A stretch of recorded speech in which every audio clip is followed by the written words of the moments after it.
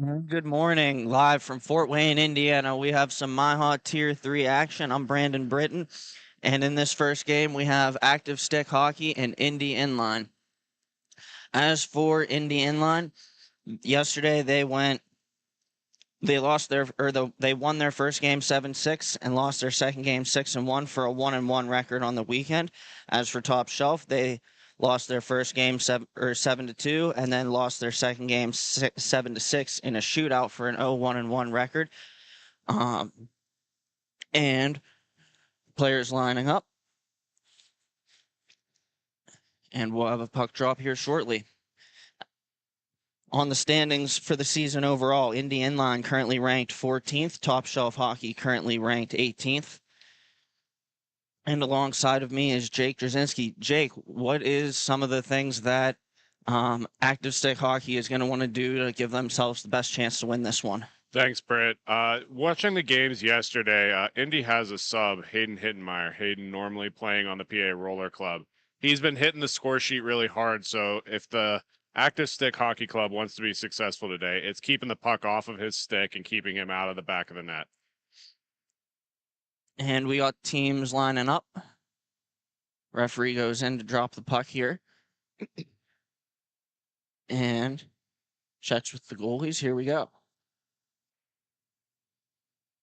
Comes to the near side here where it's picked up by Josh Sickman of Active Stick. He skates it behind the net, plays it over to Kyle Werner. Werner skates down the rink. He's up through the neutral zone and over the center line. Cuts back, and he's looking. Pressured there by a member of Active Stick, or a member of Indy Inline, rather. That was Hayden Hintemeyer, the aforementioned. And now it's controlled by Brandon Ewer. And he looks, his pass goes off a stick. He gets it back, maintains possession in the corner, looking, and he'll dump it back to the other side of the red line where it'll be picked up. And Active Stick is going to possess early. Now it's going to be in control by Josh Sickman. Sickman looks up. He finds the guy on the far side. That is Kyle Werner again. And here's Hintemeyer. He steals. He's got it below the goal line for Indy Inline. He starts back skating, and he makes a pass over. That's going to be Austin Powell with it now. And Powell shoots it, tries a backhand wrap around, and it goes through the crease, where it'll be picked up again by Hintemeyer in the corner. Hintemeyer cuts the backhand, and a shot goes off the bar, and is going to be controlled now by Active Stick. Active Stick turns it over on a centering pass in the neutral zone. And here comes Indy Inline again, and a shot on goal is stopped by Active Stick goaltender. That is Brent Tarpanian. Yeah, Tarpanian having a very good season last year. We haven't seen a whole lot of Active Stick this season so far, being on the road away from the broadcasting weekends, but I would expect a big game out of him. And we'll have a face-off to his right. And it's won momentarily by Active Stick. Their attempt to clear it off the window was blocked down, and now they'll get it back and move it up to center. Here they go. Active Stick coming in. Shot on goal and a save made by the goaltender. That is Alex Wesco, number 29 for Indy Inline. And now it's controlled again by Active Stick. That is Brendan Ewer in his own zone. He looks, he headmans the puck, and it goes too far out of the reach of the intended receiver. Here comes Active Stick with it again, and it is Barry Concaldi, and then taken away by Indy Inline. A bank pass off the boards, and controlled now by number 61. That's Alex Music. He looks, throws it on goal, and it's up into the mesh and out of play. Yeah, those are the kind of shots you need early in the morning, Britt. All of these players are not accustomed to waking up this early. And if you can trick a goalie early in the morning and get a short one quick, that's really going to fare well for you when it comes to the third period. And Indy Inline on this faceoff goes forward for a shot on goal, turned aside by Tarpanian. Indy Inline maintains control. They go point to point on the near side now and back towards center. And some good puck movement here. And another shot attempt goes off a body and off the boards. And then it's going to be turned over on a backhand feed, and possession will switch once more before it's controlled by Indy inline. And looking up and finding a guy is Ryan Spar. Controlling now is Austin Rollins. He gets bumped, and it's going to spin one back around the net to the near side, where it can be picked up and battled for there by one member aside, and eventually controlled by Austin Rollins one more time. Rollins feeds the point, and it's Ryan Spar. And turned over to active stick hockey. They'll battle for it again along the far side boards, where it'll eventually be controlled by, I believe that's Scott Warner. And here he comes. Pivoting in the corner now and then playing it around for Barry Concady is active stick. He'll control, work it back down low off the boards and battle for there, won by Scott Warner again. And he'll feed the point in the center square. And once again, pass goes off a body and then will be controlled by active stick. An overlapping play. And then cutting to the outside now is Scott Warner again. And he'll maintain possession on the backhand around to the outside. Bank pass off the boards. And he'll controlling now is Jim Stozak. And now Indy inline will possess around center, a backhand pass, and they're going to set up possession. And they look. Around the net goes number 12. He finds his guy up front, and then it's taken by number 3, and that's Corey Burton. A shot on goal was turned aside by Tarpanian and then worked all the way back to where Indy inline can play it. Here's Hintemeyer. He cuts to the backhand. He's got space. And he walks in, shoots, and it's off a leg and wide. Hintemeyer overskates this time. It'll be taken by active stick. And here they go. And there's a guy open, and a pass is well defended there with the stick of Austin Powell. And here he comes for Indy inline. Going back the other way. A shot on goal. And I believe that was off the body of Tarpanian. Yeah, he's got to be able to squeeze that, Britt. That snuck right across the crease. Luckily, there was no harms in the way, but that's not going to be the case always. You got to be able to hold on to that rebound and not let up a soft one. And a power move there by Top Shelf was able to be saved by number 29. That's Alex Wesco for Indy inline. And here comes Hintemeyer one more time. He works it down low, looking, and a save there by Tarpanian. And he doesn't know where the rebound is. It's behind the net.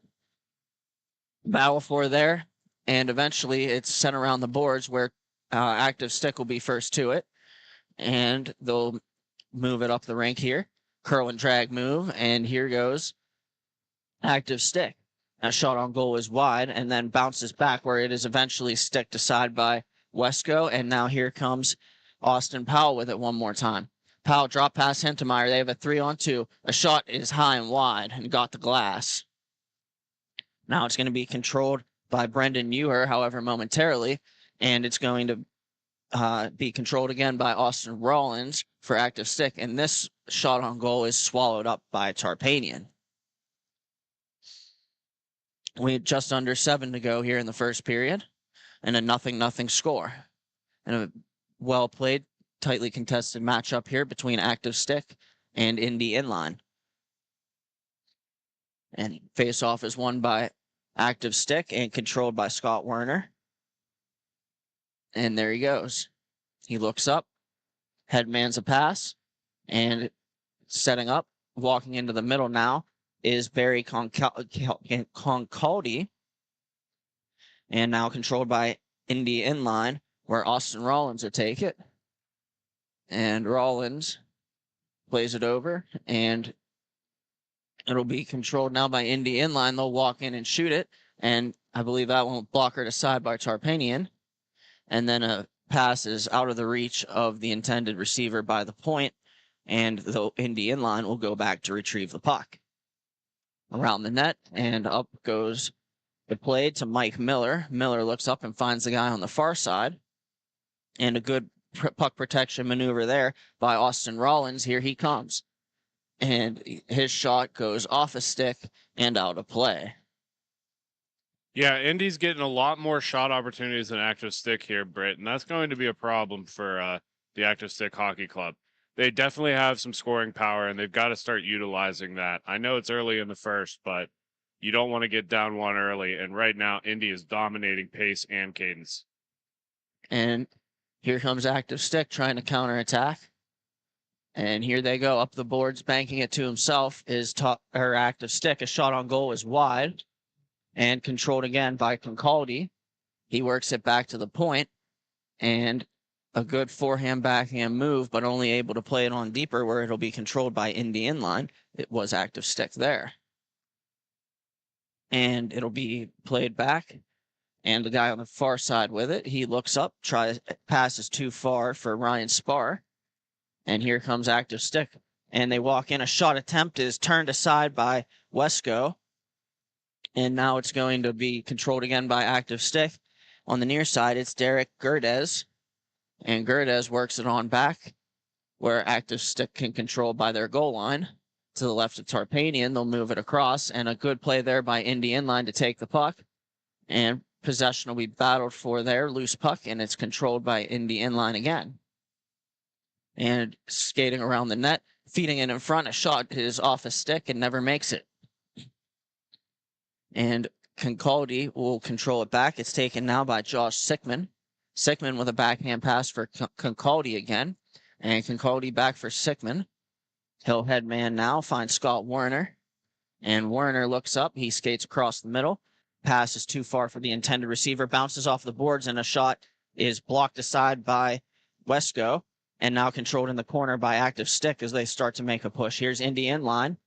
And Indy inline will take it over. It's Austin Powell. He'll backhand a pass over to Austin Rollins. Rollins turns out of a check and then feeds it cross rink. And it'll be controlled again nicely by Austin Powell. And he'll walk in and across the middle. And then double back. And find number 32. That's Gerdes again. And then a pass along and a shot attempt doesn't get through. And now it's controlled by Indy inline again in the corner. And a shot on goal saved by Tarpanian. The rebound squirts to the corner on the far side. And it'll be picked up by Active Stick. They'll use the point. Or they'll move it up the rink, rather. And a Michigan-style move and throwing one wide is Active Stick. And it'll be a pass from Indy inline intercepted by Active Stick. Here they come in transition. 2-on-1 if they hurry. And walking into the middle and shooting was Kyle Werner. Werner gets it back off the boards.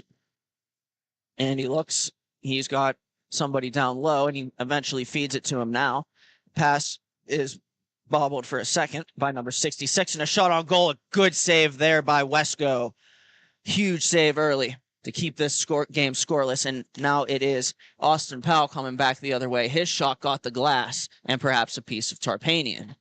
Yeah, Active Stick starting to pour it on here now, Britt, and Indy can't lose the momentum they gained in the first 10 minutes of this period. And Gerdes with a shot there, and he's saved again by Tarpanian. And now here comes Active Stick one more time. With speed now is Werner. Werner makes a move and a good save there by Wesco. He looks up to play it, and now Indy inline is battling in the corner. They get stripped of the puck by Active Stick, and a shot on goal is well defended off a body and out of play. And we have 1:45 here remaining in the first period, and a 0-0 score. Face off to the right of Wesco. He's looked strong in this game thus far. It'll be Hayden Hintemeyer taking the draw against Barry Concaldi. And face-off goes to the far side where it'll be picked up by Austin Rollins. He'll stop up and saucer pass, glove down by his teammate. That was Mike Miller. And then eventually Active Stick will control it. That's Derek Gerdes. And Gerdes goes around his own net. He's got some speed. He comes through the neutral zone into center. And he looks, cuts to the middle, shoots it, blocker down by Wesco. And then it's going to be taken by Austin Rollins. Here comes Rollins in transition. He cuts across the middle. And a shot on goal, blocked aside by Tarpanian. And then it's going to be controlled again by Active Stick. That's Concaldi. He looks up. He finds Scott Werner. Here comes Werner walking in, and a snapshot goes off the glass behind the net. and then taken again by Concaldi. 30 seconds remaining here. And the puck is controlled now. It's number 66, Brendan Ewer. And Ewer looks up, shot turned aside by Wesco. And it's going to be played forward, an errant pass. It'll be played by Tarpinian.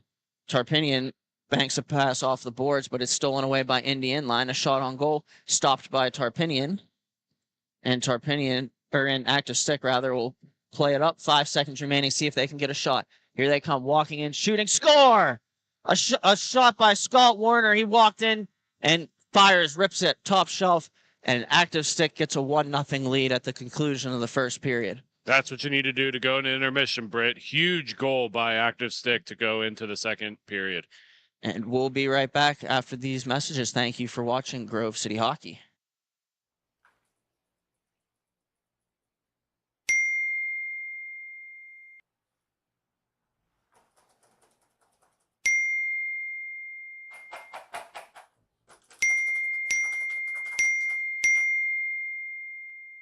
Frustrated and wasting time doing your own taxes? Getting confused by complex forms? Waste your time no longer. It's time for you to check out Bonus Accounting. Kenny and the team will help you with taxes, bookkeeping, and payroll services. Now that's an accounting hat trick. Leave it to the industry experts and check them out today. Use promo code Grove City Hockey for a sweet discount and also to receive exclusive GCH merch. Bonus Accounting, the firm of the future. This copyrighted telecast is presented by Grove City Hockey. It may not be reproduced, retransmitted in any form without the expressed written consent of Grove City Hockey, LLC. We thank you for your understanding and hope to continue to enjoy this complimentary broadcast. To purchase footage, email grovecityhockeyllc@gmail.com.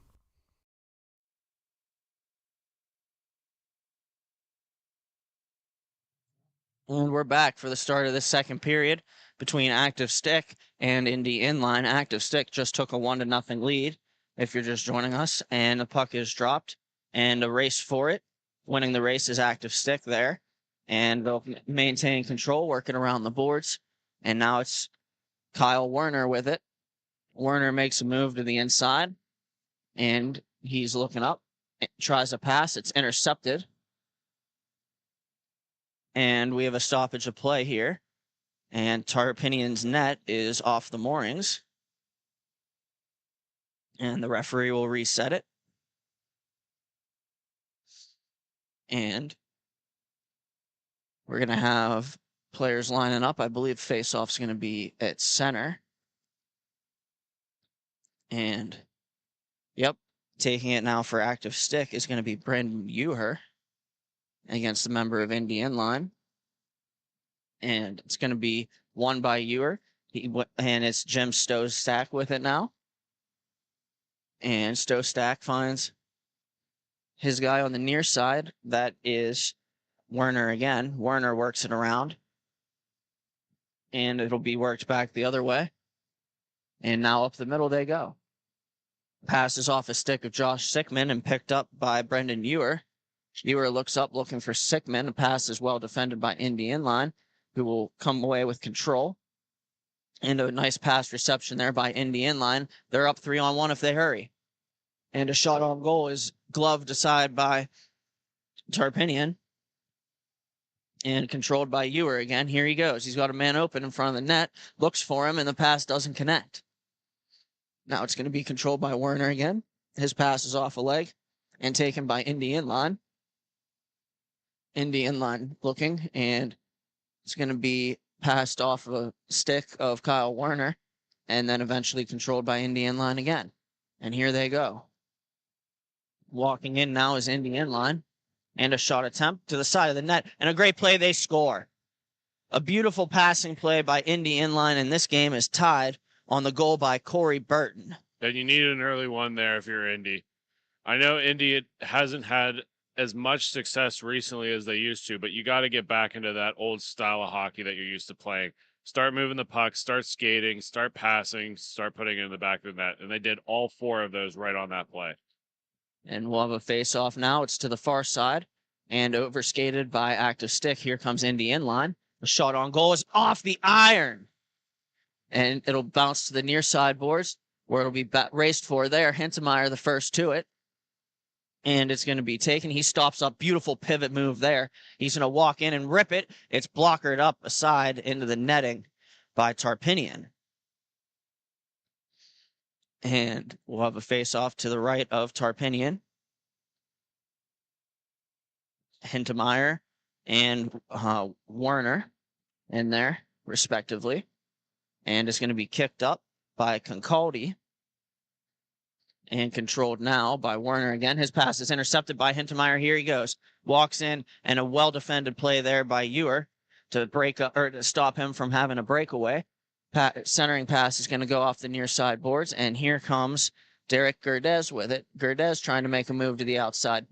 Bodied up a little by Indy inline, and here we go. Race for the puck as it hits the far side boards, and then it's going to be controlled again by active stick.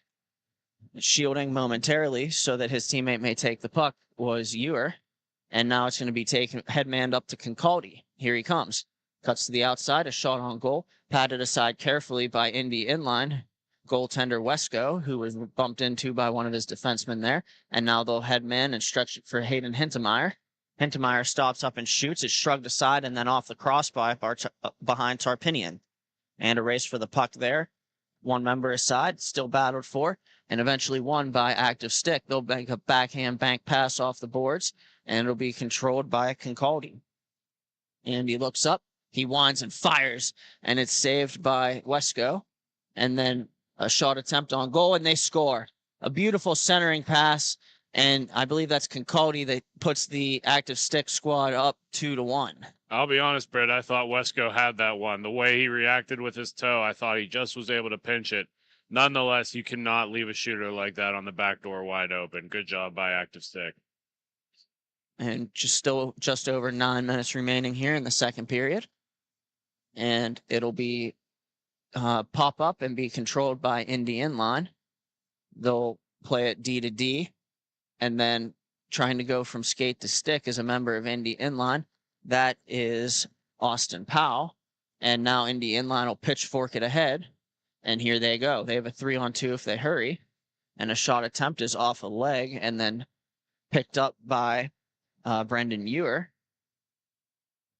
Here they go. And it's going to be shot wide of the net and then worked back where it'll be played by Josh Sickman.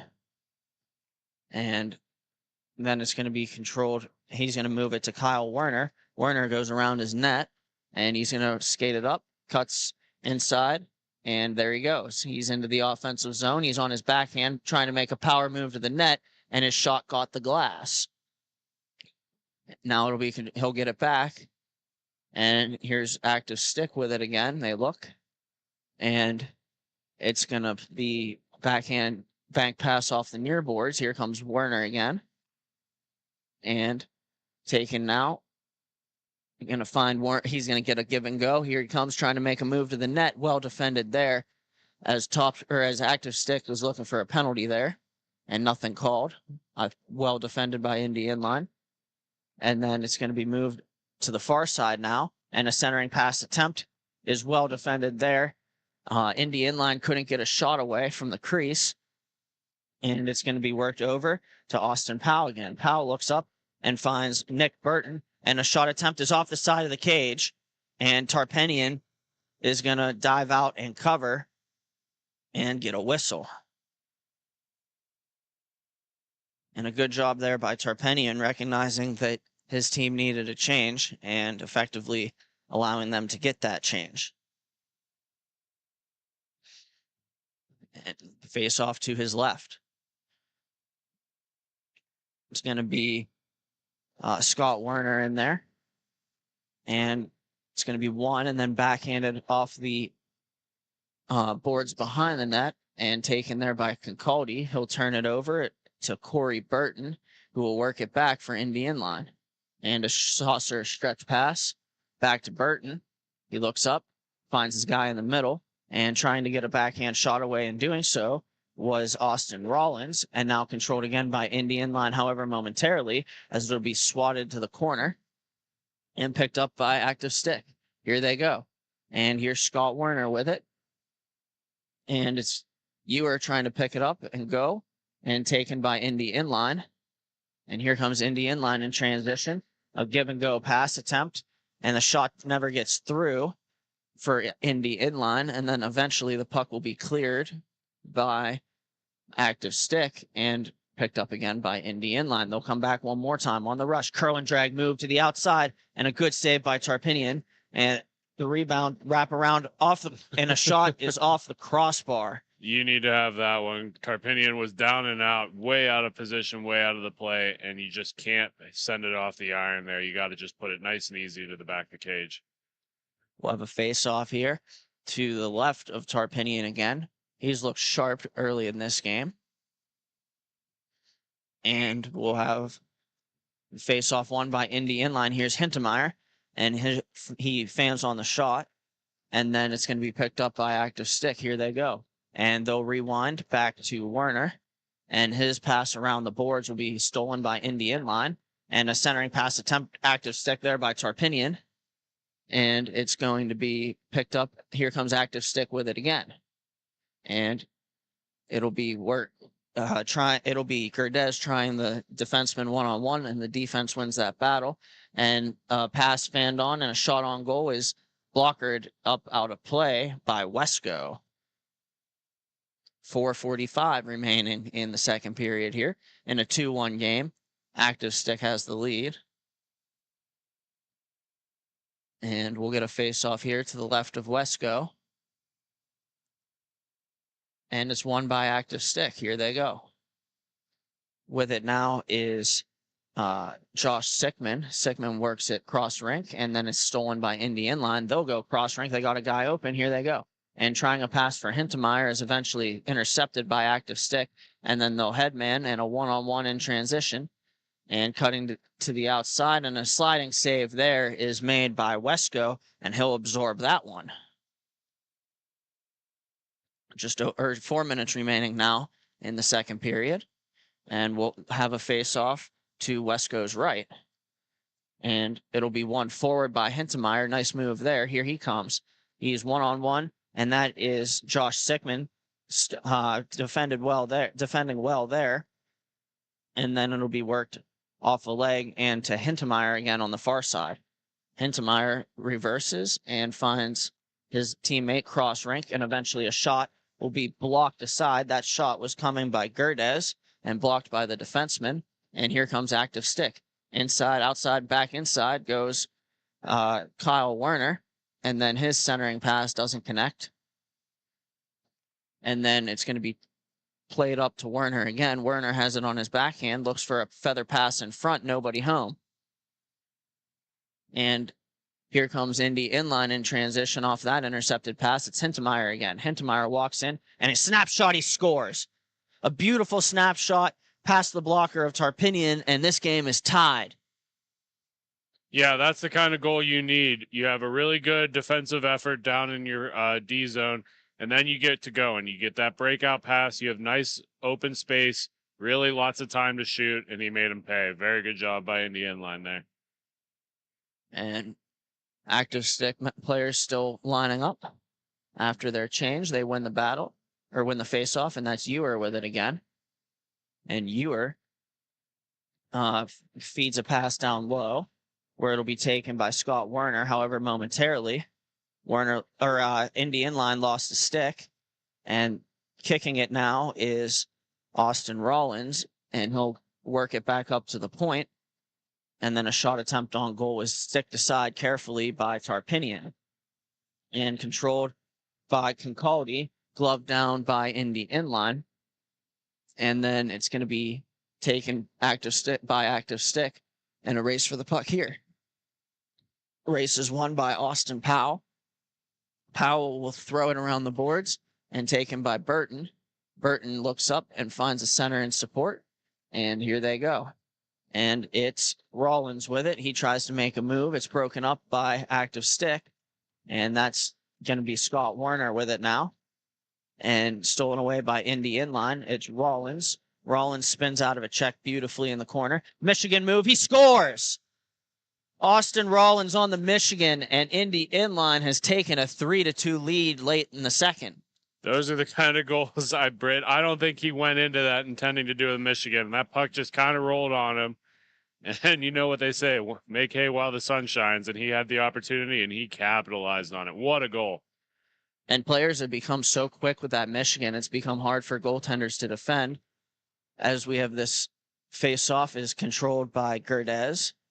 And he's going to lay it off, and it's going to be taken by Concaldi, who will find Werner.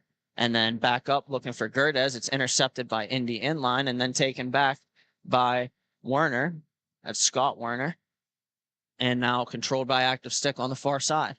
They're looking up and cutting, stick handling beautifully, and a shot. We're tied. A beautiful shot. I believe that went 5-hole. Nonetheless, active stick ties the score at 3 with about 20 seconds remaining. Yeah, great way to respond there. One of these teams is going to have to break out here pretty soon. They're getting opportunities so close to each other. It's all the dead space in between that one of these teams needs to really capitalize on. And going forward off the face-off here is active stick. And spinning a pass into the slot was Scott Werner. And he gets it back, and that'll do it. The horn sounds. That's it for the second period. We'll step aside for station identification. We'll be right back with the third period. Thank you for watching Grove City Hockey.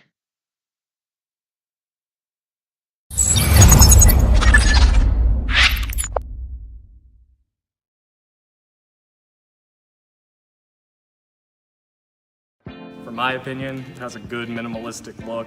I'm a fan of the black with minimal white accents, the white logo at the very bottom. It makes it pop.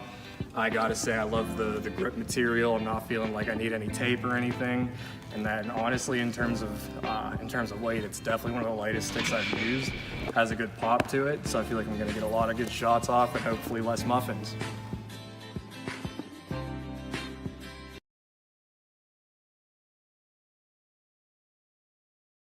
This copyrighted telecast is presented by Grove City Hockey. It may not be reproduced, retransmitted in any form without the expressed written consent of Grove City Hockey, LLC. We thank you for your understanding and hope to continue to enjoy this complimentary broadcast. To purchase footage, email grovecityhockeyllc@gmail.com.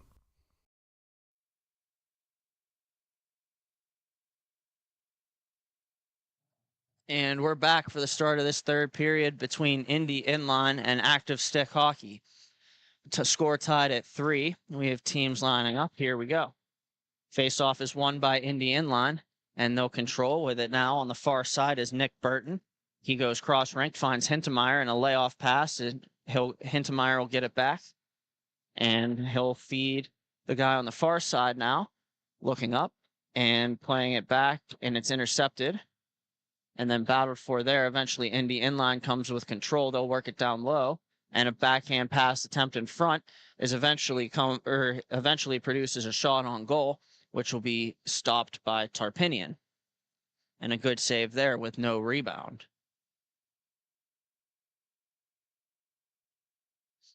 We'll have a face-off to the right of Tarpinian, and it's one over to Hintemeyer on the far side. Hintemeyer looks up, and he has it on his backhand, back to his forehand on the outside. And he'll go across into the point. And then they'll work it back up to Hintemeyer again at the center point. He'll backhand one, which will go off the glove of Tarpinian and wide.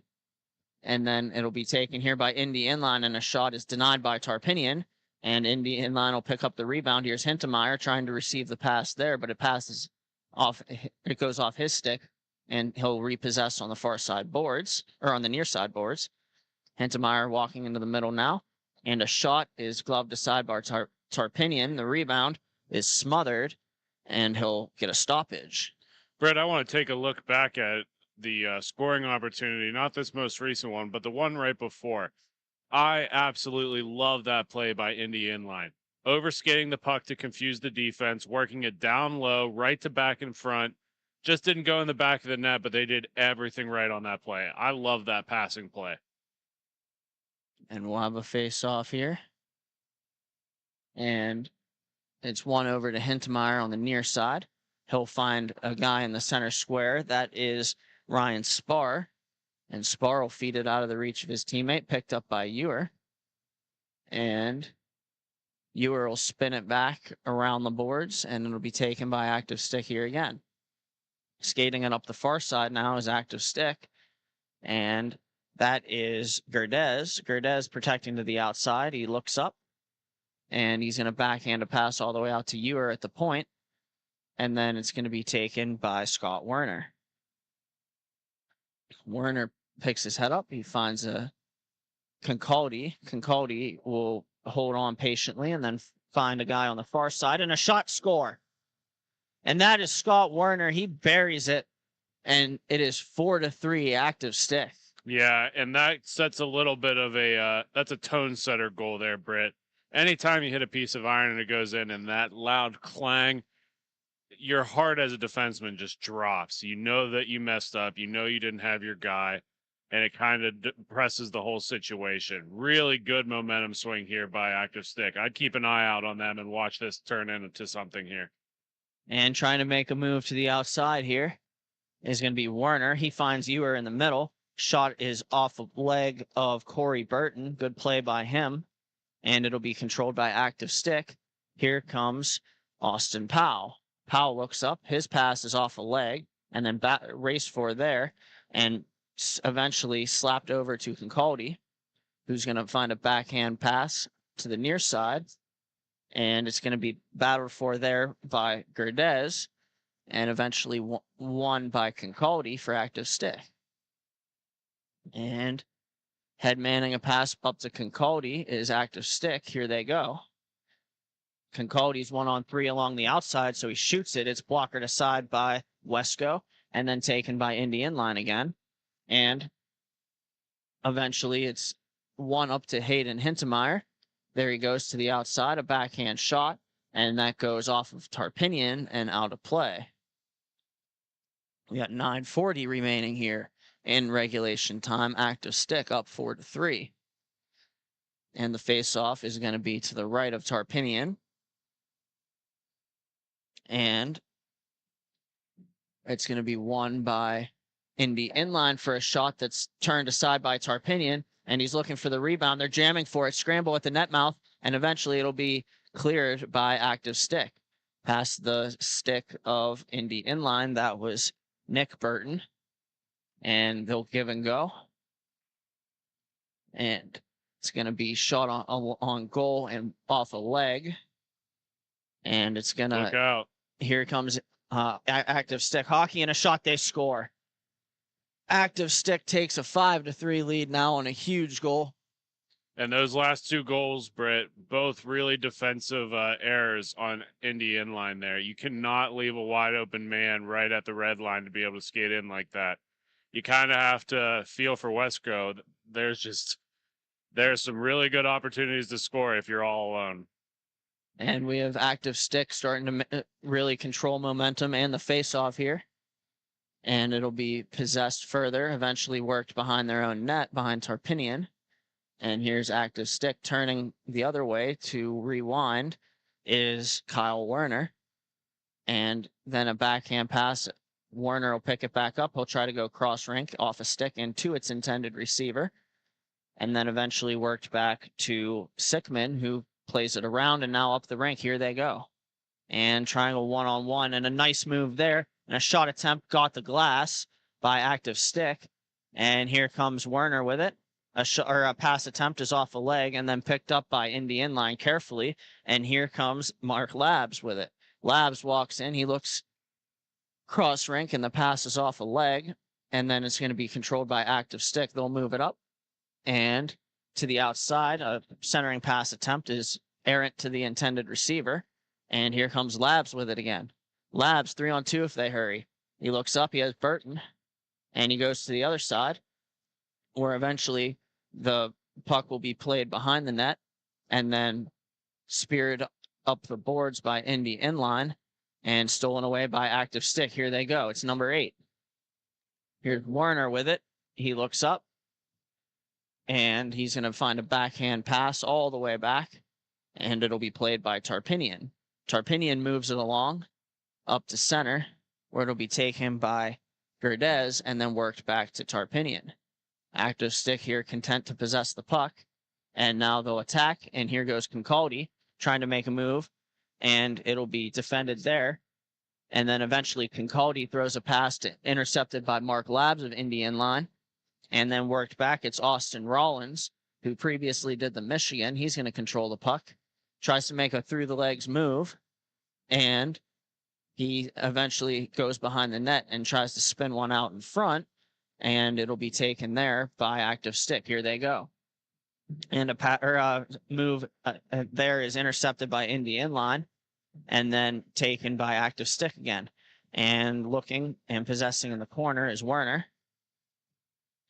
And he'll spin a backhand pass into his own zone. Retreating to get that pass is Derek Gerdez. And Gerdez finds Concaldi on the near side. And it'll be taken there. Active Stick will move it up, and they have a guy open through the neutral zone, and here they go. Shot attempt is wide. Active Stick will maintain control. Looking around is Ewer. Ewer tries to make a move, and then it's taken by number 3 of Indy inline. He's going to go around the boards and around behind the net, and then try to feed it out in front, and it's not going to be received by the intended receiver before it hits the boards, where it'll be worked back to the point and now to the far side.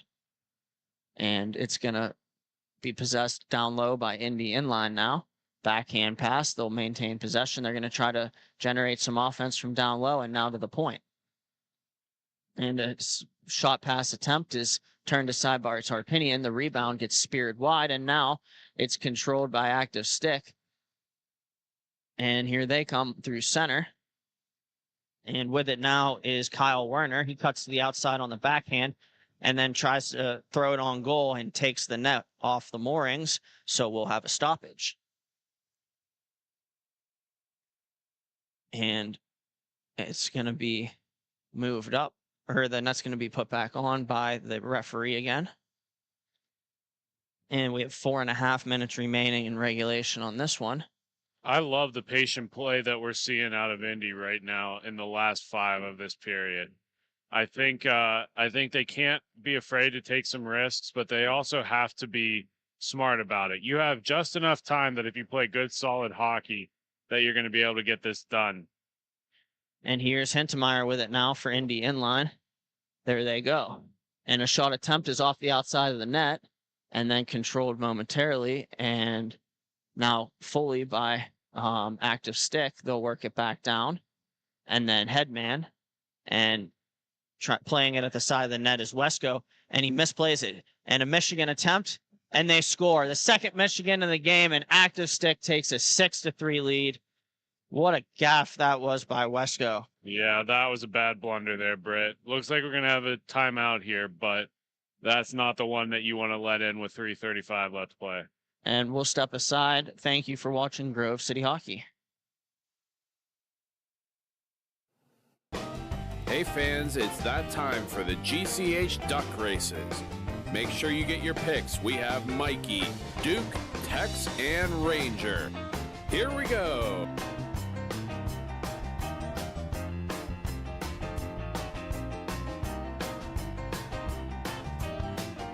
And your winner is Ranger. Thank you again to Bonus Accounting for sponsoring the GCH Duck Races.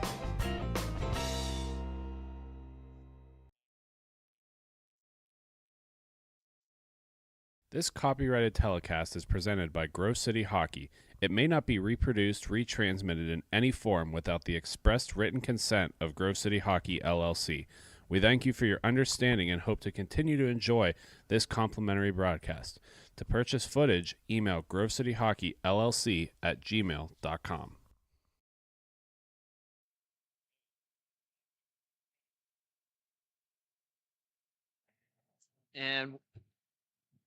And we're back for the start of for the conclusion of this game. 3:45 remaining.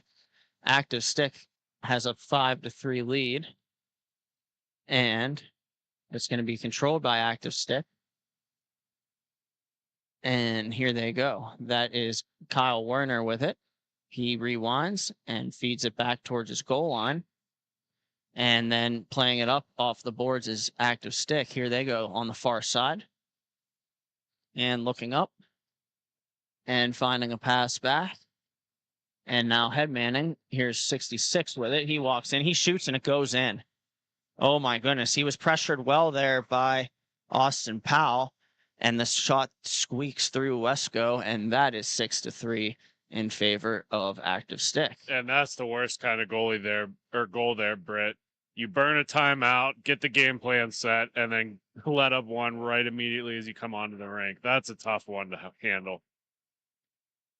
And Labs backhands a pass over to Nick Burton, and Burton looks up. His pass goes off a leg, and then it's patted aside by Tarpinian and worked around the boards. Here goes Active Stick with it again, and it is Werner with it. Scott Werner cutting to the outside and a back and to the power move, and he scores. He stuffs it in on the forehand, and that should make it 7-3 now, Active Stick. And there's just over 2:15 remaining here. We'll have teams making changes. We'll get a face-off here at center. And pictures are available at the conclusion of this broadcast, or at the conclusion of this tournament.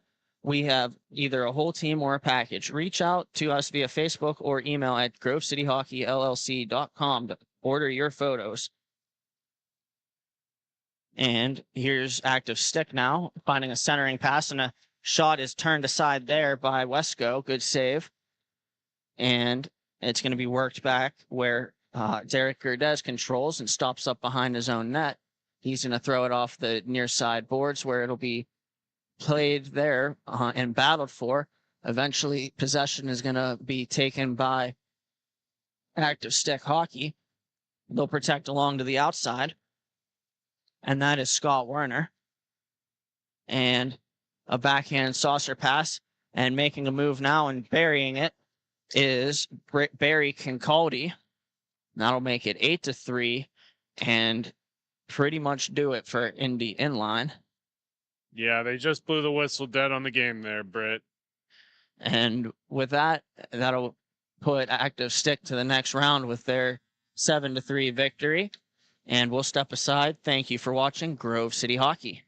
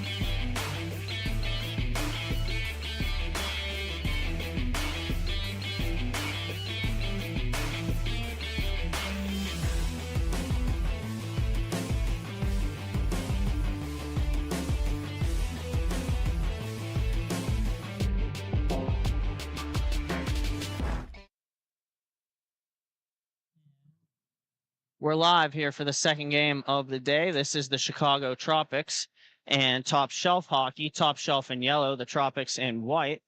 And an early shot on goal was sticked aside by Ryan Kwasinski. And Top Shelf making an early push here. A shot on goal goes wide. And here goes the Tropics. The puck is passed up to Dave Crystal. And Crystal trying to make a move to the goal and broken up by Top Shelf. And battled for along the near side. Eventually, it's going to come to Trevor Hansen. Here he goes. Gets speed. Tries to walk around one guy and does. And the second guy breaks up the play. But it'll be maintained by the Tropics. And now move to the near side. And over. Here's Crystal again. Crystal tries a shot. It gets blocked. And a save made by the goaltender for Top Shelf. That is Levi Jean. And the Tropics will control, eventually have it stolen away by Top Shelf. Here goes Top Shelf in transition. And then it's a good active stick there by the Chicago Tropic defenseman. And a shot on goal. And they score. That is Hansen with it. And the Chicago Tropics are off and running. Yeah, that's a good one to get early, Britt. It seems like a broken record when we talk about early goals in this league. These are adults, right? These are not professional athletes. They're not used to getting up this early and going right to playing hockey. And you get a couple early ones, it'll really make a big difference. And that's the guy who the Tropics need early on. That's Trevor Hansen. He's among the league leaders in scoring. And he capitalizes off of that opportunity. And puck's worked back to the Tropic zone where it'll be taken by Mark McNicholas. And McNicholas with it. He protects the puck to his backhand, and here he comes. And McNicholas moves it over, and here comes Crystal again with it, back for Nicholas, and he'll lose control of the puck in his skates. And here comes Top Shelf. They'll overskate, and it's the Tropics with it again. Here's Hansen. Trevor Hansen protects onto the outside, and his backhand pass to the middle finds his teammate, and they'll work it back to the point. And now down low. Good puck movement here early on by the Tropics. And they'll give and go again and attack from the corner, and a shot catches the glass behind Levi Jean. Worked back now to the point and across for the Tropics. Winding and blasting with a guy in front is Mark McNicholas, looking for a deflection there. And puck controlled and eventually here by Top Shelf. Knocked away by the Tropics. They'll battle for it along the far side. And it'll be worked back to the point, and it's McNicholas with it. McNicholas shields, and he'll play it up the boards, and then it'll be worked across to Hansen. And here's Hansen now in the neutral zone. He looks up and goes around to the outside. He'll make a layoff pass and then trying to work it into the middle is the Tropics, and eventually it bounces back up and is taken by Jack Fanning, who's going to find Crystal. Here's Crystal using a backskate maneuver, and he'll work it back to the point where a shot is deflected wide by Hansen. And Hansen picks the puck up in the corner. And there he goes. And he'll lay it on back where a shot on goal will be off a leg and pop up into the air. And then eventually is controlled by the Tropics. They'll work it back into their own zone. And it's Jack Fanning with it. Fanning moves it up off the boards. And it'll be worked back to him by the guy on the boards. And then worked across. Here go the Tropics. And worked over off the stick of Hansen, and he'll spin a pass through the crease. And here goes Top Shelf. And Top Shelf head manning. They have a 2-on-1 if they hurry. And looking and trying to feed him was number 17, Alex Wervey. And Wervey works it back and taken here by Drew Swears. And then worked around, or a shot attempt is wide and around the boards, where it'll be controlled by Jack Fanning. He'll bank it off the boards and off the glass and around. And then taken by Top Shelf, intercepted by Nathan McCady. And then here goes Top Shelf with it one more time. A shot pass, and then a backhand shot attempt goes wide. And another centering pass attempt is well defended there by the Tropics. And here's Hansen with it. Hansen has McCady ahead of him, but he'll work into the middle. Now he tries McCady, and it'll be broken up by the Top Shelf defenseman. Here goes Alex Wervey with it. And Wervey walks in. He's got some space. Tries a shot. It's blocked aside by Fanning. And then Wervey gets it back. Tries a stuff attempt. And it's saved by Kwasinski. And then a backhand pass goes off the side of the net where it'll be controlled by McCady. McCady's backhand pass is taken by Hansen and then worked back to Fanning, who will head man too far for Mark McNicholas. And we'll have Top Shelf control again. It's going to be taken by Joshua Hill. Hill looks up, and he's got two guys on the far side, finds one of them, and a shot attempt is wide and around the boards, where it'll be taken by Aaron Rolou. And Rolou finds a guy at Top Shelf. He finds somebody on the backside open, and a shot is off the outside of the short side, and that was from Brett Koval, and now taken by Hansen. Here's Hansen with it. He looks up, and he waits, takes his time, and finds his guy cross rink. That's McNicholas, but the pass is behind him and now taken away by Top Shelf Hockey. And here a shot attempt is wide of the net from Joshua Hill, and it goes around the boards. And a shot attempt here is turned aside by Kwasinski and then sent behind the net, where it'll be taken by Mark McNicholas. And McNicholas rewinds into his own zone behind his goal line. He'll protect the puck to the outside, and here he goes. And McNicholas through center, looks up, cuts to the forehand, and then tries a backhand pass, which is battled for in front of the net, and well defended there. Save made by Levi Jean. The puck pops behind the net, and it's going to be played by Top Shelf. And here they go. And taken away by David Crystal. Crystal walks in, a shot is turned aside by Levi Jean, and then the rebound is sent through the crease. And now it'll be settled down by Top Shelf and taken there by Mark McNicholas. Here he goes. He cuts across the middle, and the puck rolls off his tape, and then it's going to be taken by Top Shelf Hockey. Here they go. And a backhand layoff pass now is from Michael Hill, and a shot from Joshua Hill never gets through. And it's Dave Crystal with it now. Crystal looks up for the Tropics. He's going to consider his options before finding Mark McNicholas. And McNicholas trying to make a power move to the front of the net, and a shot attempt goes in. And a beautiful stuff on the power move there. 2-0 Tropics. Yeah, getting all the way across the goal crease there, stretching that goalie out. Just wasn't able to get post to post, as there's a little bit of a door open on the far side for him to tuck it in. And we'll get the face-off here at center. Taken by Hansen. Hansen wins the battle. And then here's Dave Crystal. Crystal finds Hansen. Hansen protects to the outside, and a shot attempt. And that finds Twine, and it's 3-0 Chicago Tropics. That's not what you want to see if you're Top Shelf. And that's Hansen again, his second of the game. Just building on his among point totals for the year. And we have 5:40 remaining in the first period. And we're waiting on a member of Top Shelf to come onto the rink. And now it's going to be taken by Mark McNicholas. And McNicholas waits behind his own net, and he'll spin a pass. It goes off the boards and then off the back of the outside of the cage.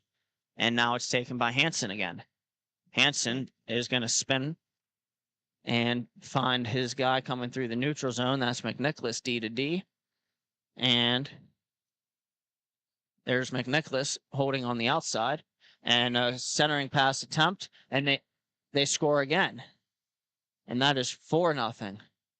And the Chicago Tropics are all over Top Shelf Hockey early on in this one. And Top Shelf's had their fair share of chances, Britt. They just got to get a couple of more opportunities going for themselves. Can't get depressed and upset about this lead so far. You just got to claw and grind back. And here's Hansen. Hansen backhands a pass through the crease, goes off the boards, and it's taken by Andrew McCaddy. And he'll look up, and he'll find Jack Fanning. Fanning goes across and finds Hansen. And then it's going to be taken along the far side and worked back to Hansen by McCady. And Hansen protects on his backhand, and a shot attempt is absorbed by Levi Jean, and he'll hold on. Hockey is all of our passion, and you wear that passion on your sleeve. Black Biscuit are the guys you need to go to look your best. Located out of St. Paul, Minnesota, they have been a staple in inline hockey. From jerseys to team fundraising and apparel, check out Black Biscuit for all your team needs. Black Biscuit, made for misconduct. And top shelf here controls along the far side, walking into the middle now, and shooting is Alex Wervey. And now it's taken by Nathan McCady. Here he comes. And McCady protects the puck on his forehand, and he's going to work it to the net. And eventually it'll be picked up by a member of the Tropics who buries it. What a move there, Britt. First one off of McCady going off of the goalie, and it just kind of sits in the front of the crease. Able to go forehand, backhand, trick the goalie, put it right up top. And we'll have a face-off here at center, which will be battled for and then won by the Tropics. Here's Crystal again. And Crystal throws it on net, shrugged aside by Levi Jean, and it goes out of play. And we'll have a face-off to the left of Levi Jean. And dropping the puck here. And winning the face-off is Hansen. It'll be moved over to Andrew McCady. And then possessed by Top Shelf. Top Shelf trying to make a counterattack. And it's Drew Sears on the outside. Sears tries to make a backhand move and runs into a defenseman. And then eventually the Tropics will come away with a puck. That's an example right there by Sears, Britt. You're losing this game pretty handily, but that was an effort that showed that he's not ready to get up quite yet, and all he needed was a little bit of finesse to score. He beat both defensemen and then was just left wide open, just not able to get it done. That's kind of how the luck's been going this game for them. And a power move here by Brett Koval doesn't connect, and that could have made it 5-1. But nonetheless, here comes the Tropics. It's Hansen with it. Hansen looks up and finds the guy fresh off the bench, and a wind and a blast, and that's saved by Levi Jean from Mark McNicholas. And now it's Top Shelf with it. They'll come through the neutral zone, and that's going to be Brett Koval. Koval looks up, and he shoots it on goal. It's saved by Kwasinski, and then worked around to the far side, where it'll be taken by Crystal. He'll stop up, and he'll reverse it. And here goes Fanning. Jack Fanning finding Mark McNicholas. And now it's over to Dave Crystal. Here's Crystal, looks up, cuts to the outside, and tries to make a move around the defenseman. Well played there by Top Shelf. Both players go to the corner. And then it's going to be worked back up to the point. It's Mark McNicholas with it again. McNicholas backhand feed. And it's over to Crystal and then to Hansen. And Hansen looks up and shoots it, denied by Levi Jean, and he'll smother it. Look no further than Bonus Accounting for all your tax and bookkeeping needs. They can help with audits, payroll services, and tax planning for the upcoming year. Visit them at www.bonusaccounting.com. Bonus Accounting, the firm for the future. And a face-off one here by Hansen for the Tropics, and it works back up to the point, and they'll play catch with it. A shot attempt is blocked aside, and that was by Michael Hill. And it's going to be played up further and taken by Top Shelf. 6 seconds. Here they go. 2-on-1 if they hurry. Walking in and ripping one. Blockered aside by Kwasinski. And that'll do it for the first period. After 1, we have the Chicago Tropics 5 and Top Shelf Hockey 0. We'll be right back. Thank you for watching Grove City Hockey. Fans, it's that time for the GCH Puck Shuffle. Just like in the arena, we bring the fun to you at home. Follow the puck.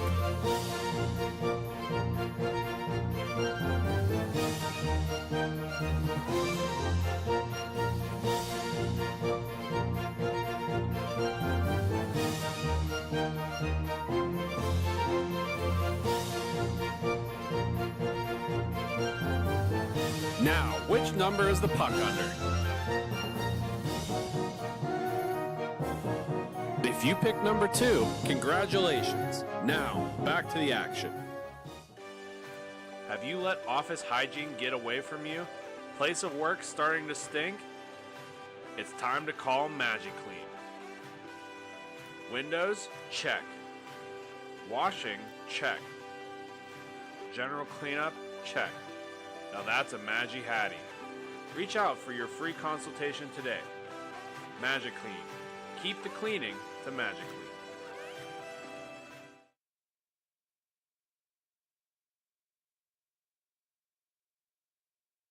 And we're back here for the second period of this matchup between Top Shelf Hockey and the Chicago Tropics. The Tropics lead 5-0. And here's Hansen with it. He finds a backhand pass, and they score. That's Nathan McCady, his second of the game, and that'll make it 6-0 Tropics. Yeah, this is a little bit of a blowout here, Britt. You never want to count a team out, especially with 2 whole periods left to play. But the Top Shelf Hockey Club has got to find something going here for them. Top Shelf had 8 games played coming into the weekend. They were 4-4. And here comes the Tropics with it again. Shots turned aside by Levi Jean. The rebound stick to the glass by Jean. And it's going to be controlled again by the Tropics. And that's Hansen throwing one on goal. He scores. And Hansen puts it top shelf over the glove of Levi Jean. And that is 7-0 in favor of the Tropics. Not that it would have made any difference there, Britt, but the net was off during that. Looks like the referees are just going to go to center and drop it anyways. The rink here is very different than a lot of other rinks. The goal line is not center with the ice regulation goal line. It's a little thicker, and I think that makes it a little harder to see where the net is, honestly. And we'll have a face-off here, won by the Tropics, and it's number 2, Dave Crystal with it. Crystal throws it wide of the net, and here comes Top Shelf. And overskating now is Alex Wervey, and he'll find a backhand pass. That's Aaron Relu. And Relu works it up the boards and finds Alex Toth. Toth back across. And then one more time back across. Here's Relu. And his play goes behind the net. And it's going to be worked down low by Top Shelf. And played further around the boards by Andrew McCady. And centering pass intended for Rolu goes off his stick and is taken by the Tropics. And a shot attempt goes off a stick, well defended there by Toth and out of play. And then yesterday, I was going to say too, Top Shelf lost their first game 7-2, and then lost their second game 7-6 in a shootout.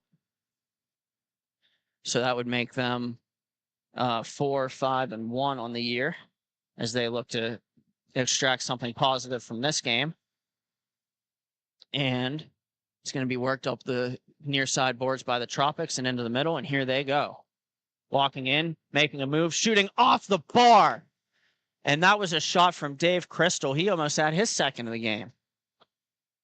You're kind of having an exhale of relief whenever you hear that shot off the iron and find that it's not in the back of the net. Maybe Top Shelf will start to wake up with that a little bit here, as they haven't gotten much go in this period. And we'll have the play worked back to the point here for the Tropics. And a shot attempt is gloved down by Levi Jean. He looked like he wanted to play it, but nobody was eager to be an option for him on the play on behalf of Top Shelf. As for the Chicago Tropics. They're 7-3-2 on the year so far. And then yesterday they lost their first game 12-4 and won their second game 9-4. And here they go again. In front of the net, shot on goal, turned aside by Levi Jean. And the rebound was picked up by Joshua Hill. Here he goes. His pass goes off a stick of a Tropic. And then they'll find Hansen in the middle again, and a shot he scores.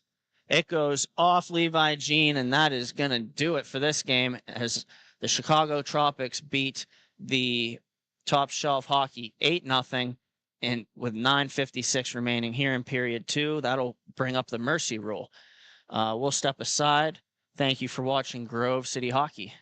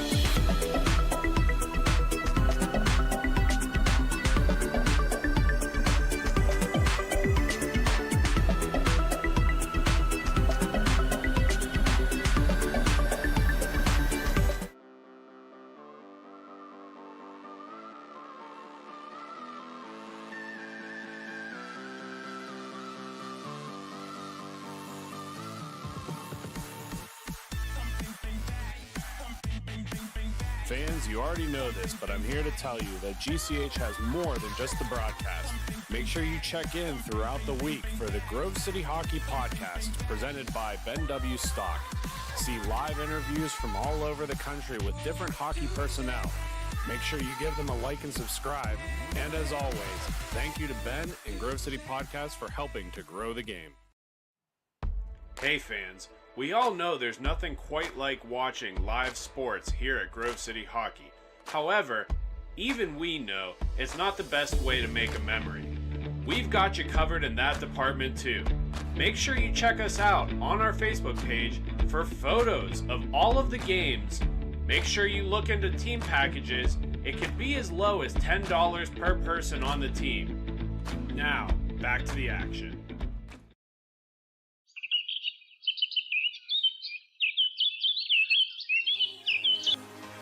Fans in the Pennsylvania area, as winter approaches, it's time to plan for the summer. BY Lawn Care is the perfect people to reach out to get you ready for the warm season. They will get you on a schedule to be the best house on the block. They can help with all of your paint projects, whether it's mulching, string trimming, grass cutting, the list is endless. Make sure you check them out on Facebook to see all of their great photos of previous projects. Give them a call, and thank you to BY Lawn Care for sponsoring Grove City Hockey.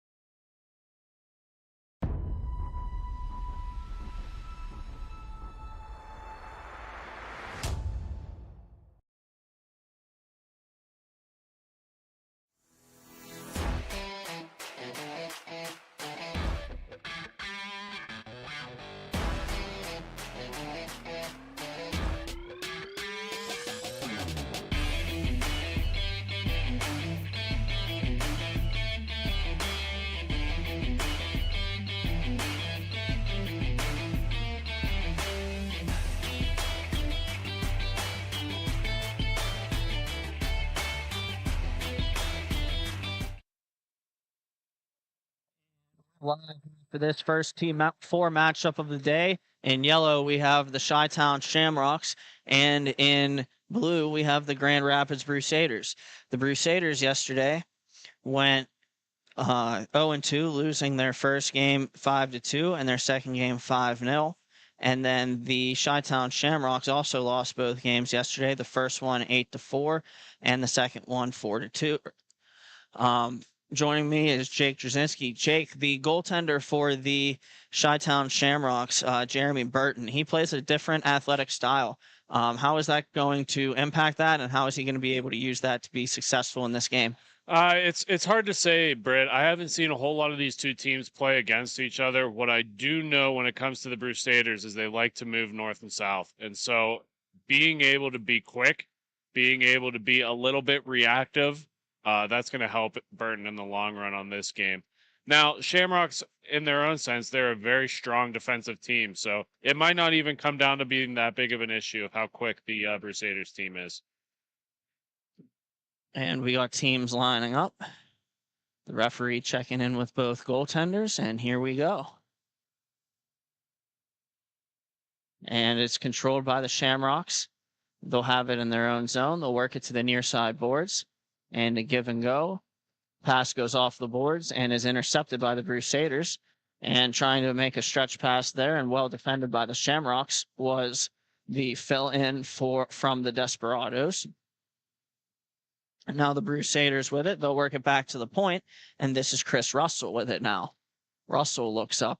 He slowly comes in. A half slapper is intercepted by the Shamrocks on the way through, and they'll transition and counterattack over the center line. And here they go. Taken now by Christopher McKinley. McKinley banks it off the boards, and then he'll backtrack into his own zone with the puck. He looks up, and he's going to spin it, carry it around behind the net, and he'll find E.J. Ash on the far side. Cross rink we go, and then it'll be passed over and battled for in the corner there, and now taken by the Crusaders. That's Hoover. Hoover comes in with speed, and he finds his guy backhand pass reception, and unable to get a shot away was the Crusaders as a puck rolled off their player's stick a few steps in front of the crease. One of the things you're going to want to keep an eye on in this game, Britt, is the size differential between these two teams. The Shamrocks are towering over this Crusaders team. That's not necessarily a good thing. They're able to use their body and be a little bit more physical, but they might give up a step in speed. We're going to see how it pans out. And an attack by the Grand Rapids Crusaders is denied by the Chi-Town Shamrocks, and here they come. A shot on goal and into the glove of Ed Harris, and he'll hold on. We'll have the face-off to his left. The team's lining up quickly here. And tie up off the draw, eventually won by the Crusaders. Here they go. And this is Hunter Woodhull. And Woodhull comes in and finds his teammate. Give and go pass attempt to the net, and it doesn't connect. And it'll be picked up here on the near side boards by the Shamrocks. Here they go. Centering pass attempt, and a great save there by Harris on the deflection from Anthony McMahon. And it'll be taken by the Crusaders. Here they go. Centering pass attempt goes off a stick and behind the net. It'll be taken now by the Crusaders, and a shot on goal is shrugged aside by Jeremy Burton, the goaltender for the Shamrocks. And a shot on goal is wide. That was from the stick of Andrew Vandenberg and taken by the Shamrocks. Into the shot on goal is into the glove of Harris, so we'll have a stoppage. I love that little play, turning back the clocks a little bit with that Woodhull give and go, right? Saw that he didn't have a shooting angle, dropped it off to his D-man coming in on the wing, and then he's able to get right to the front of the net for another opportunity. That's how you're going to beat this team, and that was a good first attempt at it. Face-off won by the Shamrocks. They'll work it to the point. Shot on, or is off a leg of Hoover. And then a pass attempt is off the leg of Russell, taken by McKinley. He'll try to make it a move through Russell defends it well. Shot on goal was wide. And then Hoover will pick it up. Hoover looks up. He drops it back. And then across to Russell. Russell with a half clapper on goal. Rebound is there. Save was made by Burton. It'll be worked back now to Russell again. He'll look up and he finds James Zyrek on the far side. Zyrek makes a move, looks up, tries the centering pass for Hoover. He swings and misses. And then it'll be fed deep off the end boards. Taken there by the Crusaders. They'll battle, try to work it in front. Stolen by the Shamrocks. They'll clear it as far as what would be the blue line in ice hockey. It'll be thrown on net wide. Taken now by the Shamrocks. Walking into the middle with it, and a shot is patted aside by Harris. And recovered by the Shamrocks here. Battle for it there. The Crusaders win the battle. It's Russell. He finds Hoover. It'll be taken now by Zyrek. Zyrek walks in, tries to make a move 1-on-3, cuts across the middle into the outside where a backhander will go wide. And then it'll be sent down by Hoover, where Harris will play it over to Zach Amrian. Amrian up to Hoover. Hoover cuts to the backhand, and a shot attempt is denied by Burton. And here comes the Chi-Town Shamrocks along the near side. Here they go. Support pass there through the neutral zone. It's going to be Nathan Thomas with it. He throws it to the back door, and it won't go. McKinley in there battling for it. Centering pass is gloved down and then turned on goal, where it'll be awkwardly saved by Harris, and he'll get a whistle. Britt, they don't care how awkward it is. As long as that stays out of the back of the net, which it did, I think everybody on the Crusaders is going to be happy. Amen. We'll have a face-off here, and it's going to be taken back across the point. Buddy Fugman is the first to it, and then it'll be taken now by Andrew Vandenberg, who skates to the outside. It'll be taken away by the Shamrocks now. Here they go, 3-on-1 if they hurry. And a backhand saucer pass across, and a shot is off the bar. Taken now on the near side, walking into the middle. Another shot is blocked, and that was Zyrek, I believe. Taken now, the Shamrocks making a push. Wind and a blast is off the glass. And then taken behind the net, it'll be Zach Amrian. Here goes Amrian up the boards on the far side. Moving. He has a guy on the backside if you can find him, and a shot is off the glove of Jeremy Burton and wide. Picked up now by the Shamrocks. There they go. Trying to make a move is Tyler Kuhn. And then he'll work it back to the point where it'll be taken, and a good spin move there by Nathan Thomas. Back for Kuhn. Kuhn shoots it off the end boards and wide. Then it'll be played further by Zach Amrian. Amrian plays it off a body, gets it back. Battled for on the near side, and here comes Amrian again. Looking up, backhand feed to the back door, and the pass doesn't connect. Here comes the Chi-Town Shamrocks in transition. 1-on-1, and a nice move and a poke check by Harris. Good play there by him. Taken now by Hoover. Here comes Hoover to the outside, and a shot goes wide. The Chi-Town Shamrocks pick it back up there 2-on-2. Pass to the outside, and getting a shot away. It's off the glove of Harris, and then taken by Zyrek. Here comes Zyrek. His pass is intercepted by the Shamrocks. They'll find a guy in the center square. And here he comes through the neutral zone, cutting to the middle. Shot is sticked aside by Harris. Taken now by the Crusaders, it's Zyrek. Zyrek looks up. He's going to skate it through the neutral zone. Into the offensive zone. Still has space, throws it on goal, and a shot is absorbed by Jeremy Burton. 5:30 remaining here in the opening period. Still no score in this game between the Chi-Town Shamrocks and the Grand Rapids Crusaders. That's a big constitute to Harris playing down on this near side, Britt. he's had so many 1-on-0 and 2-on-0 opportunities that he's stuffed away. So as long as he's continuing to play on his game, I think the Crusaders are going to be just fine. Taken now by Russell on the far side. Here they go. Russell looks up. He's going to carry it around the net, shield the puck, finds Zyrek on the point. Zyrek with a nice little stop and go move to the outside. Shot on goal is wide, and then taken by the Chi-Town Shamrocks. And it's Nathan Thomas. He's knocked down, and that's going to be a penalty. Zyrek touches it and looks at the ref like, are you kidding me? As he's off to the box. This action is brought to you by the Midwest Inline Hockey Association. Established in 2010, MIHA has been the growing travel league for top competition in inline hockey, ranging from Michigan, Indiana, Ohio, Pennsylvania, Illinois, Wisconsin, and New York. MIHA brings you action from all different walks of life. MIHA is a proud sponsor of Grove City Hockey. Cleared off the penalty kill. It'll be taken by Burton. He'll leave it there for his power play to set up. It's going to be moved across.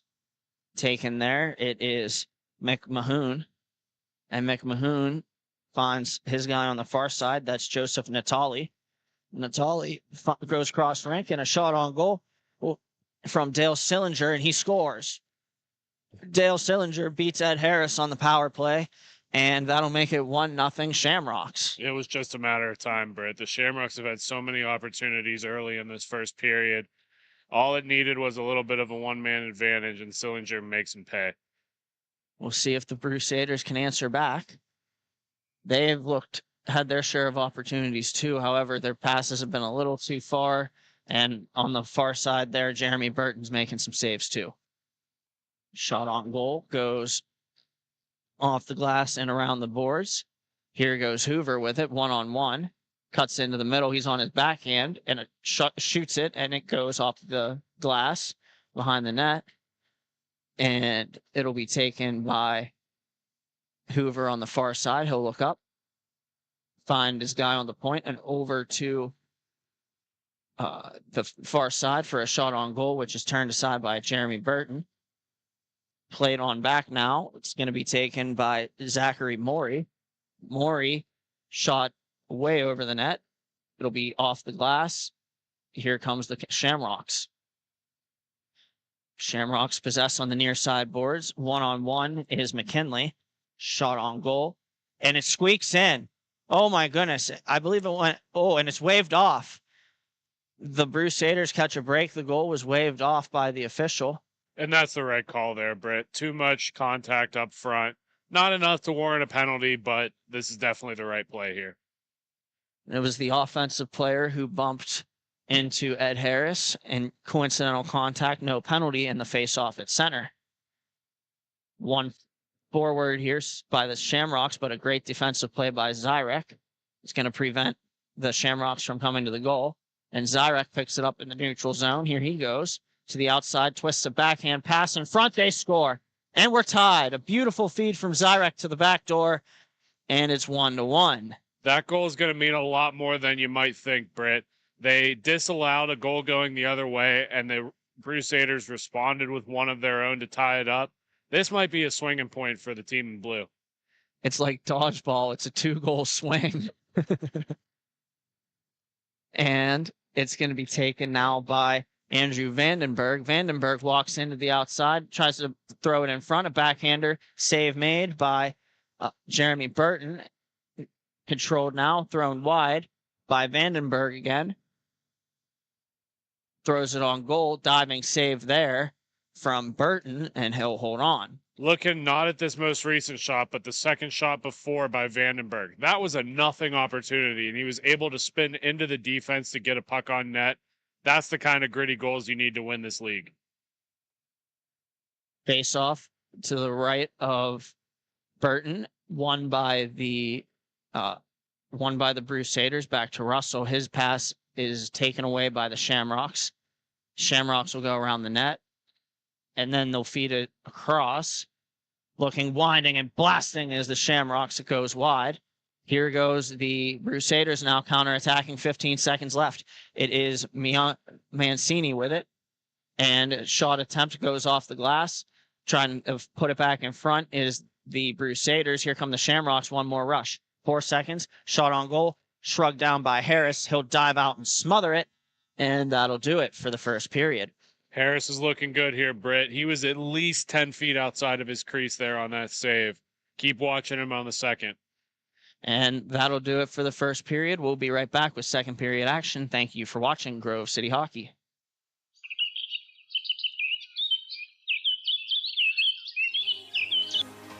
Fans in the Pennsylvania area, as winter approaches, it's time to plan for the summer. BY Lawn Care is the perfect people to reach out to get you ready for the warm season. They will get you on a schedule to be the best house on the block. They can help with all of your paint projects, whether it's mulching, string trimming, grass cutting, the list is endless. Make sure you check them out on Facebook to see all of their great photos of previous projects. Give them a call, and thank you to BY Lawn Care for sponsoring Grove City Hockey. Hey fans, it's that time for the GCH duck races. Make sure you get your picks. We have Mikey, Duke, Tex, and Ranger. Here we go.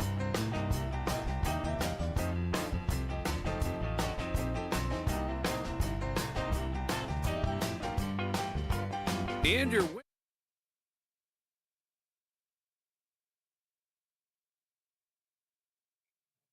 And we're back for the start of this second period between the Chi-Town Shamrocks and the Grand Rapids Crusaders. We're tied at 1 here to start the second.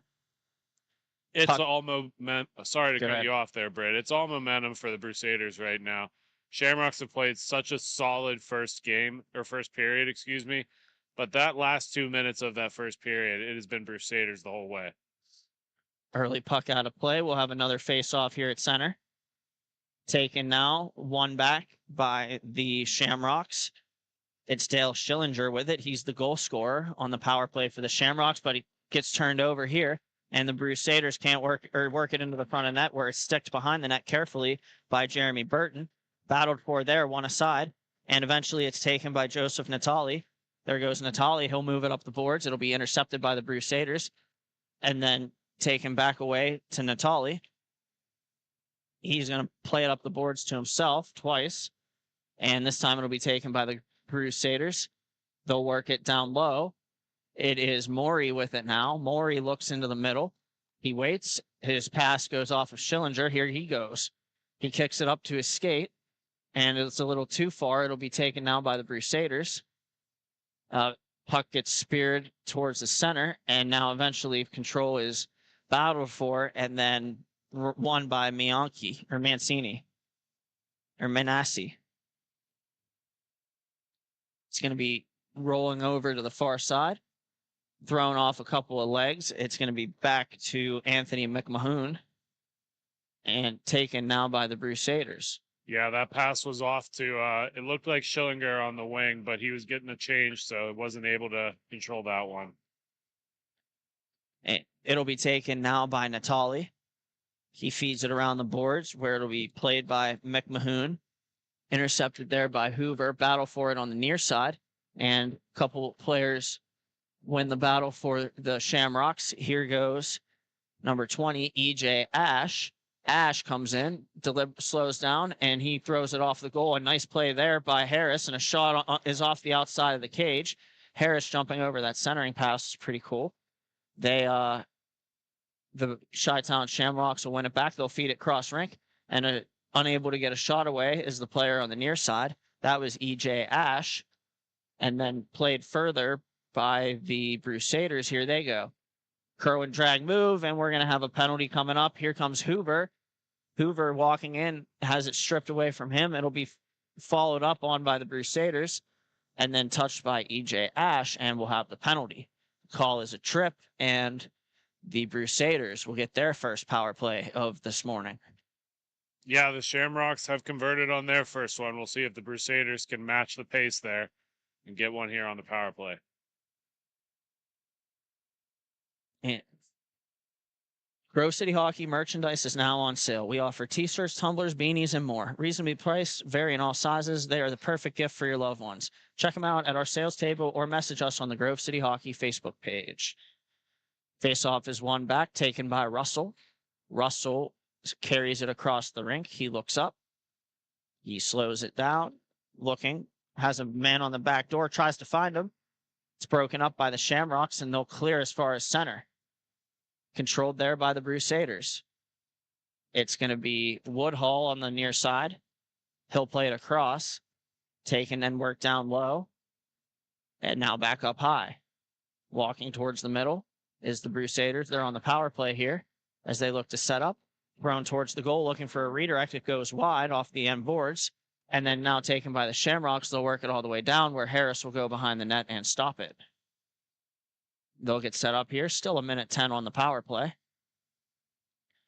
It'll be taken by the Crusaders. They'll look up. Headman pass. It's on the far side. And lackadaisically taken now by the Crusaders. It's Russell with it in the corner. He looks up. He works it back to the point. Walking in with it is the Crusaders. It'll be a redirect attempt and a good save there from Jeremy Burton on the redirect attempt for the Crusaders on their power play. We have 9:15 remaining here in period 2. Stepping in is Manasseh for the Crusaders against a member of the Shamrocks, which is Anthony McMahon. McMahon wins the faceoff, and the Shamrocks will clear it immediately, where it'll be played by Harris in the corner. He'll try to speed it up. Taken now by Zach Amrian. Amrian brings it over the center line, works it to the half wall to Russell. Russell throws it wide of the net. It's off the boards and around. Taken there by Hoover. Hoover stops up and looks. He's going to reverse to his backhand off the boards, but the play is broken up. And then he'll cut to the middle where the puck will be knocked off his stick by McMahon. Here comes 43 with it now. He throws it off the defenseman and wide of the net. Behind the net, it'll be picked up in the corner by the Shamrocks. That's McMahon with it. He finds Nathan Thomas. Thomas makes a move around a defender, shoots it, blockered aside by Harris. Goes to the corner. Taken now at the point, worked cross rink down low. It'll be taken by the Crusaders. Here they go. Pass off the boards is stolen away by number 35, Joseph Natali. Natali stops up in the corner. He spins. He looks up. He's got to be careful as they were making a change, not to take the too many men, and he's successful in that opportunity. Dodges a bullet there, I should say. It'll be taken again by Natali on the far side, or on the near side boards, over to Sillinger. Sillinger with a nice move, but it's broken up by the Crusaders. Here they go. It's Hoover. Hoover looks up, throws it on goal. Good save there, and the rebound poked away by Jeremy Burton. And here comes McKinley in transition. McKinley walks into the middle. He has some space. He throws it on goal, and he scores. McKinley walks across the middle and beats Harris to the far side, and it is 2-1 in favor of the Shamrocks. Excellent goal there. Kill a penalty, get a goal. That's the recipe for success here for this team. We got the teams making changes. We'll get line back up here. 7 minutes remaining in the second. Shamrocks just took the lead 2-1.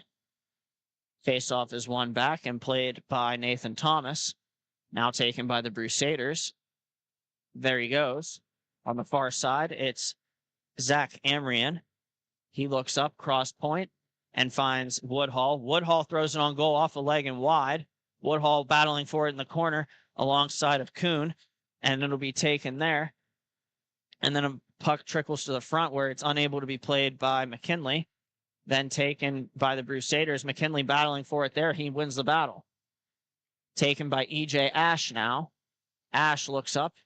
He has space, and he'll feed it on back, where they'll calmly play it for the Shamrocks, and across the far side, controlled with a skate-to-stick move by Kuhn, and passes off a stick of number 8.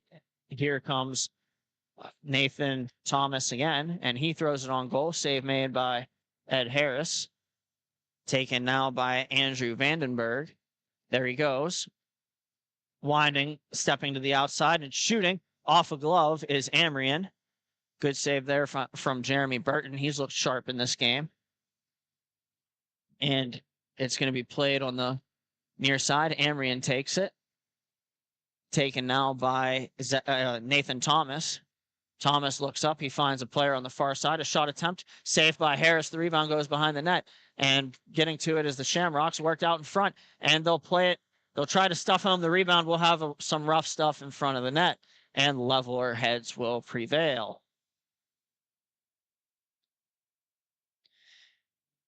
And it is your spring lawn care needs a hassle that you just want to check off the list.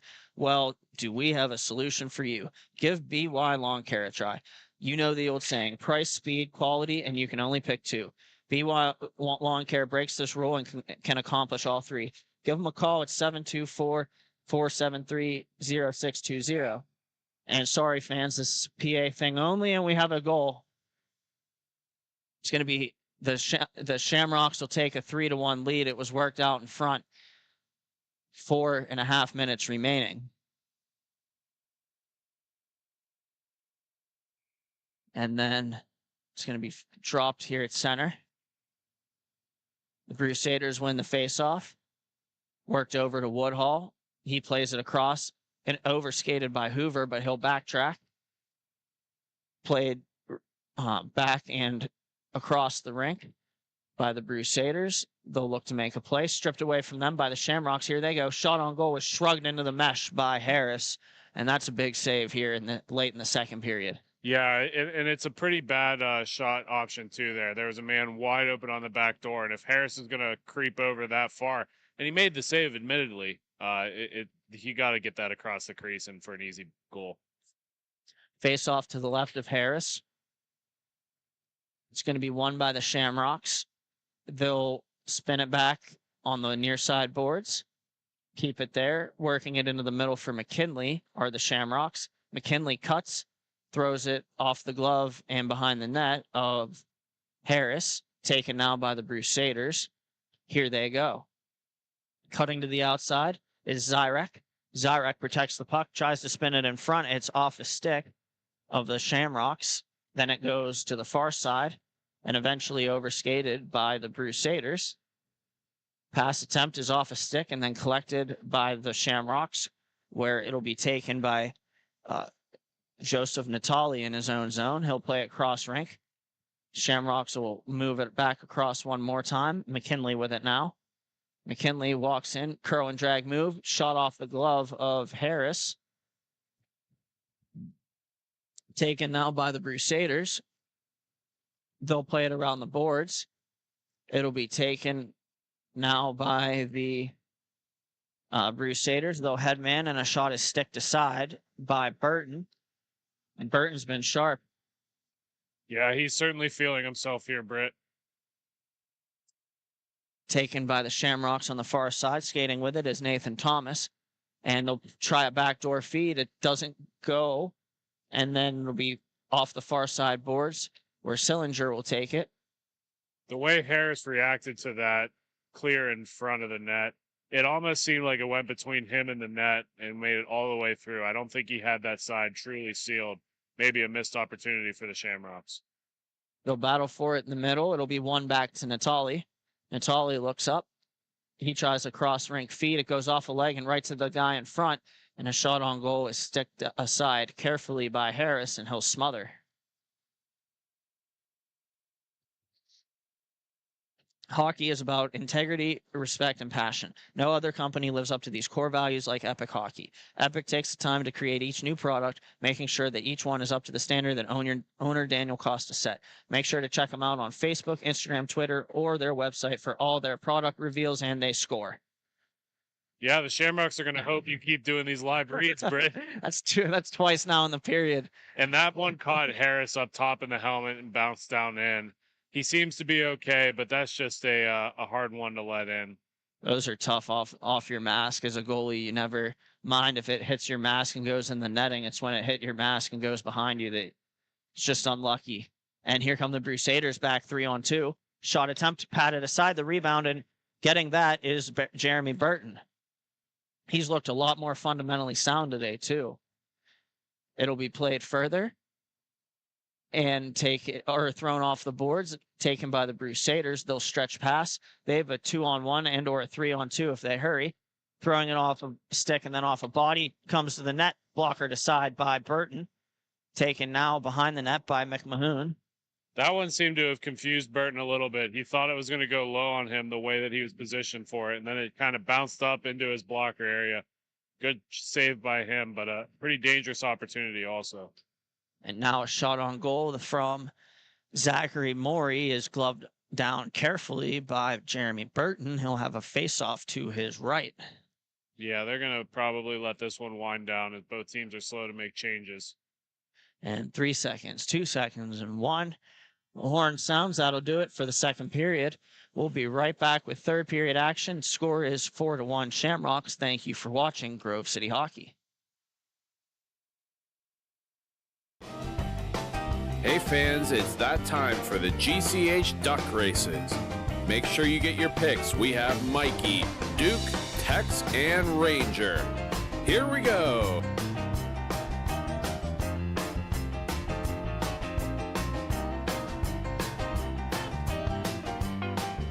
And your winner is Tex. Thank you again to Bonus Accounting for sponsoring the GCH Duck Races.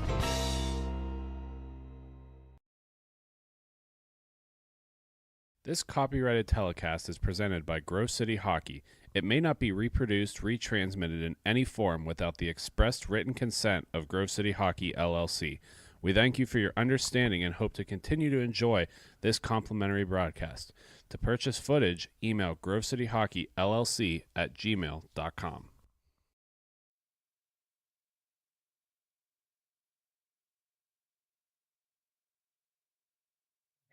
We're back for the start of the third period in this matchup between the Chi-Town Shamrocks and the Grand Rapids Crusaders. We have a 4-1 Shamrock lead after 2 periods. And we'll see if the Crusaders can't get a quick one to get themselves back in this one. Puck is dropped. Face-off is won by the Crusaders. On the near side now is Zachary Morey. He goes D to D. Taken now by Zach Amrian. Centering pass goes off a stick and then possessed by the Shamrocks. They'll move it to the near side, and here they go. Trying to make a move to the outside and running into the defenseman was Ash, and then taken by number 2. He'll pass to number 8 too far. Taken now by the Crusaders, it's Amrian. Amrian walks in and tries a shot. It gets blocked by the defenseman. Dale Schillinger on that for the Shamrocks. He moves it over and behind the net. Taken now by McKinley on the near side. He'll wind back up and then looks up, stick handling casually, loses control of the puck. Taken by Zyrek. Zyrek will find Manassi and taken there, thrown on goal and wide. Here comes the Shamrocks in transition. And protecting the puck now, moving it around is E.J. Ash, taken by McKinley. McKinley looks up, moves it cross rink to Natali. Natali looking and reversing, bringing it back to Sillinger. Sillinger casually takes it and knocked off of his stick by a Crusader. Trying to work it in front is number 33, Hunter Woodhall. Yeah, Woodhall seemed like he wanted to bounce it off the back of Burton. Nobody really in front for him to pass to, so that could be the only option in my head. Woodhall winning a puck battle, taking some momentum. He works it back to Chris Russell. Russell works it down low to Hoover. Hoover walks into the middle, shoots it, and it was off the body of Burton. Then another shot is turned aside by Burton, taken there by the Shamrocks. They'll come up to center, 1-on-1 here. Russell defending. And a good play there to keep to the outside with Russell. And then the shot on goal was off the blocker and covered by Ed Harris.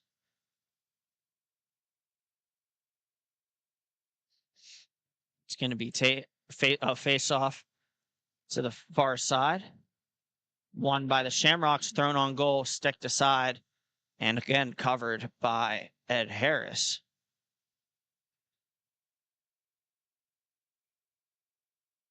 Face off again. Crusaders win the battle. They'll clear it at least down into the Shamrock zone, where it'll be taken by Buddy Fugman. Fugman stops up behind his own net. He plays a backhand pass up the middle, intercepted, and a shot attempt is turned aside by Burton, and then trying to work it in front and eventually speared to the near side boards by the Shamrocks was the Crusaders. It'll be taken by the Shamrocks behind the net, a bank pass off the boards and cutting on the backhand and into the middle. There goes the Shamrocks. Backhand feed is off a stick of the Crusaders. That was Zyrek. Now taken by Hoover. Hoover trying to go forward to the outside, and he will. Goes through the legs of the player on the point for the Shamrocks. That was Buddy Fugman. Fugman, however, gets the puck back from his teammate. It'll be taken off a stick, and the Shamrocks will come cutting to the outside. A shot is off the crossbar, and McMahon tries to throw it on goal, swing and a miss, and then taken by the Crusaders, who will play it up. Battling for it there and winning the battle is the Shamrocks, but it's knocked off their stick in the D zone, and they'll pick it right back up, fortunately. Here goes the Shamrocks. They're looking up, and this is McKinley. McKinley looks up. He skates it back into his own zone. 9:45 remaining here in regulation. Shot pass attempt is off a skate. Loose puck. The Shamrocks get it. It's off a stick of the defenseman and eventually patted down and covered by Ed Harris. That was a little bit of a risky play there, Britt. Harris came out with the poke check to just kind of get the puck out of the way. And rather than stopping, it skipped over the stick and hit him right in the leg pad. Luckily, that leg was there. If not, that was in the back of the net. Here goes Amrian around the boards, backhand feed, and they'll play it back. Pressure there from the Shamrocks on the Crusaders. They'll work it across and then up off the stick of Woodhall, and then taken by McKinley. McKinley works it back. It's delaying now, and now walking forward is the Shamrocks, and a shot on goal is turned away by Harris. Here comes Woodhall with it, and he'll play it off a stick and then deep, and he'll go for a change. Taken now by the Shamrocks. They'll headman it. It's McKinley. He works it into the middle. Here they come.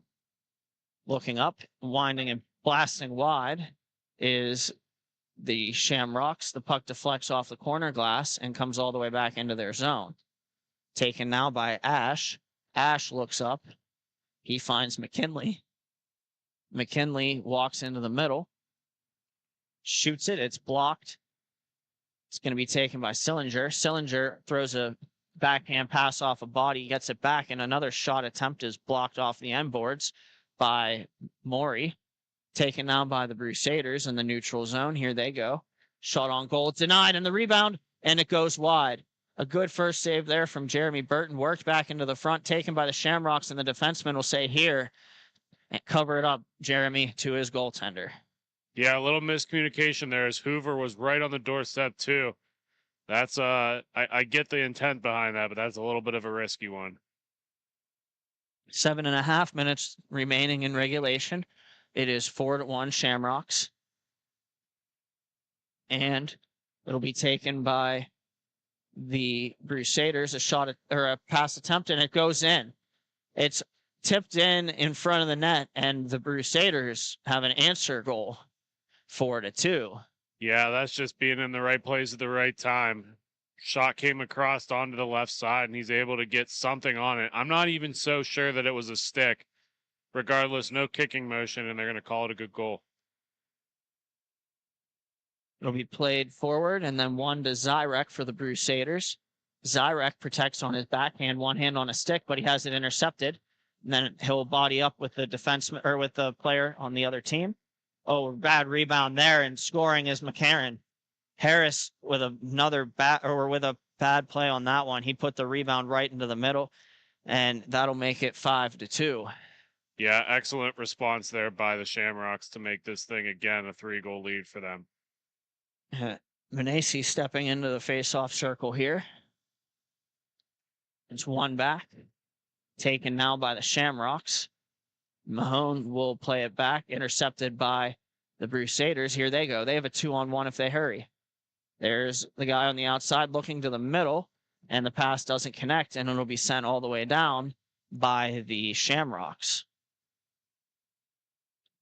It's going to be played forward. Here's Chris Russell. His pass is too far, taken by the Shamrocks. Here they go. Skating up the rink, a wind and a blast. It's off a leg and then off the end boards, taken behind the net by the Shamrocks. Kuhn has it on the near side. Beautiful between the legs move, walks into the middle and shoots it wide. Then it's going to be battled for behind the net and eventually picked up by Zyrek for the Crusaders. Here goes Zyrek down the rink over the center square. Protects it to his backhand, tries to feed in front. It's off the stick of Burton. And then it's going to be taken, trying to walk out in front and stuff attempt is saved by Burton, and he'll freeze it and have a face-off to his left.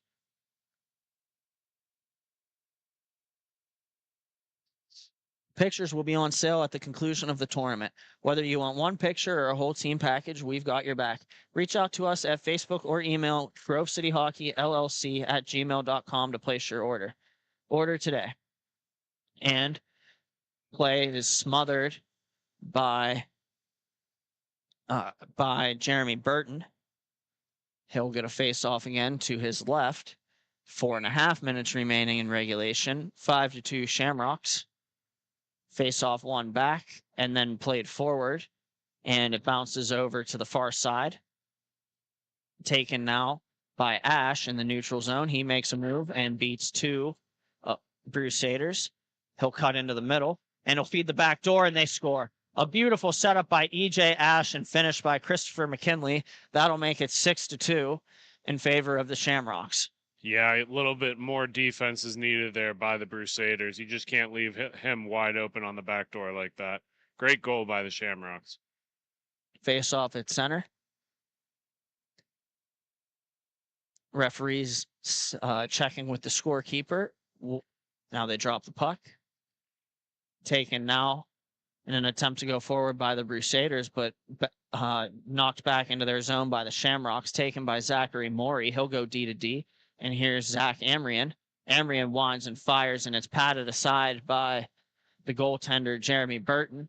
Cleared as far as center, taken by Morey. Hit winds and fires, and that hit E.J. Ash. He's laboring too. That caught him right where there was no padding. Taken now behind the net by the Shamrocks.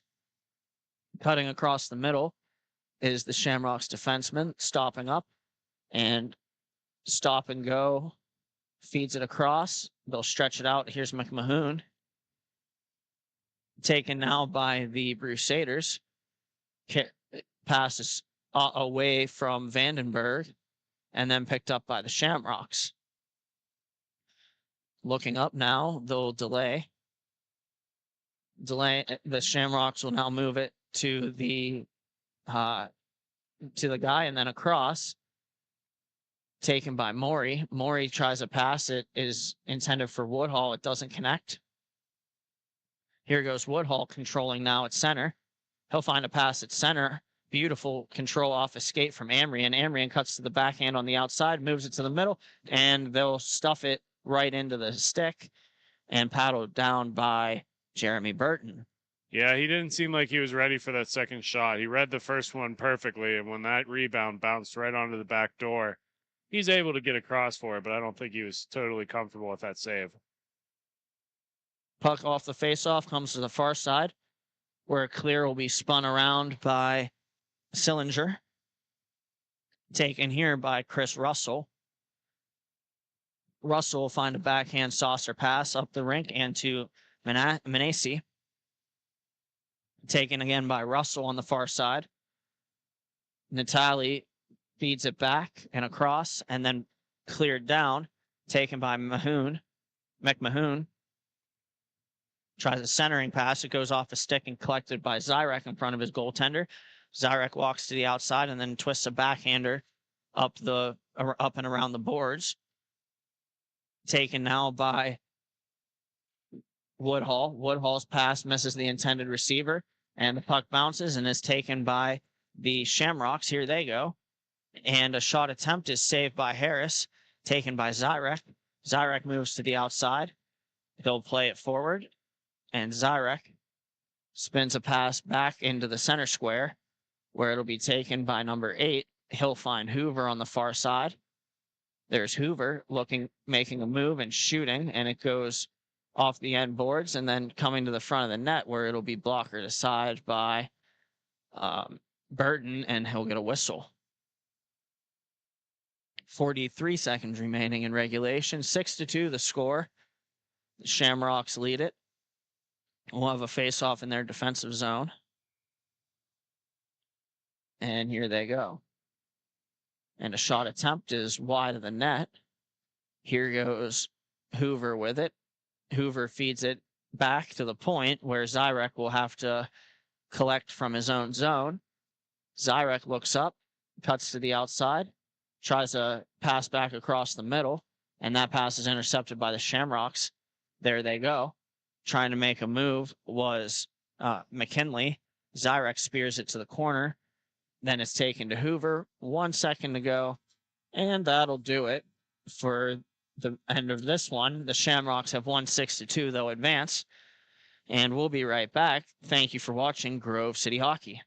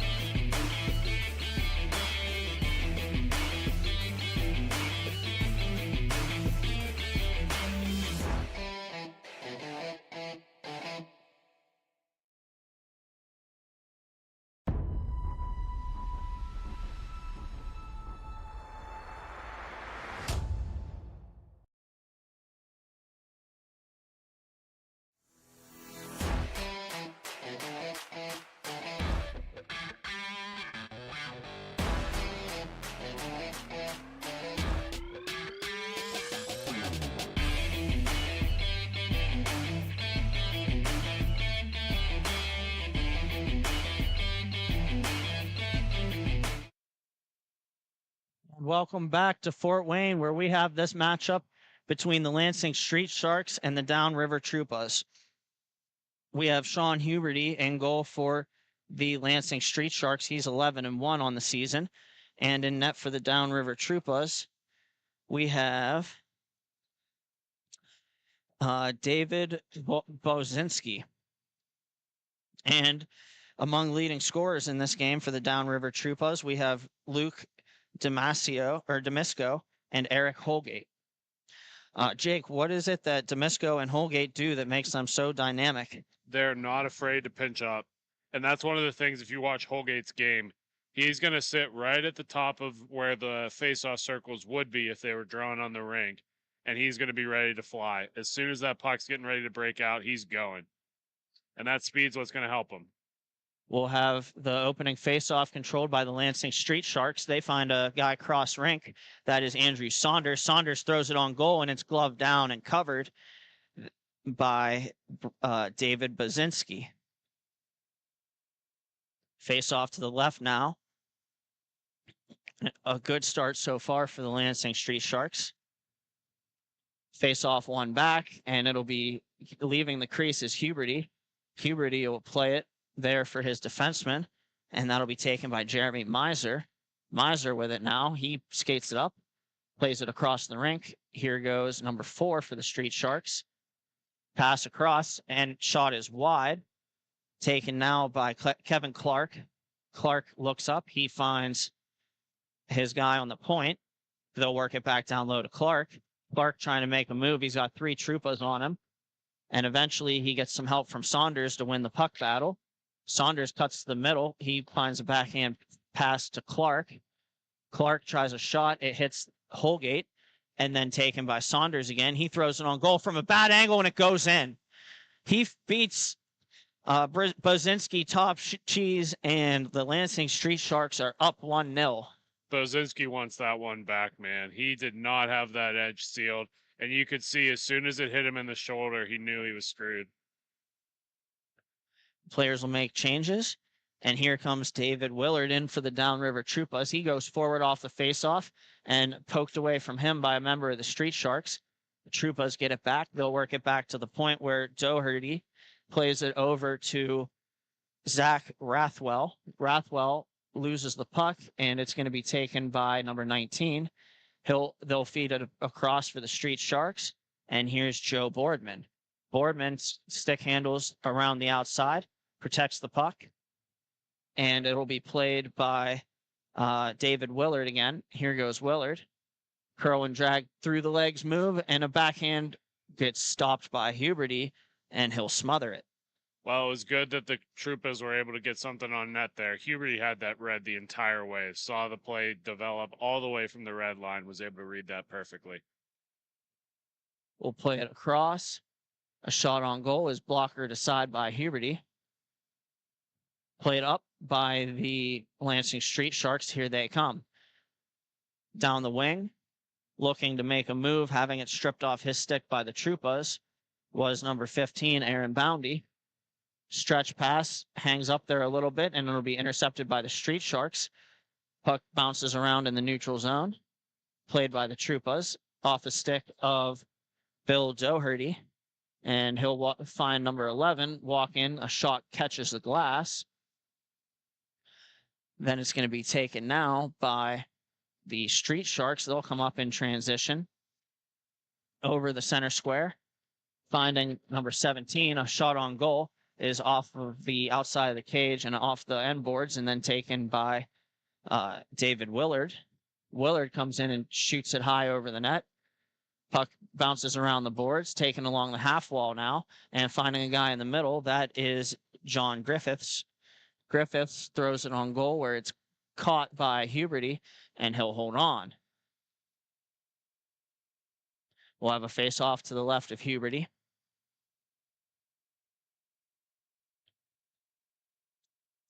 Players will change. We'll get lined up here shortly. 10 minutes remaining here, and it's 1-0 Lansing Street Sharks. Face-off is won back by the Troopas, but taken by the Street Sharks. It's number 8 with it, Lee Miller. Here comes Miller. Miller looks up.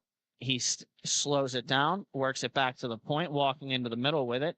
A pass is off his skate, and then finds the guy on the far side for the Street Sharks. He plays it back across for Lee Miller. Miller shoots it off a stick and then patted aside by Bozinski. Puck battled for there, and the Troopas win the race. There they go. It's number 24 with it now. He tries a drop pass. Shot on goal is wide from Holgate, and then taken and played forward. Curl and drag move in his own zone. That's gutsy. And playing to the outside was Jeremy Miser before he overskates. Followed up on now by the Miller. Here comes Miller with it. He holds it, and he tries a shot, which hits a couple legs and goes wide. There's now 2 Troopas winning the battle from him. And then it's taken by Matthew Townley. Townley plays it across where Chuck Krell will have it go off of his stick. He'll work it back, and the Troopas will possess it here.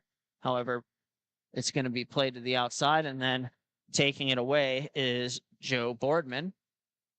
Boardman plays it up. Here's the Street Sharks with it now, and played by the Troopas. Avery Coben to get it. He'll backhand pass and a shot. They score. A beautiful, sneaky backhand pass by Cobe, and it's buried by Kevin Clark. 2-0 Street Sharks. Yeah, and that was like everything was going right for the Troopas there. I mean, they had good positioning, they had good pressure. Sometimes the puck just finds a way. We'll have Andrew Saunders against Chuck Krell on the faceoff. It's won by Saunders with some help of Clark, who just scored. He'll work it on back. The Street Sharks maintain control. Backskating with it beautifully, and then feeding Clark is the defenseman on the far side. And a play by the Troopas. Here comes Huberty out to get the puck. He'll poke it to safety, and then it's going to be turned over to the Troopas. Shot attempt is blocked by Boardman. A good play there. And it's going to be a couple players canceling. Here's a one-on-one with the Street Sharks in control. Here they go. Cutting to the outside, making a move, and then trying to shoot it. Whiffing is Clark, and then it's off the stick of the goaltender. And here goes the Downriver Troopas with it. That is Williard with it. Williard looks up, tries to make a pass. It's broken up by the Street Sharks. And here's Boardman with it again. He spins around and throws it cross rink, where it'll be taken by Saunders. And here they go. Here's Clark with it. He has a 2-on-1 with Saunders. Shot on goal, patted aside by Bozinski. Battled for in the corner now. Clark with it. Clark winds and shot tap. Beautiful play there. What a deflection from Andrew Saunders. That'll make it 3-0 on the slap shot from Kevin Clark. Yeah, that's just a all-around good effort goal, right? They had 2 opportunities right down here in the bottom corner, Britt, to lose that puck. Continued to battle for it, worked it into a high area, and then just got it right back to the front of the net. Just a brilliant play on that one. We'll have the face-off. Here come the Troopas trying to counterattack. It's John Griffiths. Griffiths throws it on goal, and it's calmly squeezed by Huberty. Need to give a little bit more mustard than that if you're going to fool Sean Huberty.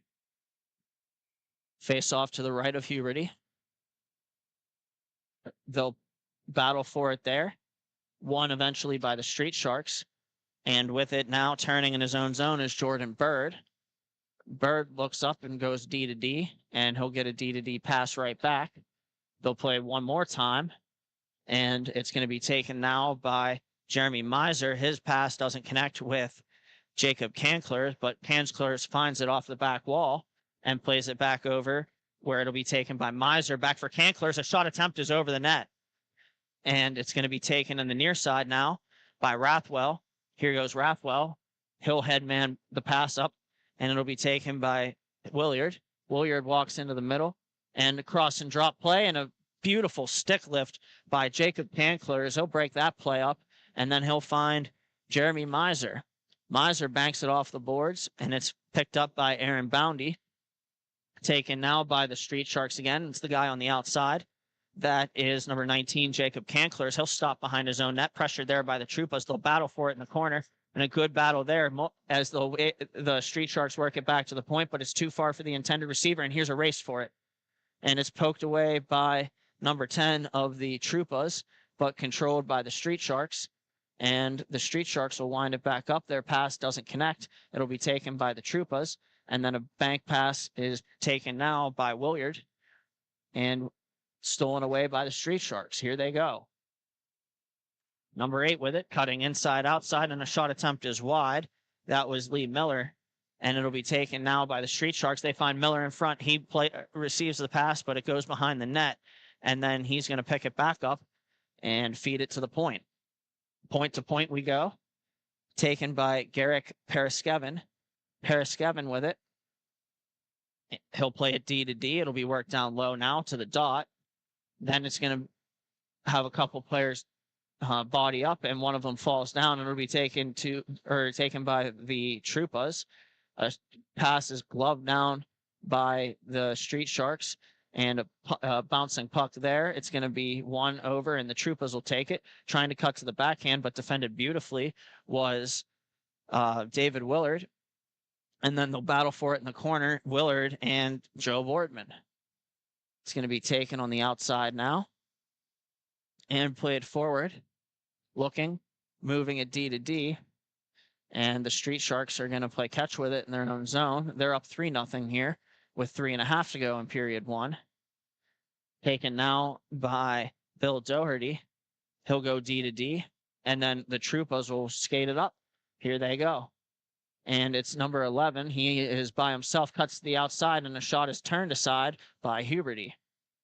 The Street Sharks control it. They'll work it D to D again. Then they'll have number 3 go in. He'll play it, and then it's taken over to Kobe. His shot rings the bar. Then it's worked back by Kobe and over to the point where it'll be played. Here's Lee Miller with it again. He tries to walk through the defender. That was Bill Doherty, broken up, and Doherty comes back with it. He's going to move it up, and a backdoor feed doesn't connect.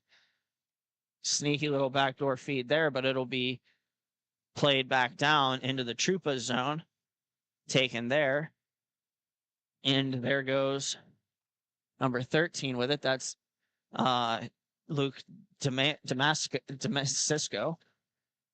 now taken by the Street Sharks, and a play here is taken by Kobe. Kobe looks up and finds the player across the crease on his backhand, but not getting a shot away yet until now, and a backhander from Saunders is turned aside by Bozinski, and it's going to be played further. Here's Holgate with it. Holgate tries to make a move. It's defended beautifully by the Street Sharks. Here goes the Street Sharks on the head man and then to the middle. Beautiful defensive play there. Good stick from number 24, Chuck Krell. And then a shot attempt is off a leg, and then the end boards. Comes around to the far half wall where it'll be played by Krell. Krell picks it up. He's in a look. Tries to find a guy in the middle. Nobody there. It'll be worked back around by the Street Sharks and then played up the rink. Eventually, the Troopas will walk away with possession at center. And here they go. Skating it up now. It's Holgate. Holgate has it knocked off his stick by a member of the Street Sharks. It's going to be taken by Saunders. And then a race for the puck, won by Krell. He overskated. And then it's going to be played further, and a shot attempt from Krell is off the body of Huberty, and then the Street Sharks will play it. Here they go. And it'll be played further. Here's Saunders. Saunders looks. He cuts to the middle. A nice little drop pass, but it's knocked away by the Troopas. Troopas will control it. That's Krell. Krell finds his guy in the middle. That's Holgate. Holgate looks up, and he's going to make a pass. It'll be knocked down by Joe Boardman, and then played by the Troopas. Nice little spin move there is from Townley. Townley has 2 Street Sharks on him, and the puck goes out of play. Yeah, it actually deflected off of a stick, hit number 77 in the helmet for the Street Sharks, and then just bounced right over the glass. And we'll have 15 seconds remaining here. We'll get one last quick drop, see if the Troopas can't get a last-second opportunity. Face-off is battled for there, and then worked back to the point, and a shot on goal goes wide. 2 seconds and 1, and that'll do it for the first period. After 1, it is 3-0 Lansing Street Sharks. Thank you for watching Grove City Hockey.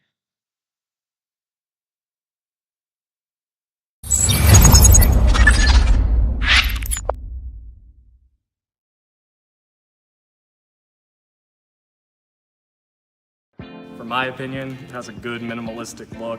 I'm a fan of the black with minimal white accents, the white logo at the very bottom, it makes it pop.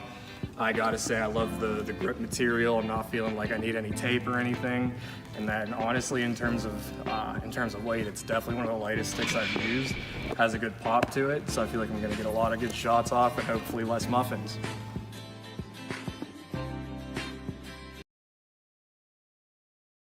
This copyrighted telecast is presented by Grove City Hockey. It may not be reproduced, retransmitted in any form without the expressed written consent of Grove City Hockey, LLC. We thank you for your understanding and hope to continue to enjoy this complimentary broadcast. To purchase footage, email grovecityhockeyllc@gmail.com.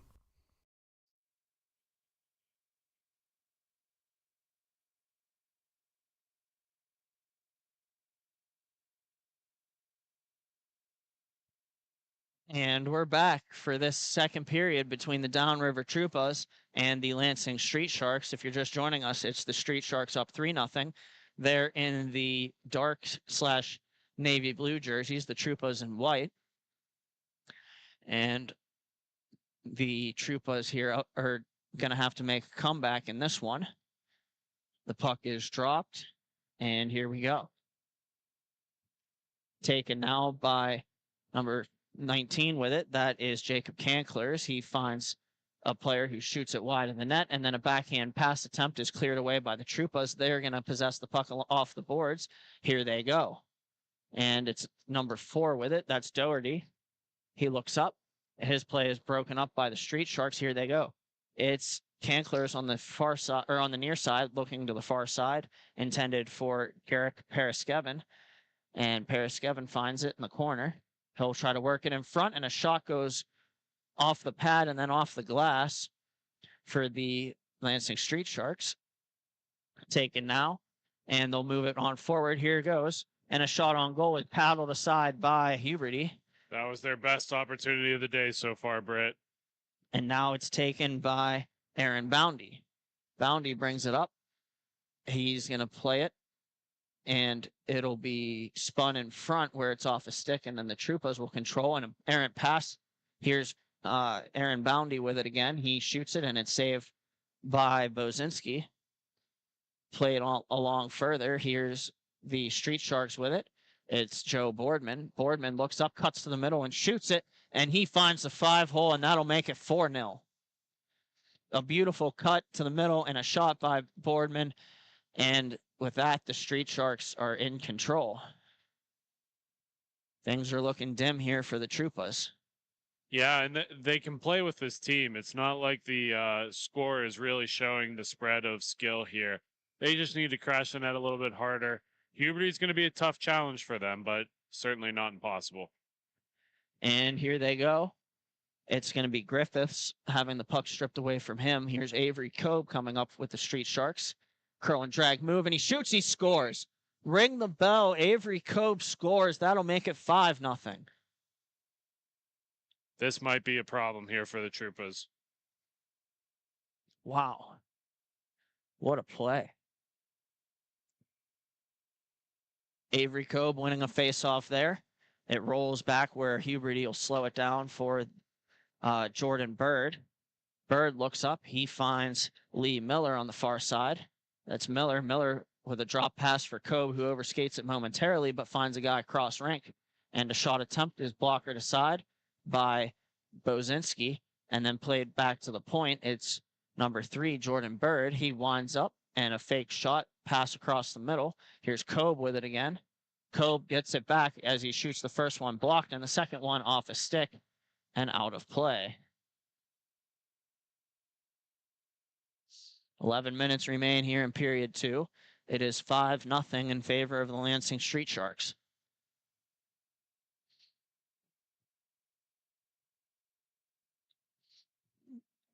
And we'll have a face-off to the right.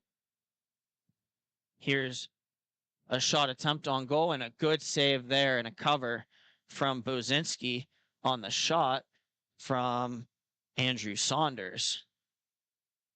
Face off to the left now of Bozinski.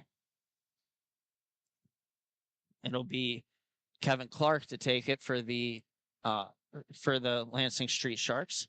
It'll be worked back. And now backtracking through the neutral zone and into his own zone is Garrick Paraskevin. And he's going to cut around his net. There he goes.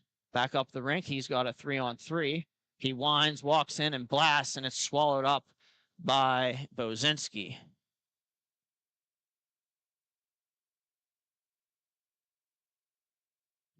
.957 remaining here in period 2. It'll be taken again. Played across to Saunders. Saunders with a backhand feed. It misses the target. Then it comes to a place where the Downriver Troopas can play it. Defended well there by Joe Boardman. Boardman continues to pressure. And it'll be taken now by the Troopas. And then the pass is errant to the point. It'll be Matthew Townley back to go get it. He's pressured there by the Street Sharks. They win a battle. Shot attempt, they score. And it is Kevin Clark going top shelf, and that'll make it 6-0 Street Sharks. The top shelf wraparound and the finish. Yeah, it's also an issue of trying to get that puck up to your D-man. It skips right over his stick, goes all the way down. Cleaning up the passes evolves that goal. Here goes the Troopas with it. They're going to dump it in. Couple of players going in to win the battle. Boardman takes it. He throws it off of one of the 4 checkers and then gets it back. Boardman moves it up the far side. It's knocked away momentarily from the Street Sharks by Luke Damasco. And now taken by Kevin Clark. Clark plays it off the boards, and it's intercepted by the Troopas. Here is Krell with it. Chuck Krell moves it over, and a shot attempt patted aside by Huberty. And a good save there. Here comes Clark with it now. He has Saunders on the back door, 2-on-1. A shot attempt, and it goes off the shoulder of Bozinski and wide. And it'll be taken now. This is Jordan Bird. He finds a player on the back door, and they bury it. That'll make it 7-0. With 8 minutes remaining, a beautiful backdoor feed, and the Street Sharks are in control. You almost feel like the Troopas have kind of given up on themselves. They're not playing the defense that we've seen all season. They're not having the scoring touch that we've seen all season. And the Street Sharks have really controlled play here. Face off, tie up, and eventually won by the Street Sharks. Here they come. It's Jeremy Miser. Miser has it played away from him by a couple of Troopas, and it'll be controlled and settled here. And then a pass work to the far side where the Troopas have it, cutting to the backhand. Here goes Willard. It'll be played further by the Street Sharks and taken now by Bill Doherty in his own zone. He'll go behind his net and then cut and throw it back up the boards. And taken now by the Downriver Troopas. Here they go. They're spinning a pass into the middle with a guy in front. A shot on goal is denied by Huberty. It's going to be played to the middle here for the Troopas. The Troopas look up. It's number 11 with it. He's going to spin in his own zone. He's going to try to walk right up the middle, and he momentarily does and throws it on goal. It's denied by Huberty. There goes Jeremy Miser with it. Miser has a 2-on-1, and a shot on goal is rejected by Bozinski, and he'll smother it. We'll have a face-off to his left. Hockey is all of our passion, and you wear that passion on your sleeve. Black Biscuit are the guys you need to go to look your best. Located out of St. Paul, Minnesota, they have been a staple in inline hockey. From jerseys to team fundraising and apparel, check out Black Biscuit for all your hockey needs. And a play here by the Troopas. Shot on goal is well wide of Huberty. Then played by Jeremy Miser. He'll overskate, and a beautiful stick lift from number 11 of the Troopas. But Miser will work it back, and it'll be played forward by Garrick Paraskevin up to Lee Miller. Miller throws it on goal. I think that hit the outside of the cage, and then is going to be taken now, and it is Paraskevin again. He looks up, tries a pass. It's off a leg and sits behind the net. Taken there battled for there rather along the boards, one player aside and now 2 players aside. Racing for it is Joe Boardman. Boardman protects it to his backhand and plays it back to Paraskevin. Paraskevin will move it up. Paraskevin has it along the far side now, where it's taken away by the Troopas, and falling down with it was Willard. And here comes the Street Sharks in transition. A shot attempt. It squirts behind the goalie and then eventually gets speared away by the Troopas. Here they go. And it'll be a 2-on-1. A shot attempt is wide of the blocker of Huberty. And then played further. Here's Kobe. Kobe has a guy on him. He's protecting the puck nicely. And what a move that was. He gets around him, and Kobe shoots it. It's off a defenseman. That was Bill Doherty on the block. And here goes the Troopas in counterattack. Pass looking for a tip. It doesn't connect for the Troopas. And then eventually it's taken away by the Street Sharks, and they'll play it down. Joe Boardman will take it behind his net. He walks it out to the corner, stops up along the half wall. Boardman looking up. He goes cross rink and D to D. Here they go for the Street Sharks. It's back across one more time. Here's Avery Kobe trying to make a move. And Kobe has it knocked off of his stick by Doherty. A good play there defensively for the Troopas. And it's going to be played along further and then taken in a wind and a blast into the glove of Huberty, and he'll catch it cleanly. Yeah, not enough traffic in front of him there. It was a nice shot, good placement. Just need to distract the eyes a little bit to get that first one. It's going to be Andrew Saunders against Chuck Krell on this face-off to the right of Huberty. We're waiting for a player for the Street Sharks to get on sides.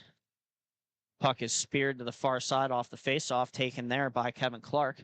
Clark skates it up, and he'll move it across the rink to Saunders, and he'll go to the net. Saunders will make a move and change of pace. Here goes Joe Boardman throwing it on goal, where it's bodied down by Bozinski. Here come the Troopas, 2-on-1 if they hurry. Cutting to the outside now. Looking, trying a pass, and it's off the defender, and then played into Huberty. And Huberty throws it out, and it's played there by Kevin Clark. Clark battles with Krell in the corner, and Clark skates away with that one. He finds Joe Boardman, who brings it to his backhand to protect it. Here goes Boardman walking into the middle, and it'll be knocked off of his stick. A feed to the front, and it doesn't connect. It's taken by Chuck Krell, who spins a backhand pass, and then it'll be headmanned, but off the tape of the intended target. That was Luke Damasisco. And now played further and taken by Joe Boardman. Boardman feeds it up. It's going to be played by Jeremy Miser, and then it'll be taken again. Here goes Kevin Clark. A shot attempt on goal is patted aside to the far side by Bozinski, and then played by the Lansing Street Sharks, walking out with it now. And it's going to be broken up by the Downriver Troopas. Here they go. The Troopas play it cross rink, and now down the boards where Boardman races for it. Boardman will battle along the corner, and he wins that battle. He'll play it off the boards. It's off of D. Temesco. And then he'll find a cross-rink pass, a wind, and a blast, and whiffing on it a little bit is the Downriver Troopas. That was Matthew Townley. And then a play across. It goes off a defender. Getting it back was number 33. He feeds Kevin Clark, but it doesn't connect. It's going to be taken now by the Downriver Troopas. They'll work into the middle. They have a 3-on-2. They'll get a guy to go to the front of the net. It's Townley with it. Townley shoots it. It goes in. Huberty got a piece, and then it got the crossbar, and it finds Twine, and it is 7-1. You got to get one before you can get the other 6. It's the start of the climb back. We'll have a face-off here, just over a minute remaining in the second period. And we'll get the puck dropped by the official. And it'll be played on into the zone of the Street Sharks, where racing for it and winning the race is Jacob Kanklers. He'll move it across the rink, taken by Aaron Boundy. Here comes Boundy down the boards, and he'll shoot it, and he scores. A nice shot, high short side shelf by Aaron Boundy, and that'll make it 8-1 in favor of the Lansing Street Sharks. Can't let one up as soon as you score one yourselves. And we'll have 25 seconds here remaining in the period. We got the Troopas making some changes. And we'll have a face-off here at center. It'll be played along and then taken by number 77, Garrick Paraskevin. Here's Paraskevin. He's going to hold on to it, bring it behind Huberty, stop up behind the net, walk out, and then that's going to do it. The horn will sound. It is 8-1. Lansing Street Sharks over the Downriver Troopas, and we'll be right back with third period action. Thank you for watching Grove City Hockey.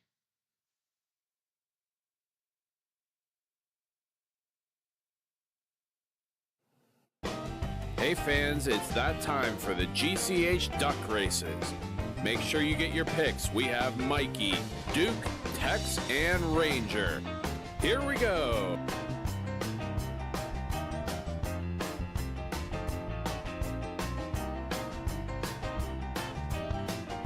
And your winner is Ranger. Thank you again to Bonus Accounting for sponsoring the GCH Duck Races.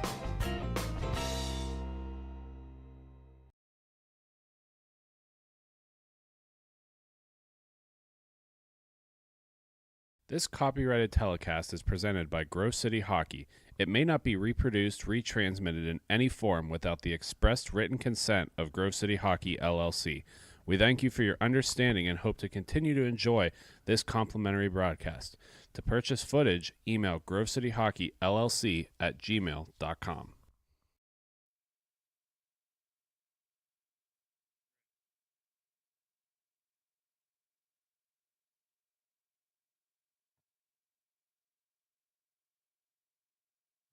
And we're back here for the third period of this matchup between the Downriver Troopas and the Lansing Street Sharks.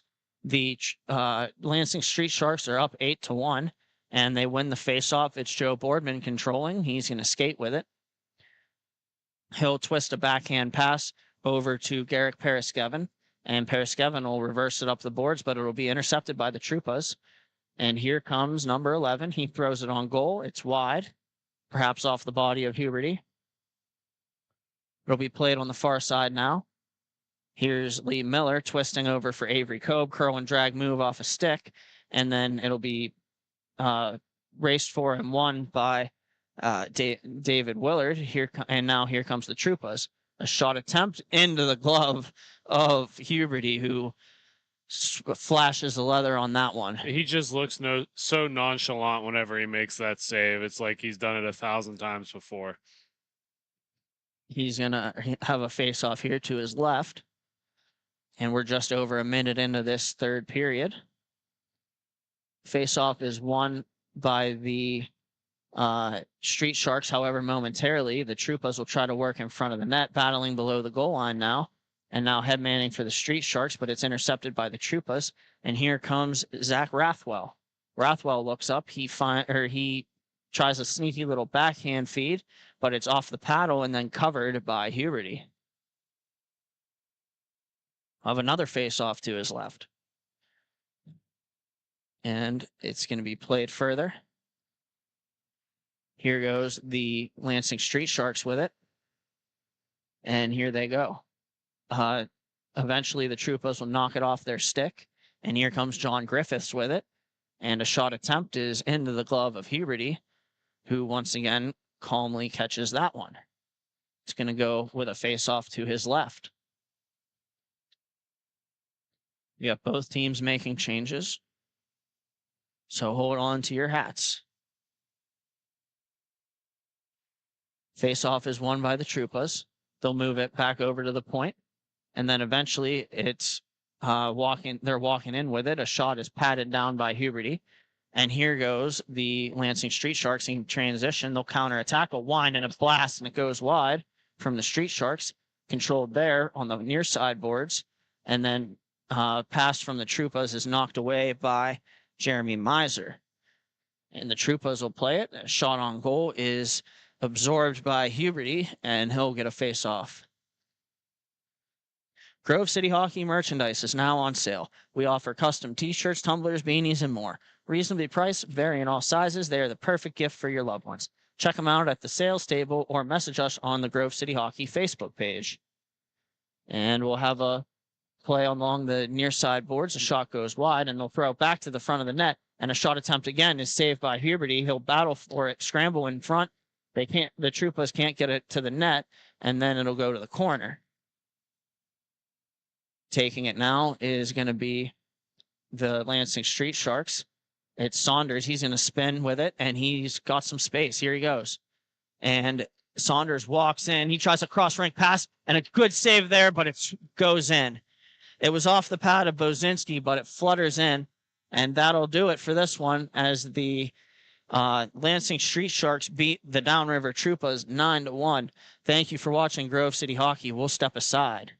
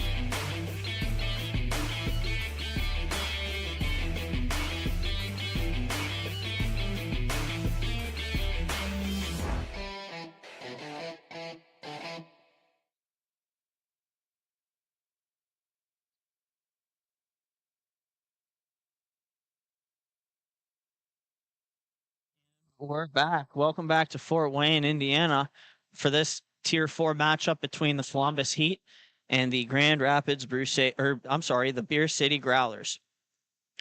As for the Columbus Heat, they won their first game yesterday 8-4, and then won their second game 5-4 for a 2-0 record on the year. And then the Beer City Growlers lost their first game 6-4, but won their second game 5-0. Respectively in the T4 standings. The Columbus Heat started at 18th into the weekend. They're up being 2-0 for a record on the year of 7-2. And the Beer City Growlers started at the 7th seed, and they're 1-1, bringing them to 7-5-1 on the season. The Growlers are in the navy blue, and the Columbus Heat are in white, and in net for the Columbus Heat is actually going to be Sean Huberty, who plays for the Street Sharks. We just saw. Joining me is Jake Drzinski. Jake, what are some of the things that the Columbus Heat are going to need to do against these Crusaders to take advantage of this matchup? Well, I'm sure, Britt, as a goalie, you can weigh in on this. There is certainly a level of chemistry that you have with your goaltender. When to play it out, when to freeze it, how to play the pass, how to play the shot. This is a whole new situation for the Heat. Now, Huberty is by far a competent goaltender, so he's not going to have any problems. But how the defense plays with him is going to be a little new. And we have the Heat making a play early here. They'll control in the offensive zone. Battled for along in the corner boards. It's taken by the Crusaders. Here they go. And a pass attempt goes wide of the intended receiver. And that was Brian Steele. Now taken by the Heat on the far side. They'll work it back down here where it'll be taken by Ethan Bruning. Bruning looks up, cuts to the middle, walks in on the forehand, and a shot is shrugged down by the Beer City Growlers goaltender Mike Andres. And then the Heat will bring the puck back, recover it in the neutral zone, and it's taken now by Jared Persinger. And it's going to be played around the boards. And the Columbus Heat will send it behind the net off the stick of Andres, and then played along and across now, where it'll be taken by the Crusaders. Here they come. Shot on goal is off of Jared Persinger, the defenseman on that play. And then it's going to be the Heat counterattacking, and they're on the far side. A shot goes off the outside of the cage and wide. And then the Heat will bring it back into their own zone.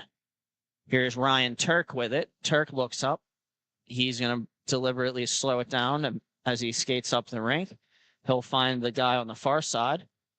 He'll cut into the middle, and a shot on goal is saved by Andres, and he'll hold on.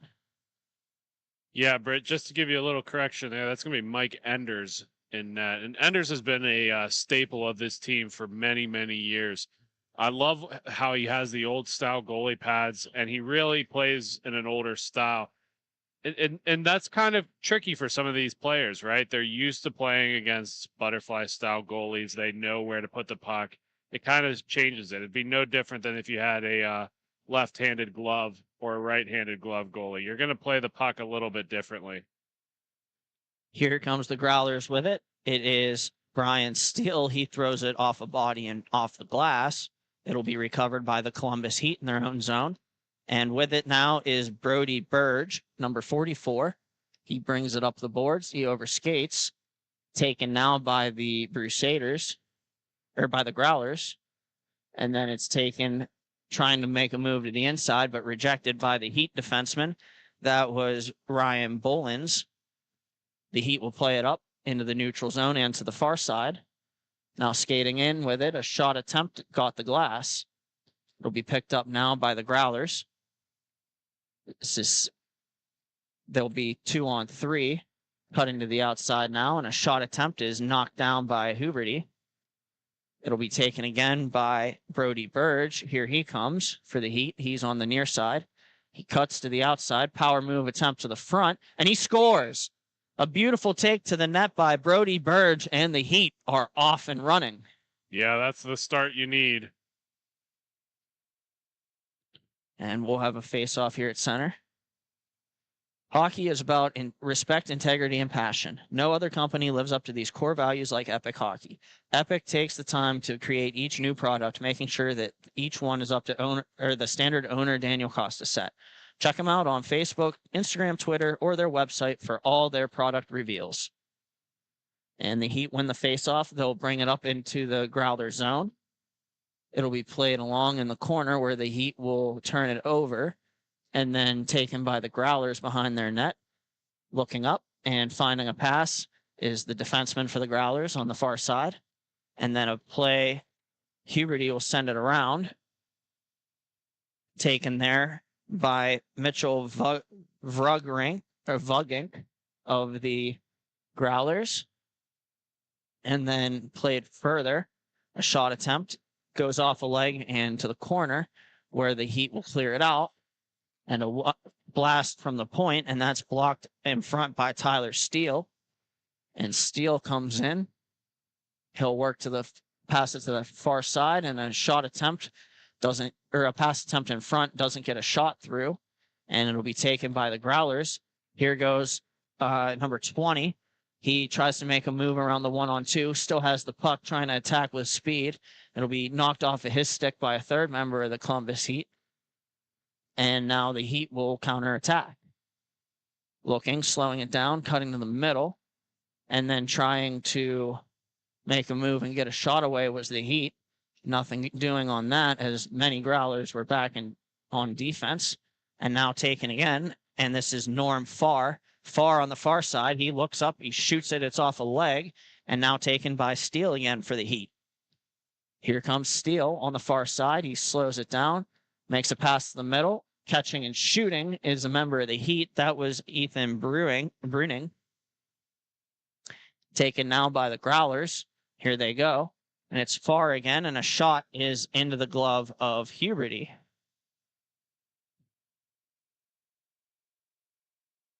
We'll have a face-off.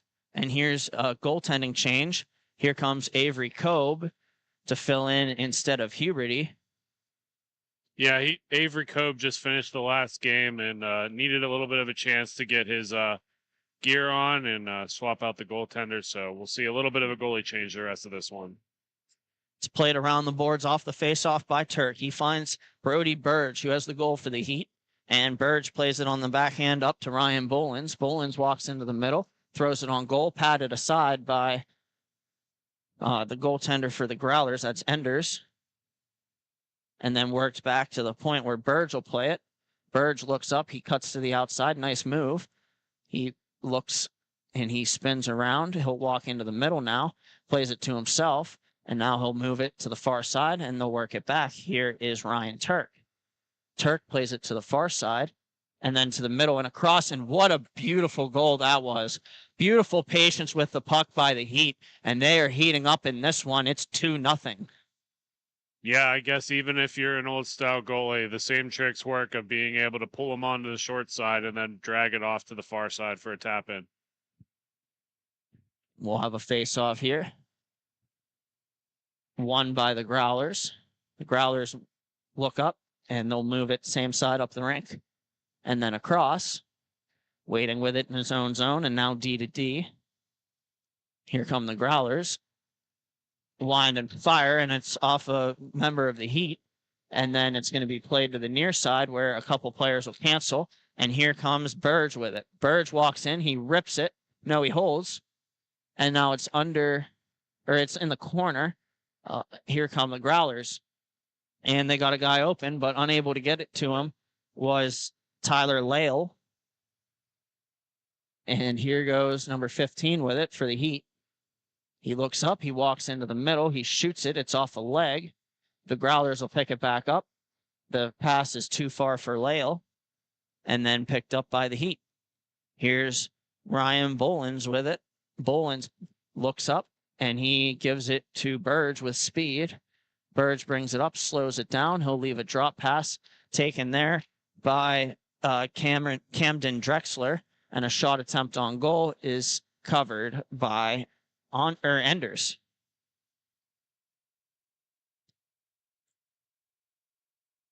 We'll have a face-off to the left of Enders. just under 5.5 remaining here in this first period, and the Heat have a 2-0 lead. And here goes the Growlers with it. A curl and drag shot from the neutral zone is high and wide of Kobe. Played over on the far side by Vrugink. And Vrugink has it knocked off his stick. It's going to be retrieved by the Growlers behind their own goal line. They'll work it up the boards back to Mitchell Vrugink. There he goes. And it pops up. It's on top of the net. And now it's taken by the Beer City Growlers. Here they go. They'll try to feed it in front. It hits a couple of players and looking for the puck. They'll battle for it. It's Vrugink. And now it's played by Orr on the far side. He's going to play it across. And here comes Ethan Bruning. And a centering pass attempt is received and then thrown off the outside of the cage by the Heat. They'll look for it. The Heat maintain possession down low, and on the half wall, they'll work it back up to the point. And here's Jared Persinger. Persinger plays it to the far side, and then they try to work it into the middle. Battled for there, and eventually won by the Heat. Here's a member of the Heat passing it back to Persinger. He looks up and tries to headman. It's intercepted. However, momentarily, here come the Heat one more time, and a shot attempt. Good save there from Enders. And then a rebound is thrown wide to the other side. Here come the Growlers in transition, line and a blast off the stick of Avery Kobe. Here goes the Heat. They'll look up, pass off a stick. It'll get to its intended target. Nonetheless, that was Tyler Steele. Here they go. Trying to work it in front where the Heat. Here's Steele making a pass, and it goes out of play into the mesh. If you're a procrastinator on your taxes, look no further than Bonus Accounting for all your tax and bookkeeping needs. They can help with audits, payroll services, and tax planning for the upcoming year. Visit them at www.bonusaccounting.com. Bonus Accounting, the firm of the future. And it's going to be played across and over. For the Heat, they'll maintain control in the early stages of this one. They've had a good first period thus far.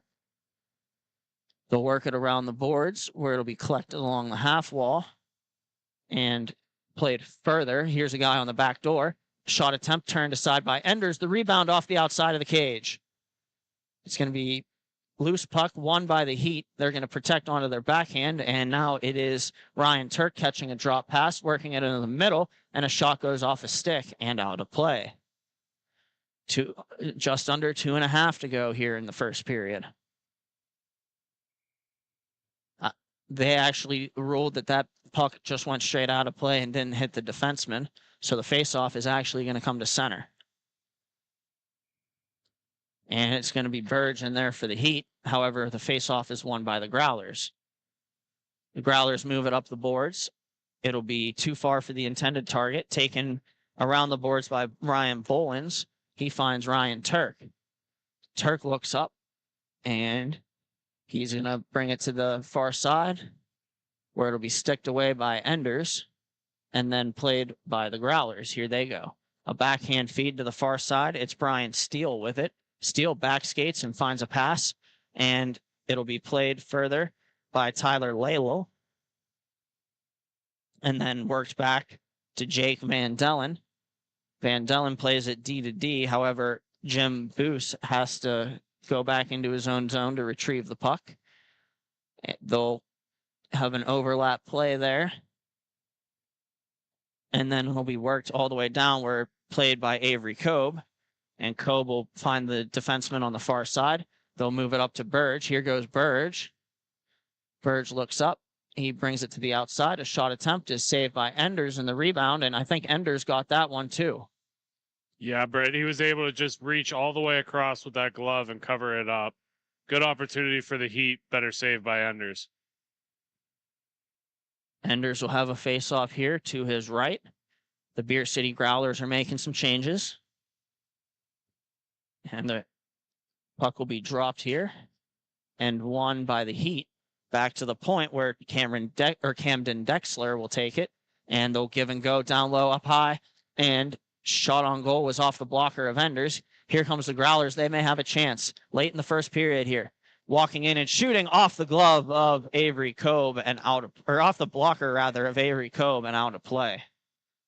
Yeah, coming in, Britt, you understand it. No warm-ups, no opportunities to get into the game, and he's been doing excellent so far. We'll have a face-off to his left, and it's one straight back, and a shot on goal is gloved by Avery Cobb.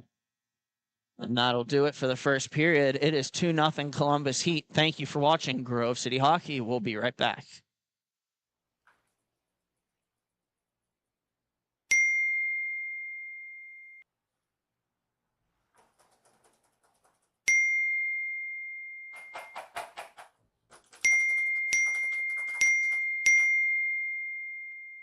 Frustrated and wasting time doing your own taxes?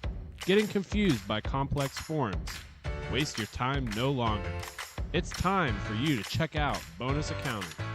Kenny and the team will help you with taxes, bookkeeping, and payroll services. Now that's an accounting hat trick. Leave it to the industry experts and check them out today.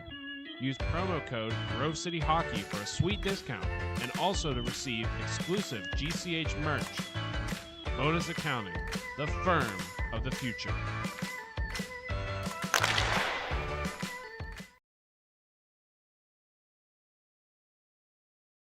This copyrighted telecast is presented by Grove City Hockey. It may not be reproduced, retransmitted in any form without the expressed written consent of Grove City Hockey, LLC. We thank you for your understanding and hope to continue to enjoy this complimentary broadcast. To purchase footage, email grovecityhockeyllc@gmail.com.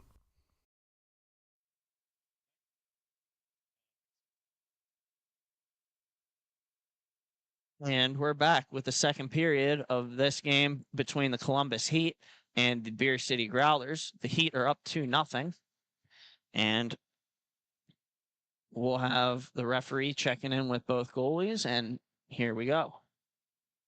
The Heat win the faceoff. They'll move it to the near side and then across, and taking a shot, saved by Enders. The rebound popped up and to the side of the net where it'll be played further, and the puck out of play off a stick, and we'll have a face-off. It'll stay deep.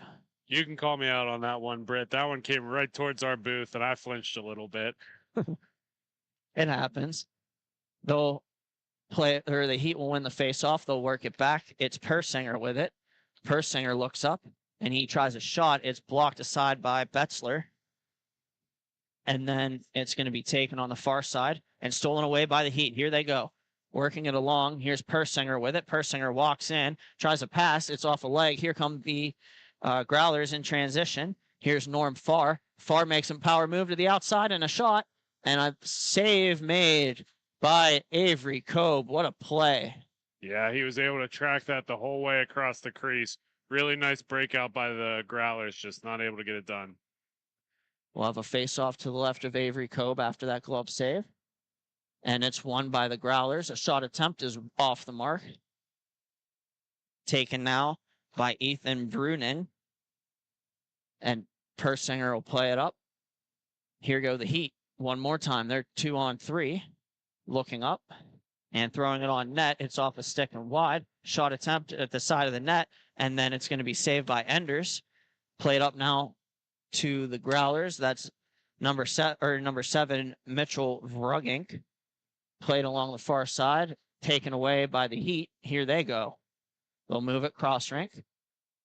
And it's going to be moved along. Oh, what a move that was. And a shot on goal is saved by Enders, and he had it long enough for a whistle. Yeah, what an excellent move to dissect the defense there. Just almost ran out of real estate to be able to shoot. Really pretty shot attempt there by Ethan Bruning. And we'll have a face-off here to the right of Mike Enders. Played along, won by the Growlers. Here they go. It's Tyler Lalel. Taken away from him by Brody Burge. Burge looks up to find the open guy, but the pass is a little out of his reach.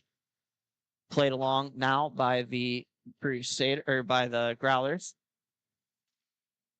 Battled for along the near side. It's going to be taken by Brody Burge.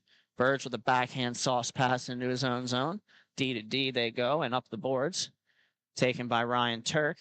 Turk looks up, controls the puck, finds Burge across the rink, and here goes Burge. He tries to make a move. It's knocked off of his stick by a Growler and played back across by the Growlers. This is Jason Huey with it. Huey looks up and finds Jake Van Dellen, and Van Dellen slowly brings it up the rink, and now he'll pick up some speed.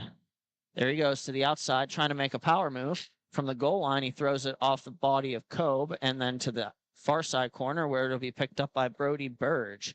Here comes Burge. He looks up and he finds this guy back to the back door, and they score.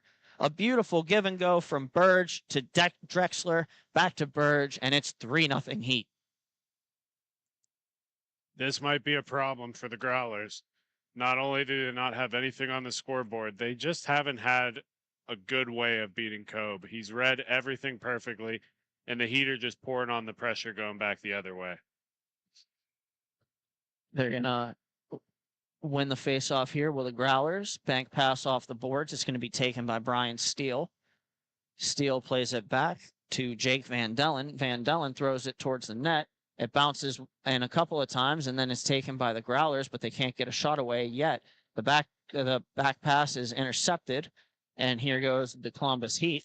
Burge is banging a stick, but a shot on goal is wide of the net. Bounces over where Burge can play it. Burge tries to find the guy on the point. It's off a stick, and then battled for there, gloved off the glove of the defenseman for the Growlers momentarily, and over to the Heat, and a good save there by Enders, and it'll be taken by the Growlers. Enders was being real aggressive on that save, came all the way out past his crease. I mean, I'm a fan of coming out and attacking that puck, but that was a pretty juicy rebound too. And puck bounces around and collected there by the Heat on the far side in front of the Growler bench. Taken by Burge. There he goes with some speed to the outside, and he's going to walk into the middle, tries a drop pass, and then it's going to be played there by a member of the Growlers and then fed all the way around the boards. But Ryan Bolins is going to be the first person to it. And Bolins for the Heat looks up and tries a backdoor feed, which is read by the Growlers. And now it's going to be Dan Betzler with it. Betzler looks up. He makes a drop pass, which was intercepted by Ryan Bolins. And now race for the puck. And here goes Brody Burge. He's in 2-on-1. Shot attempt. Good save there off the blocker of Enders. And then it's going to be played there. The Growlers try to collect it. Now they do. They have a 2-on-1 if they hurry. Here they go. Walking in with it at the Growlers. Pass attempt. And wow. The pass was off a body, recollected by the Growlers, and a backhand shot was saved calmly by Avery Cobe. Yeah, he's feeling himself for sure. He's making it look easy right now. And I assure you it isn't. We'll have a face-off to the left of Cobe, and then it's won by the Growlers, and eventually overskated by the Heat, and won back again by the Growlers. A shot goes off of Cobe, and then it's going to be played further and taken now by the that's Brody Burge. Burge crosses and drops with a member of the Heat back to him and can't get the pass home. And now it's Orr on the far side. Sam Orr plays it back to the point where it'll be back skated with, and then D to D they go. A good check to the puck from number 41, Tyler Steele. He'll work it in front to Sam Orr, and Orr shoots it into the breadbasket of Mike Enders. That's another one of those shots, Britt, where there was really nothing there, but just simply to be able to get it on net is kind of a win for the momentum. We'll have a face-off to the right of Enders. And the Growlers lining up here. Eventually, they'll win the face-off, played by Huey off the boards. And then a shot attempt is going to be turned aside by Enders and cleared by the Growlers. With it now is Persinger. Persinger looks up. He's going to find Tyler Steele on the far side. Steele walks around a member of the Growlers who loses their stick. And then it's going to be played up over the middle and moved across, looking. The Heat play it back across to Steele. Here's Sam Orr with a backhand feed, and it doesn't connect. And then the puck bounces up and off a skate of Steele. And here go the Growlers in transition. It's Jason Huey. Huey brings it up and moves it across the rink. It's Brian Steele. Steele shoots it wide, and then it's going to be in the corner and then worked back around where the Growlers will play it on the far side. Shot catches glass, bounces all the way back out to the neutral zone, and it'll be played deeper by the Growlers. It'll be taken now off the end boards by the Heat, and they'll look up and make a pass, cross the rink, and there they go. A backhand feed up further was intercepted by the Growlers. Their pass was off a skate and then recollected by the Heat. They look up, they'll slow things down, and 98 wants the puck. He walks in and shoots it. It's off the blocker of Enders, and he'll cover it at the side of the net on that shot from Ethan Bruning. Make sure to like and subscribe to the Grove City Hockey YouTube channel. We are close to hitting 1,500 subscribers and could use your support. Just type in Grove City Hockey YouTube, click the thumbs up, and subscribe. Grove City Hockey, growing the game. And we'll have a face-off here. One back, Turk goes D to D. It's at the point. A shot is off a stick. It pops up into the air where it's gloved down by number 19. That's Jake Van Dellen. He'll pick it back up, and here come the Growlers, 2-on-3. Van Dellen cuts to the outside. A shot attempt is off of a defenseman's stick and over the net, and then they'll get it back and work it down low. The Heat win the battle and play it up the boards, but it gets to the point and the Growlers will control it. And working it now is Vrugink. Vrugink tries to throw it on net, and it hits a body and goes wide. It's taken in the corner now by the Growlers. A shot attempt is off a pad of Kobe and then swung on and missed on the rebound, but worked back into the Growlers zone, and they maintain control.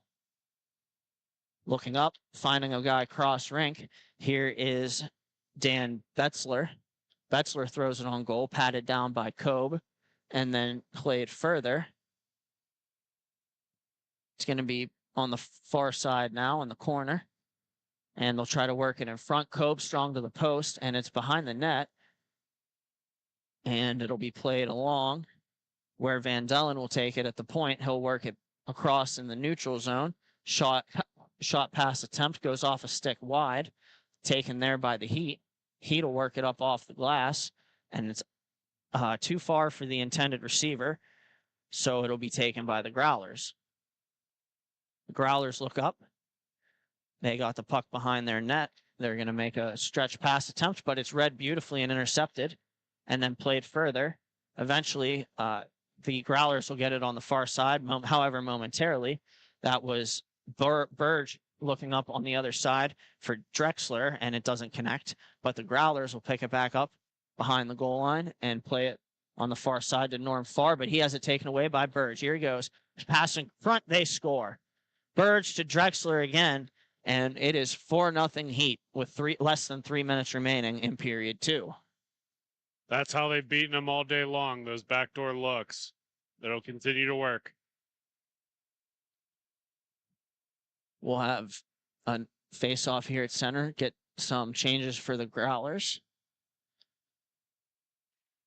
The Growlers win the face-off, and they'll possess. Looking up, finding the guy across the rink. It's Brian Steele with it now. Steele tries to jump to the inside, and it's well defended there by Burge. There go the Heat. Back to Burge in the middle. Burge shoots, that's Steele, rather. He shoots and he scores. And it's a great shot there by Tyler Steele. That'll make it 4-0. Back-to-back goals in less than a minute. That'll make it 5-0. Yeah, the arena scorekeeper's got to pick it up a little bit. Here go the Growlers again, walking in, trying a shot. Doesn't connect. There goes the Heat. The Heat flying down the wing. It's going to be a nice move to the inside. A good save there by Enders, and worked out in front. A shot attempt patted aside by Enders again. They'll pick it up. It's Sam Orr with it. Orr plays it back to the point, and walking in now, it's Tyler Steele. Played cross rink for Ethan Bruning. Bruning picks it up. He looks back. He tries a shot. It's off of Enders. Looking up now is the Heat. They'll work it all the way back. It's Persinger. And Persinger tries a pass to the near side, and it's now Ethan Bruning again. Bruning, backhand pass to Persinger, back to Bruning. It's off a stick of the Growlers and intercepted. Here they go. And it's number 5. Curl drag shot attempt. It goes wide. It's going to be played further. And here go the Heat. They look up, skating through, shot a goal off the glove of Enders and collected by the Growlers. Growlers will head man, and it's Brian Steele with it. Steele walks into the middle, cuts to the outside, tries a pass in front. It goes off a stick and behind the net, and then batted in towards the middle where it'll be taken by Steele. Again, Steele will work it back to the point to Jake Van Dellen. Van Dellen shoots it. It's going to be covered up by Kobe, and he'll hold on. That'll bring us to a face-off to his left, or to his right, rather. Wonder if they're going to delay this enough to call the period. 10 seconds remaining. Maybe one more chance for the Growlers. And it's going to get dropped and not enough time to really do anything with it. So that'll sound the horn. After 2, it is 5-0 in favor of the Columbus Heat. We'll step aside for a word from our sponsors. Thank you for watching Grove City Hockey.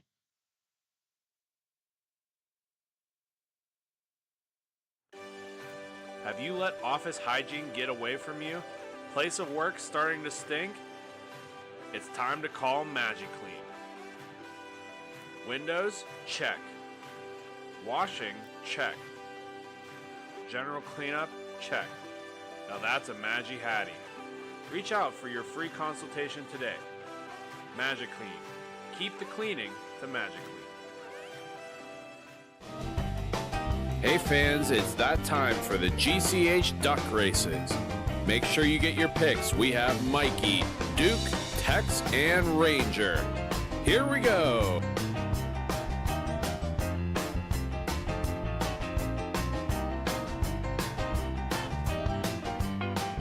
And your winner is Tex. Thank you again to Bonus Accounting for sponsoring the GCH Duck Races.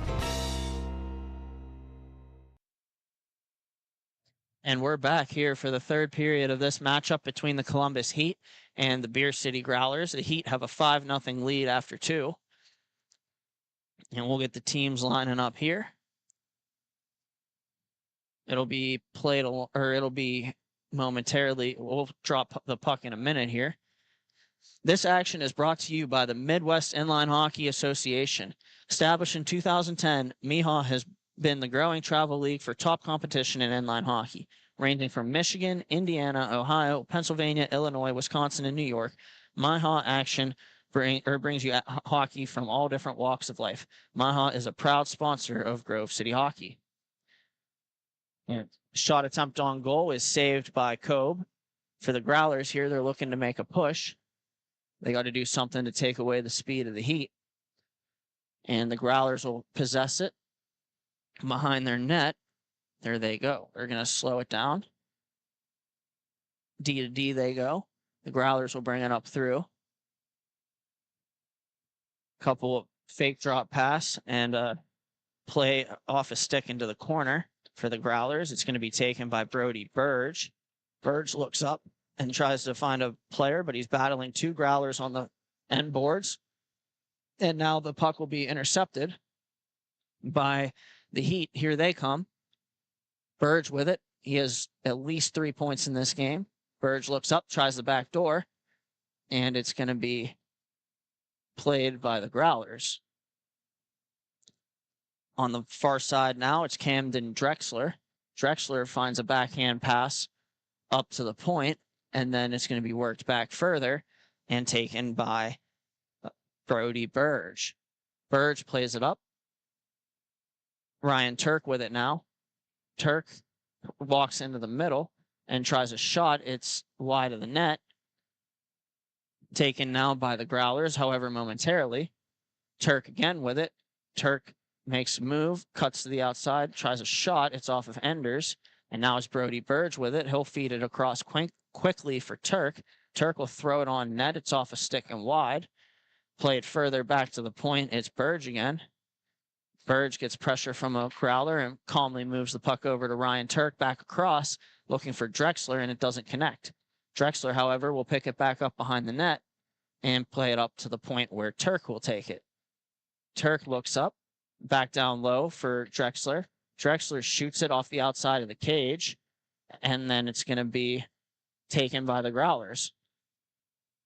Here's the Growlers behind their own goal line, stopping up behind Enders, and now they'll skate it out.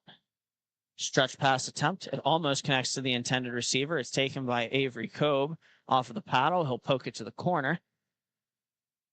Taken now by Brody Burge. Here he goes.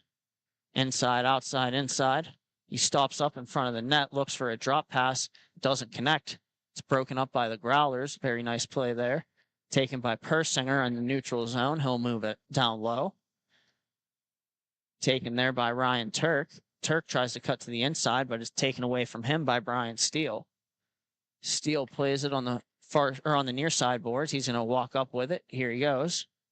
Steele looking, stick handling to the outside, trying to make a power move. Unable to get a shot away. He'll pick it back up on the backhand in the corner, and then he'll try to walk around another member of the Heat. He can't take it. That was Ethan Bruning, and Bruning with a 2-on-1 back over and across. They score. A nice passing play, a well-executed 2-on-1, and that'll make it 6-0 for the Heat. Yeah, that's kind of how the whole story has been going. Make a good defensive effort, either by the goaltender or the defense by the Heat, and then just start booking it up the ring. The Heat have a lot more speed here than the Growlers, and they're using it to their rather large advantage in this game. Taken now by the Growlers. They'll play it over and across. And back, D to D one more time. Here come the Growlers. A shot attempt. It's high and wide of Kobe. And then it hits the glass and trickles out of play. We'll have a face-off at center. Under 10 minutes remaining here in period number 3. We'll get the Heat lining up. It's going to be Sam Orr to take the face-off. And Orr loses that one to the Growlers. However, the Growlers will go D to D. Back up the rink they go. A shot attempt is off the butt end of the stick of Kobe. Played further by the Heat. They have it in the corner. Working up with it is Tyler Steele. Steele goes and has a rolling puck that he has to catch up to. Collects it in front of his own bench. Spins with it. Nice little pirouette there on skates. And he'll feed it across where it'll be swung on and missed by Ethan Bruning.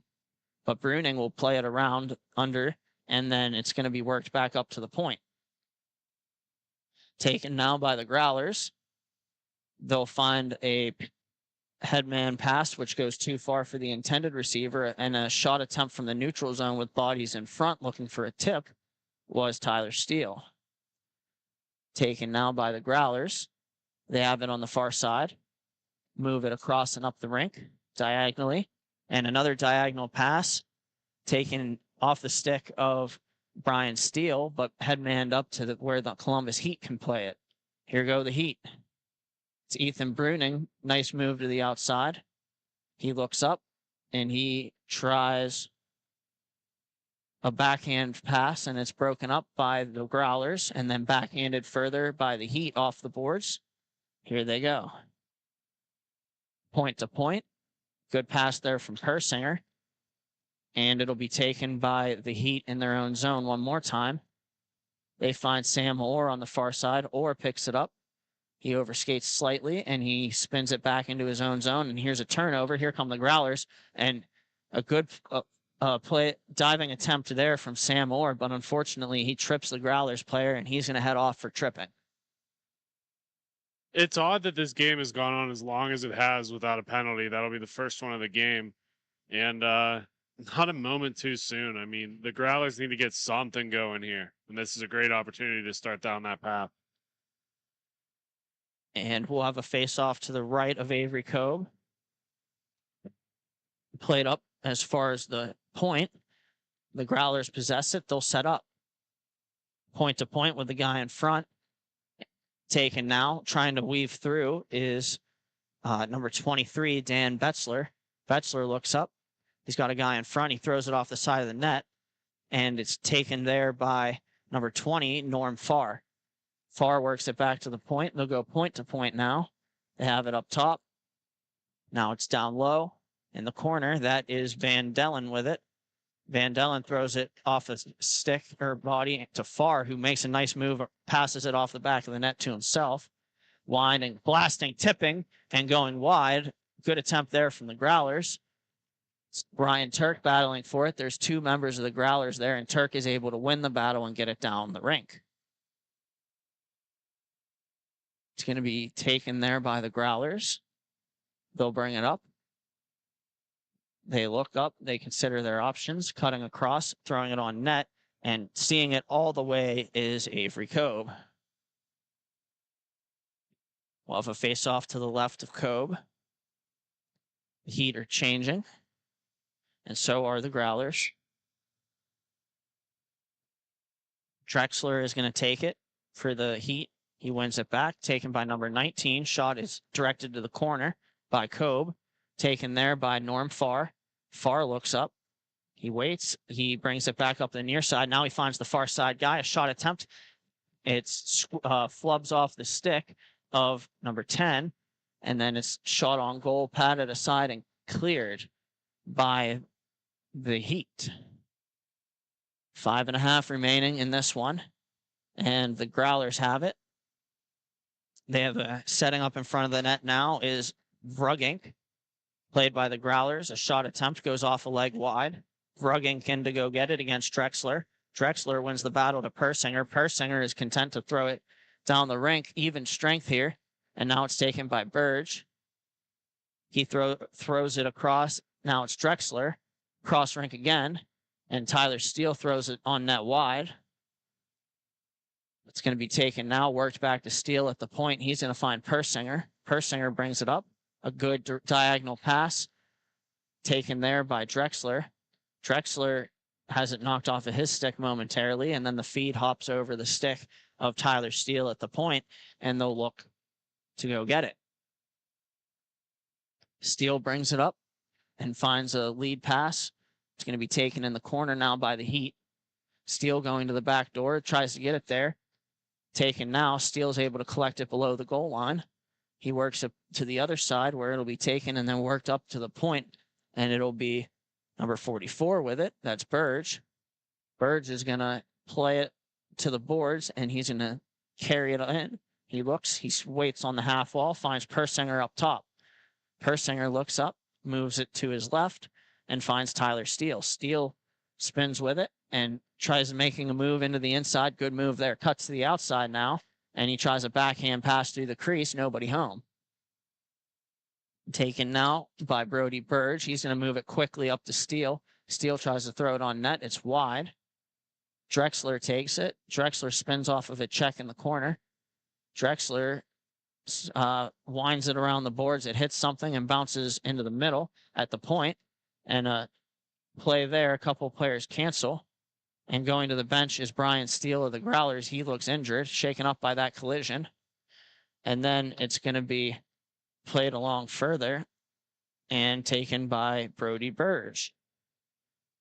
Burge's pass goes off a leg, but it's collected safely by the Heat and played back where Burge can go take it. Burge and Tyler Steele back for the Columbus Heat. Burge walks across, looks up. Now he finds a stretch pass and a nice little overlapping play to Steele. Steele walks in and shoots it, and it's absorbed by Enders.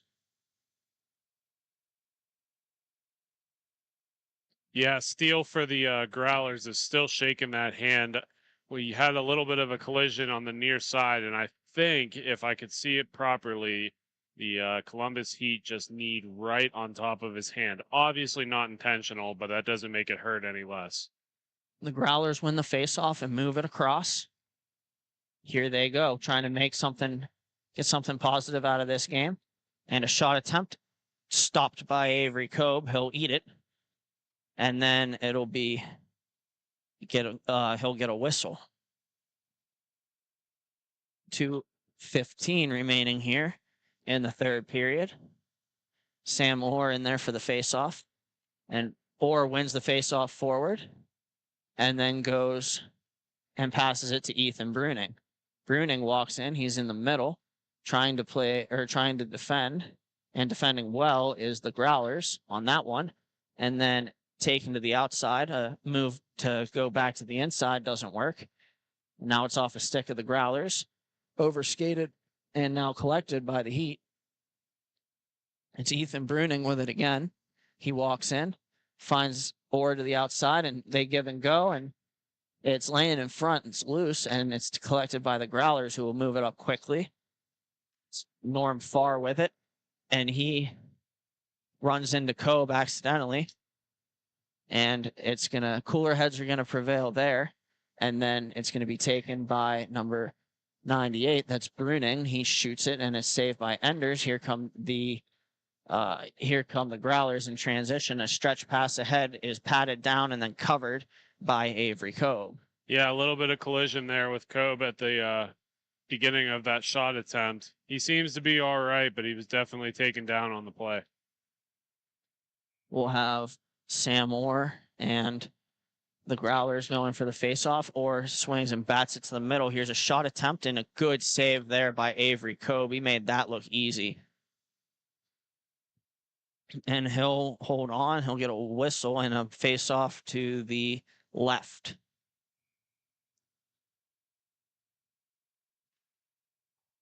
Puck smashed off the far side boards. Taken now behind the net by the Growlers. They'll try to work it in front off a skate. They'll move it back to the point now. That's Brian Steele. Good to see him back in action after that collision. It's going to be played along further. And less than 10 seconds to go now. It's going to be taken by Jim Boas. And Boas looks up. And he's just going to let the time run out. And that'll do it for this one. The Columbus Heat have won in convincing fashion 6-0. We'll step aside for a word from our sponsors, and thank you for watching Grove City Hockey.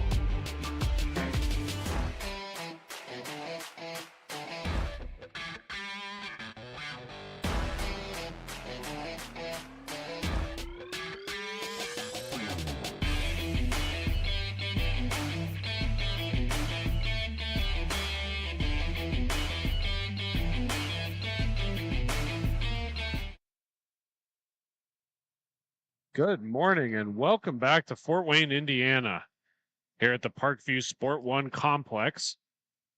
This will be one of our T3 matchups today as we have the Desperados taking on the Motor City Magic, both of these teams from Detroit. Motor City will be on the left side of your screen starting out here in the white and blue, and in the blue and orange on the right side of your screen will be the Desperados. In goal for the Motor City Magic, Carter Patnaugh. Carter, one of the more predominant goalies in this division, having a very successful season. And Andrew Bogan will take the cage for the Desperados. Joined with me in studio is Brandon Britton on color. Britt, we've seen both of these teams play a lot of times, and being from Detroit, they have a very familiarity with each other.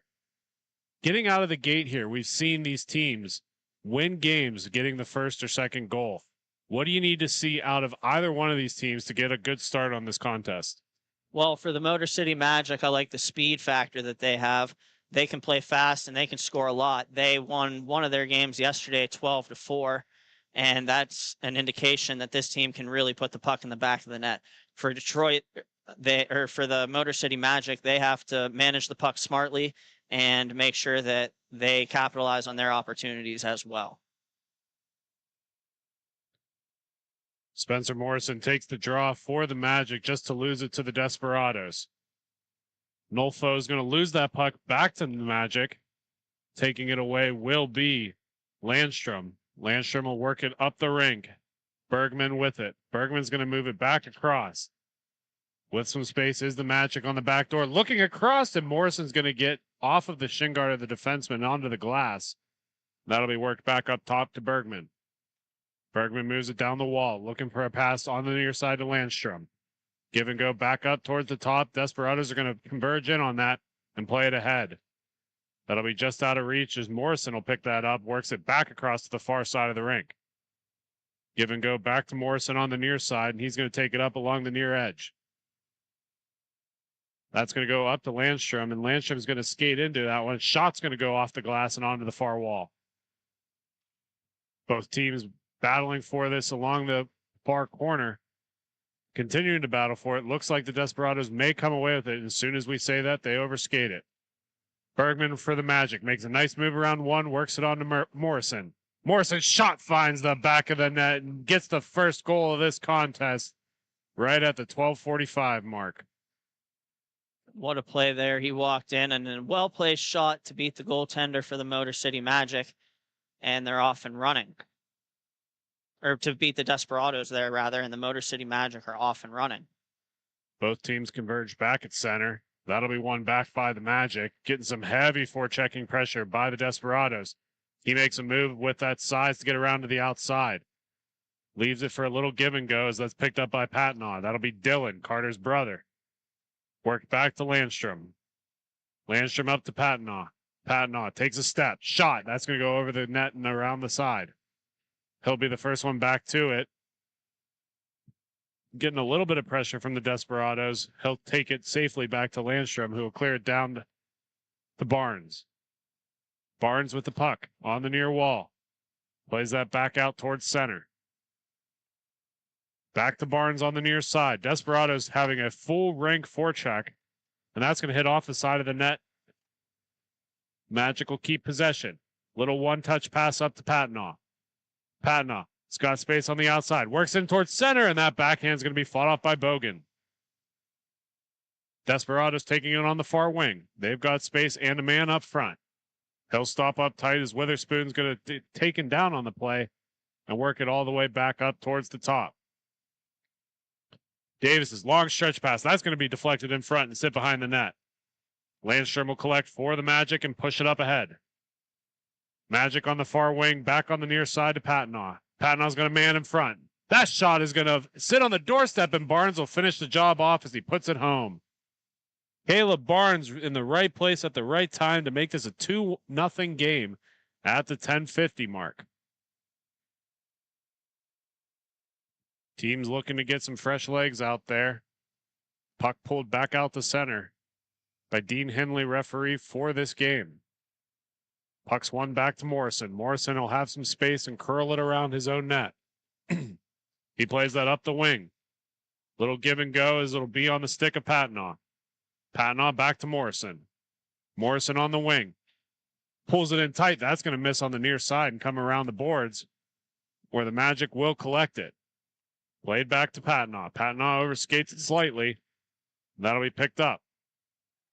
Overskating it once again is the Magic.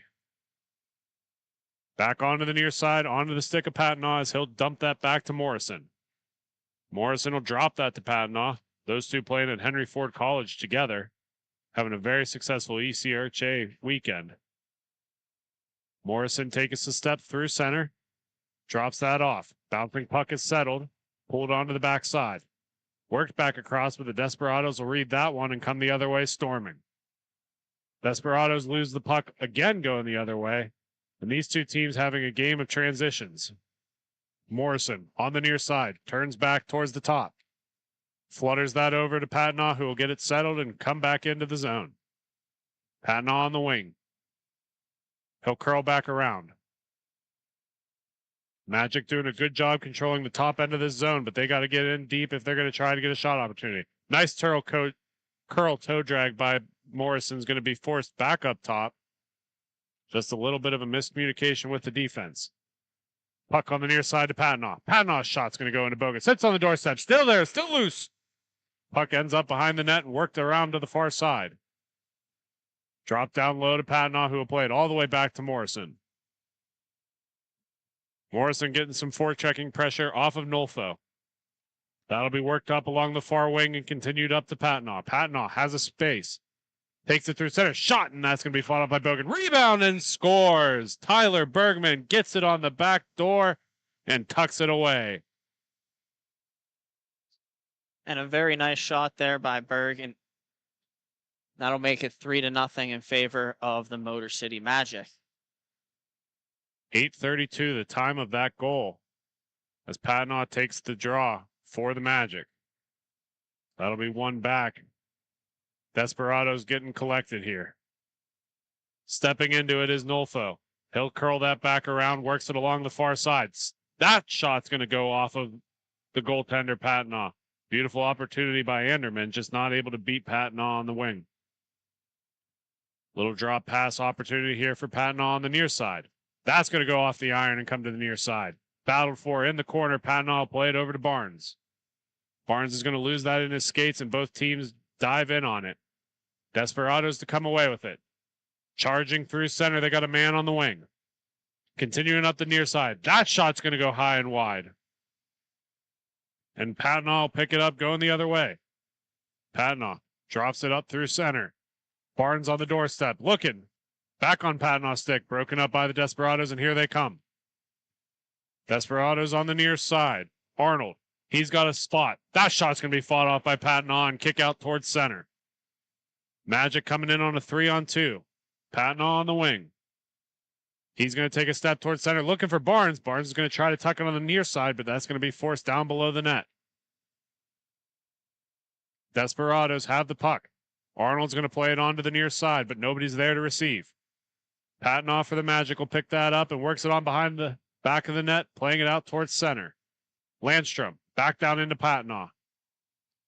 Patnaugh continuing to be patient as he dumps that off to Barnes. Barnes down low. Makes a move around one, plays that back. Magic continuing to fight here. Finds Patnaugh on the doorstep. Makes a beautiful move around one, but ran out of real estate as that's forced to the corner for a turnover. Here come the Desperados. Makes a nice move around one. Opportunity for Nolfo as that goes to the far corner.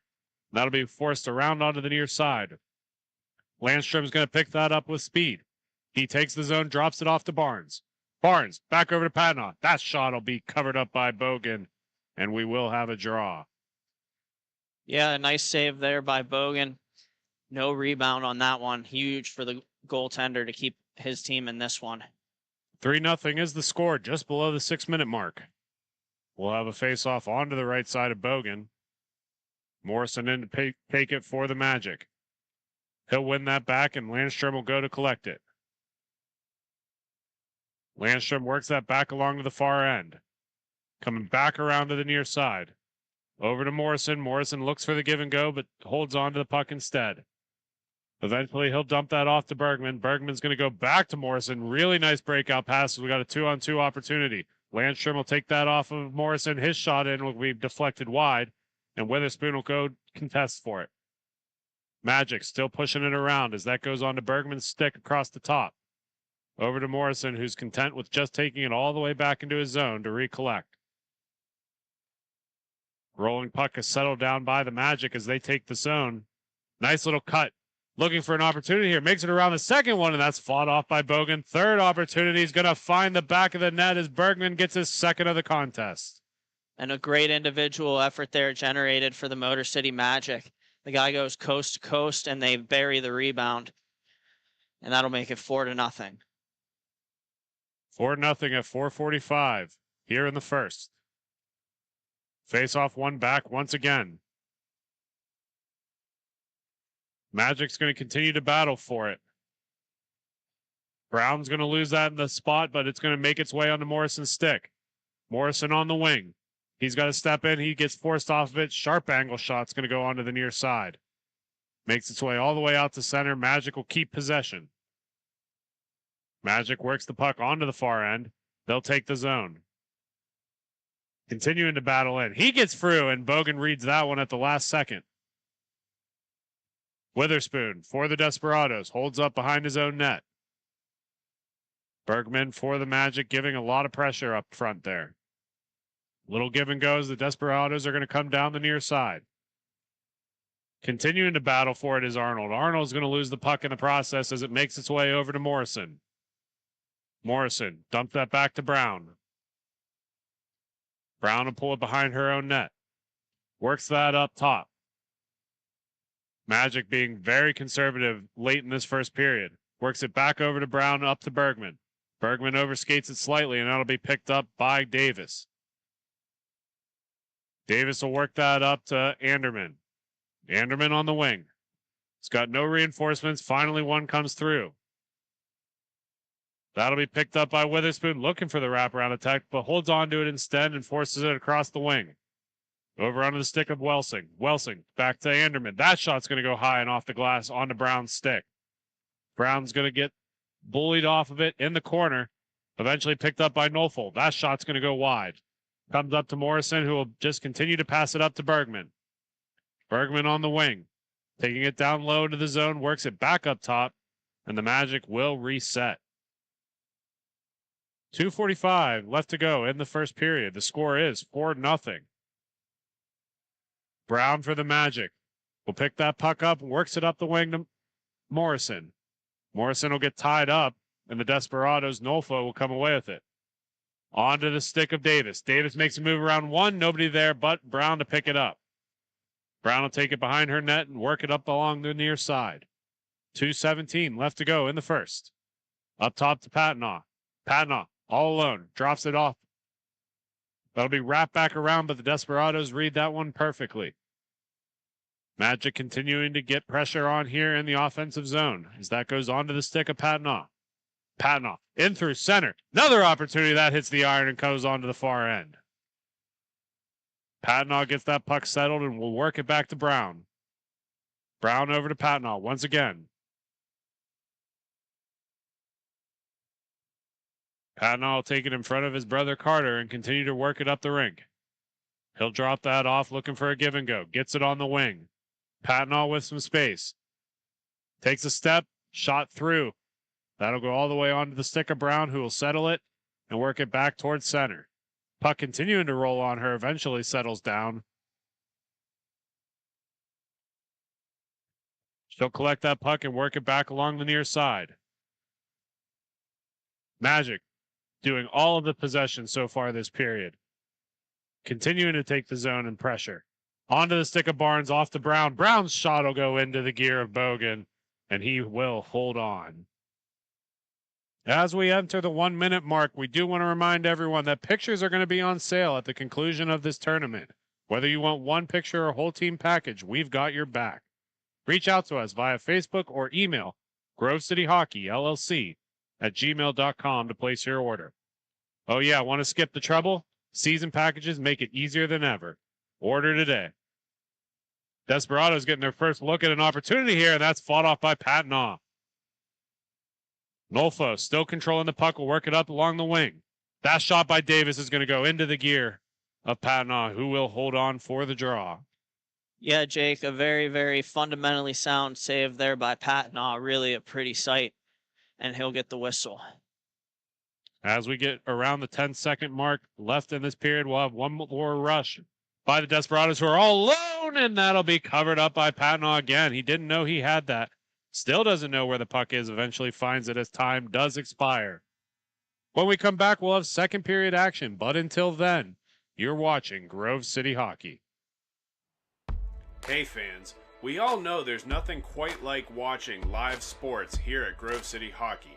However, even we know it's not the best way to make a memory. We've got you covered in that department too.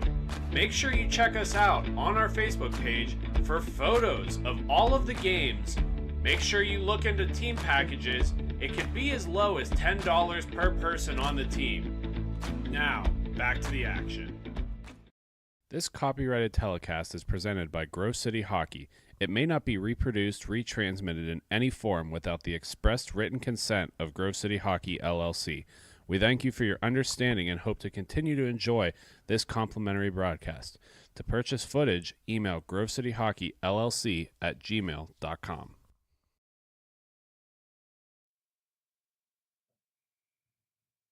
As both teams take the rink for the second period, a quick recap from the last period. 4-0 is the score. The Motor City Magic dominating possession and getting most of the chances on net. Desperados getting a couple of late surges in the first period. Still scoreless, though, for them. Anderman takes the center for the Desperados. Both teams getting ready for their net. That'll be dropped back. Picked up by Welsing. Welsing skating backward with the puck. Getting some pressure by Barnes. He'll hold up behind his own net and set up the breakout. Overskated by Arnold. Welsing will pass it up to him eventually. Arnold takes the zone.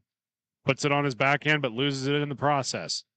He'll get taken down on the play. No call will be had. Worked back up top to Welsing. Welsing with the puck. Fires it from long range. That's going to go wide. Desperados will keep possession, though. Corey Davis with the puck on his stick. He'll be pulled all the way back, where it'll go back to Welsing. Welsing will work it down along the near side. Back over. Overskated a little bit by Davis. He'll still get a shot on it. Patnaugh reads that one, as Davis will pick that puck back up and work it up to Arnold. Arnold across to Welsing. Welsing shot, and Patnaugh reads that one too. Continuing to battle for it in the corner as the Magic come away with it. They'll work that up along the near side to Patnaugh. Patnaugh over onto the stick of Barnes. Barnes back to Patnaugh, and that finds the back of the cage. Dylan Patnaugh tallies one again for the Magic. A beautiful give and go play there, and that'll make it 5-0. What a good opportunity, and the Motor City Magic are in the driver's seat. 12:30, the time of that goal. As Britt just mentioned, it is 5-0. Magic over the Desperados. Desperados win the draw. Worked all the way back up into the zone. Nice little reception there, as that one is miscommunicated, and it's going to be picked up by Bergman of the Magic. Bergman up along the near wall, bounces it off the back of the net, back over to Bergman. Bergman continuing to carry and pressure. He gives that away in the process. Another opportunity for the Desperados on their backhand. That goes off the side of the net and sticks behind. Nolfo not able to capitalize on that. Eventually loses the puck to Morrison. Drops it back to Bergman, sends it across. Looking back for the stick of Morrison, who's all alone, and he makes it count as he puts it right over the blocker of Bogan to make it a 6-0 game.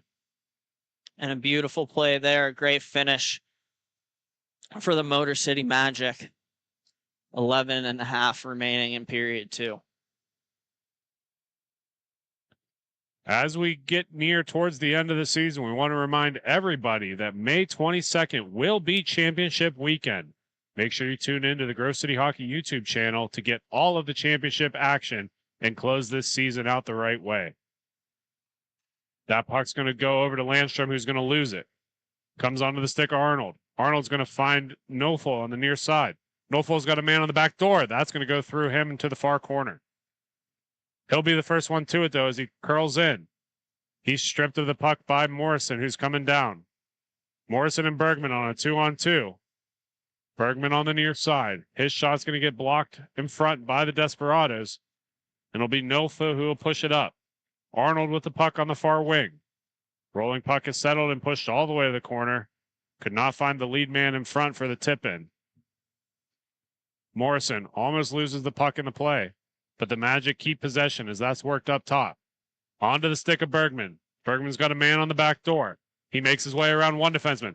He's got a shot opportunity. Bogan had the initial read, but couldn't find the puck after it hit him. Desperado's able to clear the zone as they push that up to Arnold. Arnold takes a step, and Patnaugh has that red the whole way into his glove. 10 minutes remaining in the second period. The score is 6-0. The Motor City Magic leading the Desperados. And good job by Patnaugh to cover that one immediately. No rebound. Face off on the right side of Patnaugh will be one to the near end. Racing for it is Dylan Patnaugh, who will dump it back to Brown, who will continue to work it back to Barnes. Barnes over to Patnaugh. Patnaugh curling in. He's got Brown on the wing. He'll take it in through center himself.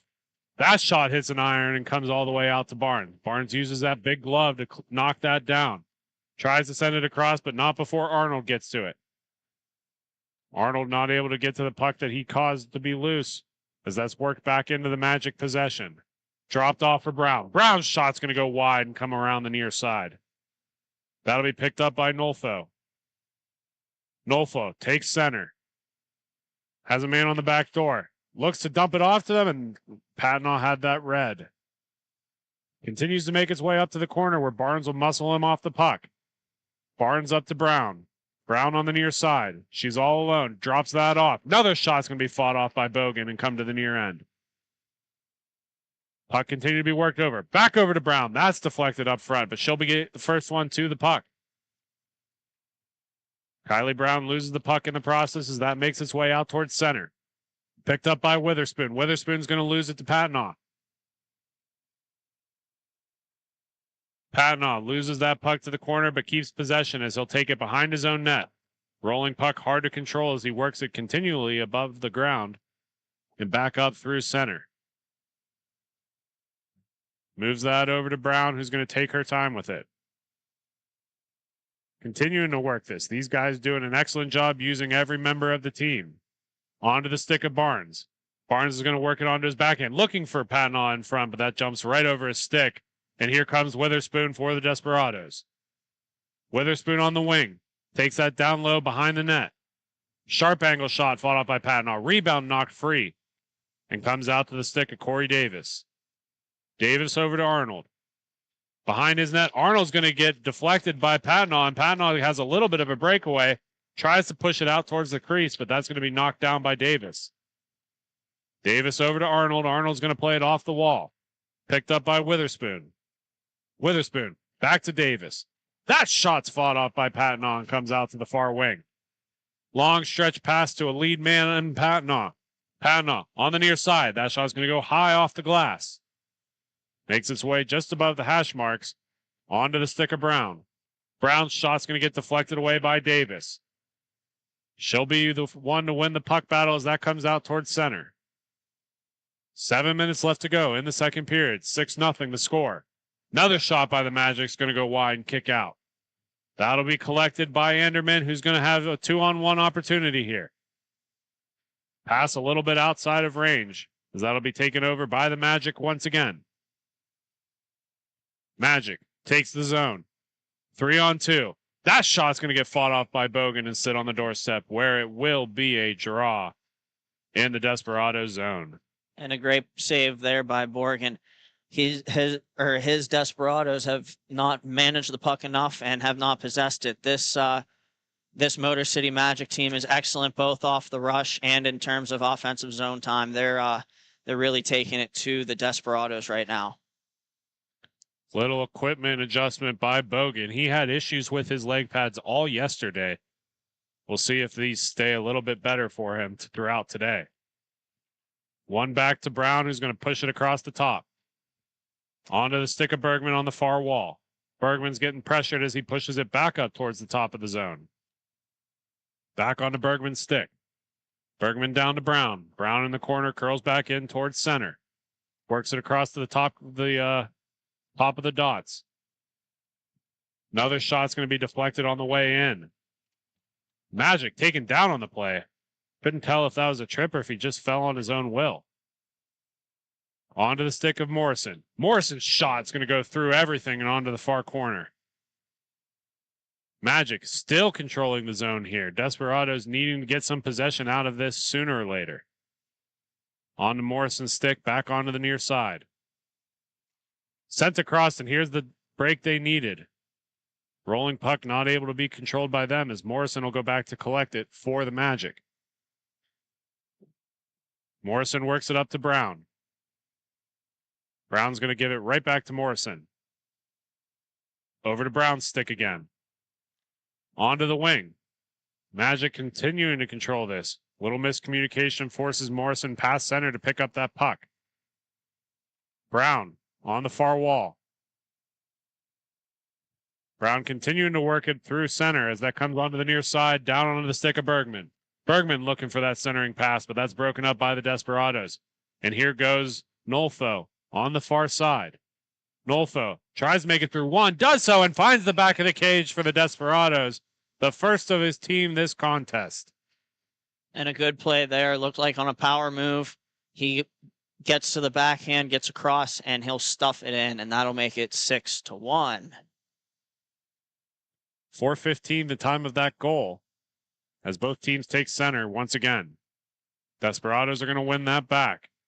Welsing has the puck. He'll pass it around the far side of the rink over onto the stick of Arnold. Arnold back onto the near side for Nolfo. He's got one this contest. Nolfo looking for a second as he makes a move around Brown, but that's going to go wide. Puck played up through the Magic zone as a rolling puck's a little hard for Morrison to collect. Back onto the stick of Morrison. He'll curl back out towards center. Morrison with the puck once again, being very patient. He'll take it all the way behind his own net, where they'll hold on. Desperados doing nothing to pressure right now as they're going to get some changes here and hopefully get some fresh legs. Morrison works it around the far side to Bergman. Bergman back over across, but not before the Desperados take it over. Magic doing a great job to get that puck right back. Cutting in through center, that shot's going to get blocked in front, and Welsing's going to shake it off his wrist as he'll push it up through center. Continues to make his way up to Nolfo. Nolfo gets forced off of it, and Patnaugh read that one. Morrison will pick up the puck off of his goaltender and move it up to Bergman. Bergman will send it across. 2-on-2 opportunity. On the backhand, down below the net. Magic still continuing to possess this puck as they'll send it all the way back for Morrison and just continue to be patient. 2:25 left to go in the second period. 6-1 is the score. Breakout set up by the Magic. Continuing just to work it up along the near side. Magic looking in front, but the Desperados are going to break that up as Nolfo has the puck coming through. 1-on-1, 2-on-1 if he hurries. Magic doing a great job getting back on defense there and forces him below the net. Desperados trying to push it through center. Magic there to read it. Welsing with the puck. Getting pressured by Bergman. He'll move that back up top to Arnold. It'll bounce right over Arnold's stick and he'll have to go back to collect it, but he'll surge through center on the near side. Arnold on his backhand, looking through center. That makes its way through everybody, and Barnes is going to pick it up for the Magic. Barnes over to Morrison. Morrison, it's got a 3-on-1. Brown's shot's going to go right into the glove of Bogan, and he will hold on. Nice save there by Bogan into the glove. Watching that one all the way in, no rebound. Barnes for the Magic and Bogan for the Desperados, joking in the crease. It's nice to see at least these guys are having some good sportsmanship about this game that's getting a little bit away from the Desperados. Puck one back to Brown, who's going to work it down to Patnaugh. Desperados converge on that, but not before Brown can get to it. Brown gets it lost in her skates, and the Desperados will pick it up. Desperados on the wing. That shot's covered up by Patnaugh as we get just under a minute left to go in the second. Yeah, he's reading everything right now. Face-off will be to the right side of Patnaugh. Barnes will take it to draw up against Anderman. Anderman wins that up top. That's overskated. Picked back up by Witherspoon, who's going to get stripped of it by Barnes. 25 seconds left to go. Barnes and Patnaugh on a 2-on-1. Ran out of real estate, and that'll go lightly into the glove of Bogan, who will emphasize the windmill after the fact. Good save there. He's played better than the score indicates today. Under 10 seconds left to go as we have one more final draw for the period. Onto the stick and back into the glove of Bogan, and that will do it for the second period. When we come back, we'll have the conclusion of this game, but until then, you're listening to Grove City Hockey.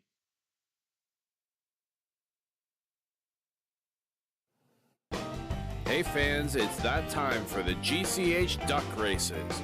Make sure you get your picks. We have Mikey, Duke, Tex, and Ranger. Here we go.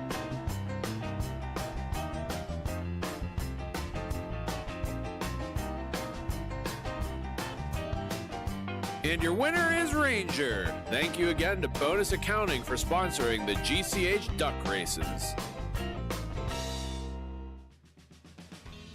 Everyone has their own unique pre-game preparation, and most of them are pretty different, but there's one thing in common, and that's Jack's Hockey Wax. Get this locally produced wax that isn't shipped from across seas, but made here right in the US. The best smelling, best feeling, and best performing hockey wax on the market. Oh yeah, and I almost forgot to mention, they sell tape too. Visit them at jackshockeywax.com to get your order today. If it isn't from Jack, put it back.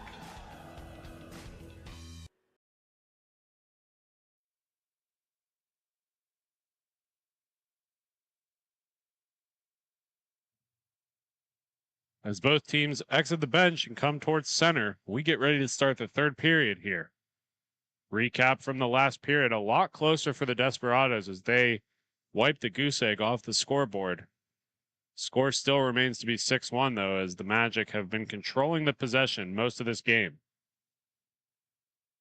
Face-off won by the Desperados along the near side. Here comes Arnold. Arnold comes in all alone and just misses the puck at the last second. Second opportunity is fought off by Patnaugh. Landstrom will hold the puck behind his own net. He'll work that up to Patnaugh. Patnaugh takes center, drops it off to Barnes. Barnes makes his move around one, makes room around two, but can't get the puck controlled as it just slides off his stick. He finds Patnaugh on the wing, and that's going to go high and off the glass. Landstrom chips in to pick that up, but the Desperados get to it first. Looking up ahead, that was just missed by Corey Davis as it went all the way through and down below the net. Witherspoon takes it up for the Desperados. Rolling puck's finally settled and worked all the way back up top.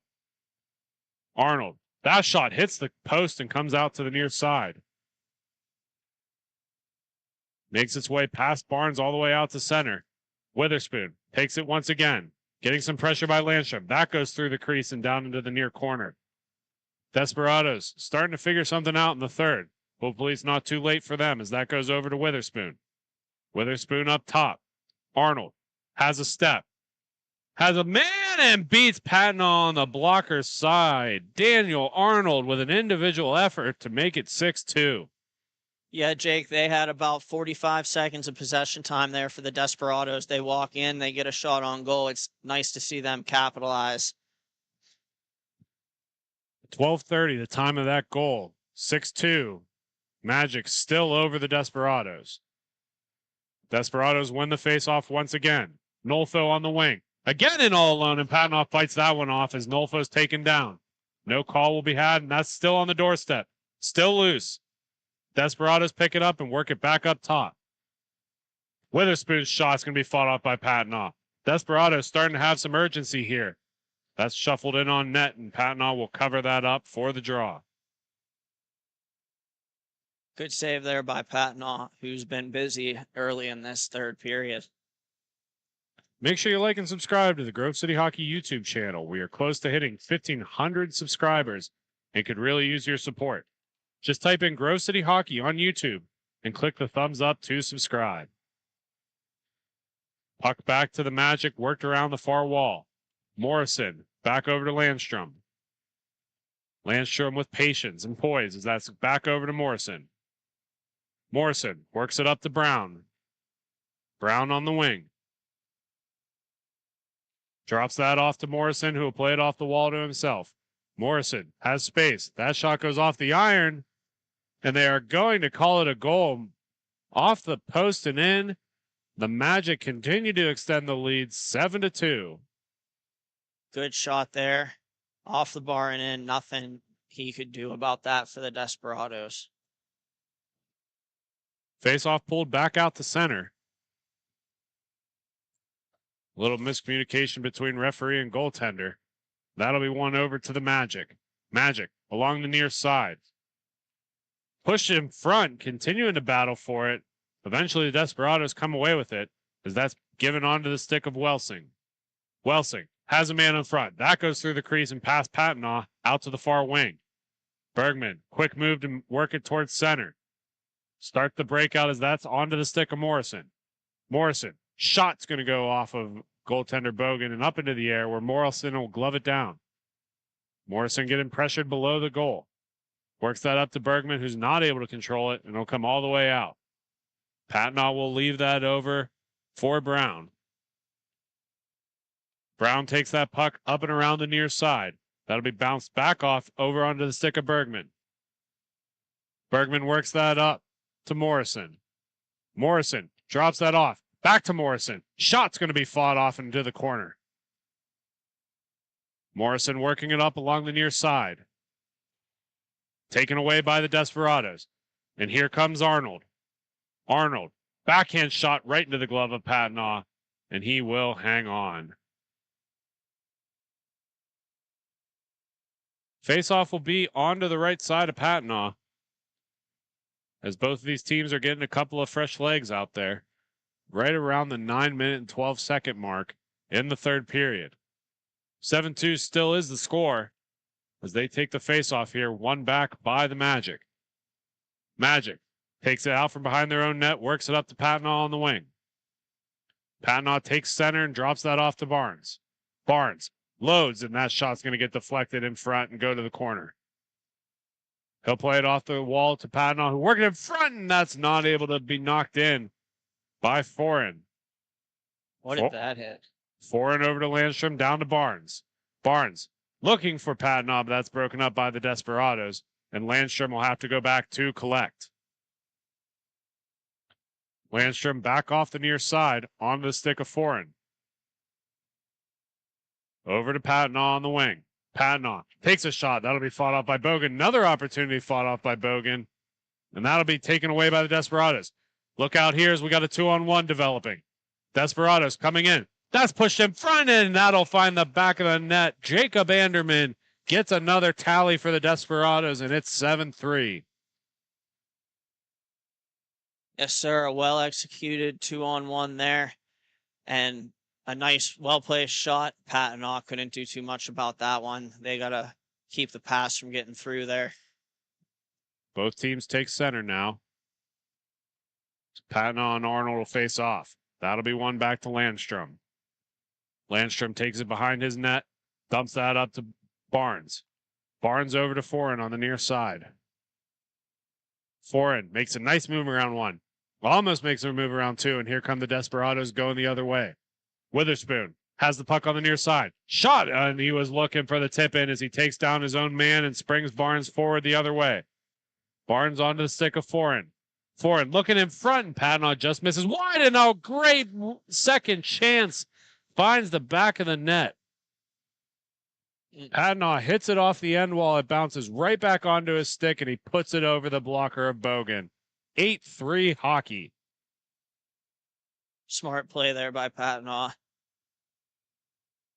7:54 left to go in the third period. Magic continuing to control the pace of this game.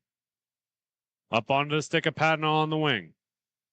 Patnaw taking his time. Almost makes his way around the Desperado, but not before it's taken over. Barnes will take that right back for them. Possession continuing to switch hands between these two organizations. Eventually finds its way onto the stick of Patnaw and over to Landstrom. Landstrom in the near corner. That's going to be overskated, and Barnes will collect it for his team. He's getting heavily pressured and eventually goes all the way back to Carter Patnaw, who's looking to get a goalie assist here. Carter over to Dylan. Dylan's going to take this in. And knowing those two, this is not going to be a passing play. He wants that goalie assist. Here comes the shot and almost gets it done as that goes off the side of the net and around to the far corner. That'll be worked up to Nolfo. Jeffrey Nolfo on the far side, broken up by Barnes. Those two will go in on it, and eventually it'll come out to Patnaw's stick. Patnaw up to Foreign. Back to Patnaw. Patnaw chips through. Almost alone, but it has to curl down below. Looking for a man in front. Patnaw hanging out behind the goal. Out on the stick of Foreign. That's going to go onto the doorstep, but be pushed all the way to the corner by Bogan. Foreign over to Bergman. Bergman curls back in. Makes a move around one. Still has the puck. He'll wrap it around to Patnaw on the far side. Back up top to Foreign. Foreign loses the puck. 2-on opportunity here for the Desperados. Coming in on the near side. And that's going to miss wide and come out towards center. Foreign for the Magic will be the first one to it. He's with Patnaw. In on a 2-on-2. He gets pulled down below the red line, looking to push that out towards center.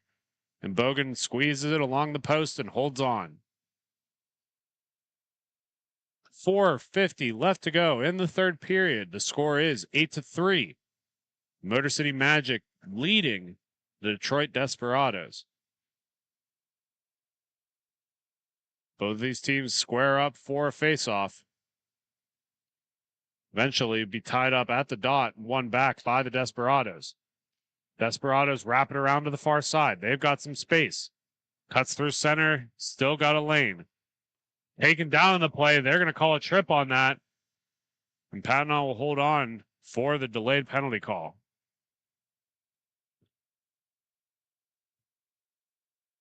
Dustin Foreign is going to be taking a trip to the penalty box here. 2 minutes for tripping. And the Desperados are going to go on to the power play.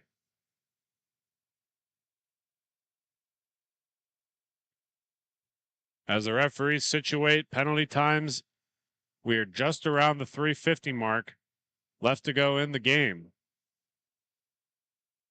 Face off to the right side of Patnaw.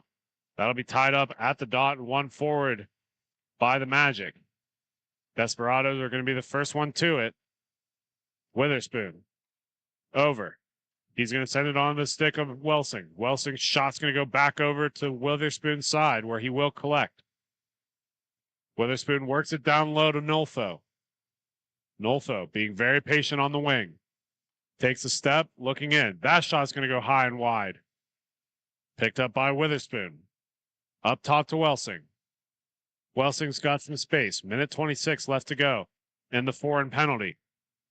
Back over as the Desperados are working it across the circles. Up top. Back down low to Nolfo. Nolfo, that's going to be broken up by Morrison, but can't quite get out of the zone. Right along the blue line is Welsing. Welsing's shot deflected in front by Arnold, but not on net. Back on Nolfo's stick. Another shot, and that'll actually hit Arnold in front. And Brown's going to fight for it for the Magic. Brown works it up to Patnaw. Patnaw in on a one-on-one. This is his specialty. Works it on the backhand, but that's going to go over the net onto the near side. And Nolfo will work it back down around for the Desperados. 40 seconds left to go in the Foreign penalty. Onto the wing to Nolfo. That shot's going to get fought off by Patnaw. And Witherspoon will pick it up top. Sends it over to Welsing. Welsing continues to creep in on the wing. Another shot opportunity is going to go through the crease and out to the far side. Witherspoon picks it up through center. Lots of opportunities here for the Desperados on this power play. None have found the back of the cage yet. Down low, Nolfo. Up top to Witherspoon. Doesn't quite get that one on as it goes to the far wing. 3 seconds left to go on the foreign penalty.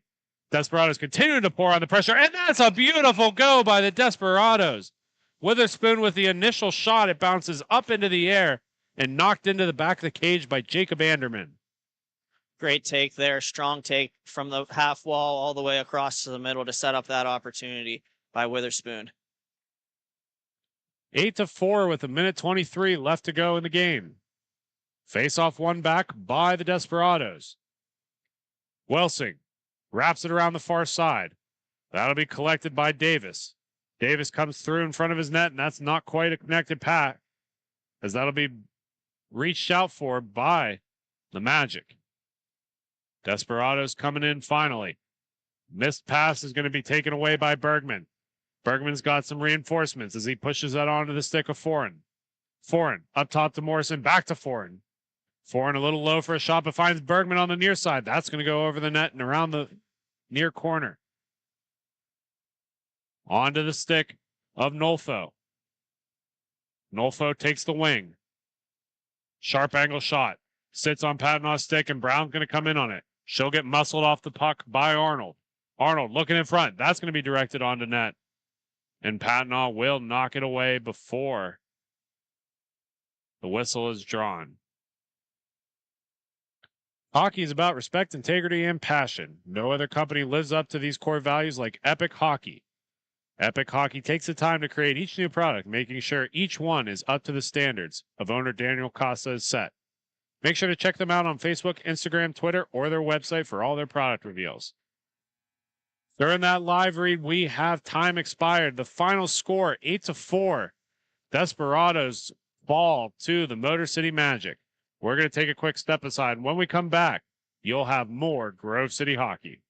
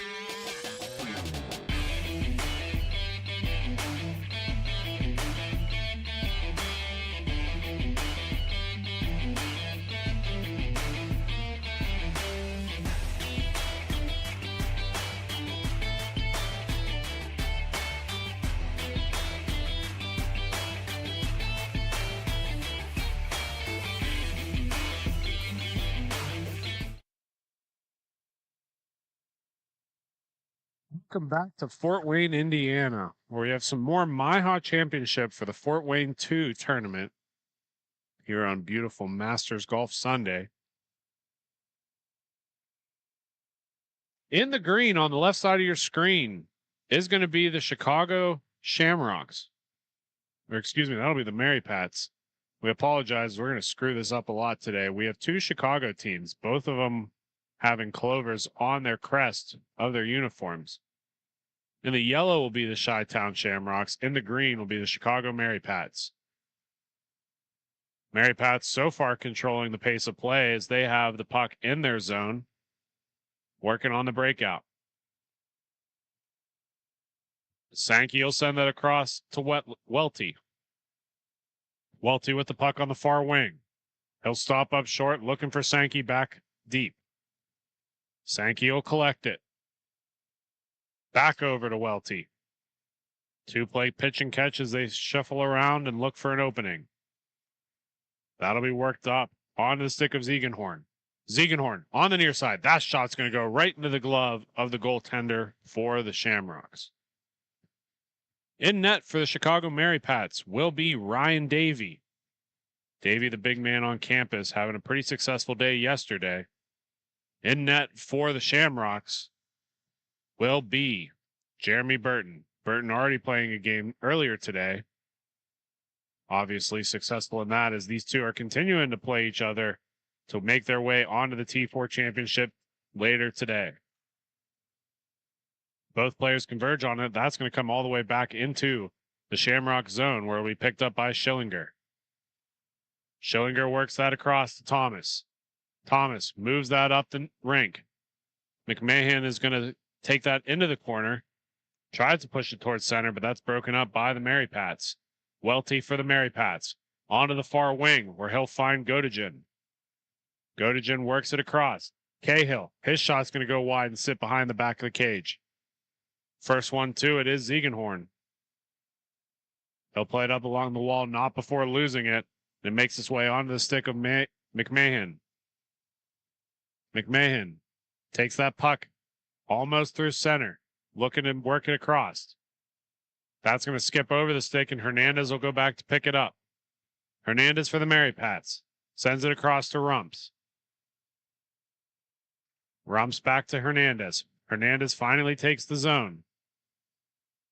Shuffles it down low, and that's going to just roll right off the stick and onto the stick of Dale Schillinger, who'll push that up for the Shamrocks. He works it across to Natali, who can't quite hold on to it as the Mary Pats take it over. Mary Pats looking in front, and that'll be covered up by Burton, and he will hold on for the draw. Joined in studio with me is Brandon Britton. Britt, you've seen both of these teams yesterday. You have some notes, I'm sure. But what I want to talk about is, what do you think it really means for these two teams, both from Chicago, surely having plenty of time facing each other? Does it get a little bit more chippy, or is it a little bit more relaxed because you're playing with your buddies?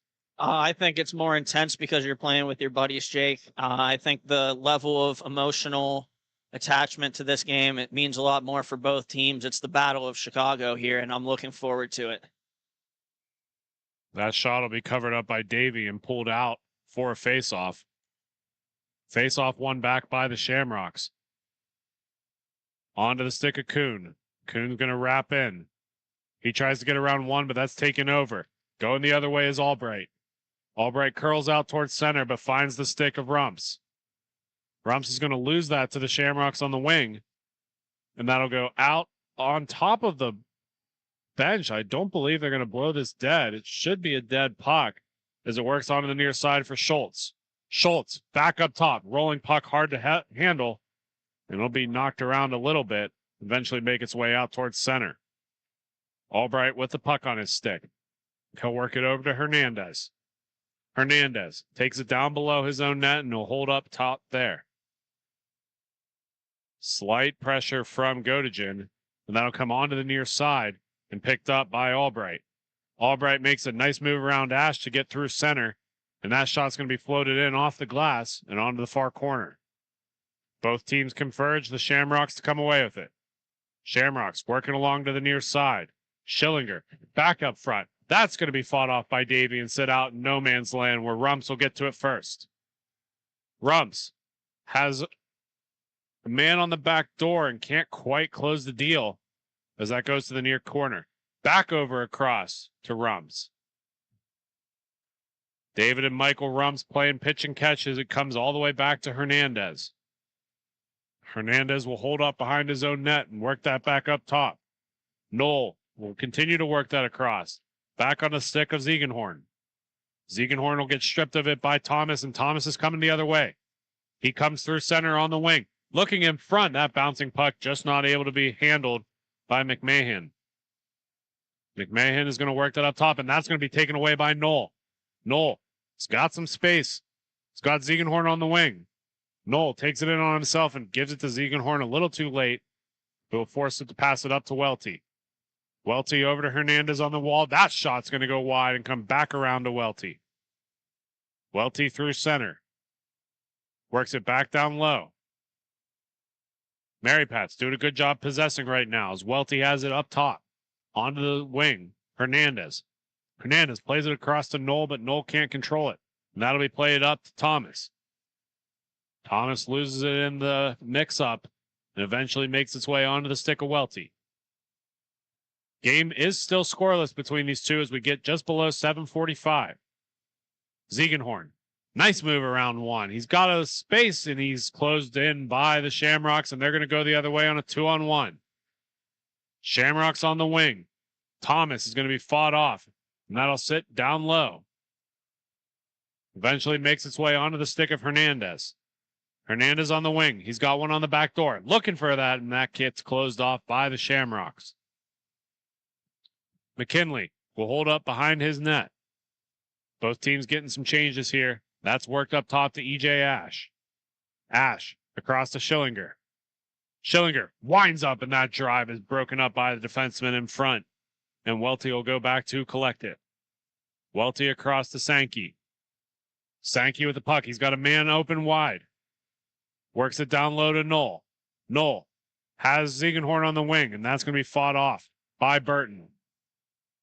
Puck played to the corner. Knoll will leave it for Sankey. Sankey works it down low, but Schillinger is going to be the first one to it. Schillinger wraps it around to the far side where it'll be collected by Natali. Natali up top to McMahon. McMahon all alone. Gets stripped of the puck by Welty. No help by the Shamrocks. Sankey wraps it around to the near side. First one to it will be Ziegenhorn. Ziegenhorn's got Knoll up front.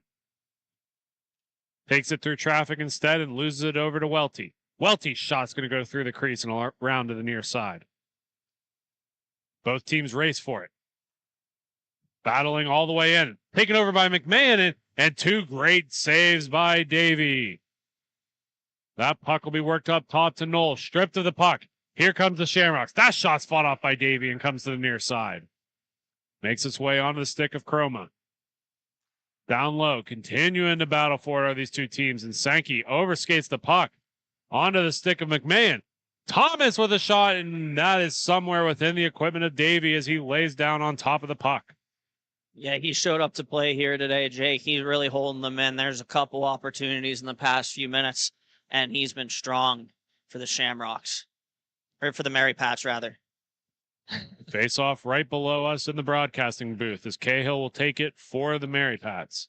One back by the Mary Pats, and that'll be Gotigen. Gotigen will lose the puck to Rumps and eventually will make it onto the way of the stick of Kuhn. Kuhn taking some time, chips it up ahead. That'll be dropped back. Another shot is going to go by Davey and to the far wall. Gotigen with the Mary Pats puck in his possession. He works his way onto the near side. Has a man on the back door, and that's going to go over the net and down below. Gotigen's still going to be the first one to it as he passes it over to Rumps. Rumps not able to get a stick on that as Thomas will dump it all the way down where Hernandez will play it back. Hernandez makes his way around one onto the near corner. Wraps it down below the net. Looking for a man in front, but nobody's there as he passes it up the wall to Rumps. Rumps getting some pressure slightly on the top of the wing. Takes it across center and onto the near side. Rumps will turn back in and work it back to Hernandez. 4:15 in a scoreless game here in the first. Hernandez signaling and running the play for his team. Long stretch pass tipped in front by Sankey, but that's going to be knocked out wide to Rumps. Rumps with the puck down low. Looking in front, and that's going to sit down below the net. Still holding possession is the Mary Pats. Back up onto the stick of Rumps. Rumps sends it across to Hernandez. Hernandez back to Rumps. Back to Hernandez. These two just sneaking away from the defense as they'll take it down below into their zone. Hernandez will hold up behind the goal. Getting some slight pressure from McKinley. Hernandez trying to bait him to come behind the net. Eventually he does, and he'll work it up to Rumps. Rumps up to Cahill. Cahill takes it through center. Makes a move around to the outside. Gets forced down below the red line and has to wrap it around onto the near end. Back up top to Hernandez. Hernandez sends it down low, but can't quite get onto the stick of Rumps. Godejan will pick it up for his team, however, and while trying to wrap it up top, will lose it in the process. Over onto the stick of McKinley. McKinley back down. Picked up by Natali. Natali will hold up behind his net. Send that back up through center. Can't quite find the stick of Sillinger as it comes all the way back out to Davey. Davey will leave it for Rumps behind his net. Comes up on the far side. Played up ahead. Onto the stick of Godejan. Godejan has a shot, and that's going to be knocked away by the defenseman of the Shamrocks.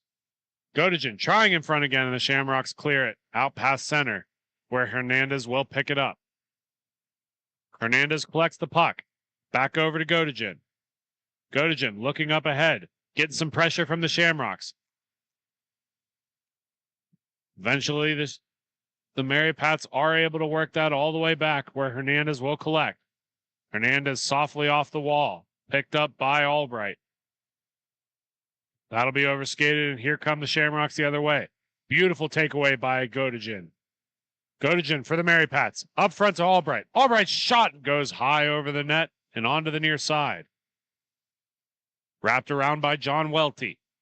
Welty looking in front. That shot sits in the middle and will be sent all the way back out towards center. Welty will collect for the Mary Pats. Minute 34 left to go in this scoreless game. Shamrocks and Mary Pats get some changes apiece. Welty takes the zone.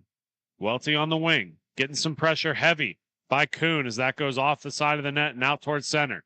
Both teams race for it. Shamrocks get possession. Opportunity here for Thomas. That comes onto the near side. Wrapped around to McMahon. McMahon overskates it, and Sankey will shoot it up for the Mary Pats. Continuing to work it across, and eventually makes its way onto the stick of Albright. Justin Albright on the wing. 56 seconds left to go. Left it behind for Rumps. Rumps getting some pressure heavy as he sends it through the crease onto the far side. Back over across the top where Sankey will collect it. His draw is going to go right into the equipment, and Burton will hold on for the faceoff. A good save there from Burton. He's been sharp today. As we get ready for the faceoff, make sure you like and subscribe to Grove City Hockey YouTube channel. We are close to hitting 1,500 subscribers and could really use your support. Just type in Grove City Hockey on YouTube and click the thumbs up and subscribe. As we get down to around the 15-second mark, Knoll for the Mary Pats has the puck through center. Tries to make his way around one, continues to hold the puck. Tries to pass it through the crease, but the Shamrocks are going to break that up. Up top to McKinley. McKinley loses it to Welty, and time will expire. When we come back, we will discover who breaks the tie in this 0-0 game. Until then, you're listening to Grove City Hockey. Fans, it's that time for the GCH Puck Shuffle. Just like in the arena, we bring the fun to you at home. Follow the puck.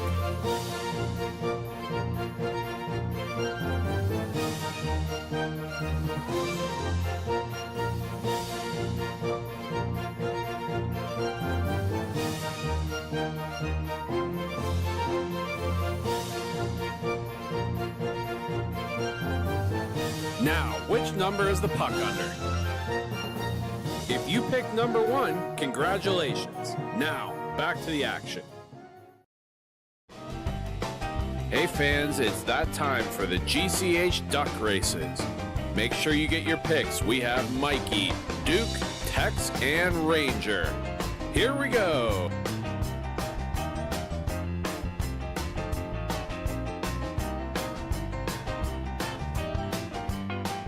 And your winner is Tex. Thank you again to Bonus Accounting for sponsoring the GCH duck races.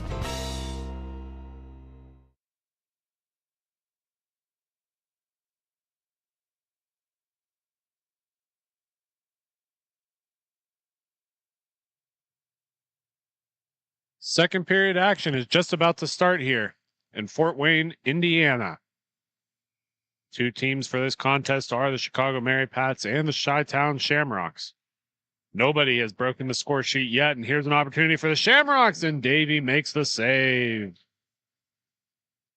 Dynamite save there by Davey as McKinley was in all by himself right off the faceoff.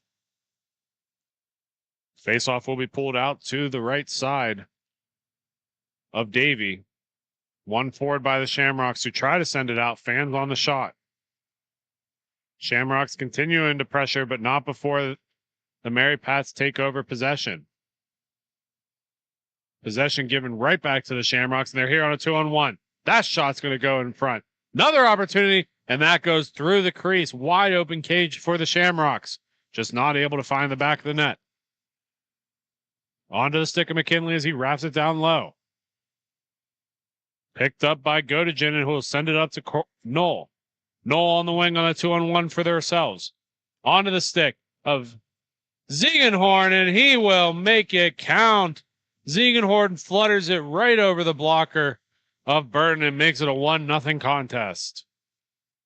Nice little backhand shot there, and it beats Burton. Face off back at center. Both teams taking the rink.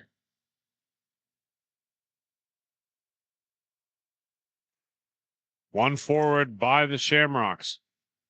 Mary Pats will take it right back from them, though, as Godejan's in. Godejan's shot's going to go wide. On the doorstep. Second the thing is fought off by Burton. Does he have the puck? Where is it? And he's got it between his legs. No goal. Good save there, even though an uncertain save by Burton. Face off pulled to the right side of Burton as that's going to be one back to Hernandez. Hernandez with the puck, taking it methodically all the way back into his own zone, and he'll work that up front. Another opportunity, finds the back of the net. Beautiful goal by the Mary Pats to extend it once again. Matt Cahill with the tally. Good shot by Cahill there, top shelf. Burton looked a little deep in the net on that one. Nevertheless, 2-0 Mary Pats. Pulled back out to center. Chicago Mary Pats starting to figure something out this second period. But here come the Shamrocks. Shamrocks wrap it around the outside, and that's going to go up the side of the wall. Worked back up top to Schillinger. Schillinger with the puck. Tries to send it back down to Thomas. Thomas with the puck. He's going to draw a penalty as he pushes that in on Davey, and they will eventually blow it dead. Good call there from the officials. Both teams are going to get some changes here as Matt Cahill is headed to the box. High sticking will be the call as the Shamrocks take the face-off here. Get ready to start down their power play journey.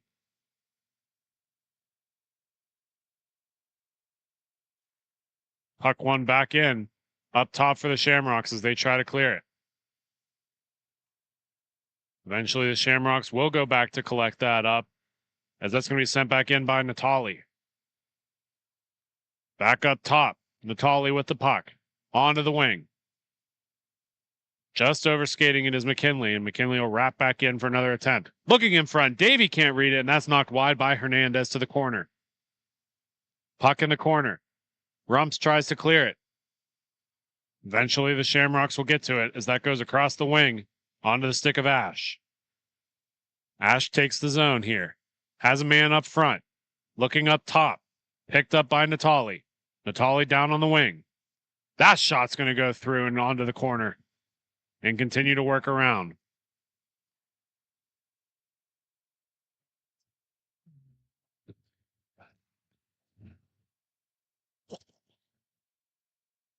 Puck's going to be continue to wrapped around to the outside. Onto the far corner.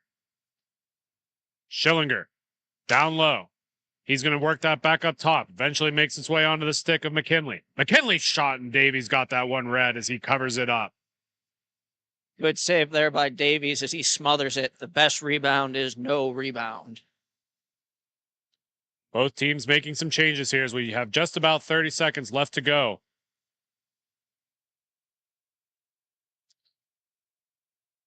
Face off to the left side of Davy. One back by the Shamrocks. Oh, and that opportunity just bounces over the stick of Kuhn as he was wide open, just not able to capitalize it.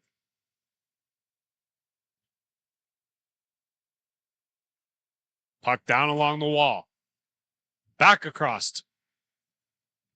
Pretty soon it's going to be full strength for Cahill as he goes to the bench. Out for him is Rumps. Rumps working his way into the defensive end. Shamrock still controlling possession as that shot's going to go to the corner. Rumps battling for it as it kicks out. Picked up by McMahon. McMahon with the puck. Up top. Eventually onto the stick of Tyler Kuhn.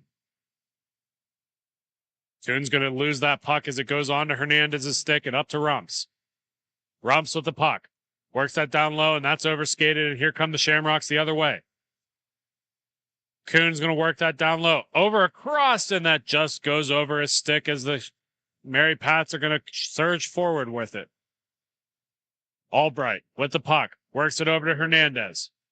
Hernandez backs that up top to Welty. Welty over to Albright.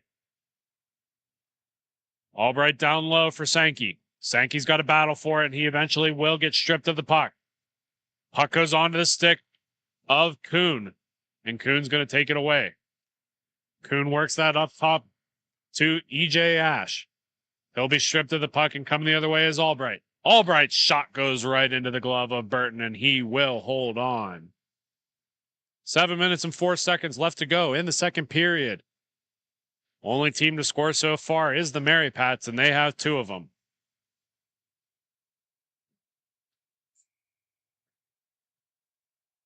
Ash to take the draw for the Shamrocks. He's going to win that back.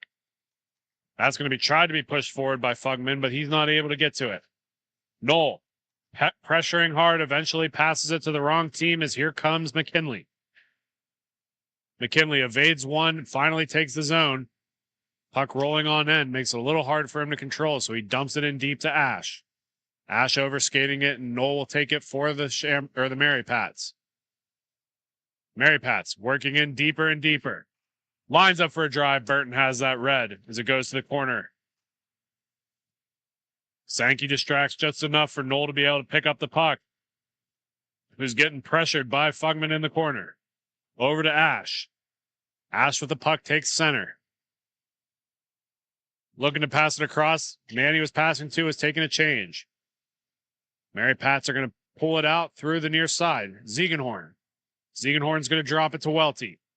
Welty getting pressured heavy by Natali. Knoll's going to take the draw with McKinley along the wall. Both these teams battling for it profusely. Eventually that's dumped in on Davey, who will settle it down for Rumps to pick it up. Rumps behind his own net, signaling for the team to break out. Everybody seems to be standing around. He's not understanding the drill. Eventually, Ziegenhorn's going to come down low to help. These teams being very patient. Rumps is going to send it along to the near side. That's going to go to the far wing where Welty will have to skate into it. Schillinger not able to get there in time. 2-on-1 opportunity, and the Mary Pats put it off the side of the net. Hangs down below the red line. First one to it is Natali. Natali comes on the near side. Picked up by Thomas. Thomas Sends that across. Gotigen breaks that up, and here comes Ziegenhorn the other way. Ziegenhorn sends it over to Gotigen, and that's going over the net. That'll end behind the net and eventually get worked all the way out top to McMahon. McMahon makes a nice toe drag around one. All alone, and he's going to get tied up on the play. Nothing will be called. Mary Pat's working towards center. Almost taken over. Eventually does get taken over by the Shamrocks. Schillinger on the doorstep. Works it across and can't find McMahon on the back door. 4:20 left to go in the second period. 2-0 is the score. Shamrocks starting to figure something out here as they work it across the top of the zone. Thomas is going to send that in deep, but not before Welty can get to it. Welty sends it down low. Miscommunication on the doorstep, and that was almost a bad one for the Mary Pats. Shamrocks just not able to convert on it. Puck held in deep by Welty. Team's getting some changes here. That's tipped on the way out. Still makes its way to Ziegenhorn. Ziegenhorn tries to push it up to Hernandez, but the Shamrocks will come away with it. McKinley sends that across. Natali on the side is going to push it over to Thomas, but he can't convert. Puck hanging along the near side. Both teams battling hard for it as Schillinger is going to be the one to it. Schillinger steps in, tries to make his move around one, but that's going to be stripped by Hernandez, who's got a man leading, and he just can't quite connect the pass.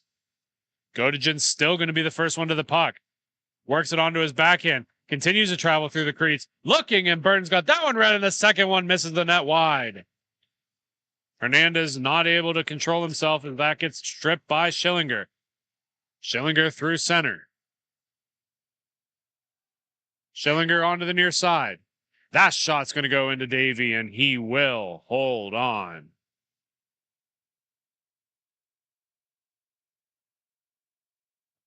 .2:45 left to go in the second period. 2-0. The Mary Pats lead the Shamrocks. Ashen to take the draw for the Shamrocks. That shot's going to go off of a defenseman and go onto the stick of Hernandez. Hernandez on the wing. Looking. That shot hits the iron, but stays out of the back of the net. Good opportunity for Cahill, just not able to convert on it. And the Shamrocks pressure hard. Here comes the Shamrocks and hits the iron themselves. Back-to-back posts by these two teams at opposite ends of the rink. Hernandez will collect for the Mary Pats behind his own net as we get just around the 2-minute warning. Coming in, looking for an opportunity is Rumps. Rumps will get that puck on the near side. Not quite to him. Eventually picked up by McMahon. McMahon's going to take it into the corner. Looks out front. That shot from Thomas is going to go through his stick and onto the wing. That'll be picked up by the Mary Pats. Mary Pats make it around one. Albright is going to overskate that, and here comes the Shamrocks the other way. Tyler Kuhn plays it off the wall to himself, but not before the Shamrocks get to it. Fugman playing it back to Burton. Miscommunication. That was almost a dangerous one for the Shamrocks, but they keep it out of the back of the net. Worked up the wing. Across. Ash with the puck on his stick. He'll drop that off for Kuhn. Kuhn takes the zone, cuts through center. Cuts back against the grain, getting heavily pressured by the Mary Pats. Rumps picks up the puck.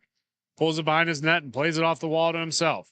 He's got Knoll up ahead. Knoll gets the biscuit. Knoll cuts through center. Nice little pass in, and Burton's able to read that one as he pushes it to the corner.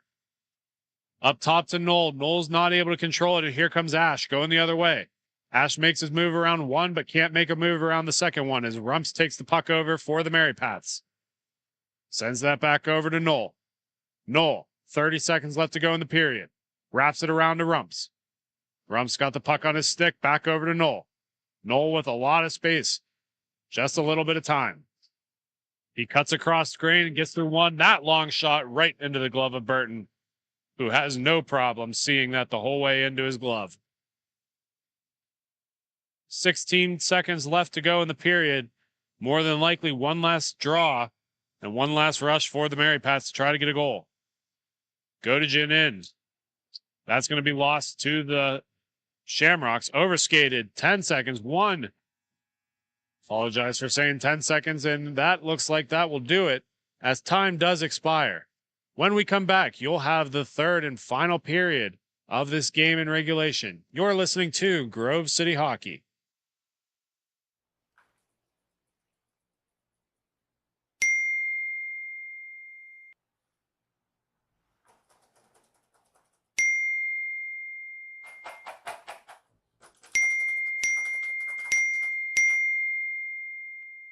Frustrated and wasting time doing your own taxes? Getting confused by complex forms? Waste your time no longer. It's time for you to check out Bonus Accounting.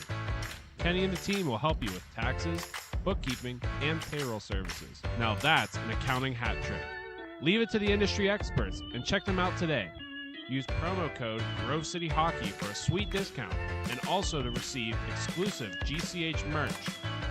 Bonus Accounting, the firm of the future. This copyrighted telecast is presented by Grove City Hockey. It may not be reproduced, retransmitted in any form without the expressed written consent of Grove City Hockey, LLC. We thank you for your understanding and hope to continue to enjoy this complimentary broadcast. To purchase footage, email grovecityhockeyllc@gmail.com.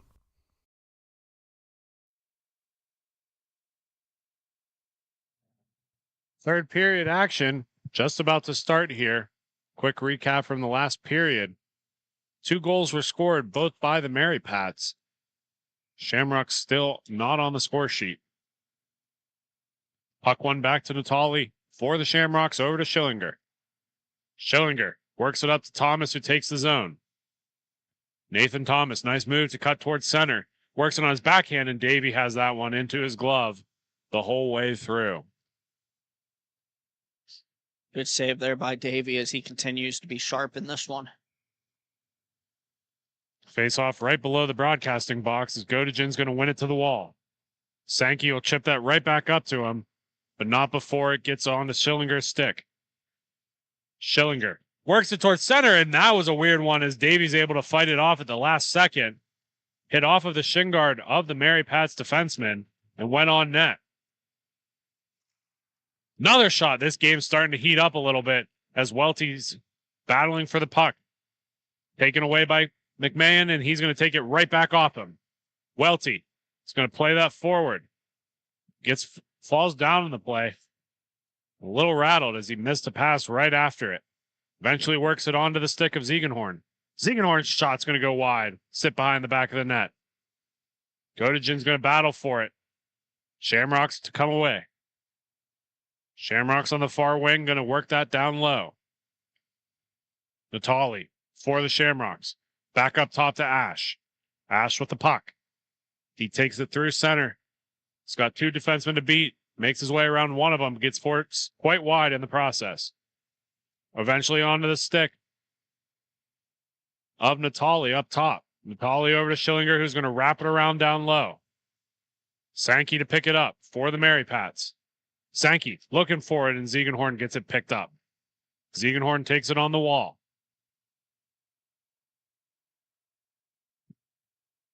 Ziegenhorn pulls it onto his backhand. Pushes it through center, and that'll be fought off by Burton. Brodeur-esque save there as he kicks the leg up to make the save, and Ash is going to be on the wing. Ash gets stripped of the puck by Hernandez, and eventually Ziegenhorn comes in to help. Ziegenhorn with the puck on the far wing. Takes it in through center. Looking for a shot option. Doesn't have it quite yet. That shot at a sharp angle is fought off by Burton. Goes to the wall where it'll be picked up by Godejan. Godejan has the puck. Works it up top to Rumps. Rumps' shot's going to be blocked in front and come to the near side. 11:20 left to go in the third period. Shot by Ziegenhorn is going to go off of a piece of equipment and up into the netting. 11 minutes left to go in the third period. Faceoff's going to be to the left side of Burton. In to take the draw for the Mary Pats will be Cahill. Cahill versus Ash. Ash ties him up and wins it back. That's going to be fanned on going across, and the Mary Pats will take the puck back over. Up top to Hernandez. Hernandez has a lone man coming in through center, but continues to be patient with the puck. Eventually just skates it away from the defenseman and creates some space for himself. Hernandez off of the skate of Rumps. Rumps back to Hernandez, almost broken up in the process, causing Hernandez to slightly overskate the puck. Broken up by McMahon, but not enough to give possession to the Shamrocks. Eventually won forward by Albright. Albright mishandles the puck, and Rumps has to go pick it up. Rumps off the wall to Cahill.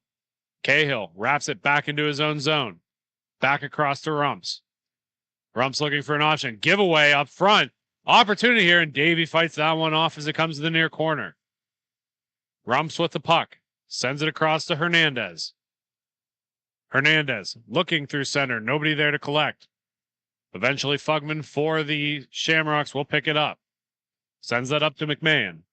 McMahon shots blocked. Second opportunity is blocked as well. Albright with the puck. He'll send that across. Hernandez works that up to Rumps. Rumps back to Hernandez. Will take it deep below his red line. Pressure coming from the Shamrocks. Rumps back to Hernandez on the near side. 9:15 left to go. Hernandez makes a move around one.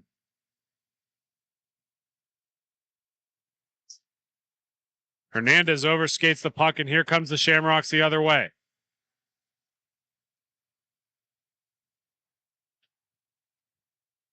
Shamrocks getting a lot of pressure in. Burton's able to fight that one off, and it kicks out to McKinley. McKinley through center. 3-on-2 if they hurry. Onto the stick of Ash. EJ Ash is going to fight off of Davey and get onto the stick of Sankey as that's going the other way for the Mary Pats. Sankey cuts through center. Looking on the back door, and Albright just gets robbed by Burton. Albright still with the puck on his stick, up top to Sankey. Sankey shot and finds the back of the net right over the blocker of Burton, and it's 3-0 hockey. And a good finish there for the Mary Pats. 8:15, the time of that goal, as the Shamrocks need to get something figured out here with just about 8 minutes left to go in the third. Both teams come back to center, and that's going to be Ziegenhorn that wins that back for the Mary Pats. Onto the stick of Sankey, up top to Welty. Welty can't connect it, and here come the Shamrocks. Their best opportunity so far, and Davey has that one read, and it's in the back of the net, but not before the whistle is called. Yeah, little reaction there from Davey. He had that puck for long enough to get the whistle, and they still jammed at his knee anyway. No extracurriculars happening on that play as Ziegenhorn steps in for the Mary Pats. Tied up at the faceoff circle, teams converge. Shamrocks, and Davey has that one read as well. Davey doing an excellent job keeping this scoreless for his team. They might have poked a bear there. Davey looked a little more competitive with that save. Tied up at the faceoff dock again. McMahon is trying to get this loose for the Shamrocks, but not before Welty picks it up. Welty with the Mary Pats. Looking in through center. Is going to hold it. Eventually gets it onto the stick of Knoll, who's going to take it into the far corner. Worked back through the crease and out top to Welty. Welty on the wing. Sends it across. Nice move to get around one. Looking for a man up front. And Knoll hits it right off the iron and down low. Knoll's going to send that up top to Welty, but fans on it and eventually makes its way onto the stick of the Shamrocks. Long shot as Davey knocks that to the corner, and Sankey's going to race for it. Sankey pushes it up to Knoll. Knoll with the puck. Sends it to the far corner there. Nobody's there but the Shamrocks. Natali is going to take it onto the near side to Schillinger. Back to Natali down low. Over to Schillinger once again. These two waiting for reinforcements to come. Schillinger eventually takes it through center and works it across to the wing to McKinley. McKinley back down to Natali. Natali over to McKinley once again. 6-minute warning left to go in the third period. 3-0 the score. Back up through center, and the Mary Pats do a good job breaking that play up as Cahill takes it going the other way. Cahill leaves it along the wall for Welty. Welty tries to push it up ahead, but Schillinger's going to get it for the Shamrocks. Shamrocks working across the wing, looking for an opportunity here. Hernandez pinches in, and an interference most likely will be called as Ash is taken down on the play. They will send Hernandez to the box. It looks like both teams are going to take a step aside for a timeout as the Shamrocks are trying to put a game plan together. We're going to take a quick step aside, but when we come back, we will have the remainder of this third period. You're listening to Grove City Hockey. Hey fans, it's that time for the GCH Duck Races. Make sure you get your picks. We have Mikey, Duke, Tex, and Ranger. Here we go.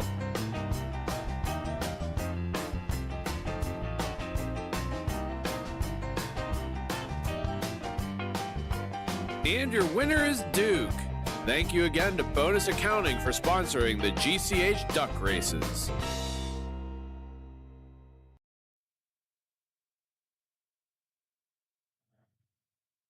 Getting ready to come back for the remainder of this third as we exit the timeout break.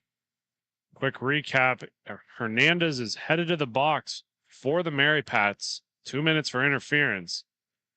And the Shamrocks are going to go on the power play. First one of their day here so far. And that's going to be one up top. Thomas with the puck. Thomas winding up. Long shot's going to be kicked wide by Fugman.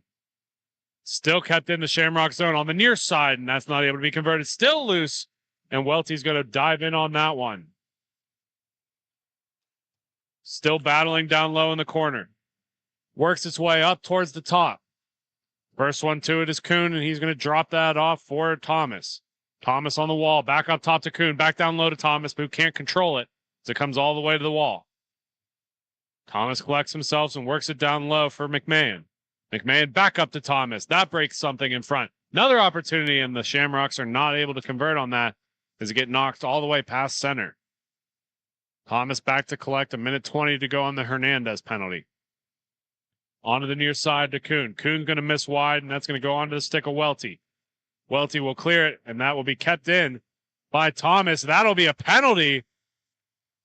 I don't know if I have ever seen something like that, Britt. Thomas threw his stick to keep the puck in the zone, and he's headed to the box himself. Yeah, unfortunately, you can't throw your stick to keep a puck in the zone or for any other reason. It's supposed to be an automatic penalty, and a good job there by the official to see it and to make the call. So we're going to go to even strength 3-on-3 for another 36 seconds until the Mary Pats will take a power play. Face off one back to Tyler Kuhn. Comes around the near side of the rink. Cuts through center, but that's broken up by Cahill. That shot's going to go off of... Sorry, I got distracted a little bit. That's going to go off of Burton. A little bit of extracurriculars as he was hacking and whacking at it. An eye for an eye. That was for the one on Davies earlier. Number 23 seems to know how to stand up for his goaltender. That'll be Justin Albright for the Mary Pats. One along the wall to Welty. Welty to Albright. Up top to Sankey. Mary Pats go on full strength and the power play for another 1:15. Sankey at the top of the zone. Works his way down to Welty. Welty across. Finds the stick of Ziegenhorn, and that'll be broken up by the Shamrocks, and the Shamrocks come away on a 2-on-1 shorthanded. 2-on-1 opportunity. That's broken up by Sankey. Puck sits in no man's land where Ziegenhorn will pick it up. Ziegenhorn in a 2-on-1 going the other way for himself. Smartly will play it back across center to Sankey and get the puck right back on the wing. That shot by Ziegenhorn is fought off by Burton. Sits down low for Albright. Albright's going to fight for it, and Welty will come away with it. Welty off the wall up top to Sankey. Sankey will turn back in towards center. 33 seconds left to go on the Ash penalty. On across to the stick of Albright. His shot's going to go wide and come out and around to Ziegenhorn. Ziegenhorn with the puck on the wing.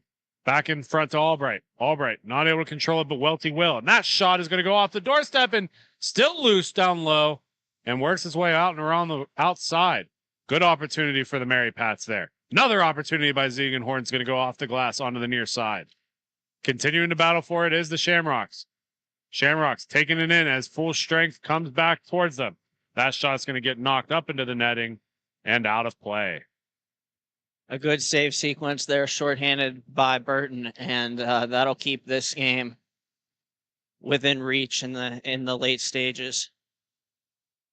Face-off's going to come down to the left side of Davey as Cahill will take the draw against Natali. That's going to kick out towards center. Picked up by Schillinger. Long blast is going to find a defenseman up front by Rumson, but it's taken away, and that just skips right over the top of the net. Push back in front, continuing to battle for it, these two teams are, as we're just around a minute left to play. Sankey on the far wall. Takes it through center. He's going to pull it back into his own zone and send it across for Rumps. Rumps with the puck. Back over to Sankey. Sankey's going to just have the puck skip over his stick and be forced back into his own zone. He clears it out of harm's way, and Thomas will have to go back to collect it with 45 seconds left to go. 3-goal deficit for the Shamrocks. Out and across the outside, onto the stick of Natali. Natali up to Schillinger, and that's given away to the Mary Pats. Rumps going to send it to the far wing. Godejan and Cahill on a 2-on-1. Rolling puck still squirts away from Godejan as he cuts back towards the top of the circle. Sends it all the way deep back to Rumps. 20 seconds left to go, over to Sankey. Sankey with the puck. Long pass over to Godejan. Back down to Rumps, and that should do it. Rumps declared all the way down the rink, and they are just quite contently going to end this game, and that will do it. 3-0, the Chicago Mary Pats overtake the Chi-Town Shamrocks. When we come back, we will have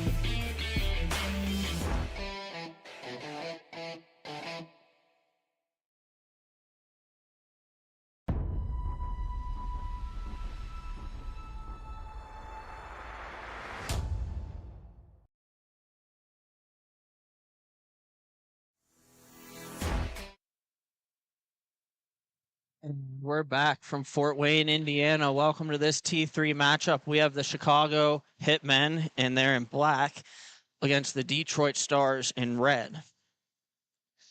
As for the in goal for the Chicago Hitmen, we have Chris Lidigson, and and for the Detroit Stars, Zach Prevost. The names never get any easier, do they, Britt? Never.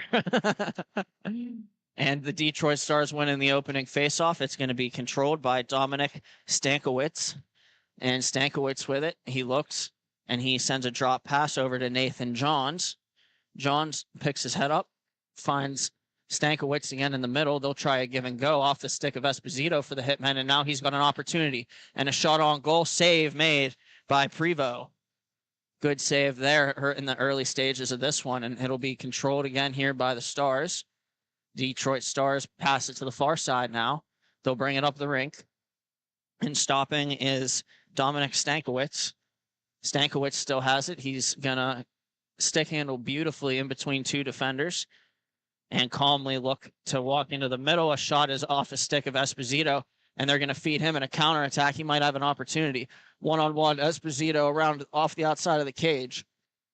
And it's going to be around in the corner where it'll be taken by the Stars momentarily, and then a loose puck is won by the Chicago Hitmen, and that's 00's Jake Kaiser. Here's a chance for the Stars. A shot is off the iron, and a nice play there, a sneaky shot by Kyle Astalos, but just unlucky on the finish. Controlled by the Stars now, though, head man. Here's Stankiewicz again. Stankiewicz comes in. Curl and drag, and a shot attempt is blocked. And then he gets decked behind the play, nothing called. And here goes the Hitmen, and they'll attack on the far side now, trying to throw it on goal. Prevost down, the puck was loose.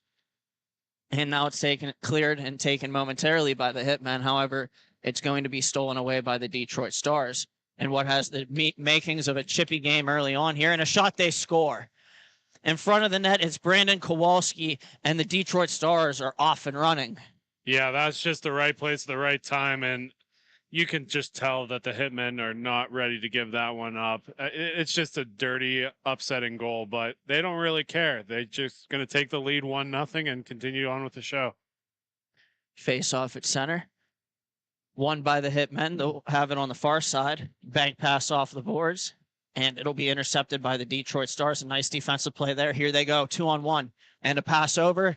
Holding into the backhand, they score. It's Kowalski again, and it is 2-0 in favor of the Detroit Stars in the early stages of this one. This might be a long one for the Hitmen, although the Hitmen are such a quick offensive team that I wouldn't be surprised if they crawl right back into this. Detroit wins the faceoff again. D to D they go on the near side. Stick handling, bringing it up calmly and slowly and deliberately is number 99, Nathan Johns. A shot attempt off the pad, pass off pad, and Kowalski could have had his third already, but here come the Hitmen in transition. And the couple players lean on each other. Eventually, the star, Nathan Johns, wins the battle for Detroit. Taken now in the corner by the Hitmen, walking out. And up the half wall is the Hitmen. That is going to be fed across and taken there. Looking, making a nice move around a member of the Stars. Here they go. And it's going to be shot on goal off of the blocker of Prevost and wide. And then fed around the other side. Here goes the Detroit Stars up the boards. And it's intercepted by the Hitmen. And the Hitmen control. Try to feed over the far side. Well defended there, but it still trickles on to the intended target. And then eventually it's going to be swatted off the stick of the Detroit Stars, but the Detroit Stars will control it again. It's Gary Smith on the far side. Smith looks up. He finds a backhand pass to a teammate coming off the bench. And a shot attempt is patted aside by Lidigson. And then it's going to be played across by the Hitmen. Here they go. Stopping up, looking, and finding Esposito for the Hitmen. He has it at the center square. Taking curl and drag move, and a nice play on that one. He's going to get around number 19 of the Stars, and then it's going to Esposito is going to come in and take it strong to the net, and it's going to be saved by Prevost. Good save there. And puck flutters up into the bench of the Stars, and that'll draw a whistle. Yeah, you got to love the speed and versatility of Esposito, right? You seem like he has nothing available. Then he makes a couple of really good stick handling moves, some good strides to get some space for himself, and has a nice opportunity on the front side, just not able to tuck it away. And the Detroit Stars will win the faceoff. Here they go. D to D behind the net. And a pass attempt is recovered by the Stars after hitting a member of the Hitmen. That was Esposito, I believe. And then it's going to be taken, trying to stick handle through was Nathan Johns. It's taken away by the Hitmen. And here they go. That is Cody Meyer for the Hitmen. Now he walks into the backhand to the forehand, and he is unable to put it by Prevost. Body's crashing all around the net, and Prevost has it. Yeah, the first initial save by Prevost just kind of left the puck on the doorstep, and he was able to kick across very, very quickly and seal that low. We'll have a face-off to the left of Prevost, and eventually it'll be won by the Stars. That's Nathan Johns again behind his net. He plays it to the half wall, and then they'll keep it going that way. The Stars trying to come through the neutral zone, but it's knocked away by the Hitmen. A good defensive stick there from Cody to Mayer. Played behind the net now by the Hitmen. They'll come up the boards. Here's number 57, Brendan Bednars. And Bednars looks up, tries to bring it to the net strong, and it's off the outside of the cage. He gets it back, and it'll be played further. And taken now by the Hitmen. They're at center, pressure there from the Detroit Stars. And some hand fighting going on, and good puck protection there by Tamayer. And he throws it to an area where Esposito can get it. Esposito brings it to the backhand. He's flying in, and he shoots it, and a good save there by Prevost. No rebound. 7:05 remaining here in the first period. And if you procrastinate on your taxes, then look no further than Bonus Accounting for all your tax and bookkeeping needs. They can help with audits, payroll services, and tax planning for the upcoming year. Visit them at www.bonusaccounting.com. Bonus Accounting, the firm for the future. And the puck goes into the Hitmen zone. First to it is the defenseman. He'll play backhanded up the boards. And then it'll be taken by the Stars. Here is Gary Smith with it on the far side. Smith looks up, tries to find Kowalski in front. Pass doesn't get there. Broken up by Brian Brinker. And now the Hitmen will control it again. And that's number 2, Frank Metagrano. And now taken on the far side by the Hitmen. They'll look up. They work it down low. Regain control of the puck, throw it in front, and it's not good, or doesn't connect. Here comes Kowalski in transition, a shot attempt. What a save as it's snatched out of the air by Ledigson. Yeah, Kowalski might be a problem here. He scored on his first 2 big opportunities, was robbed on that third one. Defense have got to tighten up on him. Puck's dropped to the right of Ledigson, and it'll be won back by the Hitmen. Number 19 with it there. He's looking for Cole Salazar on the pass, but it's too far out of his reach. And now taken by Gary Smith of the Detroit Stars on the far side. And now taken by the Hitmen, 3-on-2 if they hurry. And walking in, looking, trying to make a move, and a good defensive stick there by the Stars to break that play up. And they'll find it back on the far side point. And it's Jake Kaiser now with it for the Hitmen. Kaiser starts up and doubles back. He's going to go in a circle and then look up and try to bring it to the front of the net where it's gloved down and played further by Kevin Kochman. It's going to be brought up further. Here's a member, and what a shot that was. That was Dominic Stankiewicz with a curl and drag and fire. He goes top shelf on Ledigson, and that is 3-0 Detroit Stars. Yeah, just an absolutely well-placed, well-timed shot. Very, very little chance for Ledigson to be able to get across for that one. And it's going to be played further off the faceoff. Detroit wins it all the way back to where Prevost can get a stick on it, and then he'll leave it there for Nathan Johns. It'll be played further, and then taken momentarily by the Stars, and now completely on the far side, they'll bring it up.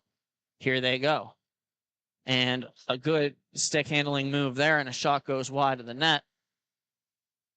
It'll be on the far side now, and taken there. It's now Stankiewicz in front of the net. He tries to go 5-hole, shut down by Ledigson. And a play there, trying to get the puck. Now the Hitmen have it. Couple players tangled up. It's Jake Kaiser with it now. Here comes Kaiser to the far side, to the outside. And he'll crash into the boards, and they're going to call that one. Yeah, that's pretty obvious. I mean, whether you want to call it a roughing or an intent to injure, that was pretty blatant. Little push in the back there, it looked like. And we'll have the first power play. Actually, that's just a trip. And we'll have the first power play of the game, belonging to the Hitmen.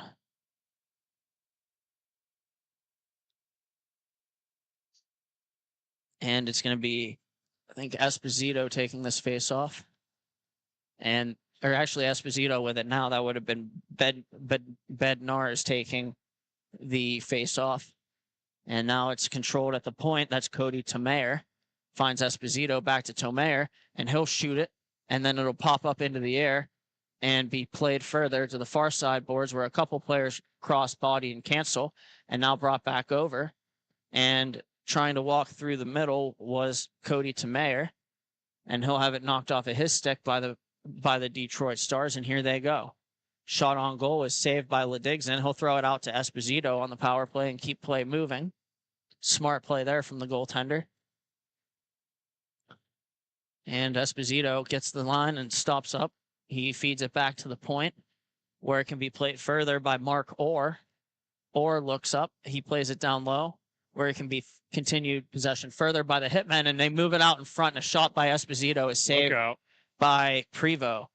And here comes the Detroit Stars in counterattack. And it's going to be broken up there on a play by a sliding Hitmen defenseman. And that was Mark Orr. Now it's going to be played further by the Stars, shorthanded. Here they come. And a curl and drag attempt actually is gloved down and thrown out again by Ledigson again. They're going to come forward, will the Hitmen. And trying to make a move and falling down as a member of the Hitmen, he one-hands a pass back, and then eventually it's controlled by the Hitmen a little further. The puck going on net, 2-on-0, and a shot attempt never gets through or goes off of Prevost. And it'll be taken now by Dominic Stankiewicz. Stankiewicz goes up the boards. He has a 2-on-1 shorthanded. Here he comes. And he looks up. He fires. It's off the post. That could have been his second goal of the game. And a play here taken away from the corner by Esposito. Here he goes. Esposito flying in. He looks. He finds a pass, a deflection try, and a good save by Prevost. The rebound, and Prevost has it. Prevost standing tall in the early stages of this one. His team up 3-0 right now as we're under a minute in the first period. They'll have a face-off to his left. And a member of the, or actually it'll be all the way out to center. Not sure what happened there. The teams will line it back up. And it'll be one back. And here come the Hitmen, maybe one more rush. And the Hitmen trying to get it up the boards. It'll be taken, or the Stars trying to take it up the boards. It'll be taken away by the Hitmen. Now possession changes a couple of times, and it'll be played along further. Here's McGrano, and he'll come or try to come to the net. It'll be knocked off of his stick, and a shot on goal will be rejected by Prevost, and that'll do it for the first period. So after one, we have the Detroit Stars up 3-0 over the Hitmen. We'll be right back. Thank you for watching Grove City Hockey.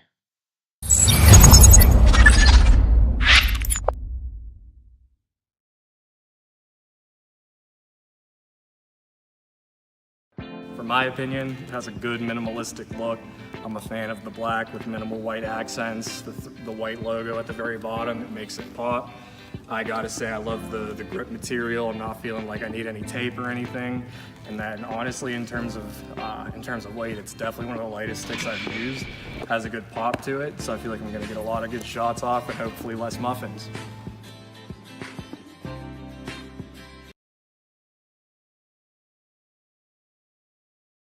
This copyrighted telecast is presented by Grove City Hockey. It may not be reproduced, retransmitted in any form without the expressed written consent of Grove City Hockey, LLC.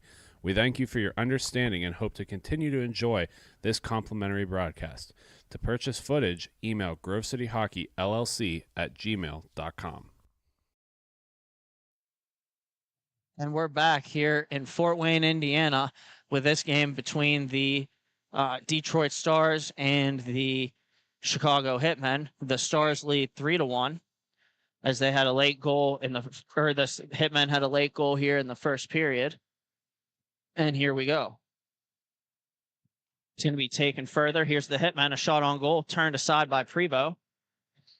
Knocked down by the Hitmen. They're going to try to possess in the offensive zone. And the Hitmen have it, 2-on-2. Shot attempt on goal. Good save, Prevo, and he covers the rebound.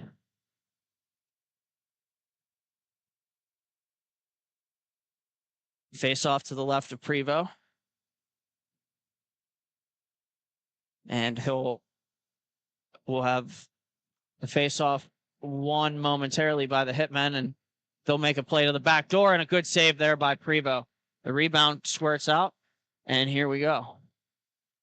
We'll have a hit attempt there by the Detroit Stars, and some chippy play here as we start the second period. It certainly is starting to heat up here, Brett. There's been a lot of stuff not called, and good for the reps, though, for letting the boys play. We'll have the Hitmen bringing it up through their own zone, and it'll be taken further. Pressure from Stankiewicz, and the Hitmen have the puck. A nice play there. They have a 3-2 now if they hurry for the Hitmen. They work it down low, and a power move, 5-hole score.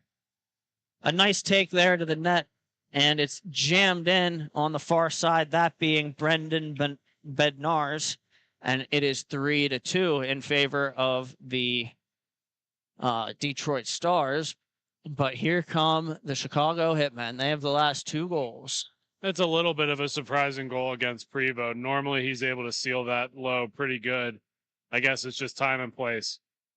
The Hitmen have it along the far side, or along the near side. Here they go.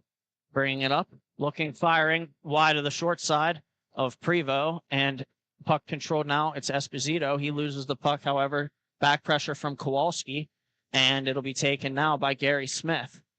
And Gary Smith has it behind the net. He looks, and he's waiting, looking, cuts to his backhand, tries to feed it in front. Shot there, saved by Ledigson, and then it'll be the Hitmen first to it in the corner. A couple players will cancel. 2 players aside battling in the corner, and eventually the referee will blow the whistle because the puck was covered. We'll have a face-off to the right of Ledigson. And we'll have the Hitmen making a change. They're on the far side. They bring it back. And it goes around. It'll be played further. And it's the Hitmen taking it. A shot pass intended for Esposito. He deflects it, and a good save by Prevo. Now it's going to be Gary Smith again with it. Gary Smith gets around the perimeter, but it's taken away by the Hitmen. And here go the Hitmen. They have a 3-on-2 if they hurry. Crisscross and a shot attempt goes wide of the net. Here's Esposito. Esposito turns out of a check, protects the puck nicely. And here he goes. He's protecting the puck around the backhand. He shoots it on the backhand off the outside of the net. And then a puck is picked up by Brandon Kowalski by the Detroit Stars over to Gary Smith. Smith along the outside, and he's going to have it played along further. Now taken by Gary Smith on the backhand, and his shot opportunity is turned aside and smothered by Chris Ledigson. 9:45 remaining here in the second period. And 3-2, the Detroit Stars lead it thus far.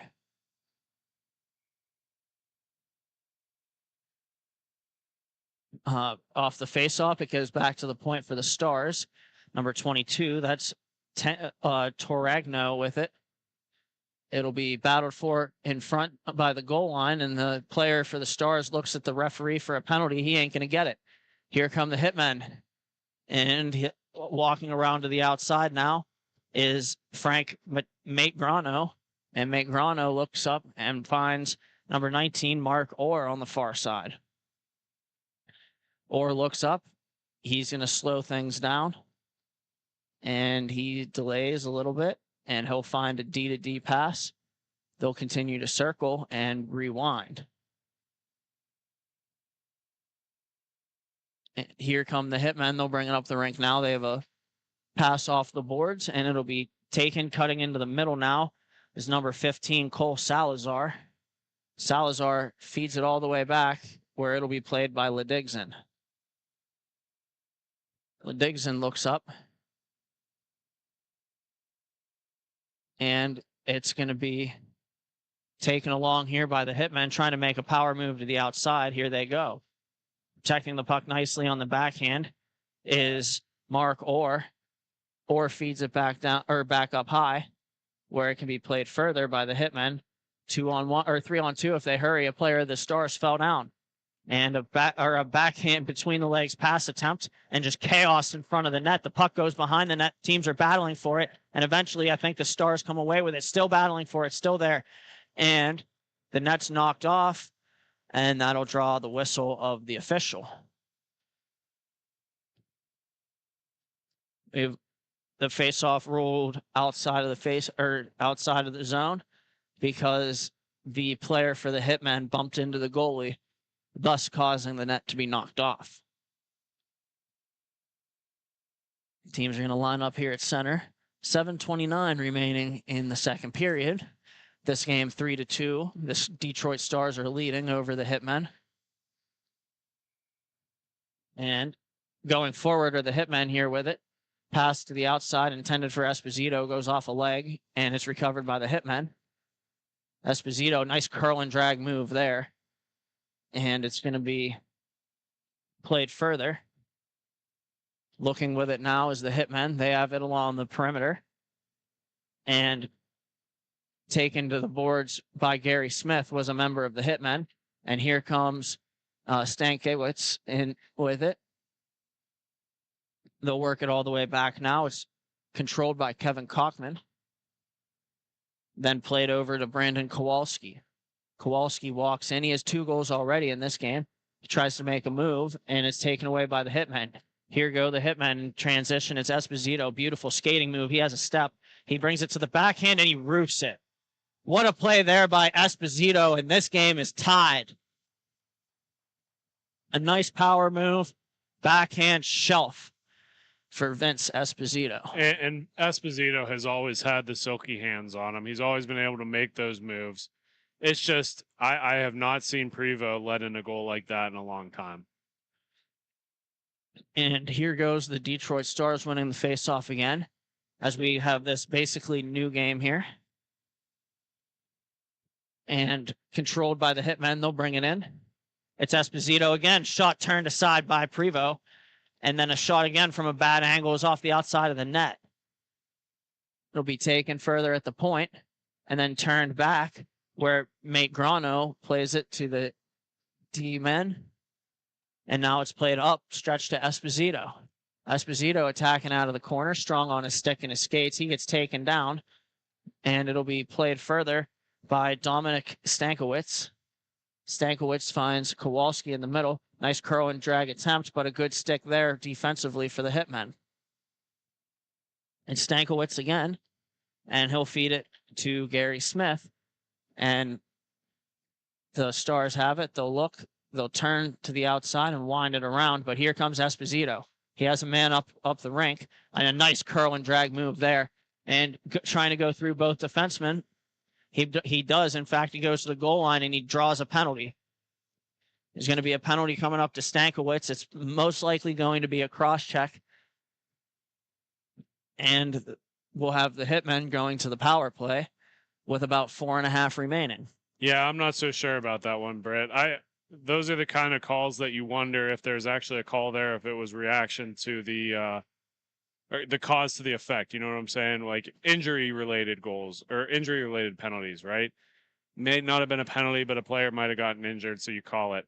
I didn't see a whole lot on that penalty, but nonetheless, the Hitmen are taking the advantage. And here go the Hitmen. And they'll battle for it along the boards, starting this power play. The Hitmen have control. And a shot attempt is over the net from number 2, Frank Matagrano. And controlled there, rolling off a stick. The Hitmen player has to reset. They have it on the near side. It's going to be brought further. A couple players crisscross. They'll set up the power play. Walking in and trying to bring it to the net, jamming away, and it's in the beneath Prevost, and he'll hold on. Couple of players with a friendly exchange with Prevost for the Hitmen. And we'll have the puck won back, and it's going to be taken by Brian Brinker. Brinker feeds the near side, and it is MagiClean with it, and played further. Taken eventually. Good play there to hold it in for the Hitmen power play. And now they're going to try to set up again. It's at the top. Now to the half wall, and looking, trying to pass, and it's spirited wide. Another centering pass through the crease, and picked up by MagiClean. MagiClean feeds it over to the far side now. The Hitmen will control at the top.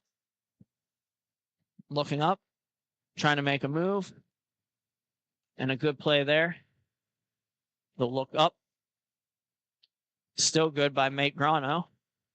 And it's now back up high. And a nice little spin move, but losing the puck is the Hitmen at the top of the point. Here comes Astalos in.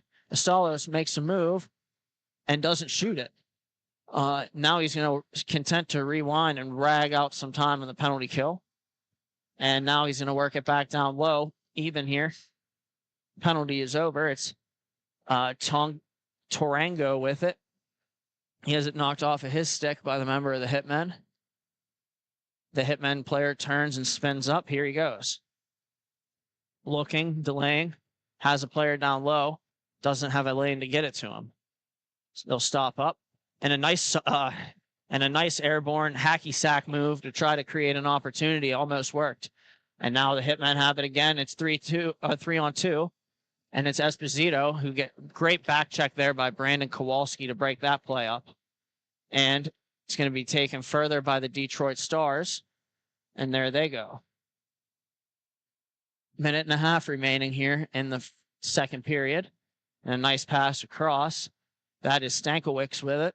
Stankiewicz walks in and shoots it off the glass. And it'll be worked back into the Star zone where Tarango can play it again. Tarango feeds it around the boards. And then he's going to play it, or then it's going to be headmanned up by Nathan Johns. They'll have a give and go. And Nathan Johns will get it back. He might have a guy in front if he can get it there, but he tries to bring it in on Ledigson, who uses a paddle aside there and holds on. And 40 seconds remaining. We'll have a face-off to the right of Ledigson. Lining up to take it. The Stars win it back. And it's Stankiewicz. His shot goes wide. 30 seconds remaining. Taken there by Nathan Johns. He finds Gary Smith in the middle, and Smith misses the net on that shot. Now it's followed up by Kevin Kochman and fed low for Gary Smith, and then taken away by the Hitmen. And here they go. Here go the hitmen. They're looking on the outside. A shot pass attempt. Redirect by Esposito. Saved by Freebo. And a nice play there. All the way around. 3 seconds, 2 seconds, and 1. And that'll do it for the second period. So after 2 periods in this game, we have the Detroit Stars 3 and the Chicago Hitmen 3. We'll be right back, and thank you for watching Grove City Hockey.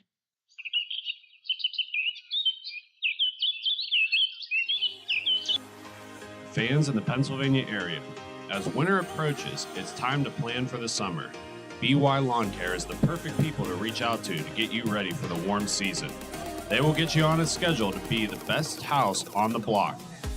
They can help with all of your paint projects, whether it's mulching, string trimming, grass cutting, the list is endless. Make sure you check them out on Facebook to see all of their great photos of previous projects. Give them a call, and thank you to BY Lawn Care for sponsoring Grove City Hockey.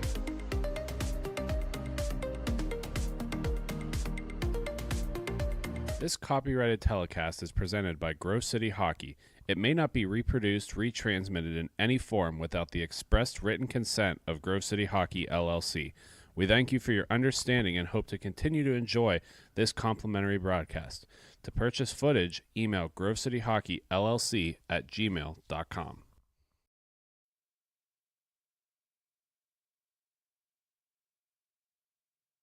And we're back with the second period, or with the third period of this game between the Detroit Stars and the Chicago Hitmen. And we're tied at 3 going into this one. As it's been a very back and forth game, the Detroit Stars were out to a 3-0 lead. However, the Hitmen have stormed back in the second period, and they have tied it at 3. Brett, I've been watching more and more of this second period. I think this third period might get a little bit out of hand. I'd keep an eye out for lots of power play opportunities, lots of penalty kills. This is going to get chippy real quick, I have a feeling. We'll see. We'll have a Detroit Stars breakout here. They're looking. They find somebody over the middle. That's Stankiewicz. And he makes a curl and drag move and shoots it. And it's saved by Ledigson. And the puck is stuck on the outside of the cage. And we'll get a stoppage.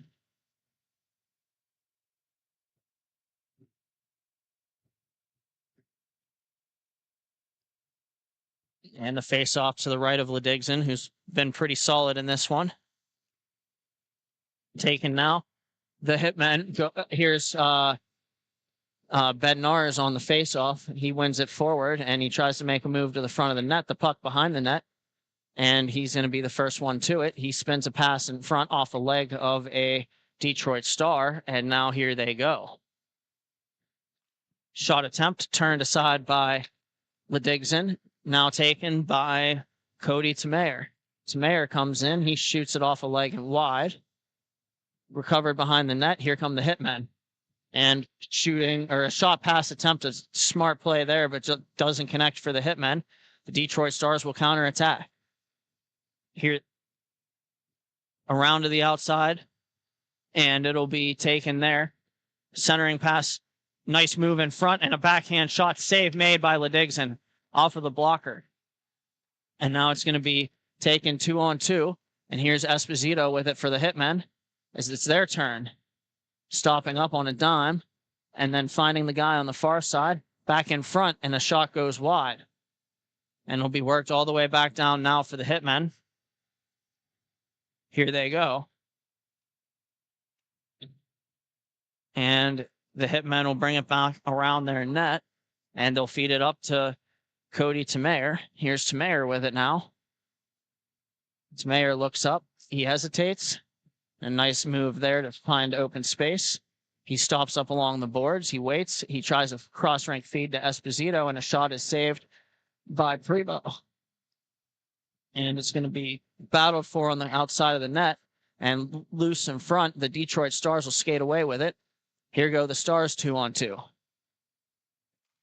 Shot attempt is off a leg. Trying to get it back was Nathan Johns, but it's the Hitmen who are coming away with it. 3-on-2 if they hurry. Curl and drag, and a shot attempt goes off a leg into the corner where it'll be battled for and then possessed by the Hitmen. They keep it down low. A shot is off the outside of the post and then bounces over to the Detroit Stars. Here they go. Defensive pressure on that one was coming from number 19, Mark Orr, and it goes off of Orr and out of play. We'll have the face-off at center.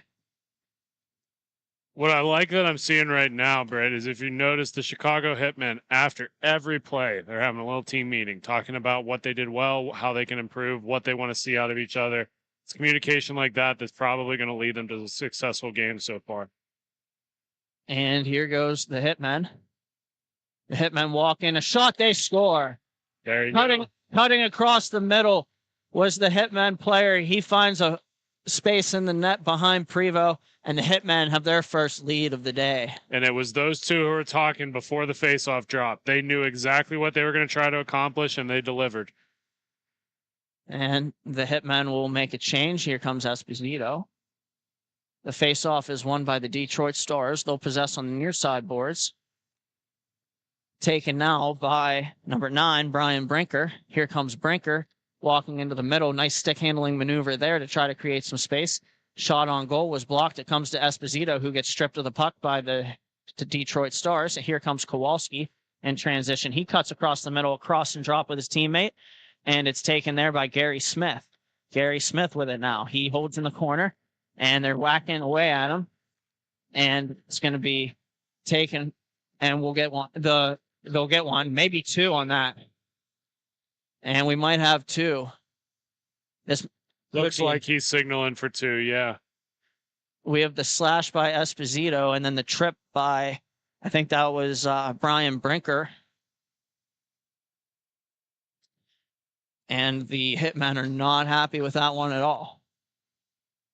Kowalski was trying to cut to the middle and was taken down.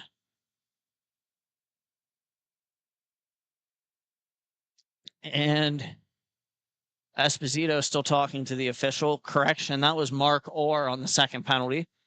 So a 4-on-2 golden opportunity here for the Detroit Stars. We'll see if they can capitalize. For some reason, they took a Knights player or a Stars player as well. So it's actually going to be 4-on-3 here, Britt. I can't see through the box who they sent, but they took a Stars player as well.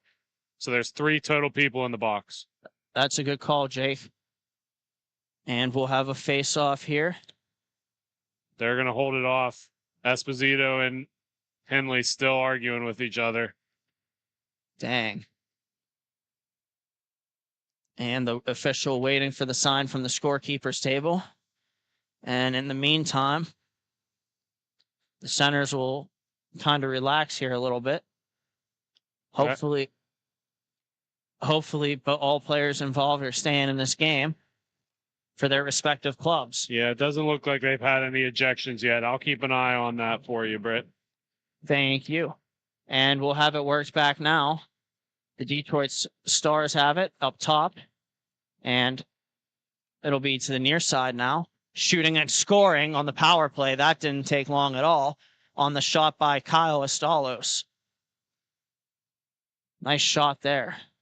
Esposito just came out of the box for the goal there, and he's still barking at Henley. I'm wondering if he's going to get tossed here pretty soon.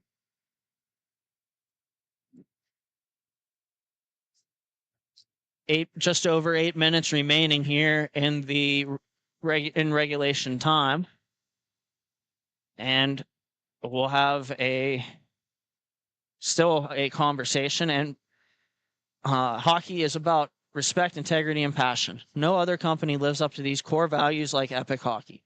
Epic takes the time to create each new product, making sure that each one is up to the standard that owner Daniel Costa set. Make sure to check them out on Facebook, Instagram, Twitter, or their website for all of their product reveals.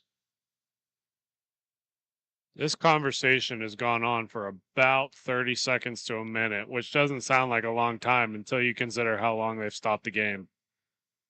Yeah, clock stopped here at 8:02. And pictures will be on sale at the conclusion of the tournament. Whether you want one picture or a whole team package, we've got your back. Reach out to us via Facebook or email at grovecityhockeyllc@gmail.com to place your order. Oh yeah, and want to skip the trouble? Season packages make it easier than ever. Order today. And we're finally back to the action here, and the face-off is won by the Hitmen. And the Hitmen control behind Ledigson. There they go. They're off to the races. And it's taken by Grano, trying to center, and a lot of stick work happening, and it doesn't. No shot gets taken. More body work, and it'll be stick to the corner carefully by Prevo, and now sent all the way down where the Hitmen will be the first ones to it. And it's going to be to Mayer, who plays it up and then over. Here's Mate Grano. Mate Grano looks up, and he's going to hold on to it and find the guy on the far side. They'll leave it in the corner. The Hitmen are the first to it again. Shot on goal, or shot off a stick and flutters up into the air, where it'll then be sent around to Brandon Kowalski for the Detroit Stars on the far side. He'll skate it one way, backhand feed the other. And unable to control was Kevin Kaufman. And now it'll be sent all the way down by the Stars where the Hitmen can play it. And here they go. And it is to Mayer with it. He looks up and finds Mate Grano in the middle. Mate Grano looks up, and it'll be taken there. Battled for along the end wall. There's currently 2 aside around the play, and eventually it'll squirt free to where the Detroit Stars can play it.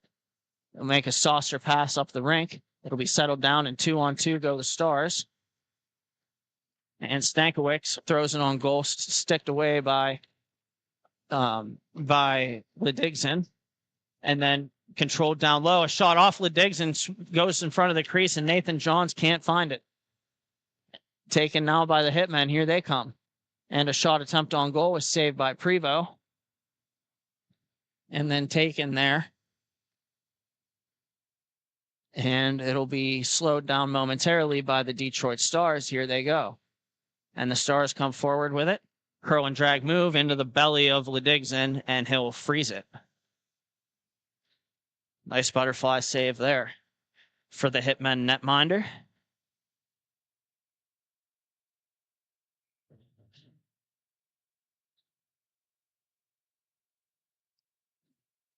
And we got the Stars making some changes. And here go the Hitmen with it. They have a 3-on-2 if they hurry. There go the Hitmen around to the outside, trying to cut in and taken down at the net. Nothing called. Esposito picks it up. I believe the net's off, and that'll draw a stoppage. Yeah, when you got that many players laying in front of the crease, you just got to call it dead. Strong take to the net there by the Hitmen. And we're tied here at 4-4 with about 4.5 remaining in regulation. I think for some reason they stopped the clock. We're going to see what's happening here, Britt. I think the Stars player is just shaken up a little bit. They put 4:53 back on the clock.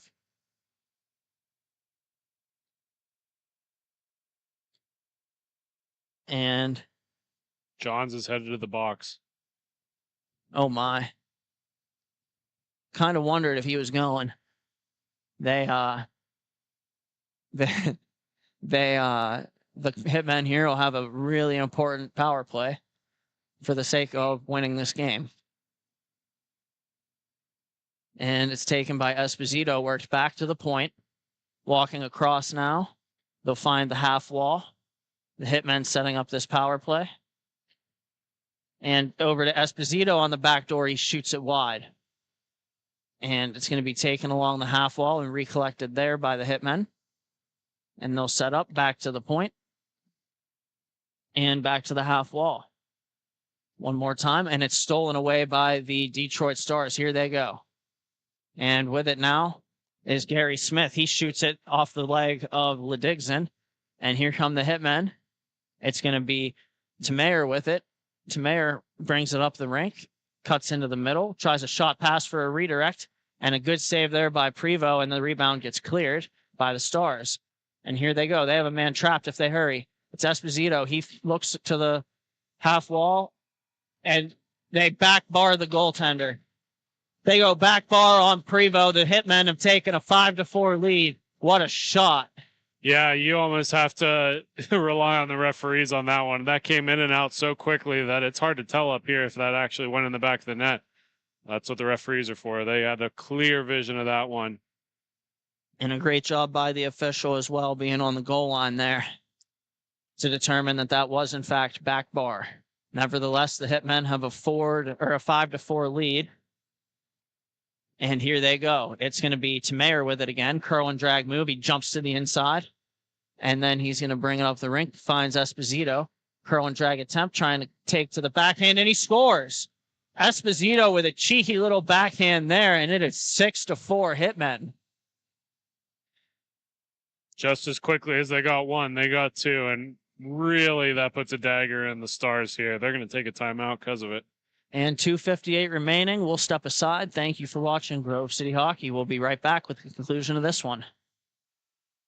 Fans, it's that time for the GCH Puck Shuffle. Just like in the arena, we bring the fun to you at home. Follow the puck.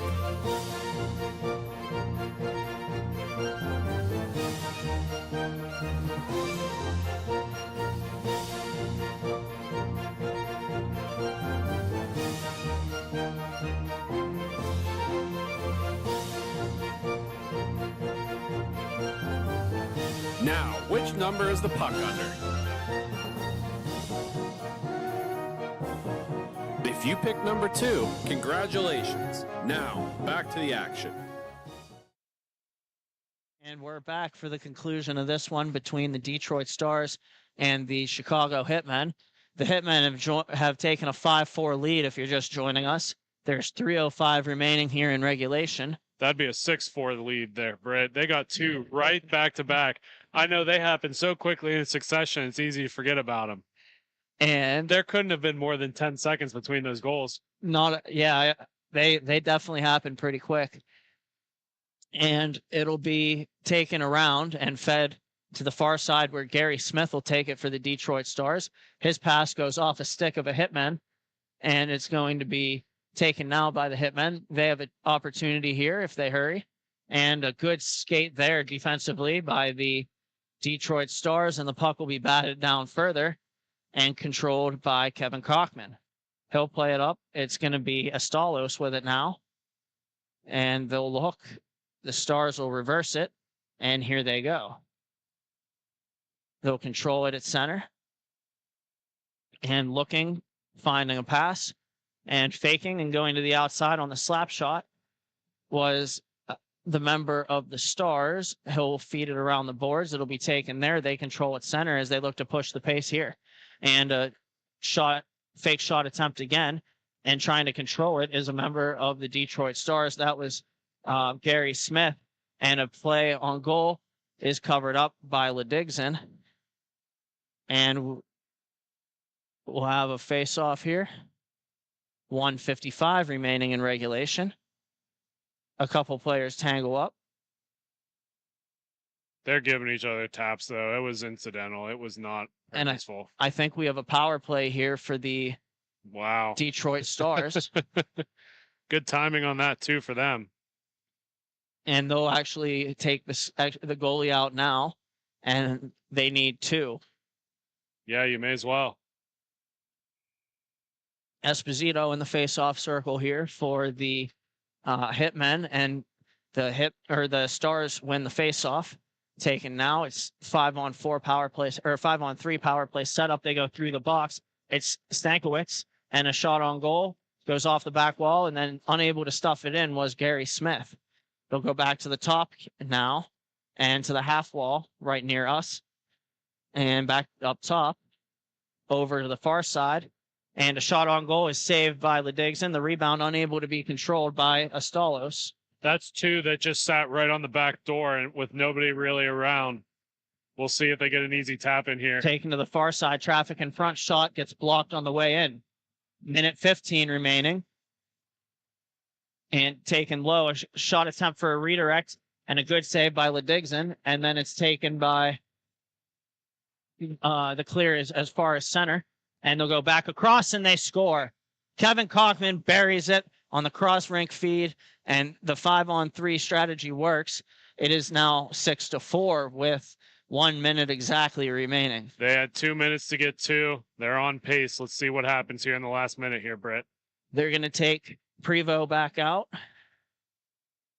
Wow, they're taking him out at the draw. That is very unusual. We'll see if it pays off for them.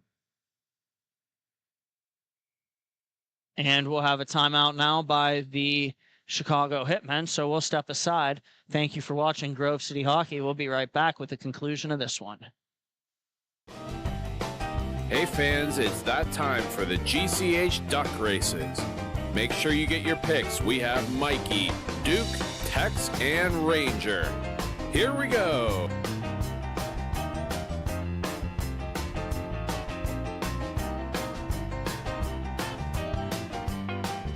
And your winner is Tex. Thank you again to Bonus Accounting for sponsoring the GCH Duck Races. This copyrighted telecast is presented by Grove City Hockey. It may not be reproduced, retransmitted in any form without the expressed written consent of Grove City Hockey, LLC. We thank you for your understanding and hope to continue to enjoy this complimentary broadcast. To purchase footage, email grovecityhockeyllc@gmail.com. And we're back. There's 1 minute remaining in this one. The Detroit Stars have just scored to pull within 1.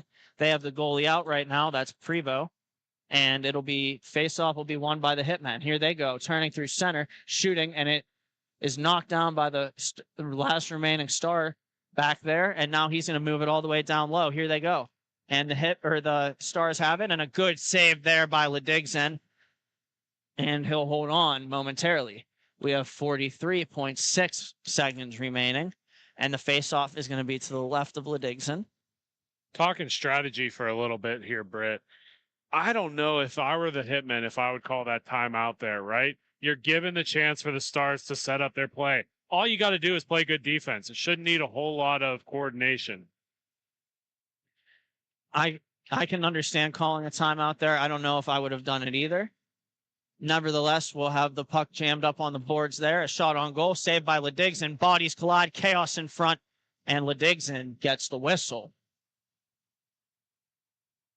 This is going to be a pretty electric 22 seconds here, Britt. Let's keep an eye out. And we'll have a face-off again to the blocker side of Ledigson. Won by the Hitmen, trying to go through. Pinching down the wall is the Detroit Stars player. The Hitmen have it again. They'll clear it down, but it's knocked down by Stankiewicz. Here he goes, trying to set it up, shooting, and it goes wide off the stick of Astalos. And another shot attempt turned aside by Ledigson. Puck bounces across 4 seconds, and it's going to be shot on goal. Save made, Ledigson. The rebound sits in front. Esposito clears it, and that'll do it. What an exciting finish that was. Yeah, that was a pretty good game. Again, we just want to remind you fans at home that playoffs is coming up in a couple of weekends. I wouldn't be surprised if we see these two match up once again. And we'll step aside for a word from our sponsors. Thank you for watching Grove City Hockey.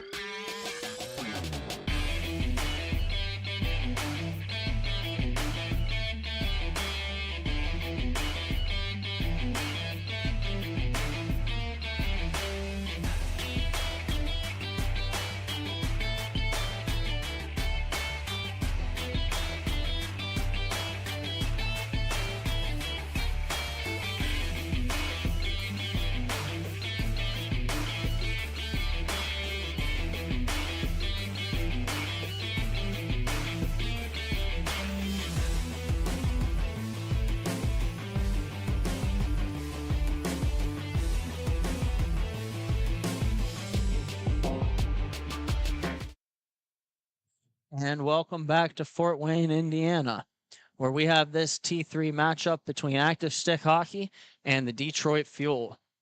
Active Stick Hockey in white, they'll attack from, I guess, top to bottom on your screen, and then the Detroit Fuel in black, they'll attack from bottom to top.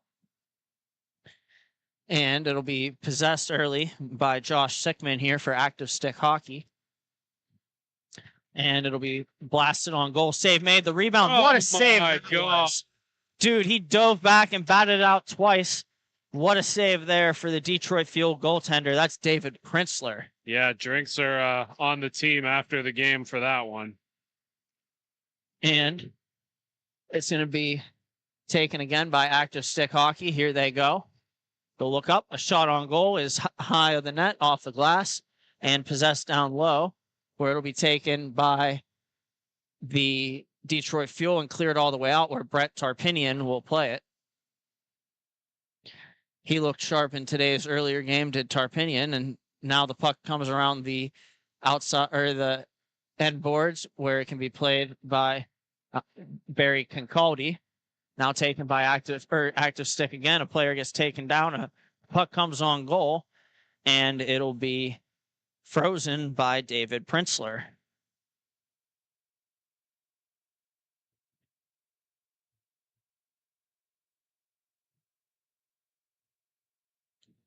And here we go. Face off to the right of Printzler. Won by Active Stick forward. Here comes Kyle Werner in. He tries to get a shot away, but it's well defended by the Fuel. The look cutting across the middle now for the Fuel is Justin Hage. And Hage with it, maintaining possession and working it on back, where it's played back to Hage again. Hage turns and spins back and can't go that way because of a defender, so he goes the other way, and then eventually throws a pass that eludes the intended target, and the Detroit Fuel will go back in their own zone to get it. Taken now by Kyle Nedball. Nedball picks his head up, and he finds Joey Abraham, who walks in. He's going to throw it on goal. It's going to be carefully covered by Tarpinian.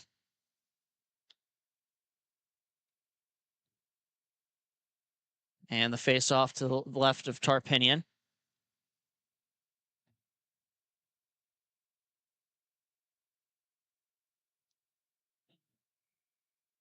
And nothing in the early stages of this one. Taken now by Brendan Ewer. Ewer plays it along back. And now here comes the Active Stick. They try a stretch pass. It's defended well there by the Fuel and played up the boards, where eventually it'll be taken by Derek Gerdez. And Gerdez has it. He goes behind his own goaltender, using them as a screen, and then stretch pass attempt goes off a member of the Fuel, and it'll be played further. They'll battle for it in the corner, one per side, and now two members of the Fuel and two per side trying to walk away with it and unable to do so. Now it's possessed by the Fuel. That is Nicholas Leon, and Nicholas Leon plays it around. Taken there. Here is number 77, Jonathan Schroeder. And Schroeder comes in. He tries to make a move to the inside, and he gets taken down. Nothing called. And here goes the Active Stick looking up. Cross-rink pass. Line fire. Saved by Printzler. The rebound pops up. He tries to swat it away. And it's taken now by the Detroit Fuel. Here they go. And to the outside, it's going to be number 9, Michael Napolitano. And Napolitano with it. Looks up. He's going to calmly work it to the far side half wall. And bringing it up high. They'll have a couple players cross and drop. And a nice change there from the Fuel. Behind the play as a shot on goal is turned aside by Tarpinian. And now it's Active Stick Hockey with it in their own zone. And they got to be careful here. A clean change. They could have been called for too many men. And then it's going to be taken away, however, momentarily, and now taken away for real by the active stick, and that was Gerdez that came down the wall with it, and now it's going to be taken by Justin Hage. They work it up, and here goes Joey Abraham. The active stick will take it. It's Scott Werner. Werner comes in and throws it on goal, and a good save there by Prinzler, the big goaltender. And here comes the fuel. Shot attempt. Good save there from Tarpinian. And it's going to be collected on the near side boards and walking towards the middle by Justin Hage. He looks up, and he's going to slow things down. His team's changing behind the play. 8:25 remaining in the first period. Now it's Nicholas Leon. Up the rink we go. Cuts to the outside. He's bringing it down below the goal line. And it'll be continued to carry as they'll let him have the perimeter over to Justin Hage. And he walks through and can't get a shot away. So he'll protect onto his backhand and rewind. Over to Joshua Kruk. And they'll try to bring it through to the net, but well defended there by active stick. Active stick with it. Here they come. Walking in, trying to shoot. Well defended there with some back pressure by the fuel. And it'll get worked all the way back now, where Jim Stowstack can take it.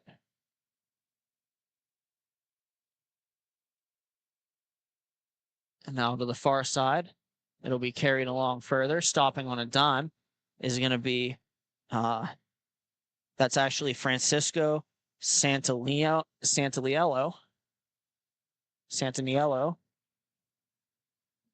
And they'll look up. Here comes active stick down the wall. Shot on goal. Patted aside by Prinzler, and he'll cover it. And hockey is about respect, integrity, and passion. No other company lives up to these core values like Epic Hockey. Epic takes the time to create each new product, making sure that each one is up to the standards that owner Daniel Costa set.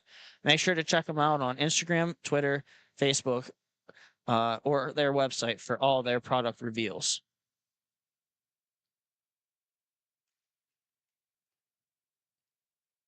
And it's going to be taken by Leon off the faceoff. He brings it up slowly, and now he'll lay it on back. It's going to be taken by Joshua Kruk. Here comes Kruk, and he'll feed it up the rink, where the fuel will look to get cycling.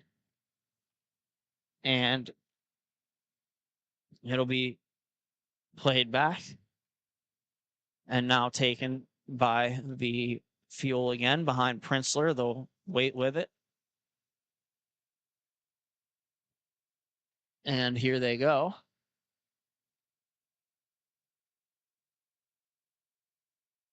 And it's going to be a shot attempt from the fuel is going to be blocked aside by the defenseman. And with it now, it is Nicholas Leon in his own zone. They look up, and they'll feed it back. Taken by Joshua Kruk. Kruk trying to send Leon along in front of the bench.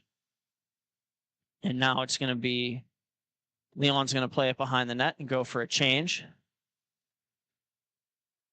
Now it's taken by Joshua Kruk. He'll play it over the far side and go for a change. And with it now, I think that's Kyle Nedball on the far side. They'll play it up the boards. It's taken by Active Stick Hockey. They have a 3-on-2. And walking in, shooting one, score. That is the Active Stick Hockey taking the lead. And I think that might be Scott Warner with that one. Yeah, that was just a beautiful execution there. Got all the way from their defensive end into the attacking zone very quickly. And that speed is really tough for goaltenders to deal with. And it's going to be played along further. And now taken by Active Stick, however, momentarily. And a play by Concaldi. And Concaldi will work it into the middle. It goes off a skate. And now it's going to be number 13 with it. That's Mason Brockett. Brockett carries it all the way down low. And then it's going to be taken away by Active Stick. And then carried along where it'll be played by Francisco Santianello. Taken again. Worked around the glass, or fired around the glass. Settled there by the fuel. 3:55 remaining in this first period. And it's going to be taken now again by Mason Brockett. He walks in, cuts to the outside, and it's going to be fed over. And then it's taken again by Francisco Santaniello. Played along further. We'll try to stretch it around the boards, but it'll be intercepted by the fuel. And the fuel will maintain possession. It's Joey Abraham. Abraham inside, outside, and then he'll pass it to the near side, and it'll be a curl and drag move and a good attempt by the fuel, but a better save by Tarpinian. Now it's going to be Santaniello again. He'll play the far side to Barry Concaldi. And Concaldi with it now. He's 1-on-2. He throws it wide of the net, jumps around to try to get in there first, and he does. He'll work it all the way back where Active Stick can maintain control of the puck. And they'll try to pass it each way, and it's intercepted by Justin Hage. Hage shoots it, and a good save by Tarpinian, the rebound, and I think Tarpinian got that too. Good save there. Another shot, Tarpinian makes a save, and this time he'll cover at the side of the net. He's on all sides of the crease, moving left, right, up, down. He's very good at tracking that puck, and he keeps that one out of the net as well. It's going to be played, or it's going to be a face-off to his left. Just over 2 minutes remaining here in period one. Worked back to the fuel, and they send it down low, where it's going to be Brendan Ewer that takes it. And then it'll be played along further by Active Stick and battled for in the corner before the fuel are able to clear it around. Now it's taken by Napolitano, and here comes Napolitano. He cuts to the outside, and he's going to turn around and bring it right back up before he spins a pass across the rink and tries to create from there. They'll control it on the far side point, and they'll look, trying a cross-rink pass. It goes off the end boards and down low, where it'll be played by Derek Gerdez. And then Gerdez will play it over to Ewer. Ewer makes a pass, and now it is Kyle Werner coming in and ripping it, and a good save there by Printzler. This is kind of like a chess match the longer this goes, Britt. Neither one of them are putting a lot of risk forward, taking too many chances, but they're both getting the looks they want through discipline. Shot on goal is off a stick, now taken by Kyle Nedball. And it's number 77 with it now. That's Jonathan Schroeder. Schroeder plays it across the rink where it can be taken by Napolitano. And he throws it on goal, patted away by Tarpinian. Rebound was taken and moved up. And here's a 2-on-1 if they hurry. And cutting to the middle. Nice move there. And that's a shot on goal. They score. Nice take by Kyle Werner. He goes in between both defensemen as a center lane drive, as his teammate was on the center lane drive, and he'll bury it on Printzler on the backhand, and that'll make it 2-0 Active Stick. And Printzler had no chance with that one. How quickly he was able to go from forehand to backhand, you just can't get over in time for that. And they'll make a play. And the puck gets spun down low and will be controlled by the Detroit Fuel. The horn sounds, and that'll do it for the first period. And we'll be right back after a word from our sponsors. Thank you for watching Grove City Hockey. Hey fans, we all know there's nothing quite like watching live sports here at Grove City Hockey. However, even we know it's not the best way to make a memory. We've got you covered in that department too. Make sure you check us out on our Facebook page for photos of all of the games. Make sure you look into team packages. It can be as low as $10 per person on the team. Now, back to the action. This copyrighted telecast is presented by Grove City Hockey. It may not be reproduced, retransmitted in any form without the expressed written consent of Grove City Hockey, LLC. We thank you for your understanding and hope to continue to enjoy this complimentary broadcast. To purchase footage, email grovecityhockeyllc@gmail.com.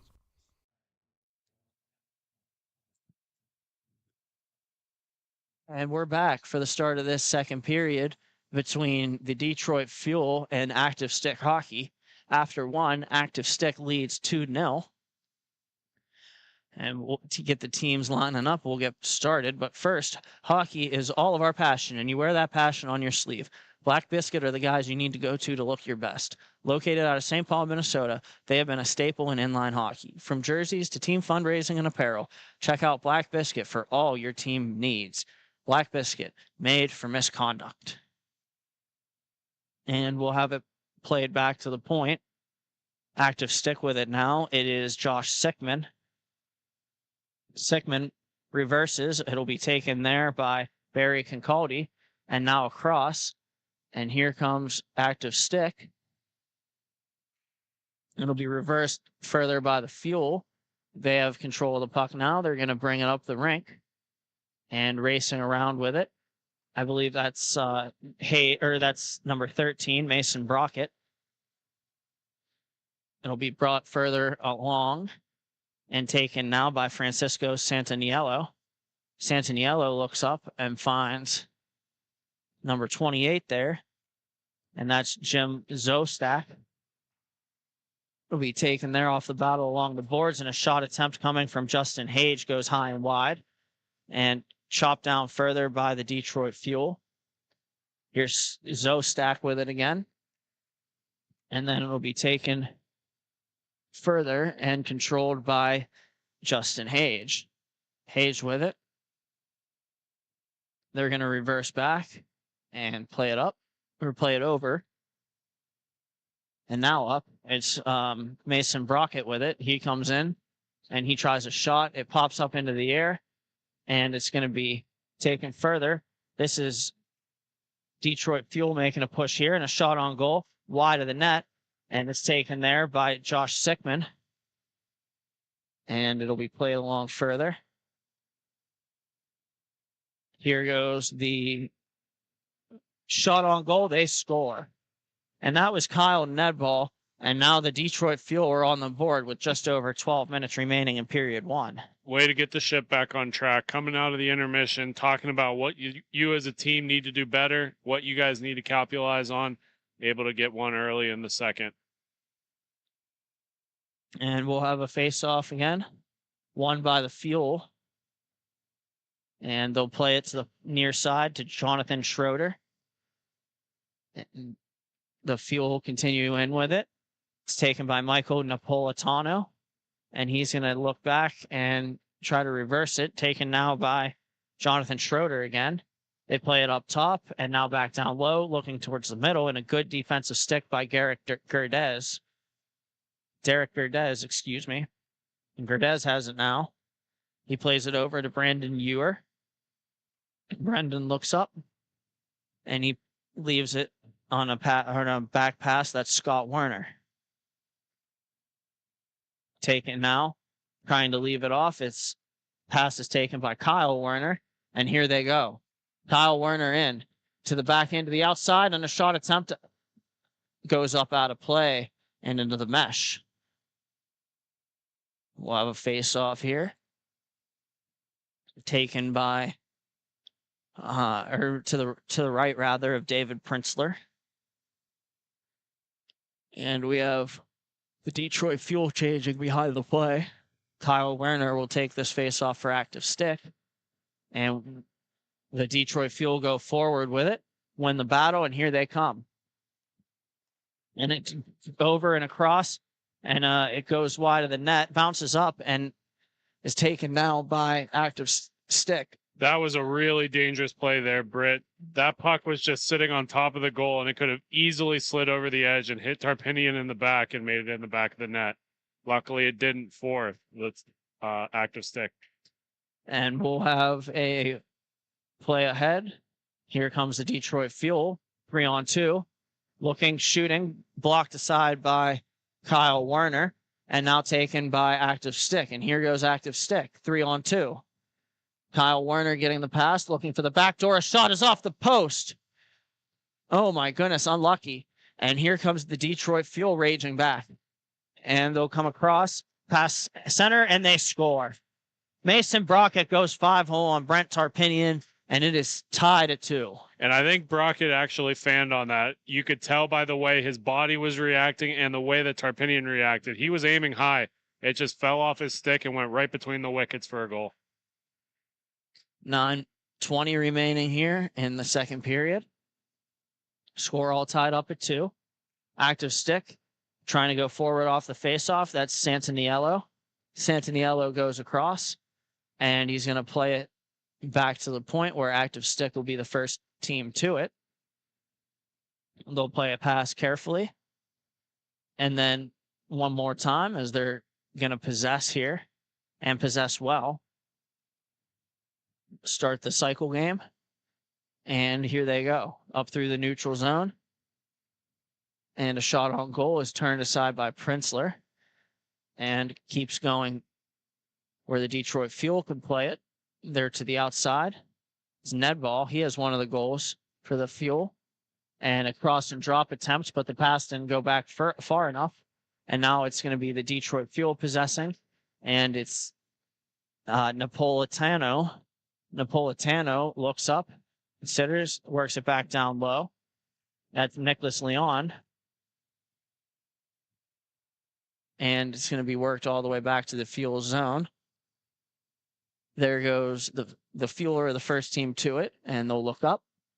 And a soft pass up where the feather pass where the player for the Fuel can get there and played along further. That is Napolitano, and Napolitano plays it along into the center off a leg. Napolitano getting it right back, and a pass attempt in front, and a good save there by Tarpinian, and he'll hold on.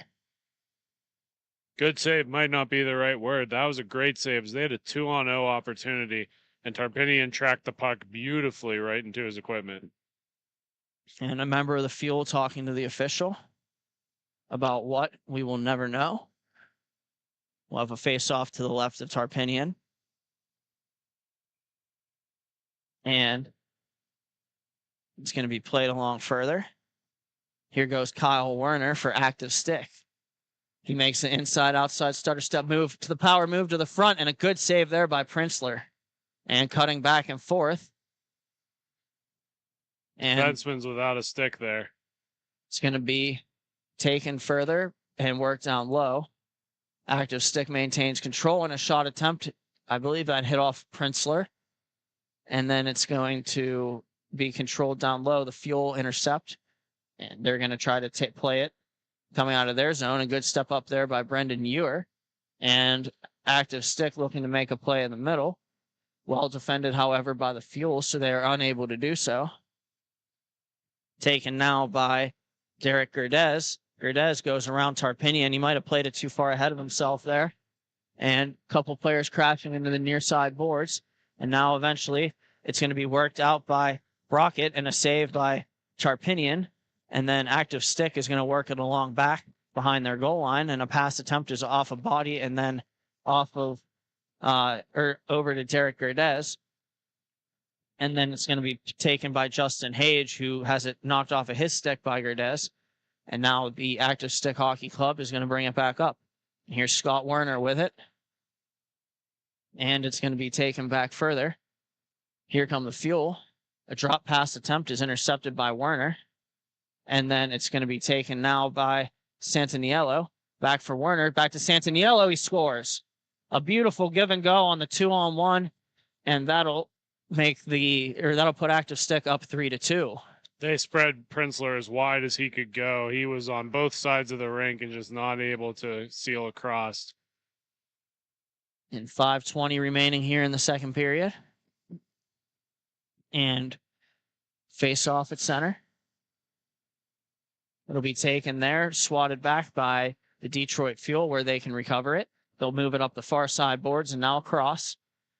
Here goes Michael Napolitano. Napolitano taking a 1-on-4, but he has a guy in front of the net. He tries to take it there, and he's going to control behind the net. And some rough stuff behind the net, nothing called. It'll be taken now by Kyle Nedball. He shoots it, and it's off his stick. And it's going to be played along further. Here's another chippy game here, Jake. Started as that is Napolitano, who was upset with the official for not calling a stick that hit him in the helmet. I don't know if it was the stick, but regardless, here's a shot on goal. They score. And that's another goal, 5-hole, number 77, Jonathan Schroeder. And that'll tie this one back up. Yeah, you miss a call, and then they came right back. Instead of crying about it, they put it on the score sheet, per se. And we're just over 4 minutes remaining in the second period.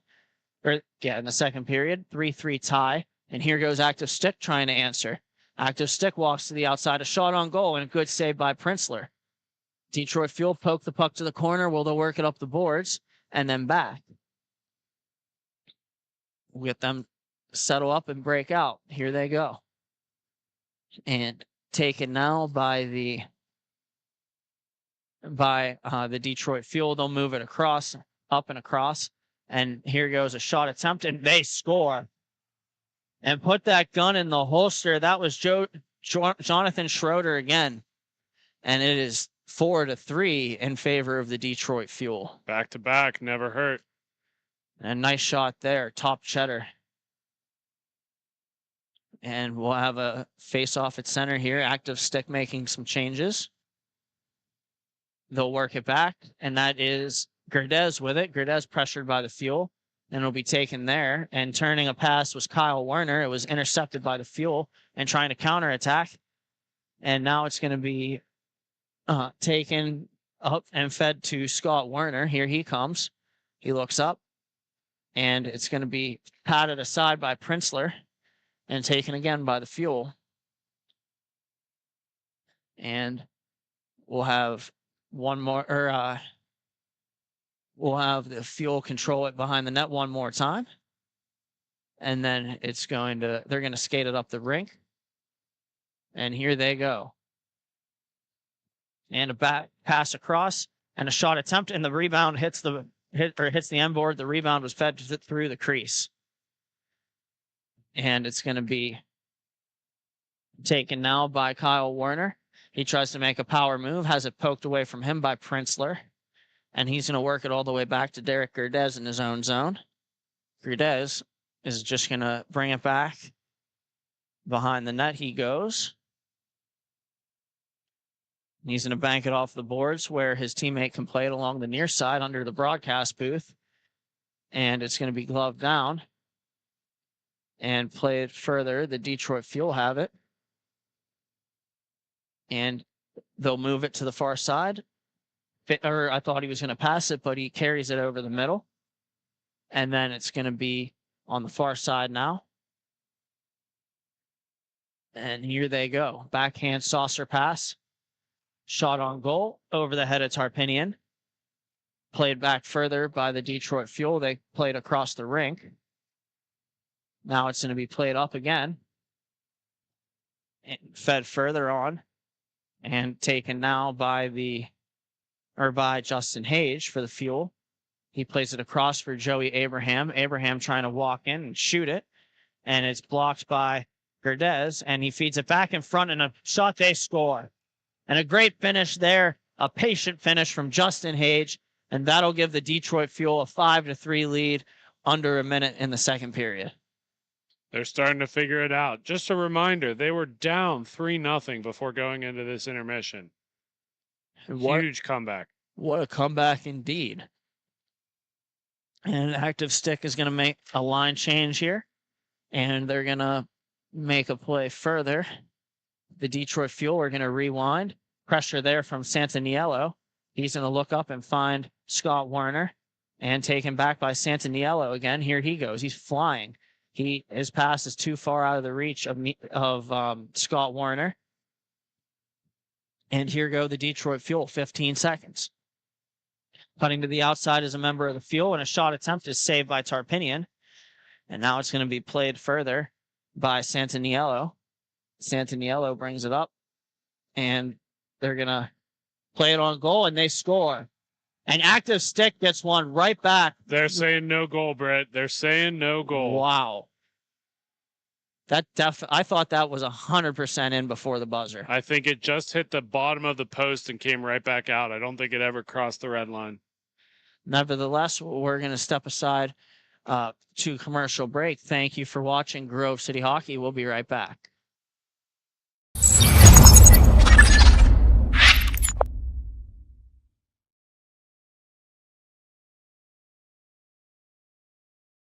For my opinion, it has a good minimalistic look. I'm a fan of the black with minimal white accents, the white logo at the very bottom, it makes it pop. I gotta say I love the grip material. I'm not feeling like I need any tape or anything. And then honestly, in terms of weight, it's definitely one of the lightest sticks I've used. It has a good pop to it, so I feel like I'm gonna get a lot of good shots off and hopefully less muffins.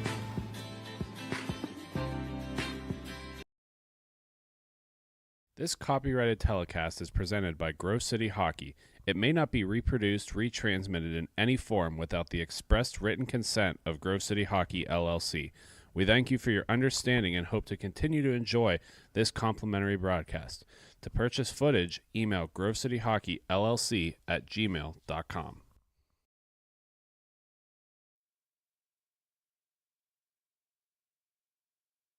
We're back for the start of this third period matchup, or the start of the third period of this matchup between the Detroit Fuel and Active Stick Hockey. They did not award a goal on that play before the horn, just for those of us who were wondering. And right away off the hop here, the Detroit Fuel possessed the puck off the opening faceoff. And they're behind Prinzler, and now they'll bring it up. It is Joshua Kruk with it. And number 77 on the far side takes it. That's Jonathan Schroeder for the Detroit Fuel. And it's going to be fed around the board softly, where it can be played by Michael Napolitano. And his pass around the glass hits a partition and comes out in front. Active Stick has a shot attempt, and it's blocked by Joshua Kruk. And they'll battle for it on the far side. It's Santaniello and Kruk. Santaniello has it, pressured by Kruk. And he's going to leave it off. It's going to be taken for Barry Cody. And we'll have a whistle and a stoppage and a penalty coming up. And it's going to be an Active Stick power play here. And number 25, Joshua Kruk, going to the box. Active Stick with an opportunity to get right back in this one in the early stages of the third period. And the faceoff is swatted out of the zone as far as center by Michael Napolitano. Controlled now by Active Stick. They'll set up on the far half wall. They work it up top. And now to the near half wall. Back up top. Back to the near half wall. It's Santaniello with it. He finds a shot pass, and what a redirect by Brendan Ewer. And it is 5-4. Just 25 seconds into the power play. They bury it. We've read this book before, Britt. Last period, right at the start of the second, Fuel started to climb back into it and make the comeback. I don't know, man. That was a pretty early one right before Active Stick. I get it that it was a power play goal, but I wouldn't sleep on either one of these teams. And here goes Active Stick once again. Momentum swings. Shot by Prinzler, or shot on goal. Saved by Prinzler. He leaves a juicy rebound there, but saves his rebound anyway. Puck comes out in front on the wraparound attempt, and it's going to be taken further by Active Stick. They're going to play it to the far side. Ewer in for it, and Ewer plays it to where his teammate, that's Kyle Werner, can go get it.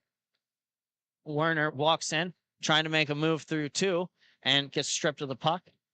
And now it's going to be fed up where the Fuel are going to take it.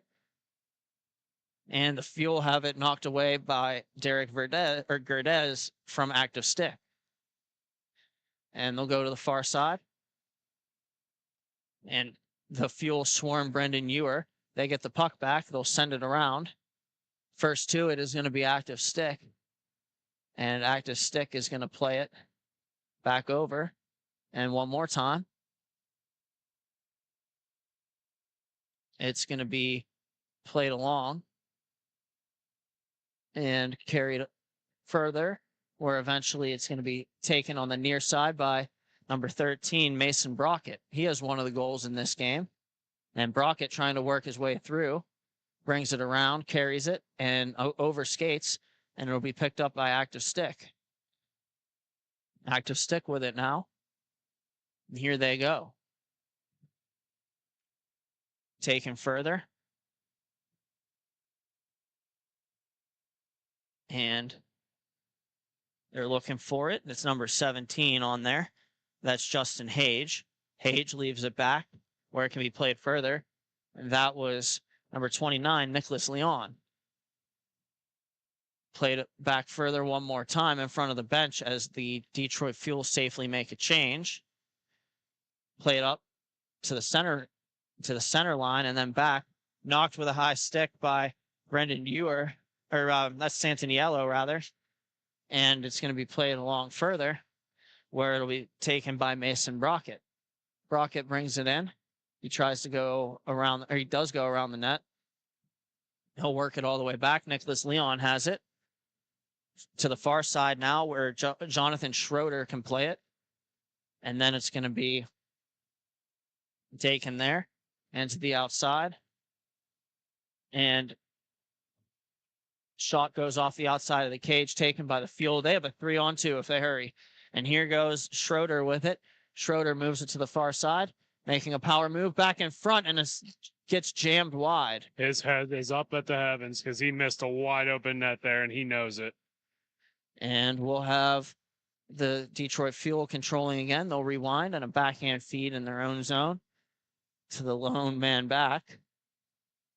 And it's going to be cycled again. Here's Schroeder with it. Schroeder plays it to the near side, taken there by Nicholas Leon and sent around.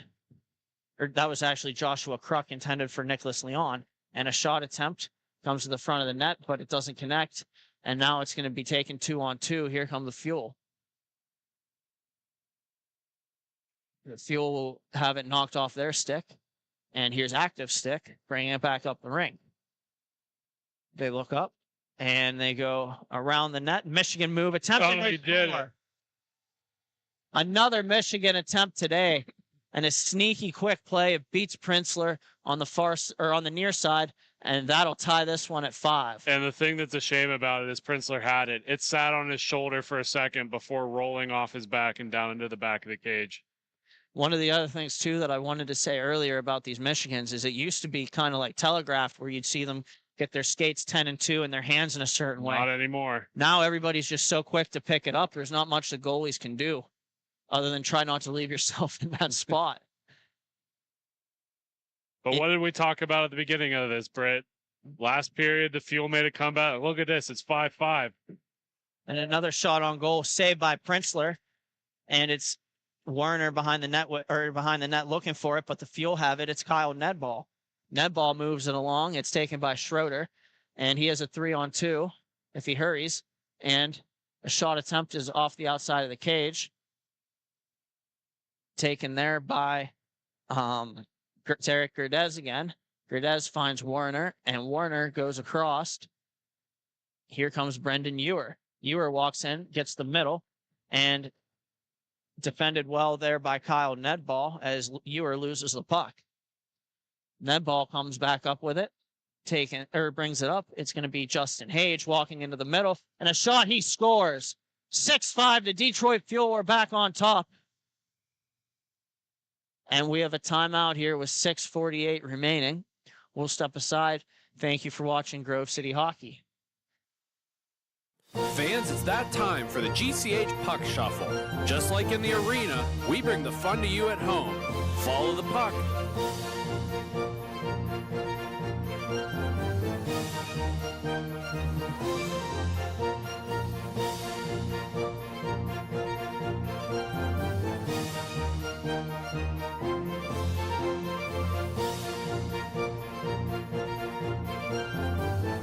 Now, which number is the puck under?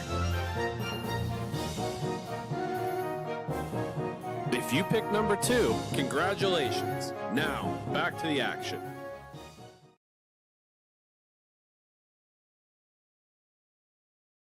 Hi, I'm Tyler Domenico, forward for the Grove City Thunderbirds. You're watching Grove City Hockey. Like and subscribe. Everyone has their own unique pre-game preparation, and most of them are pretty different, but there's one thing in common, and that's Jack's Hockey Wax. Get this locally produced wax that isn't shipped from across seas, but made... And we're back for the conclusion of this game between the Detroit Fuel and the Active Stick Hockey. The Detroit Fuel have just taken a 6-5 lead on a beautiful goal. However, we've had a lot of back and forth action. This game went from 3-0 to 5-3 to 5-5 to 6-5 now. And it's going to be taken on the far side. That's Santaniello with it. He feeds the Michigan guy, which is Scott Werner today. As he has 2, 1 in the first game and 1 to tie this one at 5 momentarily. And it's going to be taken by Santaniello. He feeds it on back where Stozak can play it. Taken further. And it is Santaniello with it now.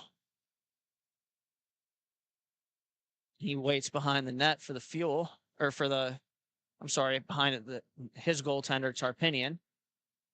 And we'll play it along further. Here's the Fuel getting control at center and looking, bringing it back down.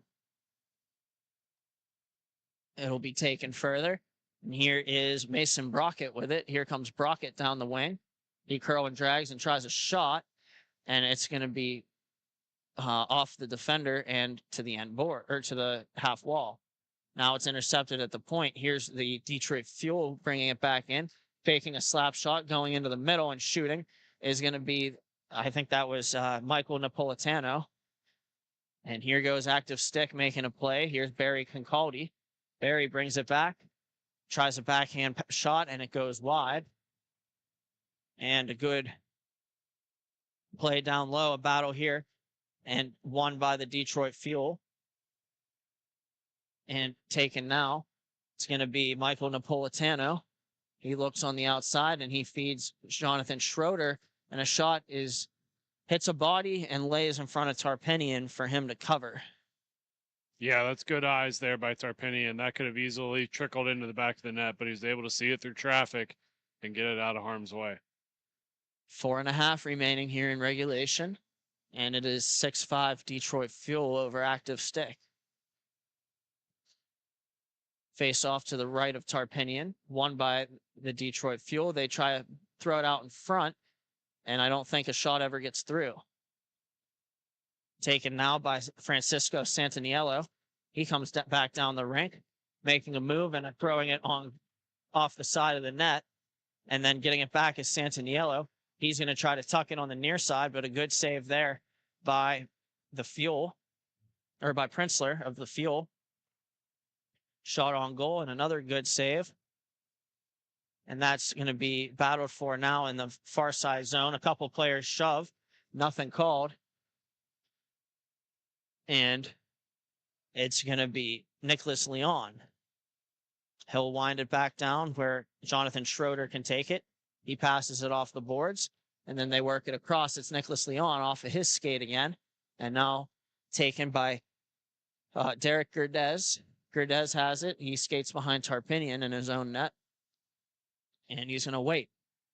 They're going to get the matchup that they like as the Detroit Fuel make a change, and here they go. And to the front of the net, and it's a good save there by Printzler, who reaches back and finds the puck before it crosses the goal line.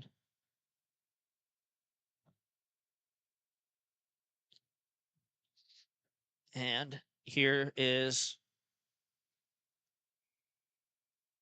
the face-off to the left of Printzler, won by the Detroit Fuel. They have an opportunity 2-on-2, cutting to the outside now, working in to the backhand, and a shot goes wide from the Fuel. The Fuel pick it back up behind the net. That was Jonathan Schroeder on that previous opportunity. It's going to be taken now by Nicholas Leon. He runs into the side of the net, and now he's going to play the man. And it's won by Active Stick. And taken, the centering pass is going to be pitchforked to the corner, where we'll have another battle for it. Worked out in front, intercepted by the Fuel. Here comes Justin Hage. Hage with it now. He brings it up the rink, fakes a shot, parries along to the outside, and he looks. Going to be taken there. And a good play by Mason Brockett to interfere or to take the puck momentarily. And now the Fuel will possess it back into their own zone. 1:46 remains in this one. Pass intended for Kyle Nedball. He overskates. Here's active stick. It's Santaniello making a move and getting stripped of the puck by Joshua Kruk. A good play there. Cutting to the inside now. A shot attempt goes wide. And we have a player tapping a stick. That's Kyle Nedball for the puck as he back skates into his own zone, pivots, and then passes it to the player in front of the Fuel bench. And he'll carry it down. Walking in, and a shot goes wide of the net. 70 seconds remaining. 6-5 active stick, and it is the Fuel with it again. And walking in is Brockett. Brockett cuts to the outside, tries to make a move, defended nicely by active stick. Pass intended for Santaniella will be intercepted, and the Fuel will get it. And now it is Barry Concaldi with it. Concaldi plays it to Santaniella. And Santaniella plays it towards the net. Shot on goal, and a good save there by Printzler on Concaldi. Tarpinian still hasn't left the net yet. And the Detroit Fuel are going to knock it all the way down and out of play. And 28.3 ticks remaining. It is 6-5 in favor of the Detroit Fuel. And Tarpinian is now going to the bench, so they'll get the extra player. 5-on-4 momentarily. And here they go. Off the face-off, it's one, and pitchfork to the corner, where it can be knocked down by Scott Werner, and then played around. And it'll be 15 seconds remaining. Santaniello going back for it. And it'll be 10 seconds. Here goes Santaniello. He's over the center. He moves it up, and a shot attempt, and it goes off the stick of Printzler and wide. And the rebound gets cleared around the boards. 2 seconds and one. A shot attempt. Good save, and that'll just about do it for this game. And when we come back, we'll have more MIHA action. Thank you for watching Grove City Hockey.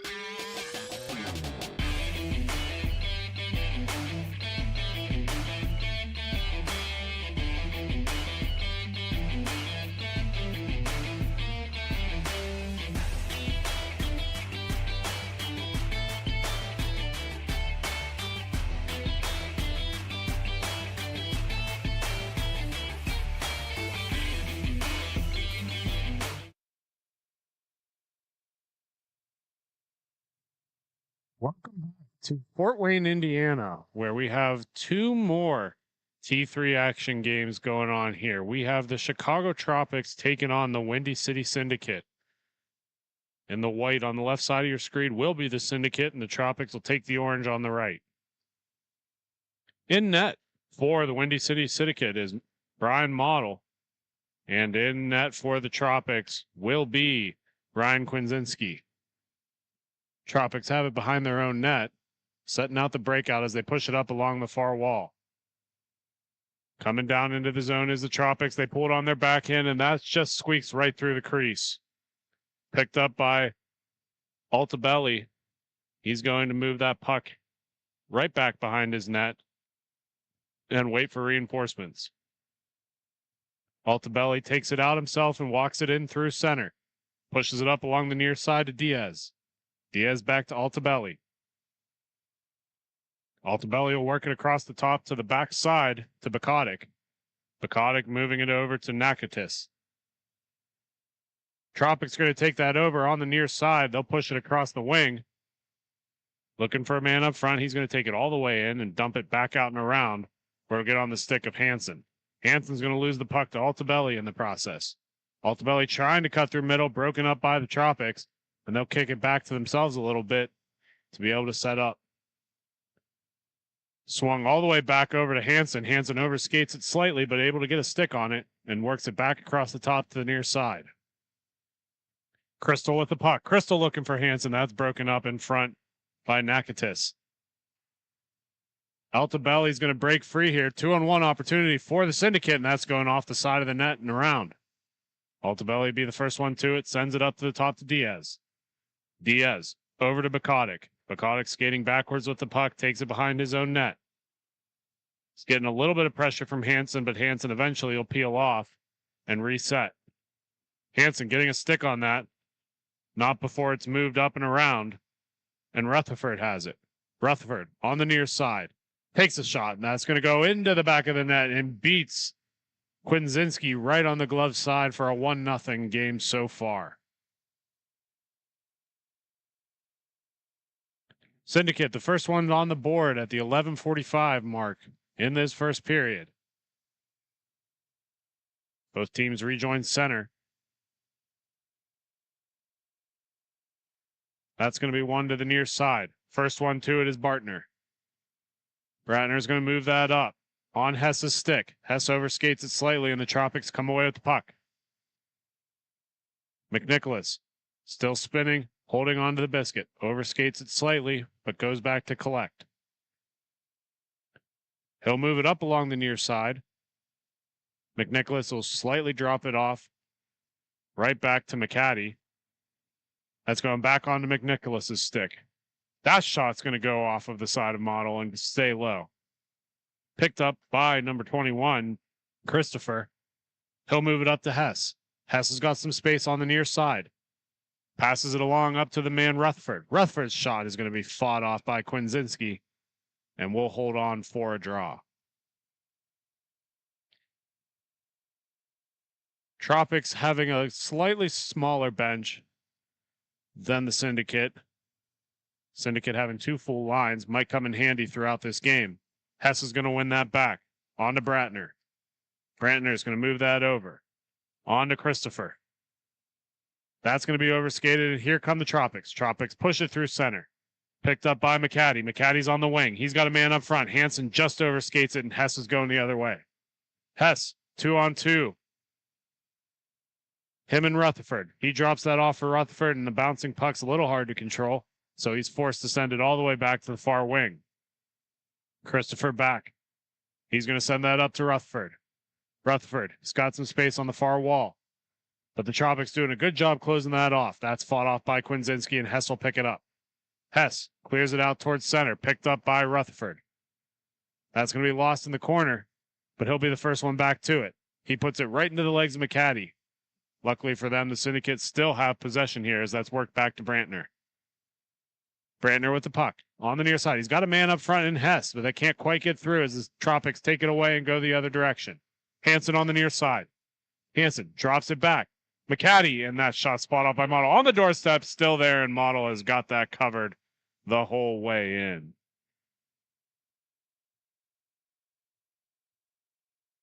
Face-off's going to be on the left side of model. Both teams getting some changes here.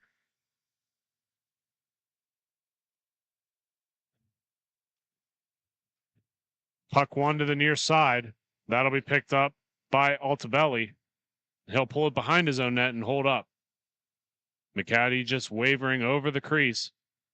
Pressures finally, and Altobelli to break it out on the far side. Diaz. Diaz is going to work that back middle. Picked up by Nakatis. That shot's going to go off the back of the net. Sits in front and goes through the crease. Really good opportunity. And another opportunity off the cage. That's three beautiful opportunities for the Syndicate. None of them find the back of the net. Puck bounces right over the stick of Altobelli and comes out towards center. Worked along to the far side. Fanning is going to push that up ahead to McCaddy. McCaddy back to Fanning. Jack Fanning will hold behind his net, waiting. Pushes it on to the far side. Continues to work it up, but that's going to be taken away by the Syndicate. Syndicate can't quite break free as the Tropics are going to come back the other way and dump it all the way down to be collected by the Syndicate. Bakatic has the puck for the Syndicate, works it back up across the top to Christopher. Continuing with a big burst of speed. Pushes down further and pushes that across the net, and that's going to find the back of the goal. Initially thought that he was just able to get that right to the front of the cage, but it squeaks right behind Kwinzinski for a 2-0 contest. As we wait for a face-off, look no further than Bonus Accounting for all your tax and bookkeeping needs. They can help with audits, payroll services, tax planning for the upcoming year. Visit them at bonusaccounting.com. Puck one to the wing. Rushing in is Rutherford. Rutherford's going to overskate it slightly, but still keeps possession as that push to center sits on the doorstep and finds a way to the back of the cage. It's 3-0 Syndicate. Syndicate finding a way to get some goals here early in the game. 3-0 at 7 minutes left to go in the first period. Face-off pulled back out to center. Crystal and Hess are going to step in. Hess wins that back. Brantner with the puck. Brantner's going to stop down below the red line and give it off to Christopher. Back to Brantner, right back up to Christopher to create some space. 3-on-2 if they hurry. Christopher on the near side. He's going to be forced all the way down below the red line. Pushes it back out front on the stick of Rutherford, and Rutherford finds the back of the net. 4-0 Syndicate over the Tropics. Tropics better stop the bleeding quickly here as we're just around the halfway point of the first period, and it's already 4-0. Faceoff comes out to center. Hess once again wins that puck back. That's going to be on the stick of Christopher, pushed across. Brantner with it now. Brantner works it up to Rutherford, over to Hess. Hess coming through middle. He makes his way around one. He's got a 2-on-1 opportunity. Looking on the back door, and there it is. 5-0 the Syndicate over the Tropics. Kwinzinski is just letting everything by, and it's not his fault. 2-on-1s, and we got a timeout this early in the game. That's generally not a good sign. We'll take a quick step aside, let them figure this out, and we'll be right back. Thank you for listening to Grove City Hockey.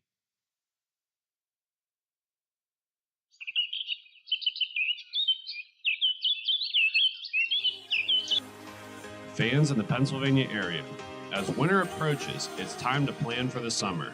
BY Lawn Care is the perfect people to reach out to get you ready for the warm season. They will get you on a schedule to be the best house on the block. They can help with all of your paint projects, whether it's mulching, string trimming, grass cutting, the list is endless. Make sure you check them out on Facebook to see all of their great photos of previous projects. Give them a call, and thank you to BY Lawn Care for sponsoring Grove City Hockey. This copyrighted telecast is presented by Grove City Hockey. It may not be reproduced, retransmitted in any form without the expressed written consent of Grove City Hockey, LLC.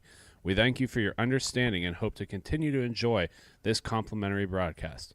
To purchase footage, email grovecityhockeyllc@gmail.com.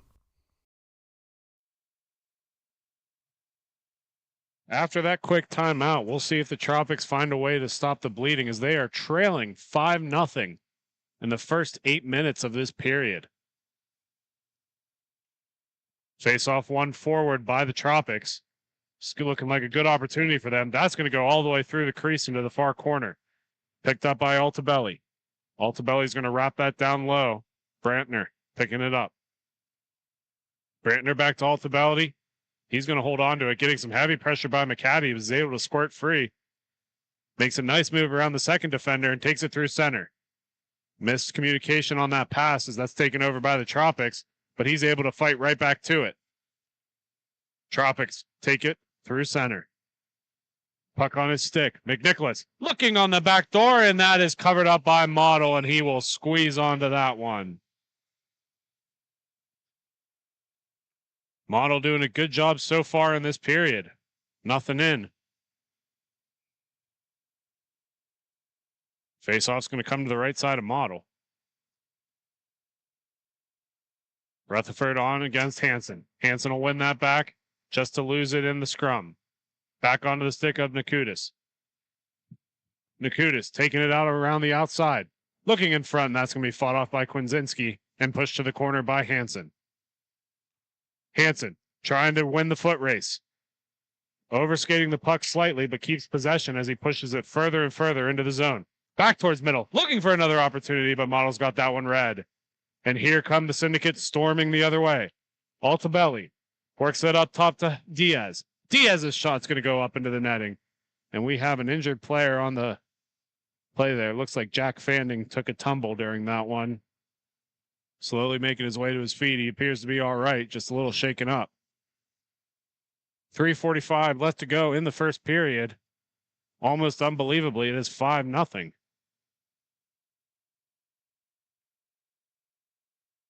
Looks like the Tropics are giving a little bit of jarring back and forth to the Syndicate as Fanning exits the rink. That's going to be one forward by Nakatis. Taken away by the Tropics. Here comes, looks like McCaddy. McCaddy with the puck. Cutting towards center. Long shot. That's not going to fool Model from there. Crystal loses the puck. That's going to be picked up by Bakotic and taken away by the Tropics. And Model gets the first one, but not the second one. Goal by Hansen to get the first one for the Tropics on the board. And it is a 5-1 contest.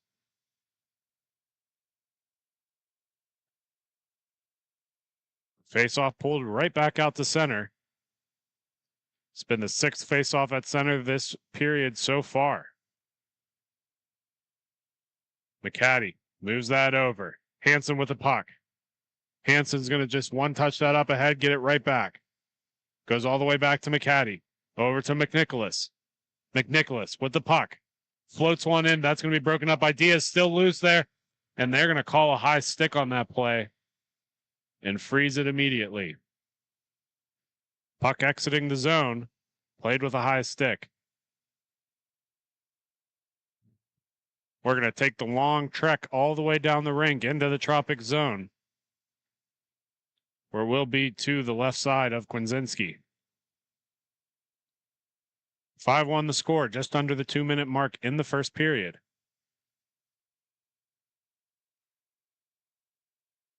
Face-off one back by the Syndicate. Pushing it all the way back to Bakotic. Bakotic has some space along the near side. Tries to cut middle. Puck squirts 3, but not him. It is picked up by the Tropics, going the other way. Long drive by the Tropics is going to go directly up into the ceiling as it's blocked on the way into the goal. And we will set aside for a draw. Grove City merchandise is on sale now. We offer custom t-shirts, tumblers, beanies, and more. Reasonably priced in a variety of sizes, they are the perfect gift for your loved ones. Check them out at our sales table or message us at Grove City Hockey on Facebook. Tropics lose the puck as Diaz will take it for the Syndicate. Diaz on the far side has Hess, drops it to him, but a little too much mustard on it. Hess eventually is able to get to it, tries to work it in front. That's going to go through the crease to the far corner. Hess will send it all the way back up top to Bukotic. Zachary Bukotic in absolutely no hurry with a comfortable 4-goal lead in the first. He'll take it all the way behind his net where he'll hold on to it. Looking to work it up to Diaz on the near side. Diaz with the puck. All alone, nobody with him. And that'll be taken away by the Tropics.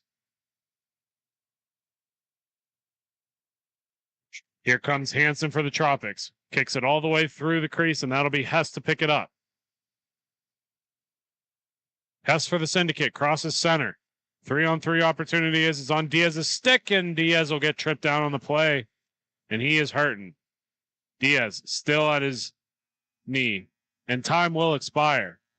We're going to take a step aside, and we'll give you an update when we get back on the Diaz situation, but until then, you're listening to Grove City Hockey.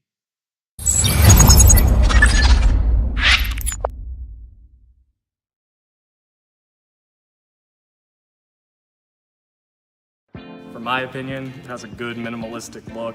I'm a fan of the black with minimal white accents, the white logo at the very bottom, it makes it pop. I gotta say I love the grip material. I'm not feeling like I need any tape or anything. And then honestly, in terms of weight, it's definitely one of the lightest sticks I've used. It has a good pop to it, so I feel like I'm gonna get a lot of good shots off and hopefully less muffins. This copyrighted telecast is presented by Grove City Hockey. It may not be reproduced, retransmitted in any form without the expressed written consent of Grove City Hockey, LLC. We thank you for your understanding and hope to continue to enjoy this complimentary broadcast. To purchase footage, email grovecityhockeyllc@gmail.com.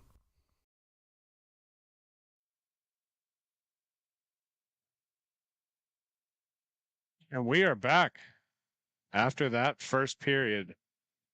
Kind of a barn burner as it is 5-1, the Syndicate over the Tropics. From all accounts, it appears that Diaz is going to be okay as he is up on his feet, talking with his team about the start of this period. Goalies make the switch to the other ends of the rink, and both teams step in towards center.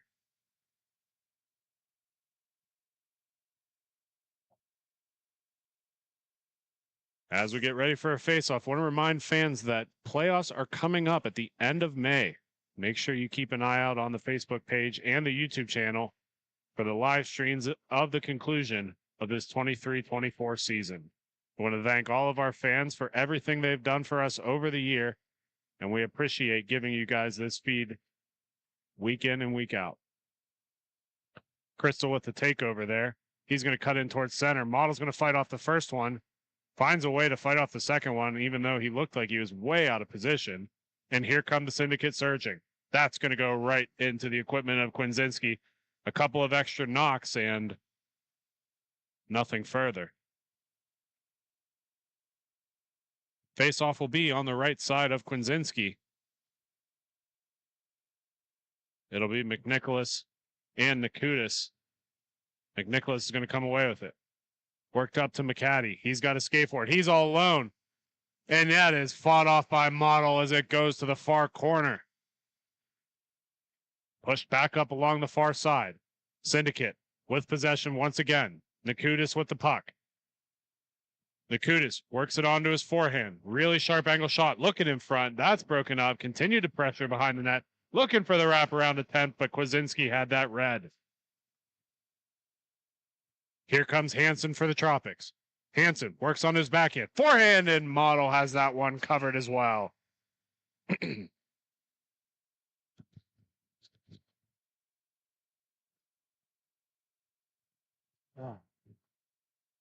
Face-off coming back out to the right of the Tropics. 12:15 left to go. 5-1 is the score. Face off one forward by the Tropics. They got it right on the doorstep, and that's covered up by Model, and the second attempt will go into his glove, and he will hang on.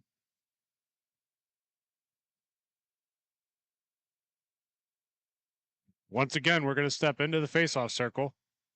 This time to the right of Model, or of Model, excuse me. Fanning trying to battle for it along the corner. Continuing to pressure. Big body of the Syndicate pushing him off, and the Syndicate are going to come away with it with a one-on-one opportunity. That's a beautiful breakup by McNicholas. Push through center, just out of reach as it's going to come all the way to the near wall. Crystal with the puck. Crystal over to McCaddy. McCaddy's shot, and that's going to go up and stay in play. Looked at first like it was going to go into the netting, but the Syndicate have it. Hess looking to wind up for a long breakout pass, but instead he'll skate it up himself. Takes the zone and cuts through center. Continue to battle for it along the boards are these two teams, and here comes Crystal with the Tropics. Crystal with the takeover. Cuts through, but that's broken up beautifully by Hess of the Syndicate. Syndicate still battling in the corner. These two teams barging in on each other. Here come the Tropics on the doorstep. That shot is going to hit off the iron and stay out of the back of the net. 3-on-2 opportunity here. Long shot. Sits right on the doorstep, looking in for another chance. And the Syndicate pouring it on once again. Had a very successful first period here. And since the Tropics have called that timeout, seems like they're starting to play a little better too. Played up ahead, Hansen almost able to get to it. That'll be worked back along the near side to Bukodic. Bukodic, he's going to send that over to Brantner. Brantner all the way back for Hess. Teams are going to make some changes back down along the near side. Picked up by Altabelli. Altabelli is going to work it back on the near side to Brantner. Brantner stripped of the puck by McNicholas, and here come the Tropics. Tropics trying to flip it up along the near side, but that's frozen by Diaz. Diaz's shot's going to go off the side of Kwinzinski and stay into the zone. He'll work it back up towards the top, but not before the Tropics can get to it. Here come the Tropics. McNicholas on the near side. Sends it across to Hansen. Hansen down low, and that's fought off by Model. And here comes Diaz. 3 Syndicate in the zone right now. Brantner with the puck. Works it down low behind the goal. Carries it up along the near side. Sends it back to Brantner. Brantner with the puck. Deep in his zone. Skating nonchalantly. He'll take it around his goal and continue to come up the rink. Looking. Long stretch pass down to Altabelli, but that falls off his stick and comes to the near side. Fanning's going to drop that back to McNicholas. Goes out of the zone, and that's going to hit Altabelli in the head. He's got a clear lane in front, and that's going to be broken up by the Tropics. And here comes McCaddy. McCaddy just missing the stick of Hansen as it goes on to Diaz's blade and up to Altabelli. Altabelli with the puck. He gets stripped of it, and here comes McCaddy. McCaddy's going to work it up top. Onto the stick of Crystal. Crystal comes in from the outside. That shot's fought off by Model. And the Syndicate go the other way. Altabelli with the puck. That's played with a high stick. And that's going to sit down there and eventually will be blown dead as Brantner touches the puck to send it into the far zone.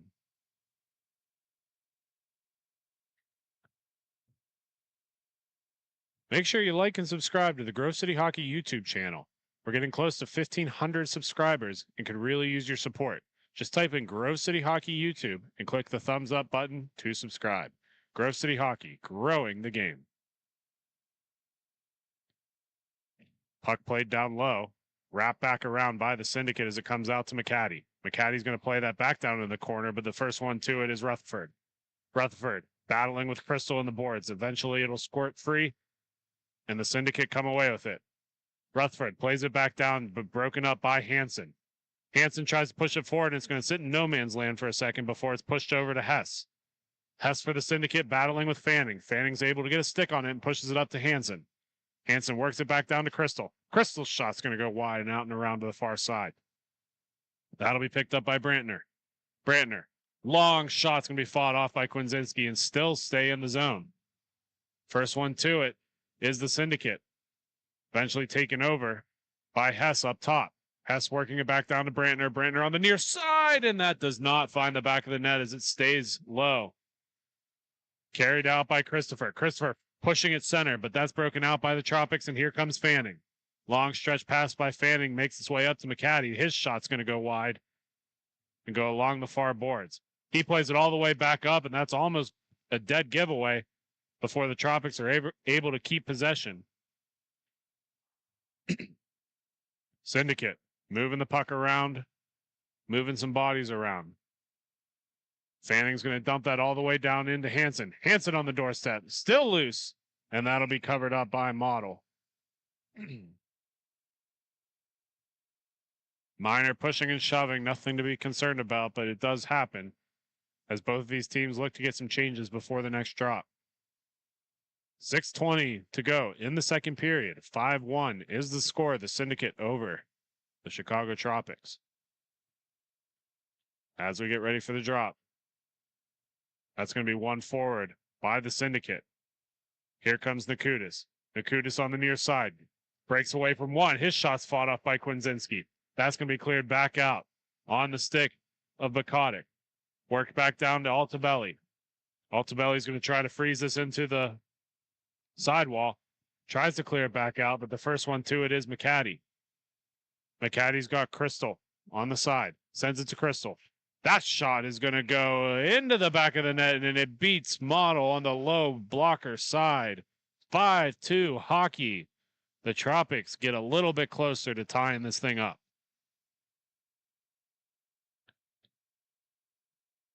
Face-off pulled back out to center. Both teams step in for the draw, and Crystal wins that back cleanly. Puck comes all the way back into their zone for McNicholas of the Tropics. McNicholas holds behind the net, and that's going to be cleared up along the far side. Work back over to Hansen. Hansen on the near end. Takes it onto his backhand and evades one. Looking for another goal here, and Model has got that one red. And he will hang on for a draw.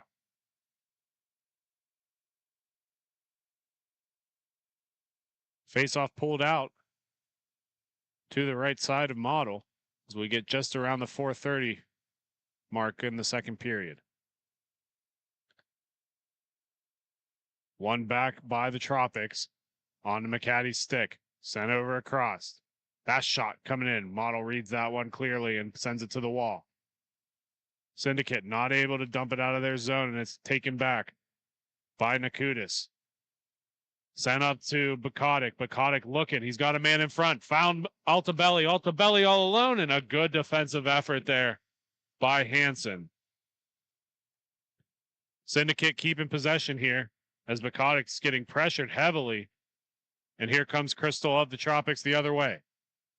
Sent down into the bottom corner for McNicholas. McNicholas still has the puck on his stick, but loses it at the last second and sends the Syndicate up forward. Just a little bit out far of reach of Altabelli as that's sent around by McCaddy to Hansen. Hansen with the puck, sends it across to Crystal. Crystal has McNicholas in front. Crystal makes his way around one. That shot coming in, and Crystal's taken down on the play. Diaz will pick that up for the Syndicate. Plays it up ahead, and look out, here comes the Tropics. 3-on-2 opportunity. That shot's going to miss wide. Diaz with a rolling puck sends it up ahead to Hess. Hess has Diaz with him. Getting heavy pressure by the Tropics. Sends that in front. That does not get to the stick of Christopher and goes to the far corner where Fanning will pick it up. Fanning falls down on the play but keeps puck possession as he works it across to McNicholas.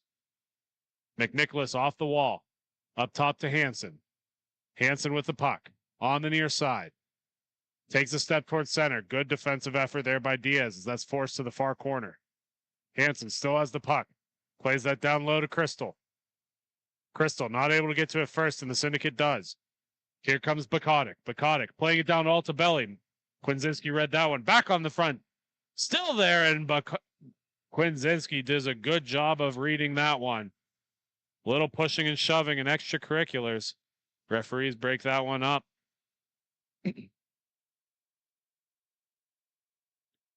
2 minutes left to go in the second period. 5-2 is the score. As both of these teams are getting a lot of pushing and shoving in. Tropics doing a good job here, killing some time. though they need to get a couple more goals. Brantner works that across the top onto Rutherford's stick. Rutherford down low. He sends that to Hess. Can't quite get it back to Rutherford as it goes all the way back down to Brantner. Brantner over to Hess once again. Back to Brantner. Hansen of the Tropics doing a good job pressuring. Makes its way onto the stick of Rutherford. Rutherford to pull it all the way back into his own zone and reset. He's got a lane on the near side and he's starting to walk in. Works it over to Hess. Continuing to push in front. Little bit of extracurriculars on the near end, but that springs Hansen free. Hansen, and that shot does not go as it gets knocked wide. Keep an eye out for Altabelli and Fanning as these two are continuing to push and shove against each other. And that breakout's going to be on the stick of Altabelli. Altabelli has a 2-on-1, but it doesn't matter as we blow it dead on the far end. Fanning chirping in their ears plenty. 45 seconds left to go in the second. The score is 5-2. Looks like the Windy City Syndicate is headed to the box, and the Tropics may get a power play for this game.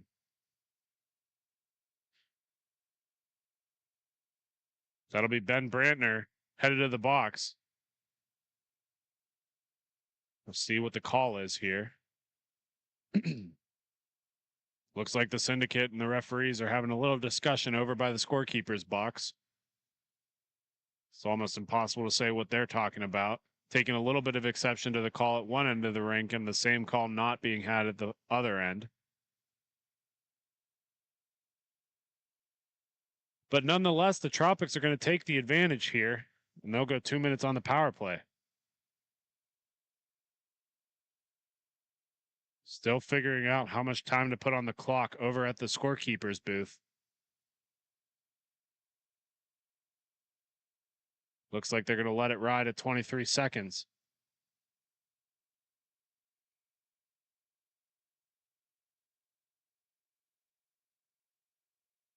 Still confusion over the time here as they have 18.5 seconds on the clock now.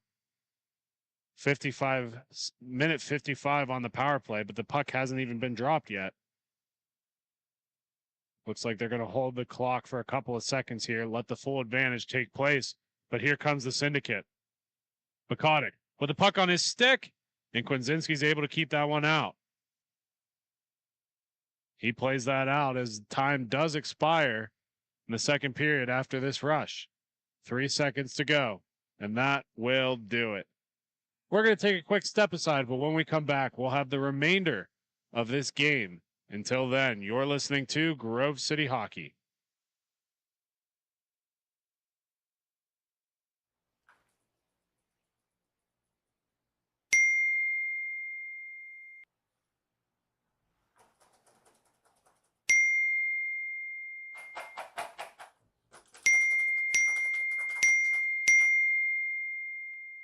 Frustrated and wasting time doing your own taxes? Getting confused by complex forms? Waste your time no longer. It's time for you to check out Bonus Accounting. Kenny and the team will help you with taxes, bookkeeping, and payroll services. Now that's an accounting hat trick. Leave it to the industry experts and check them out today. Use promo code Grove City Hockey for a sweet discount and also to receive exclusive GCH merch. Bonus Accounting, the firm of the future.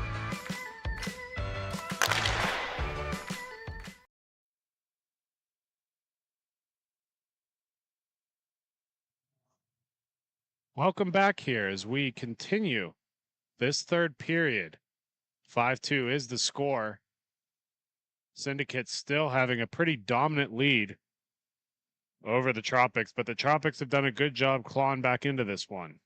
Tropics will be on the advantage for another minute 36 on the Brantner penalty. And they're going to win the faceoff. Hansen with the puck, deep in his zone. He's got support on both wings, sends it on to the far side. Onto the stick of Crystal. His shot's fought off by Model, comes around to the near end. McCaddy battling Hess for it. Hess will lose his stick in the process. Hansen coming in to help. Both teams converging on it. Continuing to battle for it. Crystal comes away with it. That shot's going to go off his stick and up into the netting.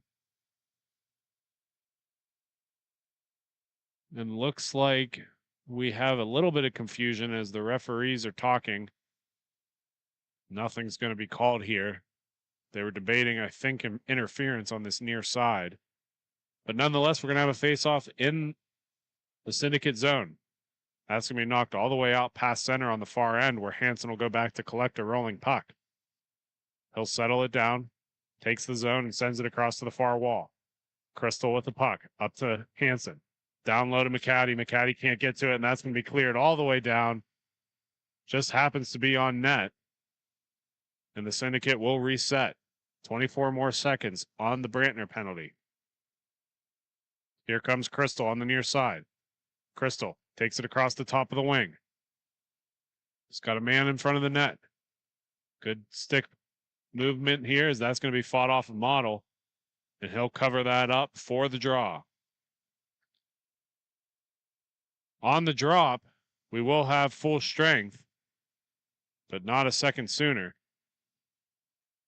One back, and Brantner rejoins the rink. That's going to go through the net all the way to the near corner. Sent back behind. Picked up by Bukotic. Bukotic on the far wall. Sends it over to Hess. Hess will drop it off. Picked up by Rutherford. Rutherford back over to Bukotic. Bukotic, his shot off of Kwinzinski and stays low. Continuing to work it around to McNicholas. McNicholas, one touch up to Crystal. Crystal getting hit hard into the boards by Russ. Sent back over to McCaddy. That shot is going to go wide and into the far corner. Picked up by Hess and dumped all the way to the far end of the rink. Back to pick it up is McCaddy. Sends that up to McNicholas. McNicholas can't get it through, as that's going to be dropped back. Crystal looking to spin it back in. Hansen will pick it up for the Tropics, sends it back up top to McNicholas. McNicholas across to McCaddy. McCaddy taking his time over to McNicholas. Syndicate pressuring further and further into the Tropics zone. On the stick of Crystal. Crystal back to McCaddy. Down low to Hansen. Hansen's on the wings, got Crystal in front. His shot through traffic is going to be fought off to the corner, where it'll be picked up by Christopher. Christopher sends it across to Altabelli. Altabelli on the near side. His shot's going to be fought off by Kwinzinski. Come to the near corner. Another opportunity is going to go around and come out towards center. First one to it's Crystal. Crystal's going to knock it forward for himself. Diaz, first one to it for the Syndicate. Plays it around the back of his net and out towards Altabelli. Crystal's going to pinch in on this one, and he's going to get caught with a high stick too.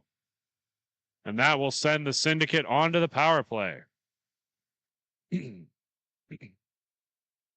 David Crystal is going to be in the infracting party as he's headed to the box.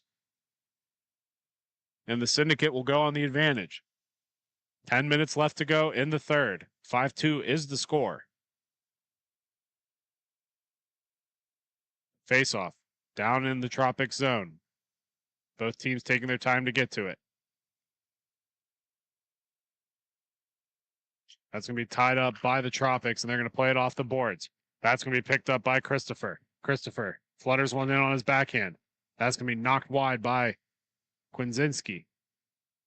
Altabelli playing it back up top to Diaz. Diaz can't control it and has to go back for it. Diaz collects the puck, takes the zone. He's going to knock that forward to Nakutis. Nakutis with the puck, back up top to Diaz. Diaz to Nakutis. Takes time. Shot. Sharp angle blast is going to go all the way out and around and come out past center. Minute 15 left to go on the power play. Diaz with the puck. Diaz taking in time with it. Works it across the top towards center, and that's going to be broken up by the Tropics. Kicked and out of play. Believe they will pull this out to center as the Syndicate get some new legs out there. The penalty kill of the Tropics will stay.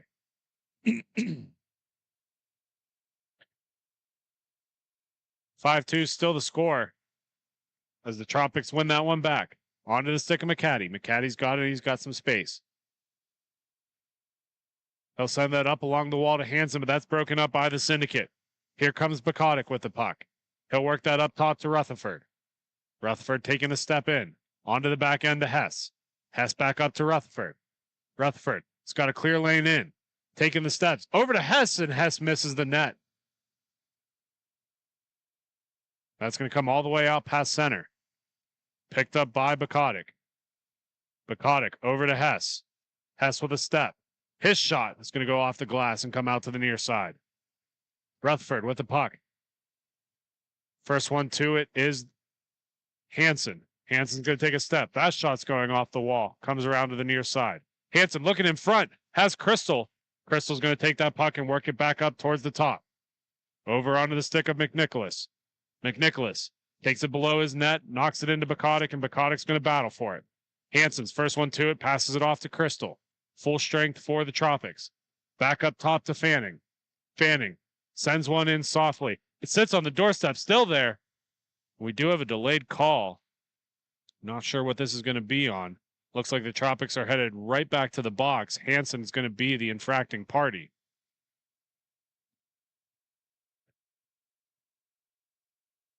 Hansen headed to the box here.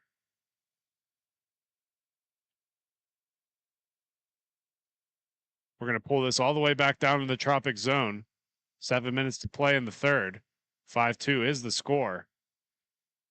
Joining me now during the third period is Sean Takachi. Sean, you've been running all over the place today. I don't know how much of this game you have watched, but you've seen these two teams. You're familiar with both of them. There's a big hill for the Tropics to climb. What do you need to see as the first step? I mean, they just got to keep playing their game. So in the first period, I don't know if anyone noticed, if you even mentioned it, but Parker actually capped out and had 4 goals in that first period for the Syndicate. So he's a forward playing defense. You probably want to attack him if you're going to skate down. He's a great player, but he's out of position. That's how I'd try to get back and get a couple extra goals here. Hess's shot's going to come in front of the net. Kwinzinski will cover that up. About a minute and a half. Little less on the power play.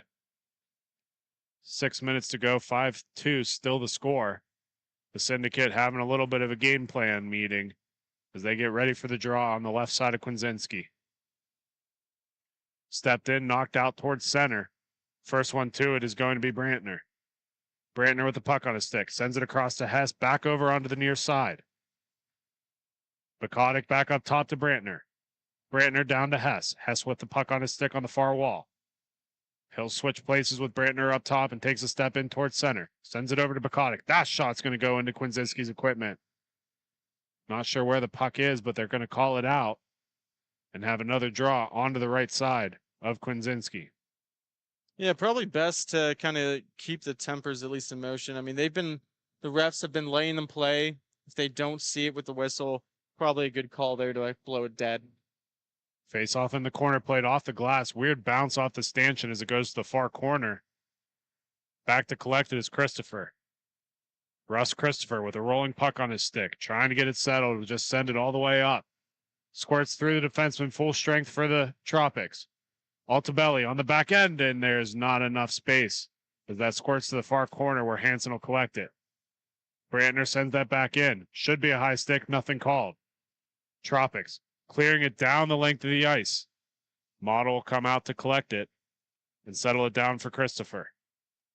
Christopher looking for another long stretch pass to Altabelli. Altabelli's got some space and a man on the back door. Puck alone, and Kwinzinski's able to read that as Altabelli pulls it to the far corner.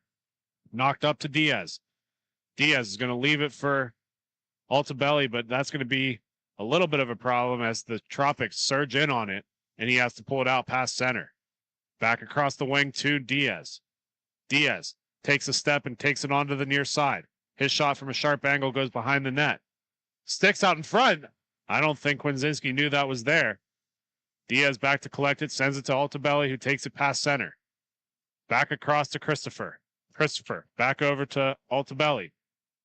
Little give and go between those two as they take it up along the far side. Finally takes the zone back through center. Christopher trying to take it on the near side, but that's turned over to the Tropics, and here they come the other way. Hansen takes it on the far side.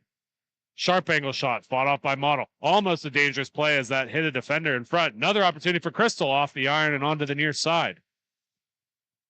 Picked up by Christopher and just dumped all the way out. Broken up by the Tropics on the way in, and Crystal's going to take that away. Crystal trying to get it to Hansen, but knocked free by the Syndicate. Stuck in the referee for a second, and the Syndicate are going to lose that possession. Knocked in front, and Model is able to find the puck and cover it up. I mean, the Tropics are getting to their game. They're getting their opportunities now. Time's dwindling down, so they just need to want to get in the stop clock territory, keep it right where it's at. Both teams, it seems like, just trying to feel each other out weirdly in this last period here as the game has changed quite in an abrupt amount of time. Rutherford with the puck's going to drop it back to Bukotic. Bukotic will take it behind his net as Russ swings in. Still patient there as we got about 2:40 left to go in the game. Still a 3-goal deficit for the Tropics. Tropics eventually pressuring will spring Russ on the near side. That's going to go off into, almost looked like it exited the arena, but it stays in somehow, and Hansen will collect it for the Tropics.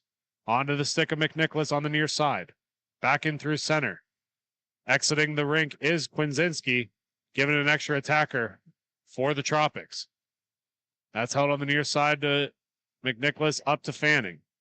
Fanning on the top of the zone. Sends it back down to Hansen on the far end. Cross crease, and that's going to be broken up by the Syndicate past center. Jack Fanning back to collect for the Tropics. 1:57 left to go. Over to McNicholas. McNicholas along the near side. Looking for a man up front. He's going to get some heavy pressure as he has to send it back to Fanning. Fanning takes that puck, sends it up through the crease, but that's going to go on the far end to Hansen's stick. Hansen back to Crystal. Crystal on the top end. He winds up, sends it back down to Hansen. Hansen in the corner, back up top to Fanning. Fanning's shot, and that's going to be broken up, and the Syndicate are going to send it past center. Not quite enough juice to get to the net, though. Minute 25, 3 goals for the Tropics they need. Fanning back across the top. Over to Hansen. Hansen's going to send it on the near side to Crystal. Crystal up top to Fanning. Fanning winds up, sends it over to Hansen. That shot's going to go off of Model and be sent around. Hansen does a good job keeping it in the zone. Back down low. Looking for an opportunity here. It's back up top to Hansen. Hansen looking for a cross crease, and that's going to get deflected up into the netting. And no stop clock as it is a 3-goal deficit for the Tropics. Neither team really taking their sweet time actually getting to this face-off dot. If I'm the Tropics, I'm rushing as quickly as possible to get there. You have only 45 seconds. Crystal in the ring for the Tropics. Gets tied up. And that's going to be cleared out by Bukotic. Again, not enough juice to get to net. 31 seconds left. 3-goal deficit. Fanning is just taking his time. No sense of urgency by the Tropics. It's almost like they've already admitted defeat. On to McNicholas's stick on the near side. Played down low. Played back up top. McCaddy not able to clear that. This is on McNicholas's stick. That's going to go wide and out and along the far side as we get just under 10 seconds. Altabelli looks for the empty cage, misses wide. Both teams just content ending it here as time does expire. When we come back, we'll have some more T4 action. Street Sharks taking on the Columbus Heat. Till then, you're listening to Grove City Hockey.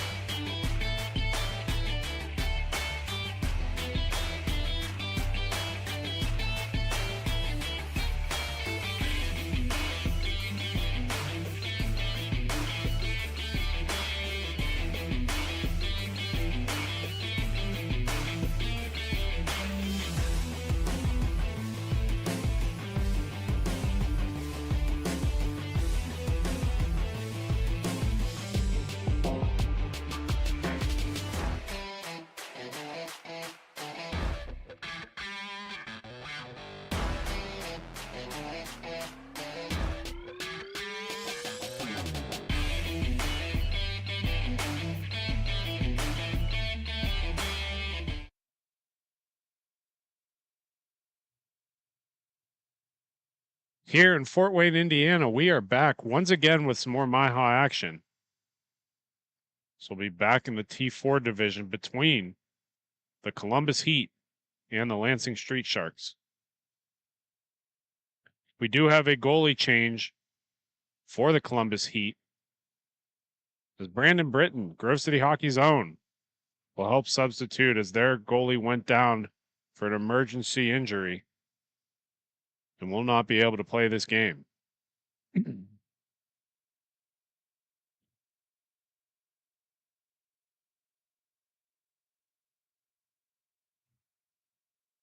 Both teams getting ready to take the rink. Chicago Hitmen's Vince Esposito is out on the rink for some reason talking to the referees. Brandon Britton borrowing one of the Hitmen's jerseys, and I'm wondering if that's part of the problem.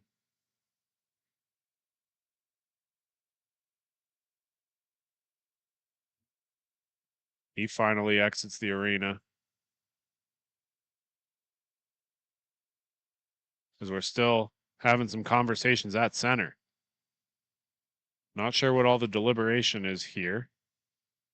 We'll try to read the body language to see what's going on.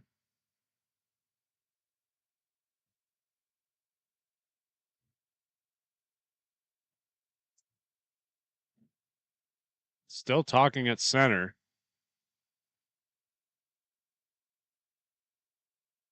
We're going to take a quick step aside and we're going to see what they get figured out here. When we come back, we'll have the start of this game. Thank you for listening to Grove City Hockey.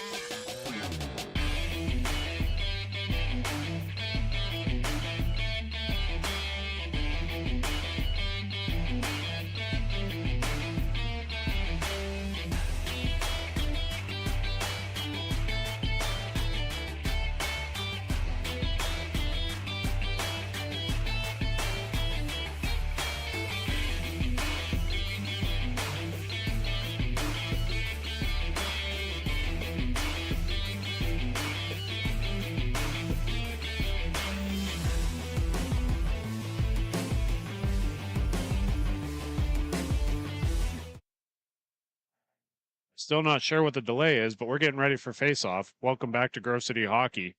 We have the Columbus Heat taking on the Lansing Street Sharks. And here we are with the drop.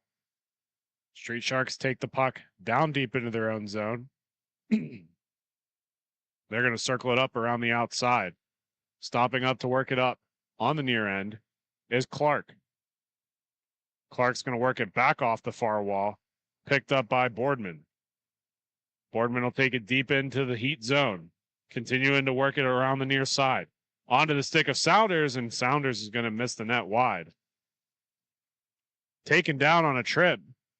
And that will be an easiest call the referees will have to make all day as Columbus is headed to the box.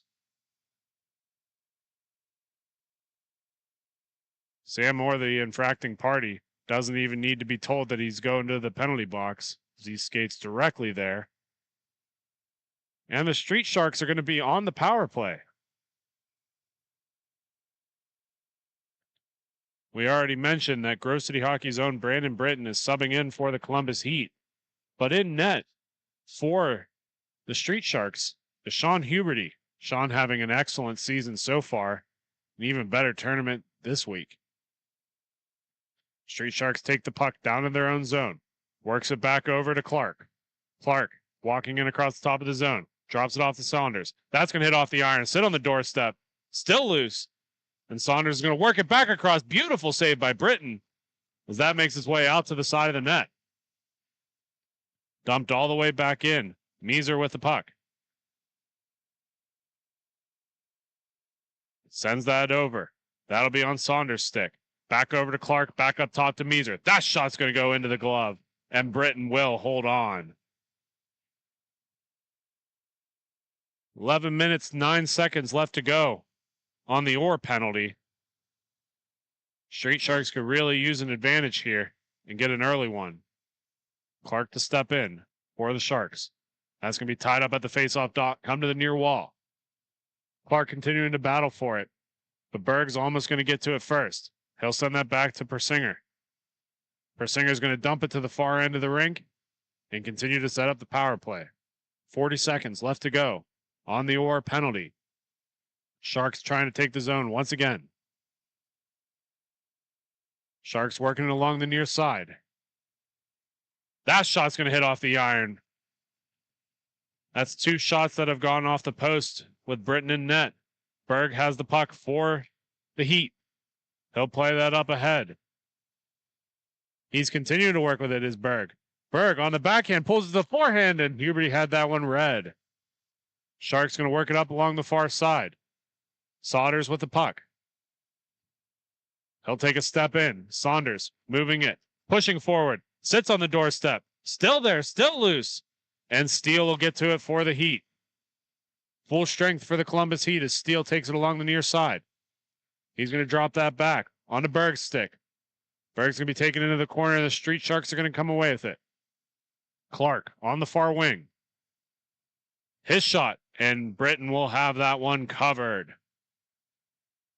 Britton doing an excellent job keeping his team into it as he has the first couple of opportunities for the Street Sharks, and he read every one of them. Pulled in on the far side. Battled by the Heat. That's going to come out to the far end and be wrapped around the near side. Picked up by Berg. Berg's going to play it ahead to Drexler. Drexler's going to overskate it. Coming back the other way is Kanklers. Kanklers is going to work it along to the far side. Picked up by Parasevich. Parasevin's going to work that back to Kanklers and play it across the side. Picked up by Clark. Long shot. That's going to hit somebody in front, and Britton will find the loose puck, and he will cover it up for a face-off. 9:46 left to go in this scoreless game between the Heat and the Sharks. And we'll come up on the near side of Britton. Bounty in for the Sharks. Looks like we're going to send in Orr for the faceoff for the Heat. Sent back to Turk. Turk's going to wrap it around the near side. That's going to go back around, and he'll pick that up and send it on to the far end. Onto the stick of Brewing's Twig. He'll pull it in through center. Brewing takes a step around one, but can't get around the second one as the Sharks come storming back the other way. Sharks on the far end. Makes a step around one. Saunders, that's fought off by Britton, and he will cover up. Looks like they're going to blow the whistle as it appears like the Heat were getting ready to play that one. Bullens wanted it. It's a little bit of a disparity between a substitute goalie and a team that's played forever together. Orr in for the Heat. Cobe takes it for the Sharks. One back by the Heat. Onto the near side. Pushed down in the play is Miller. Miller sending it back in front for Cobe, and that's fought off by Britton. Brewing coming the other way. Brewing on the far end. Takes a step. That shot's going to go off the glass and out and around on the near side. That'll just bounce over the stick of Bullens. And here come the Street Sharks on a 2-on-1. Cobe with Miller. Cobe's shot's going to go wide and come out towards center. Picked up once again by Bullens. Bullens is going to drop that off. Ruling with the puck. That shot's going to go off the glass. Miller's the first one to it. Miller with the puck on the far end. Sends it on to the near side. Broken up by the Heat, and here they come. Brewing with the puck. He's going to step in towards center. Can't make it around the defenseman, and going the other way is Miser. Miser with the puck. Cobe right in front of him. Miser works it back onto the near side. That shot's going to go off Britton to the far wall. Picked up by the Heat, and here comes Turk. Turk down below the red line. Sends it out to the far side, and that's going to be broken up and pushed up to Miller. Miller and the Street Sharks in this scoreless game. Works that back into his own zone. Overskated by Boardman, but he's able to keep the puck. He'll work it back into the far corner. Very methodical game by both of these teams so far. Not a ton of opportunities, but not a lot of mistakes either. Clark with the puck. He'll drop that off to Parasevich. Paraskevin is going to move that up to Boardman. Boardman sends that up to Clark. Back to Boardman. Boardman from a sharp angle back up to Clark.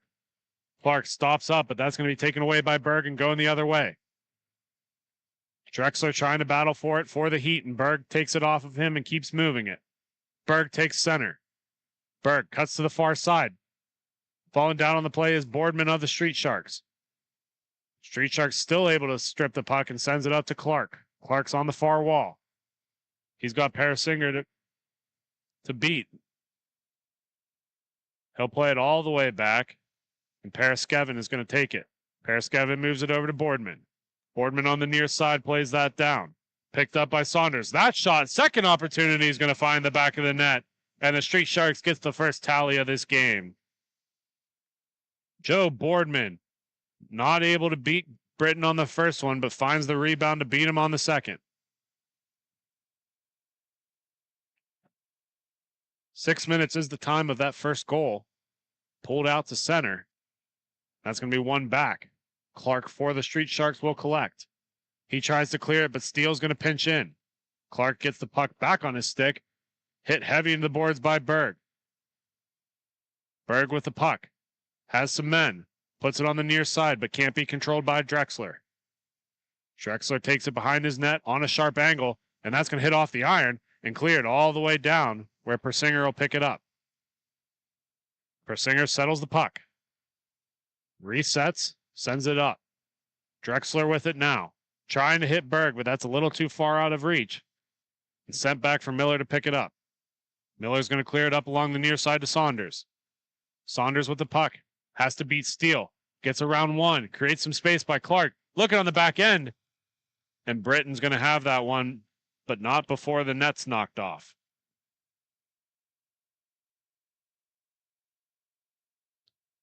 Puck's going to be pulled out onto the near side of Britton as the Heat and the Sharks both get some changes. Or coming to step in. He'll take the face-off and win that back to Turk. Turk with the puck. He'll pull it in behind his net. He's getting some pressure by Boundy. He'll wrap it around the near side, but not before it's taken away by the Street Sharks. Kanklers pressuring Boulins. Boulins over to Turk. Turk off the wall, looking for Orr, but that's a little bit out far. Orr is going to race for it. He gets to it first, looking on the near side, and that does not connect as it went through the stick of Ethan Brulin. Puck passed all the way back up top, but out of reach of all of the Street Sharks as Turk collects it. Turk moves it onto the far end.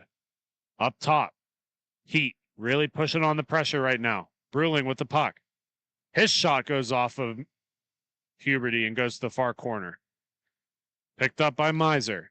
Miser of the Street Sharks on the near side. 3:50 left to go in the first period. Miser takes the zone. He's got a man down low. All alone, and that misses wide. Rebound sits behind the net and gets kicked out to the far wall. Another opportunity for the Street Sharks. Looking for a man on the doorstep. Nobody there quite yet. Finds it, and that finds the back of the net. 2-0 as Jeremy Miser tucks it past Britton and extends the lead of the Street Sharks. Heat looking like they're needing a little bit of juice going into this first period. Not quite looking like themselves. Both teams rejoin at center. That's going to be one forward by the Heat. And here comes Brulings. Brulings alone and can't tuck it in. Huberty doing a great job to rob him on the doorstep. Makes his way out to the wall. Brulings knocks it to center for himself. He's going to play it back to Boulins. Boulins plays it up along the far wall. That'll be collected. Brulin back over to Boulins. Boulins with the puck. His shot fought off by Huberty. Wrapped around in front, and the Sharks are going to be able to read that one, push it to the near corner. That'll be sent back to Paraskevin. Paraskevin. Long sauce pack up along the near side to Miller. Miller's got Kobe on the near side. Heat continuing to pressure. Push up front. That'll be knocked away by Turk. Turk able to evade the defense as he's coming in through the zone. He's got a man right in front of the goal, but he's taken all the way into the corner by Boardman.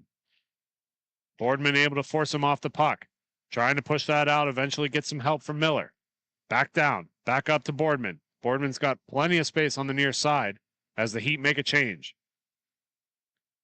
Boardman plies that back up to Miller. Miller getting pressured from both ends, and here comes the heat. Berg's able to knock that one free, hits it off of Boardman, and that's going to sit out in no man's land before Miller collects it. Miller down to Kobe. Kobe shot from a hard angle, and Britton's able to read that one the whole way into his equipment.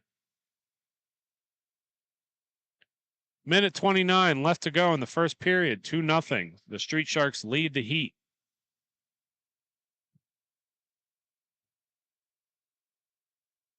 Face off at the draw. That's going to be tucked in front and bounces right over the stick of Clark. And here come the Heat the other way. Berg with the puck, takes center. He's on the wing, cuts through the middle. He's going to lose it in his own teammate, and the Street Sharks are going to come the other way. Pass up to Saunders. Saunders is going to leave it for Miller. Shot's going to be deflected by the Heat, and Drexler's going to race for it. Drexler plays it off the wall to himself, 2-on-1 opportunity with Berg. Drexler with the puck. His shot, and Huberty reads that one perfectly into his glove as we're just under a minute left to go. 2-0 is still the score. Street Sharks leading the Heat. Face off one back by the Heat. Drexler's got it on the wall. Drexler over to Berg. That shot's fought off by Huberty and into the corner. Here come the Street Sharks going the other way. Drops that off. Picked up by Miser. Miser taken down on the play. Nothing called as Drexler takes it for the Heat going the other direction. He's got Steele on the doorstep. Pushes it through. Huberty's able to knock that to the corner. 10 seconds left to go. One last rush for the Street Sharks. 5, 3, 2, and that long shot's going to be right into Britton's glove, and he will cover for the period. When we come back, more MIHA action, but until then, you're listening to Grove City Hockey. Hey fans, we all know there's nothing quite like watching live sports here at Grove City Hockey. However, even we know it's not the best way to make a memory. We've got you covered in that department too. Make sure you check us out on our Facebook page for photos of all of the games. Make sure you look into team packages. It can be as low as $10 per person on the team. Now, back to the action. Fans, it's that time for the GCH Puck Shuffle. Just like in the arena, we bring the fun to you at home. Follow the puck.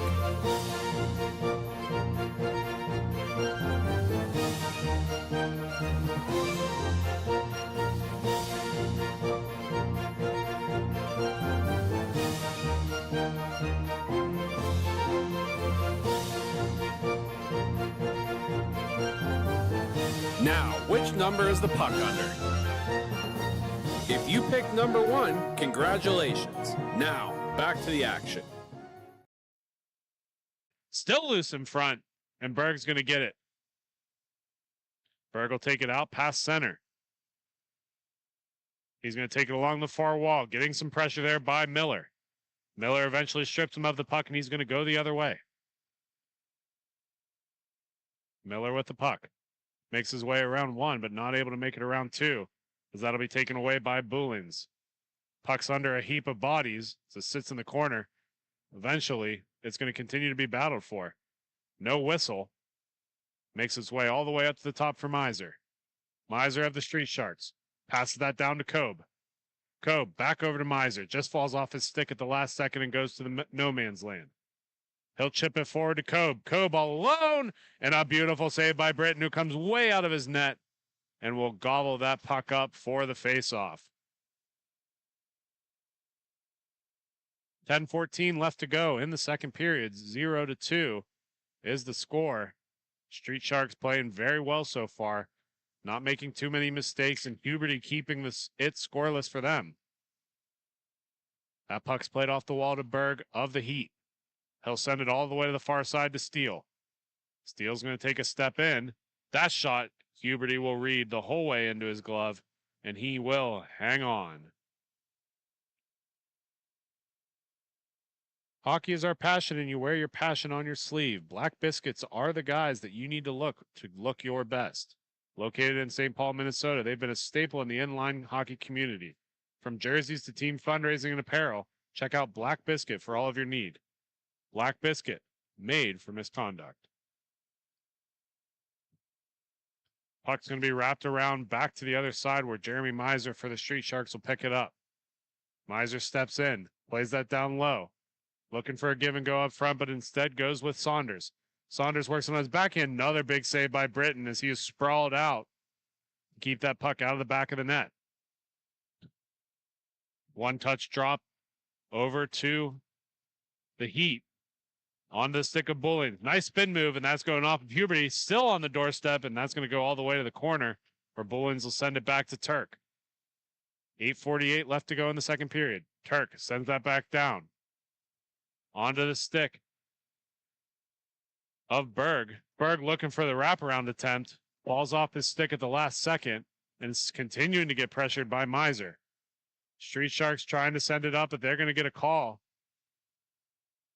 See what the penalty is here. Nonetheless, it's going to be Jeremy Miser headed to the box.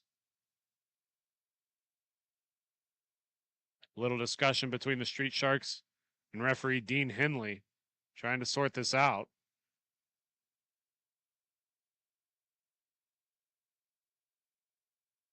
Tripping will be the call, and the Heat are going on a much needed power play.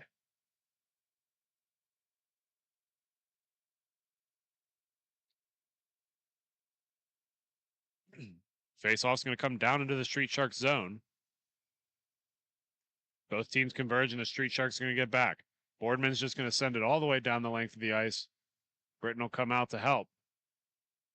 He'll send that up ahead. Picked up by Steele going the other way. Steele with the Heat. Minute 30 left to go on the power play.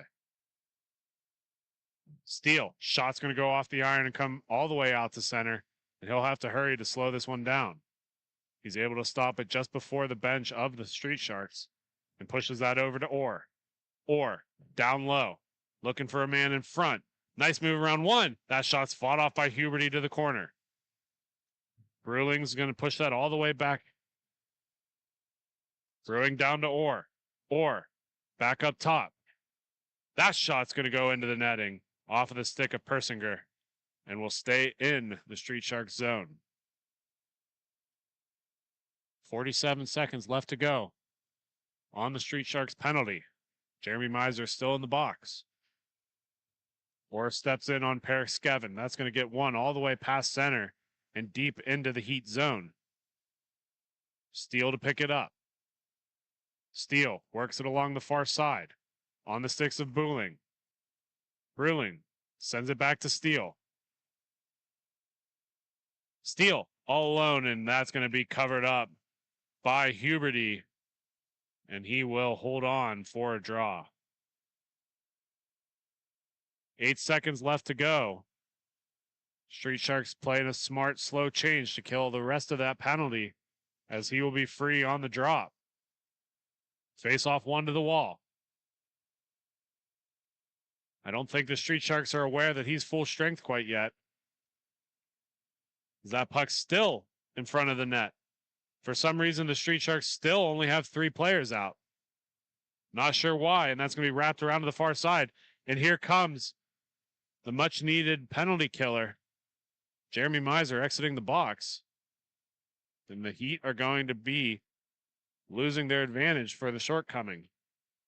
Work back to Brewling. Brewling up top. He's going to be on the far side. The Heat taking center.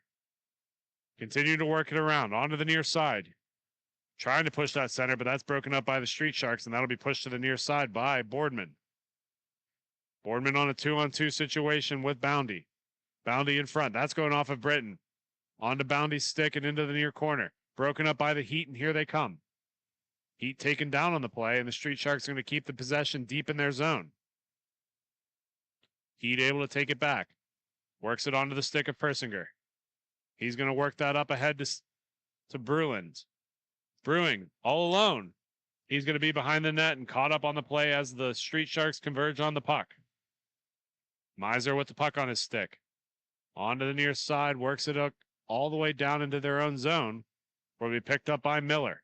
Miller's going to lose the puck. Come the other way is the Heat. Onto the stick of Berg. Berg continues to take the zone, forging ahead. His shot's going to go low and go all the way through. Picked up by Kobe. Kobe will chip it up to Miller. Miller's going to look to send it all the way back to Miser and be patient once again as we have 4:15 left to go in the second. Broken up by the Heat. Knocked to the wall by Sam Moore. Opportunity here for them. Man in front and hits the side of the net and goes behind. Picked up once again and continuing to battle for it is the Heat as these two are battling. Another situation where that stick got right under the arm of the Heat member. Nothing to be called, though. Kobe down low in the corner. We will have a whistle. Not sure what the call is. Puck ended up going into the equipment of Brandon Britton. It looks like a Heat member is down on the rink. We're trying to figure out what the call is here. Hard to see in that far corner. Looks like the referees are huddled over something.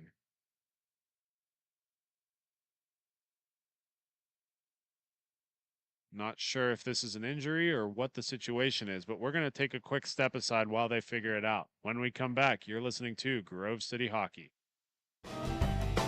Hey fans, it's that time for the GCH Duck Races.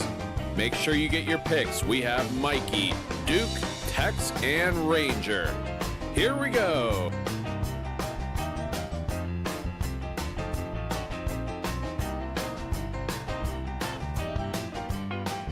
And your winner is Tex. Thank you again to Bonus Accounting for sponsoring the GCH Duck Race. Looks like that step aside was for an injury timeout. Not sure exactly who was hurt. Nonetheless, we had a face-off at center. That's going to be forced in by Clark. Clark's going to miss the net wide, and it's going to be in Street Sharks' possession still. Clark continuing to work it. He's got Miser open on the near side. Miser's shot is going to be directed high over the glass, and the Heat are going to pick it up. Heat will take it around their own net and work it up along the near side. Berg with the puck. He's been having an excellent game so far today. He falls down on the play, and that's going to be played all the way back where Britton will come out to help. Britton works that up to Turk. Ryan Turk of the Heat onto the far side. Cuts through center. Looking for a man in front in Berg. Berg's trying to play a little cheeky as he was looking to trip one of the players, and that's going to be snatched out of midair by Huberty. A little bit of extracurriculars between these two teams. A little bit of talking, going back and forth between everybody. Not sure what exactly happened except for a little bit of pushing and shoving. Something may have been said, not sure.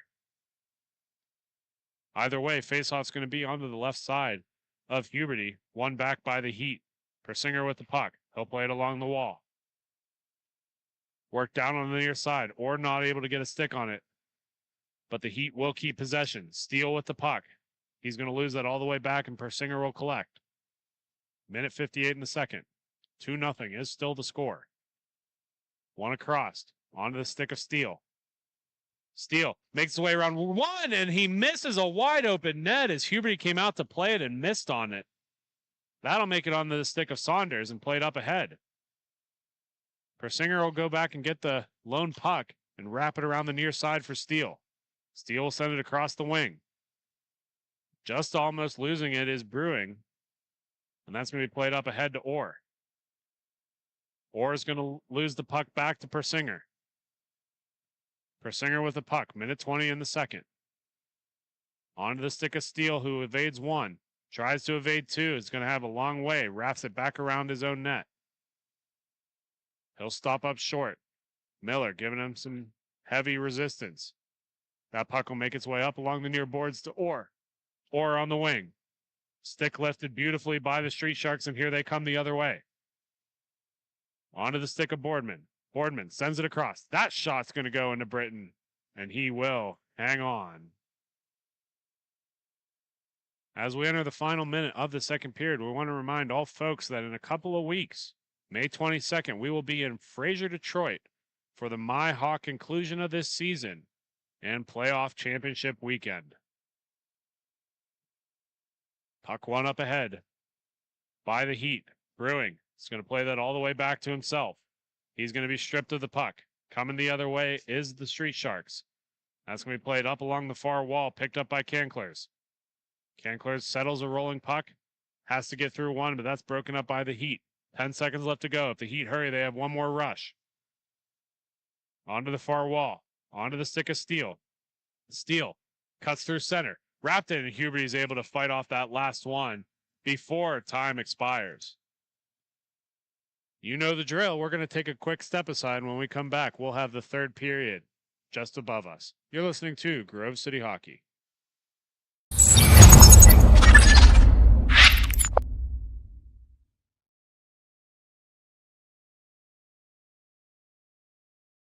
For my opinion, it has a good minimalistic look.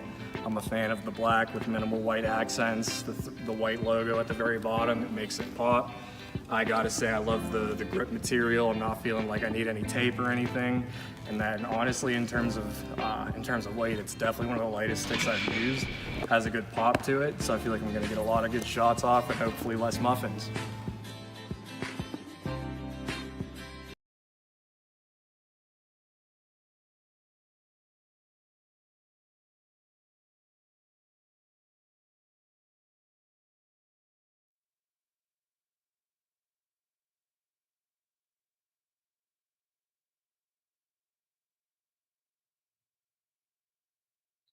We are back for the third period. As we get ready to go, we want to remind all folks that after this game, we got some more MIHA action here in Fort Wayne. So make sure you guys don't go anywhere. Heat still trailing 2-0 as the Street Sharks have gotten the first 2 goals early in the first. It's remained scoreless through the second. As we enter the third, the Heat are going to need 2 to keep their playoff berth alive. That's going to be sent off the far wall. Picked up, and that's going to be stripped by the Heat. Here they come the other way. Drexler getting some heavy pressure on the far wall, sends it over to Steele. Steele has a step to go on the outside, getting double teamed currently, so he takes it back over to Drexler. Drexler's going to send it all the way back deep, and Turk will pick it up. Turk has the puck on his stick. Over to Drexler once again. Drexler on the far wall. His shot's going to get hit by a defenseman up front and broken out by the Street Sharks. Canklers with the puck, trying to fight off the Heat at the same time as he's coming down the near side. Plays it up along the far wall, and a beautiful sliding save by Britton to keep that out. Another save by Britton keeps that one out of the back of the net. He's been standing strong for his team so far this game. Canklers still has the puck, and he's going to drop it all the way back. Miser sends that across. That'll be picked up by Boundy. Boundy with the puck on the near end. On to Canklers' stick.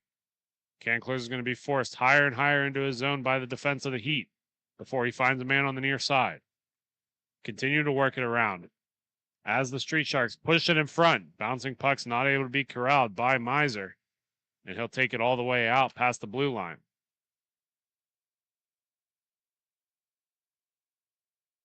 Puck sent in by the Street Sharks, out of everyone's reach, and that's going to be picked up by Booling. Booling's down deep. Kobe tucking in on it. He's going to win that puck race, only just to lose it back to Berg. Berg's going to take it along the near side. Nobody really in front to help. Berg's going to get muscled into the boards here. Continuing to battle for it. Pushes it back into the corner.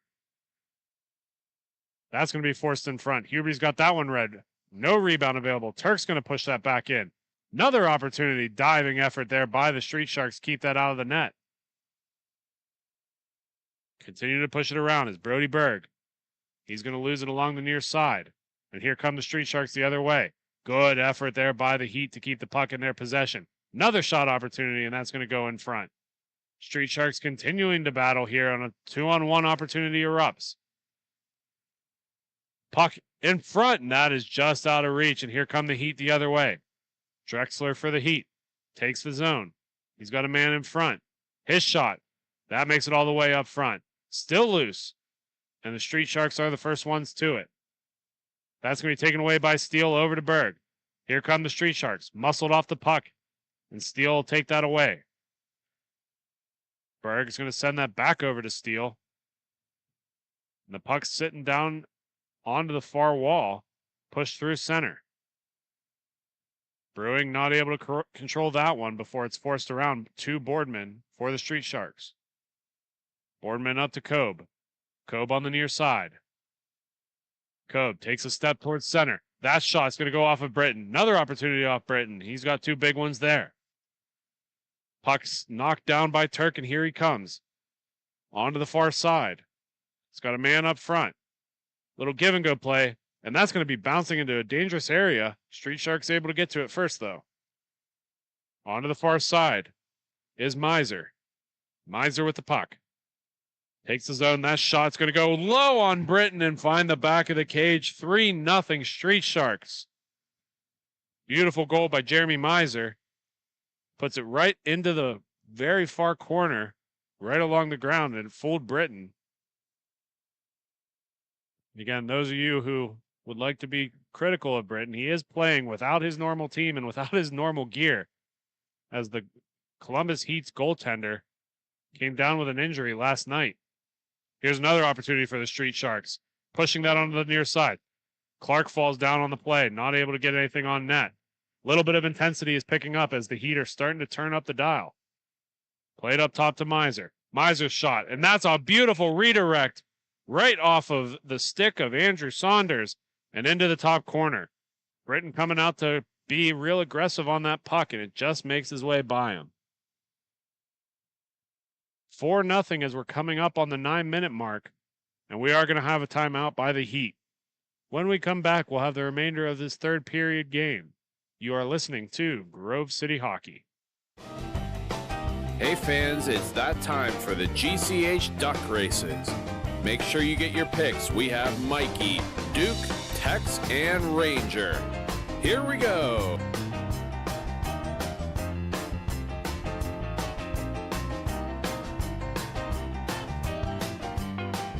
And your winner is Tex. Thank you again to Bonus Accounting for sponsoring the GCH Duck Races.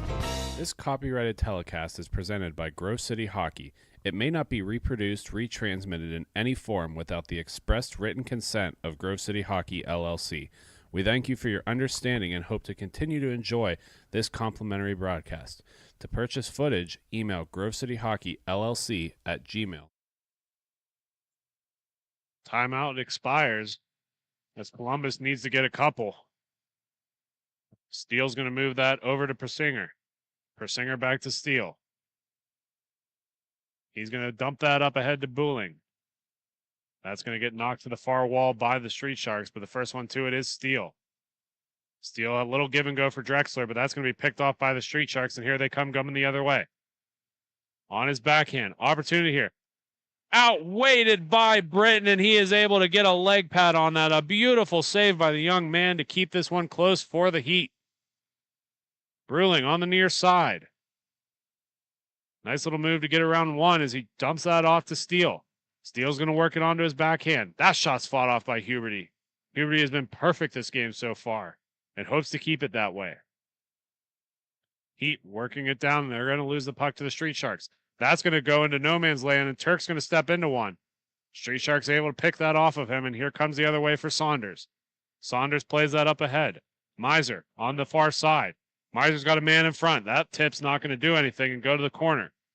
Played back up top. That's going to go all the way into the Street Sharks zone, where it'll be controlled by Boardman. Boardman with the puck. Down low. He's going to pass that off to Saunders. Saunders plays that back up to Boardman. Boardman on the wing. Shuffles that around to Paraskevin. Paraskevin back to Boardman. Little pitch and catch between these two as it comes back around to Paraskevin. Paraskevin up the wall. Passes it up to a changing Canclers. Back over to Boardman. Boardman's got a man on the back end.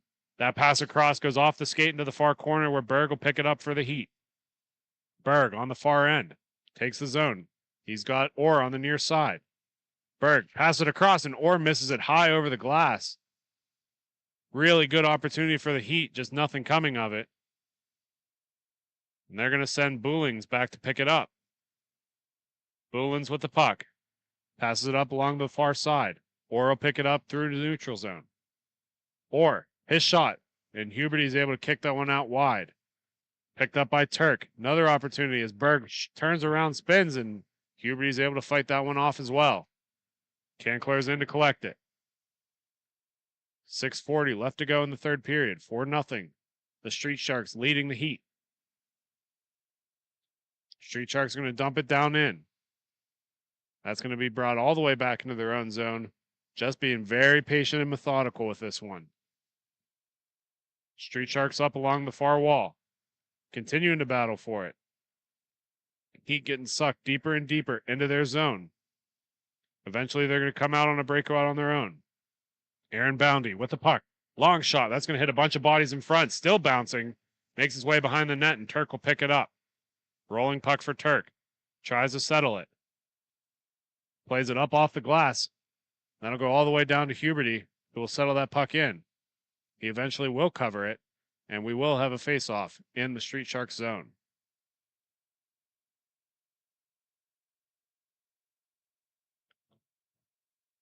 Both teams making a change here late in the third period, as it is a 4-0 lead for the Street Sharks. Huberty is yet to be beaten this game.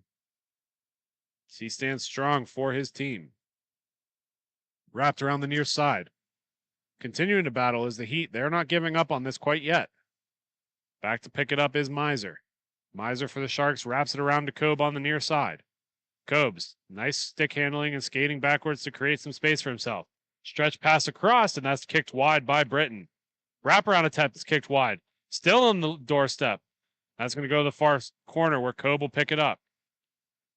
Avery Kobe getting heavily bodied by Berg in the corner. Continuing to battle for it as these two teams, and eventually the Street Sharks will clear it out. That gets touched on the way in, and it's going to be turned over to the Heat. Here comes Berg on the far wing. That shot's going to fight off of Huberty and go into the near corner. Continuing to battle for it is the Heat. Columbus doing a good job not giving up on this game. Wrap back around. It'll be on the stick of Miser. Miser will push that up to Kobe, but he's not able to control it. And Persinger for the Heat will pick it up. Long stretch by Persinger is going to go all the way to the end wall. As we have just about 4 minutes and 25 seconds left to go. Heat causing a turnover here. Looking for the wraparound attempt. That's two Michigans that have not gone in for the Heat. Kicked back out to Steele. Steele plays that down low. Heat continuing to work it up top. Back to Persinger, over to Steele. Steele trying to collect that, works that back along to the far wall for Boolings. Boolings overskates it a little bit, but able to spin back and collect it. Sends it up top to Persinger. Low shot's going to be knocked away by the Street Sharks and pushed to the far wall. Here they come going the other way. Street Sharks already have 4 looking for 5. Lined up, and that's going to go wide and into the near side. Knocked all the way back into the Street Sharks zone. Picked up by Boardman. Boardman with the puck on his stick. Takes it down below the red line where he'll stop up. Wraps it back around to Paraskevin. Paraskevin holding on to the biscuit. Dusting it off real quick as he sends it back over to Boardman. Boardman plays it off the wall up ahead. That'll be onto the stick of Clark. Kevin Clark steps in. That's going to go wide to the far corner. Turk in to collect it.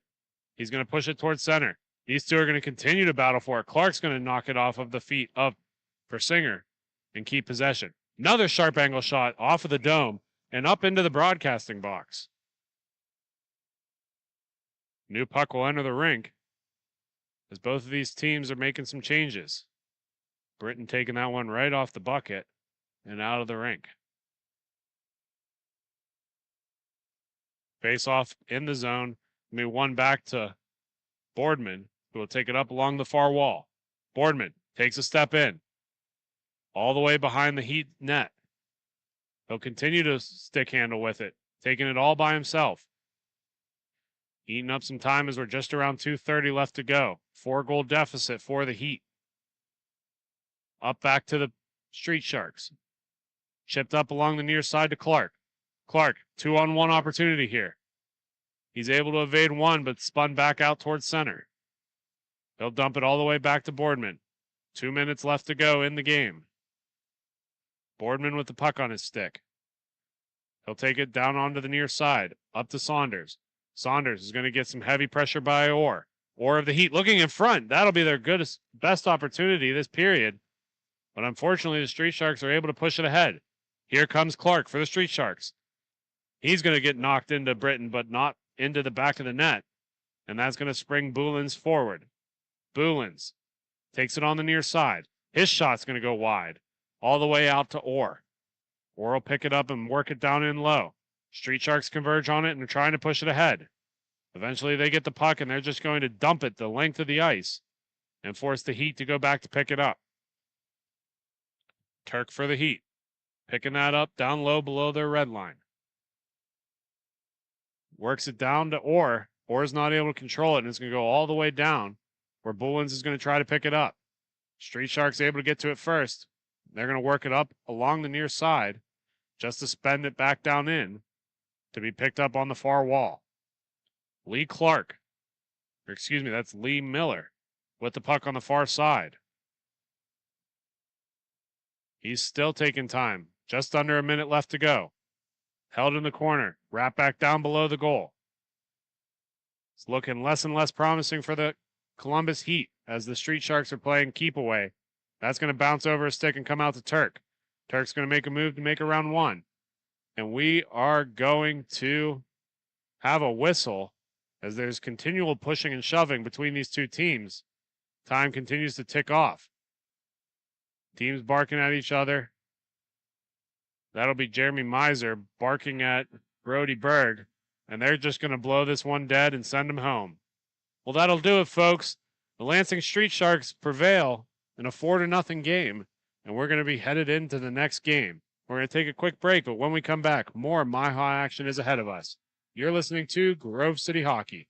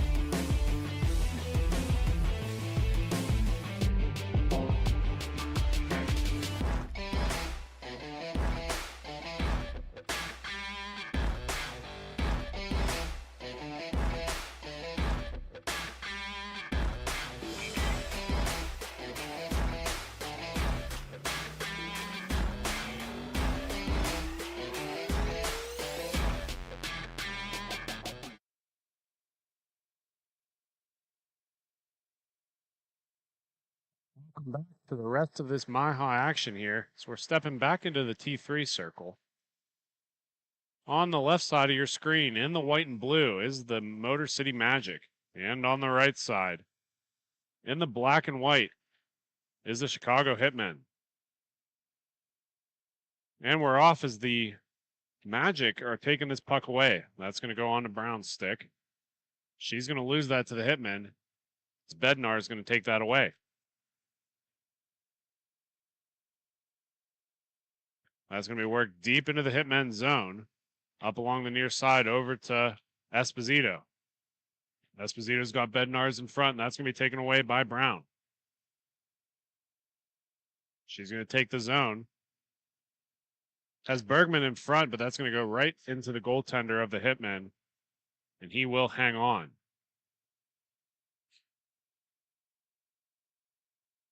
Speaking of goaltenders, for the Motor City Magic, we have Carter Patnaugh in net. And for the Hitmen, Chris Light is in. That's going to be won forward by the Hitmen along the far boards. Dumped all the way back into their own zone. We apologize to the Hitman fans. While your jerseys are sick, they're so hard to read numbers. So we'll try our best with the numbers here and the names, but it is a little tricky to see. Shot forward, that's going to go all the way through. Picked up by Bednar's. Esposito on the near side. Heavy contact by the Magic, and Morrison's going to come away with it. Morrison takes the zone through center. That shot's going to go into Lidazin, and he'll hang on for a draw.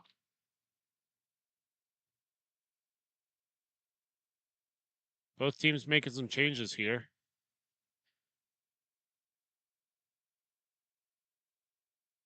As we step back into the circle. Patnaugh for the Magic. Taking the draw here. He's going to win that back. And here come the Hitmen. Hitmen taking it through center. Going to lose it in the process as Patnaugh plays it off the wall to himself. Patnaugh on the doorstep. Taken away by the Hitmen. Hitmen coming in on the far side. Continue to hang on the puck is Orr. Orr is going to overskate it, and coming back the other way is Foreign. Foreign with the puck. Takes it through center. That's going to be on the backside, and I don't know how that stayed out as it went behind Lidazin and came out towards center. Nonetheless, here comes Brinker with the puck. Brinker's going to hit it off the side of the cage, and that'll be collected by Landstrom. Landstrom with the puck deep, drops it off to Patnaugh. Patnaugh along the near side, coming through center. It's got Barnes and Foreign on each wing.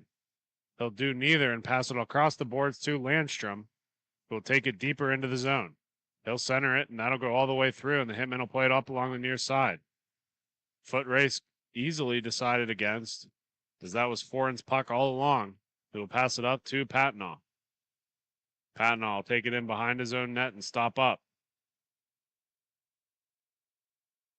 Barnes will steal that off of him and come the other way on the near side.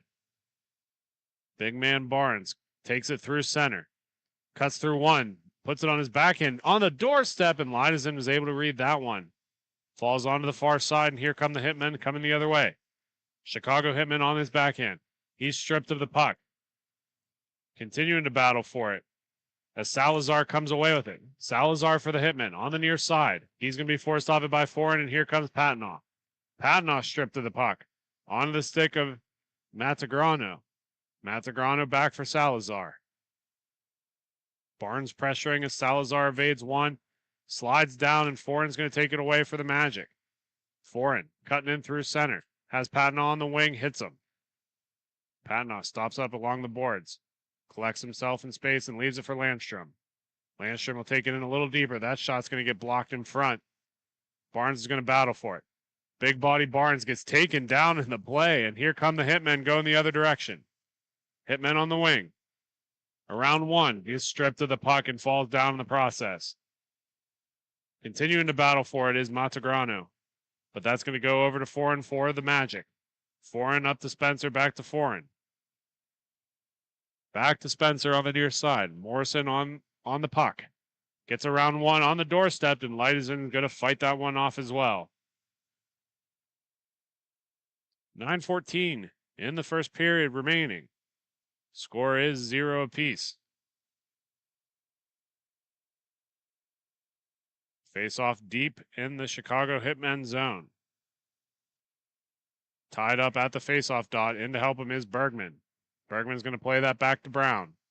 Brown will work it onto the same side to Bergman.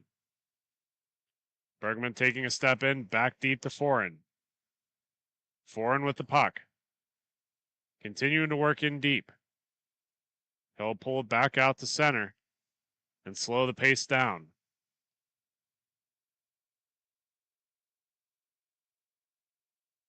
Foreign still with the puck. Coming in along the near side. He's got some space. Dumps it in more, and there come the Hitmen. Hitmen with the turnover. Continuing to push it up. Here's Bednarz. He's going to push it towards center, and Brown steps in on it to make a play. Foreign continuing to muscle for the puck. Comes away with it. That shot into the glove of Lidazen, and he will hold on.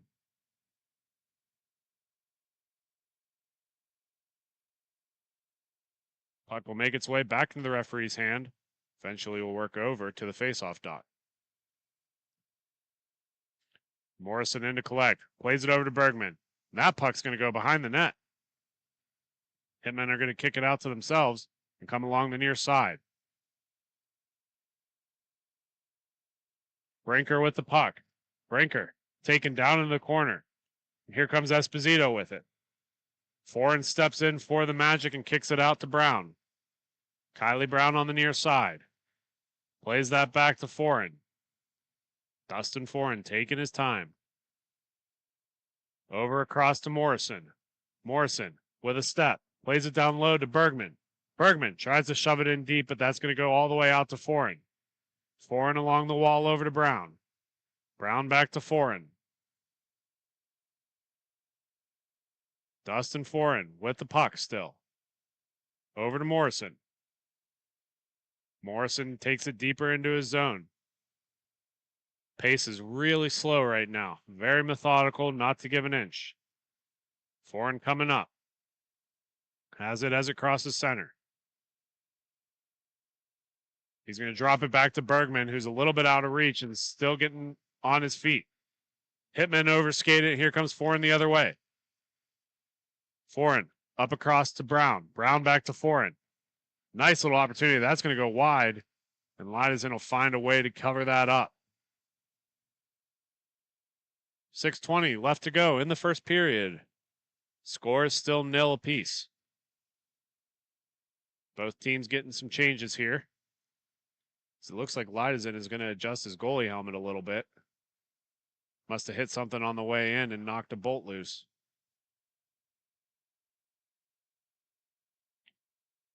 Still working on the goalie's equipment as they stop the time finally. And he gets that bucket back on his head and ready to go. Face off to the right of Lidazen is going to be held up for a second before the Hitmen come away with it. Hitmen trying to take center. Eventually create some space for himself. Opportunity for Orr is going to go wide. That's going to come out to Patnaugh. Patnaugh will hold on to it, work it across to Landstrom. Landstrom back to Patnaugh. Patnaugh again will slow this down and give it over to Foreign. Foreign with the puck back to Patnaugh. He gets real low to collect it, stops up along the blue line, and hold on to it for a second. Down low to Barnes. Barnes back up to Patnaugh. Patnaugh playing pitch and catch with Barnes. Barnes works it across the Landstrom. His shot's going to go into the glove, and Lidazen will hold on.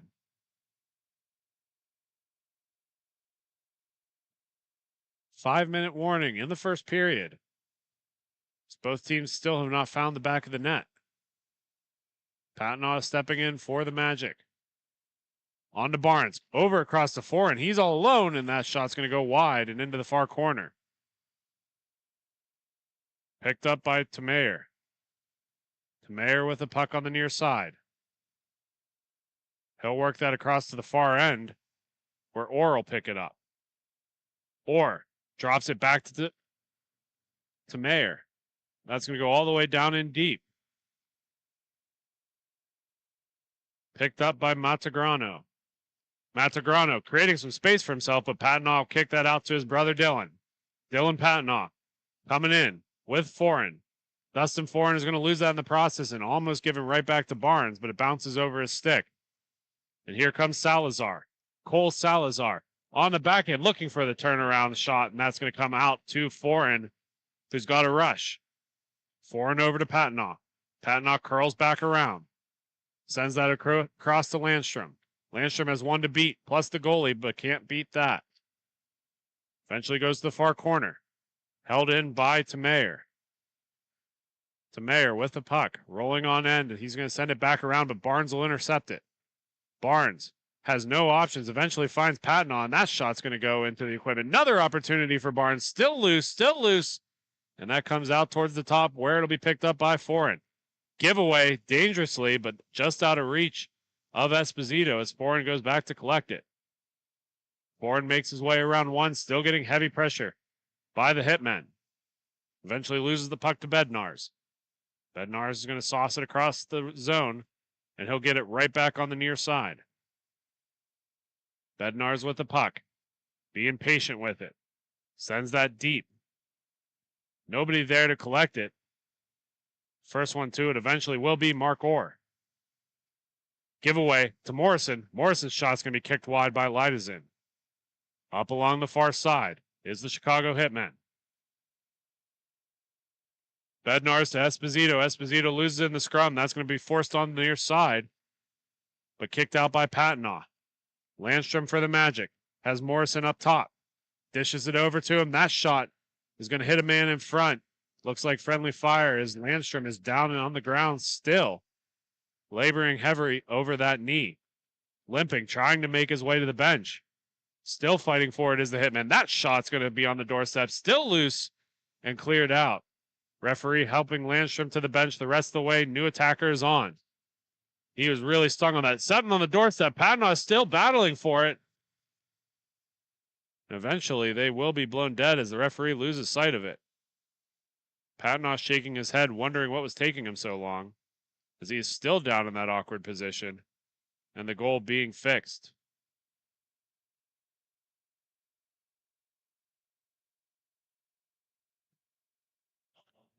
Both teams still not in the back of the net as there's 1:40 left to go in the first period. Face-off won by the Hitmen right into the glove of Patnaugh, and he will hold on.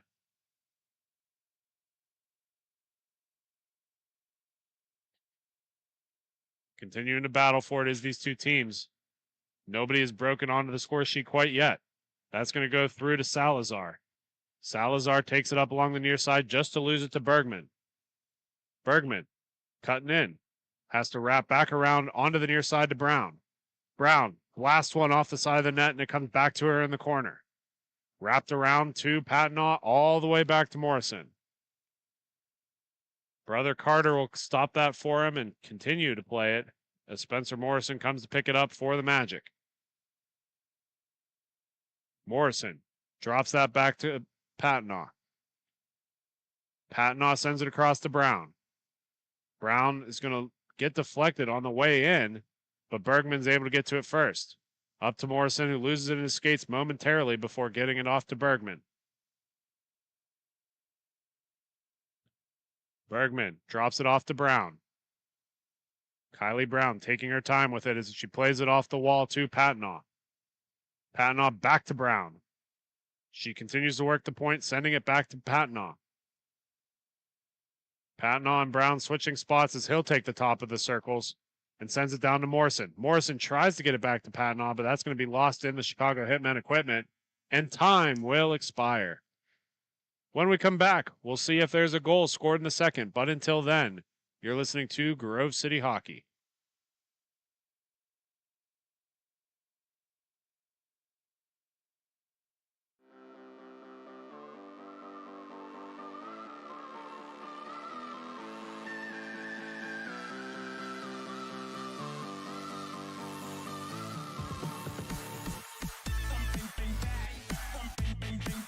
Fans, you already know this, but I'm here to tell you that GCH has more than just the broadcast. Make sure you check in throughout the week for the Grove City Hockey Podcast, presented by Ben W. Stock. See live interviews from all over the country with different hockey personnel. Make sure you give them a like and subscribe. And as always, thank you to Ben and Grove City Podcast for helping to grow the game. This copyrighted telecast is presented by Grove City Hockey. It may not be reproduced, retransmitted in any form without the expressed written consent of Grove City Hockey, LLC. We thank you for your understanding and hope to continue to enjoy this complimentary broadcast. To purchase footage, email grovecityhockeyllc@gmail.com.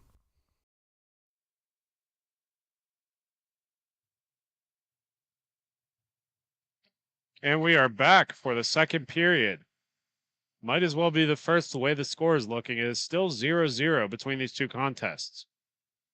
Back from his e-bug game, joined in studio is Brandon Britton. Now, Britt, when you came out to Fort Wayne, Indiana, did you ever imagine that happening? No, sir. Well, from us at GCH, we appreciate you filling in and helping the show go on. Thank you. Objectively can say you had a pretty good game, even though you didn't get the result. Thank you. I appreciate it. We they're a good team over there, the Lansing Street Sharks, and unable to solve Huberty. He played really well. Getting back to the action at hand, Patton moving it across the wing to Foreign. Foreign taking a step up high as he's getting pressured by Esposito. He'll work it down to Brown on the far wall. Brown overskates it slightly, but gets it right back to Foreign. Foreign right over to Brown again. Brown off a skate up into high air, and that'll be picked up by Patton, who dumps it back to Foreign. Dustin Foreign controlling this point, moves it over to Brown. Brown's shot's deflected once again coming in. Over to Patton. Patton stops up short. Tries to give it to Foreign, but Foreign had pinched in on the play, and here comes Esposito going the other way. Vince Esposito on the near side. Shot's going to get kicked wide by Patton and come out to the far wall. Esposito spins out of that quickly, continuing to chop his feet. Another shot off of Patton's blade. Pushed into the corner. Foreign typing in, trying to get something going here. Eventually kicks out to him, and he'll knock it back to Brown. Brown quickly shuffles it up to Patton on the near side. Patton cuts around one, has some room. That's going to be fought off by Lysigan and pushed out to the far wall. To Mayer with the puck for the Hitmen. He's got men on either side of him. He'll curl it back in, send it all the way back down. Picked up by Kaiser to knock it all the way back in. Onto the stick of Matagrano. Matagrano with the puck. Still. That shot's going to go off of Patton. Sit on the doorstep. He's going to fight off the second one, and Barnes is going to come in. Barnes will lose it, but Patton will find the rebound and will hang on for the draw. 11:50. We've already completed one period. Still no score. We'll get another draw and see if we can get something to happen here. Salazar to step in for the Hitmen. He's going to get tied up, but able to win it to the wall. That'll be knocked onto the far side. Matagrano is going to get taken down in the play, and here comes Foreign for the Magic. Foreign will work it over to Patton. Patton on the wing. Shots off of Lagazin and comes to the near side. Foreign will wrap it back into Patton, who will dump it off to Morrison. Morrison calmly moves it back to Brown on the top. Brown over to Foreign. Foreign has got some space, makes a nice move to get around one, works it down to Patton. Patton's got Brown on the doorstep. Works it to her, and she can't quite get it in front, but gets it out over to the wall where it'll be picked up by Morrison. Morrison over to Foreign. Foreign makes his move around one, but that's going to be picked up by Mayer of the Hitmen. Mayer takes center. Almost loses the puck in the process, but keeps possession. That shot out and around and comes out towards center, where we picked up by Kaiser. Kaiser of the Hitmen getting chased by Patton. Long stretch pass down. Hitman with a man down deep. Landstrom's able to push, or excuse me, that's Forum able to push him off. And eventually he'll get taken down in the play. Makes his way out to the stick of Tamayer. Tamayer is going to put it into the glove. I couldn't tell, Britt, if he initially got the save or if it made it past him, but it looks like Patnaud was able to cover that up. Yeah, I don't think he was sure of himself right there, but the puck was definitely in his glove. Face-off won by the Hitman. Pushed in front. Opportunity for Esposito, and Patnaud's finding a loose rolling biscuit before a tap-in was imminent. And a good save there by Patnaud.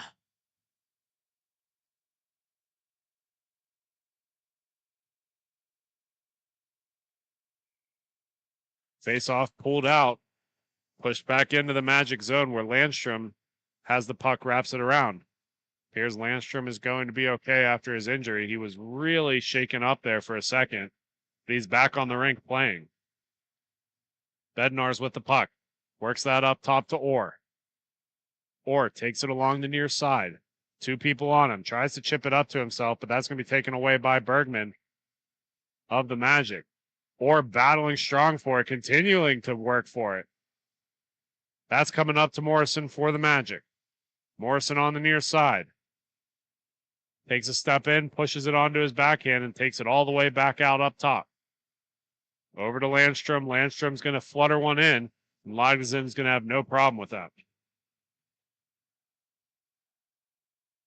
That's going to be taken away by the Hitman, and Bednar's going to try to wrap it out, broken up by the Magic. Another shot fought off by Lagdzen. Coming up is Brinker. Brinker's going to pass that ahead to Orr. Orr's going to have to hustle if he wants to get to it. Bergman falls down on the play. Orr gets a freebie, but Foreign's there to help pressure. From Morrison up to Bergman. Bergman on the wing. His shot's going to get blocked in front by the Hitmen. And here they come the other way. Brinker with the puck. Brinker's got a long stretch pass up to Tamayer. Tamayer on his backhand pushes that forward. And it looked like Patnaud almost struggled with that one, but he's able to reach down and grab onto it at the last second. And a good save there by Patnaud. Would you say that cover was epic, Jake? Oh, man, Britt. Lots of things about Patnaud is epic. Unfortunately, not his gear. Luckily for us, hockey is about respect, passion, and integrity. No other company lives up to these core values like Epic Hockey does. Epic, it takes the time to create each new product, making sure each one stands up to the standard that owner Daniel Costa has set. Make sure to check them out on Facebook, Instagram, Twitter, or on their website for product reveals. Patnaud takes the puck in through the neutral zone. That shot's going to hit off the glass. Bounces right over the stick of Barnes, and that's going to be corralled by Tamayer. Tamayer of the Hitmen. Barking at Patnaud as he comes into the zone. Tamayer sends it across. That's going to go down low. Redirect attempt by Esposito. Second opportunity. Third one is still out of the back of the net. Nobody able to break the tie of 0. Foreign on the wing. He's got a little bit of space, but not too much help with him.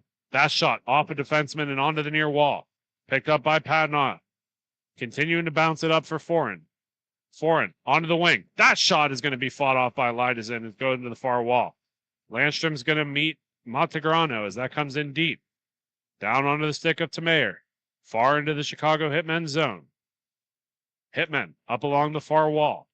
Pass in front to Esposito all alone, and that is read beautifully, but not able to be held on by Carter Patnaud. 1-0 is the score. The Hitmen take the first lead late in the second period. More than half the game goes without a score, and that'll be the first one. And a good play there by Esposito. Good shot on the backhand. Salazar will step in for the Hitmen, winning it back to Tamayer. Rolling puck a little bit hard for him as he reaches back to pull it up to himself. Tamayer on the near side. Using speed to get around one, can't get around Barnes as Barnes comes the other way. Big boy using that body to create some space for himself. Tries to drop it, but Tamayer takes that puck right back off of him. Those two collide behind the net. Still worked up is the Hitman onto Bednar's stick. Bednar's takes it below the net, plays it up around the glass. Looked like a shot attempt with no result. Kaiser with a rolling puck on his stick. Plays it out in front, nobody there. Eventually onto the stick of Salazar, who puts it into the gear of Patnaugh. 5 minutes left to go in the second period. The Hitmen the only one to solve the goaling crisis, as they have 1-0 so far. As we come to the left side of Patnaugh, Morrison will step in to take the draw. Played up ahead by the Hitmen. It's in his skates and he can't quite find it. Morrison will first. He'll send it over to Bergman on the near end. Bergman all alone up with Morrison. Morrison shot looking for a redirect, and that'll go up into the netting. Those two are really talking about it because they love that little give and go play. We might want to keep an eye out for that, Britt, see if we see it again. Noted, Jake. It's going to hopefully lead them to a few more opportunities here. Let's get a couple more goals either way. The tip out of play will pull this puck all the way back out to center. Montegrano will step in for the Hitmen. He'll win it forward to himself. Montegrano makes his way around one on the short side. Patnaugh able to see that the whole way through the crease and leaves it over for Bergman.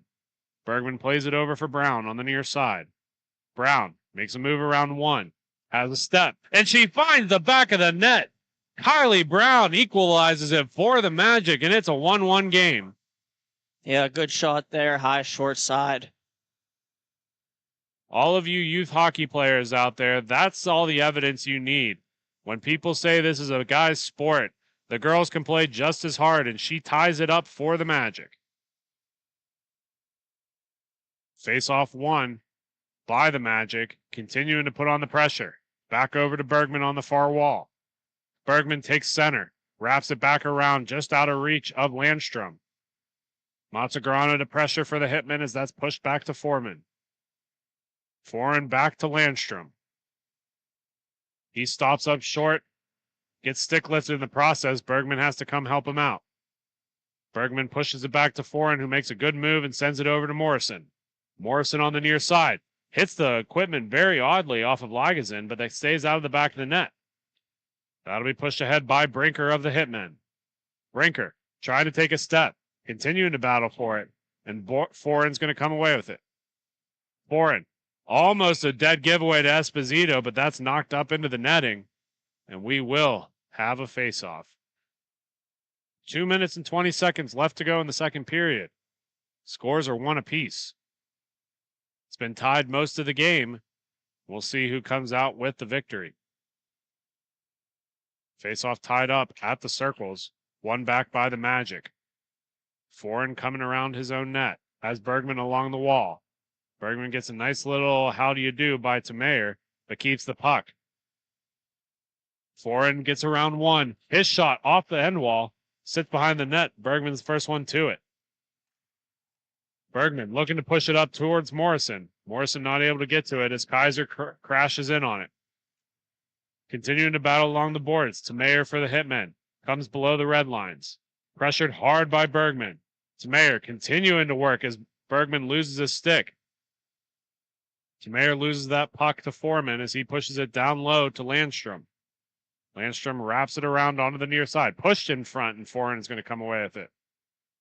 Just about a minute left in the second period. Over to Bergman. Bergman on the wing. His shot's going to go around the near side.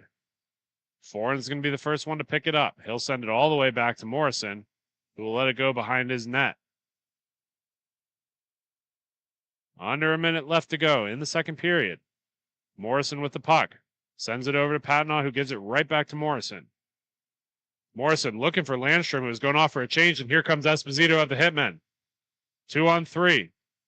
Esposito drops that back. That shot's going to find Patnaugh, and he will hold on. Beautiful opportunity by Brian Brinker. Just can't get it past the young goaltender for the Magic. And Patnaugh covers the Black Biscuit. We're not doing this again, Brett. Face off out to the center, or out to the left of Patnaugh. Another opportunity, and he'll find the back of the net. Dylan Patnaugh is beaten once again, and the score is 2-1. As there's 10 seconds left to go, now we will let you know that hockey is all of our passions, and you wear that passion on your sleeve. Black Biscuits are the guys you need to look your best. Located out of St. Paul, Minnesota, they have been a staple in the inline hockey community. From jerseys to team fundraising to apparel, check out Black Biscuit for all your team needs. Black Biscuit, made for misconduct. And after that, we're going to go for a quick step aside. When we come back, you'll be listening to more GCH of MIHA action. Thank you for watching Grove City Hockey.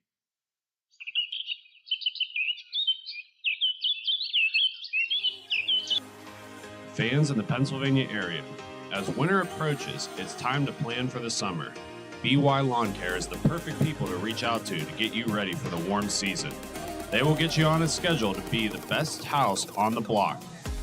They can help with all of your paint projects, whether it's mulching, string trimming, grass cutting, the list is endless. Make sure you check them out on Facebook to see all of their great photos of previous projects. Give them a call, and thank you to BY Lawn Care for sponsoring Grove City Hockey.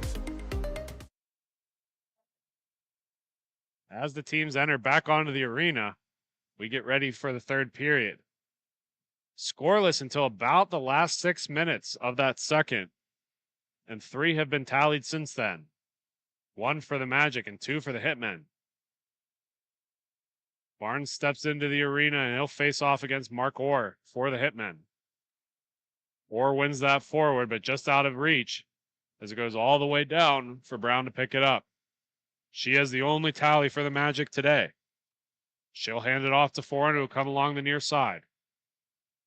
He'll make his way through center, drops it back to Brown. Brown takes it across the red line, continuing to push it forward. That shot's going to go high and off the glass onto the stick of Barnes. Barnes not able to control it, and here come the Hitmen going the other way. Salazar. That shot's hard off the end wall. And Patnaugh is going to wrap it around onto the near side. Brown takes a body to be able to make that play, but loses it in the process as Salazar continues to push it up. Salazar over to Tamayer. Tamayer taking time. That's going to be knocked in front, and here comes Foreign of the Magic going the other way. He'll touch that up to Patnaugh on the wing. Patnaugh coming through center. Some resistance, looking for Barnes on the back door, and that hits off the crossbar, sits on the top of the net, and that's going to be blown dead immediately by the men in stripes. 12:50 in the third period remaining. 2-1 is the score. Both of these teams looking for an opportunity here to extend this lead or to tie it up.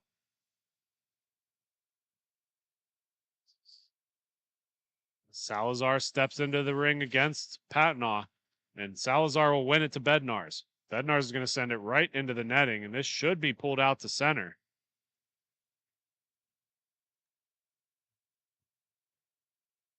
They're going to keep it in the Hitmen zone.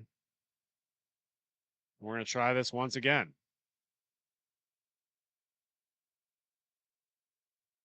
Hitmen and Magic rejoin the circle once again. That's one to the wall where the Hitmen will come away with it. Salazar's got Esposito up front, but that's broken up by Foreign as he's going to come down to Patnaugh. Patnaugh back to Foreign, who overskates it and has to turn around. He'll play that up top to Brown. Brown on the wing. Plays that down to Patnaugh. One touches it over to Foreign. Foreign getting pressured heavy by the Hitmen. Patnaugh able to come in and rescue him. He'll send it across the top to Barnes. Barnes slowly walking into his own zone. Taking his time here, so he'll drop that off to Foreign. Foreign up the wall to Patnaugh. Patnaugh on the near side. He's got a lot of Hitmen in front of him. That's going to find a way to Lightazen, who will fight that off and play it behind the net. Both teams collected. Foreign steps into one here, and that's going to go wide into the corner. And the Hitmen will collect it. Off the wall, down low to Esposito. Esposito against Brown. He's got one to beat. Loses it in his skates, and another opportunity. He'll get his own rebound and send it up top to Landstrom. Landstrom with the puck on the near side across to Foreign. Foreign looking to take a step in, back to Landstrom, right into the glove of Lightazen, and he'll play it out. That'll go on to Morrison's stick up top to Foreign. Foreign bobbles it a little bit and has to reset. On the wing to Bergman. Bergman drops off to Landstrom, back on the front step. Nobody there to help, and the Hitmen are going to clear it the whole way down. Bergman for the Magic, back to collect it. Regrouping as a unit, they come up, dropping it to Landstrom. Landstrom drops that over to Foreign. Foreign has a man in front. Can't get it to him. That rolls off his stick a little bit. Second opportunity goes into Ligazin, and he'll hold on for the faceoff. 7:50 remain in the third period of this game. 3-1 is the score of the Hitmen over the Magic currently, but plenty of hockey left to be played. I want to remind you, make sure you like and subscribe to the Grove City Hockey YouTube channel. We are close to hitting 1,500 subscribers and could really use your support. Just type in Grove City Hockey on YouTube and click the thumbs up. Esposito with the puck into his own zone, evading all the defenses. He drops it all the way back to be picked up by Tamayer. Cody Tamayer wraps it back around to Esposito, and he's got an opportunity here to get it right back on the near side. Tamayer trying to get away. Evades Morrison. He's got a man on the back door. Patnaugh is aggressive on that play, but that's going to go past him and onto the far corner. Tamayer keeps possession for the Hitmen. Another opportunity as it goes off the helmet of Patnaugh. He didn't know where that fell out. And here comes the big man, Barnes. Barnes trying to get through the defense. Can't quite do so. And Tamayer will pick it up for the Hitmen. Tamayer gets his way around one, onto the far side. He gets a lane in, and Patnaugh is able to read that one beautifully into his glove, and he'll hold on. 6:20 left to go in the third period. 3-1. Hitmen are still in the lead, and the Magic are going to take a timeout. We're going to take a quick step aside, but when we come back, you'll have more Grove City Hockey action. Hey fans, it's that time for the GCH Duck Races. Make sure you get your picks. We have Mikey, Duke, Tex, and Ranger. Here we go.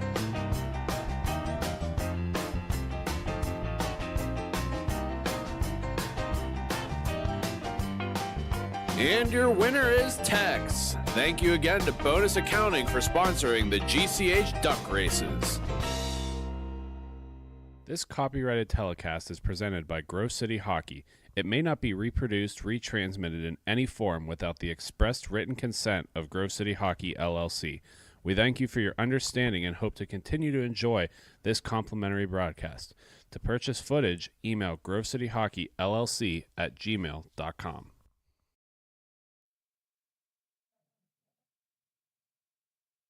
Thanks for coming back and joining us once again.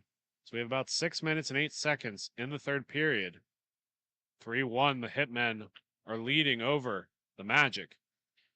Magic are known to get some goals, though, so we'll see how the rest of this game pans out for them. Face-off will be on the right side of Patnaugh. That'll be flooded in and almost goes in the back of the net.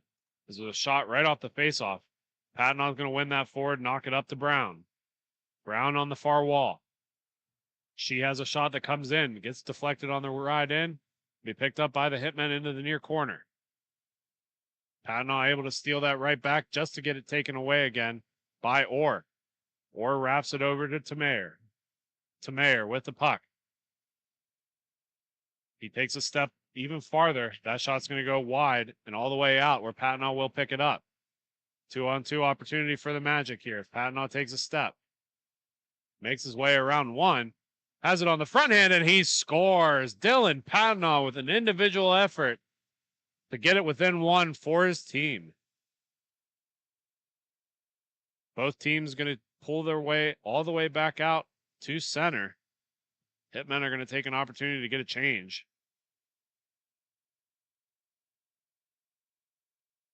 Puck drop ensues here as Foreign's going to take it for the Magic. Win it to Patnaugh, who will dump it back to Morrison. Morrison with the puck. Passes that over to Brown. Brown drops it up to Patnaugh, who's going to come in with speed. Patnaugh takes it all the way by himself wide, pushes that in front, and Lidezen will just take a blocker and cover that up. With about 4:30 left to go in the third period. The Magic only need one more. Hitmen could use a couple themselves. Face off in the Chicago Hitmen zone. Tied up and won by the Hitmen. They're going to pull it along the near side. Salazar up to Orr. Orr with an opportunity here on the near side. Gets his way around Spencer Morrison. Continuing to work it up. Drops it off for Salazar. Salazar gets around Brown, but not able to get the front of the net. Salazar is going to take it all the way back into his own net. And continue to work it back. To Mayer. Comes in front of the goal. Has one to beat. Chips it up to himself, and heavy pressure by the Magic as they cause a turnover. Foreign looking for Morrison. Morrison's got nobody in front of him, but he has to get to the puck. Looking on the back door, and Patnaugh not able to finish as Morrison takes it to the corner. To Mayer for the Hitmen. Tied up with Patnaugh. Continuing to battle for this. To Mayer. Continuing to work, but Patnaugh is going to come away with it. Foreign comes to help him out on the doorstep, and Lidezen's got that one red. And the referee prematurely blows the whistle as he lost sight of it. 3:15, 2-3 game. Hitmen still up a goal, but the Magic have the most recent one. Doran on the near side. Wins that all the way back, and Landstrom's not able to control it. Comes all the way back to Patnaugh. Patnaugh leaves it for Landstrom. He'll take it behind his own net and regroup as a unit. Sends that up to Morrison. Morrison, back to Landstrom. Miscommunication, he's got to spin back to pick it up. Back over to Morrison. Morrison, deep to Patnaugh. Patnaugh takes it through center. He's going to take it up along the far wall. Passes the blue line, continuing to get heavy pressure by Salazar. Continuing to battle for it. Those two really getting after it in the corner. Both teams come in to help. Eventually, it's going to be Foreign who knocks it over to Landstrom. Landstrom for the Magic. Shot goes around all the way out to Patnaugh, who will continue to play it up top to Foreign. Foreign off the boot of Salazar, and here he comes the other way. Salazar of the Hitmen. He's got his way around one, forced on the near side. Patnaugh able to fight that out. He'll settle it down for Foreign, who will come out through center. Long stretch pass off the boards up to Morrison. Morrison drops it for Foreign, who will play it off of the boards to himself. Foreign down below the net. Looking for a man up front, finds Landstrom.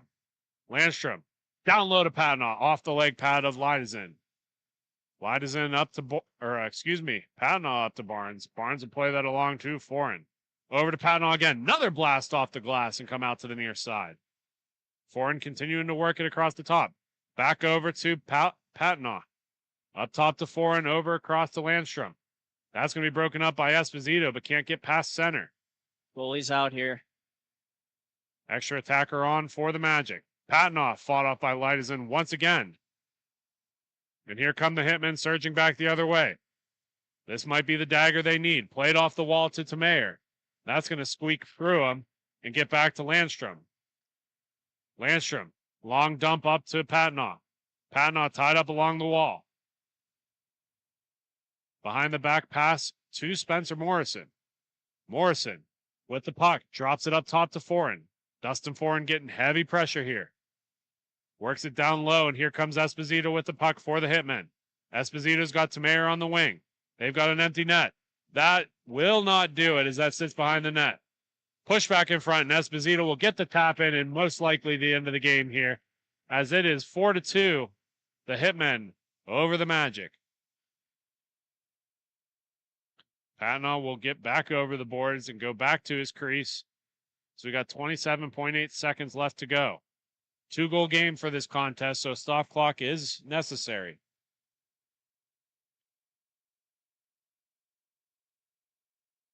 Hitmen communicating a little bit here. So they finally take the center. That's going to be one back by Barnes. Played across. Morrison not able to get to it. 20 seconds left to go. Hitman fluttering it up, and that tip-in is going to make it count. Salazar with the most recent one, and that will do it, folks. Time will tick down and call it the end of this game, and the Chicago Hitmen come away with a victory.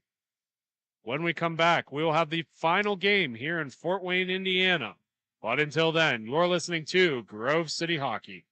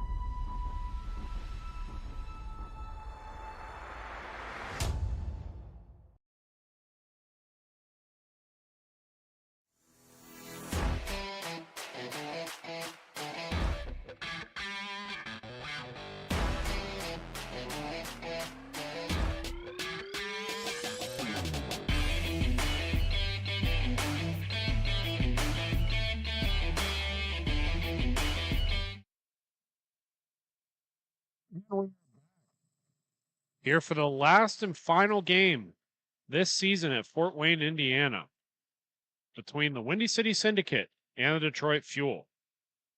Syndicate wearing white on the left side of your screen and the Fuel in the black and purple. These two teams having a lot of success this year. Obviously, if they're playing in the championships, they've had some success this weekend.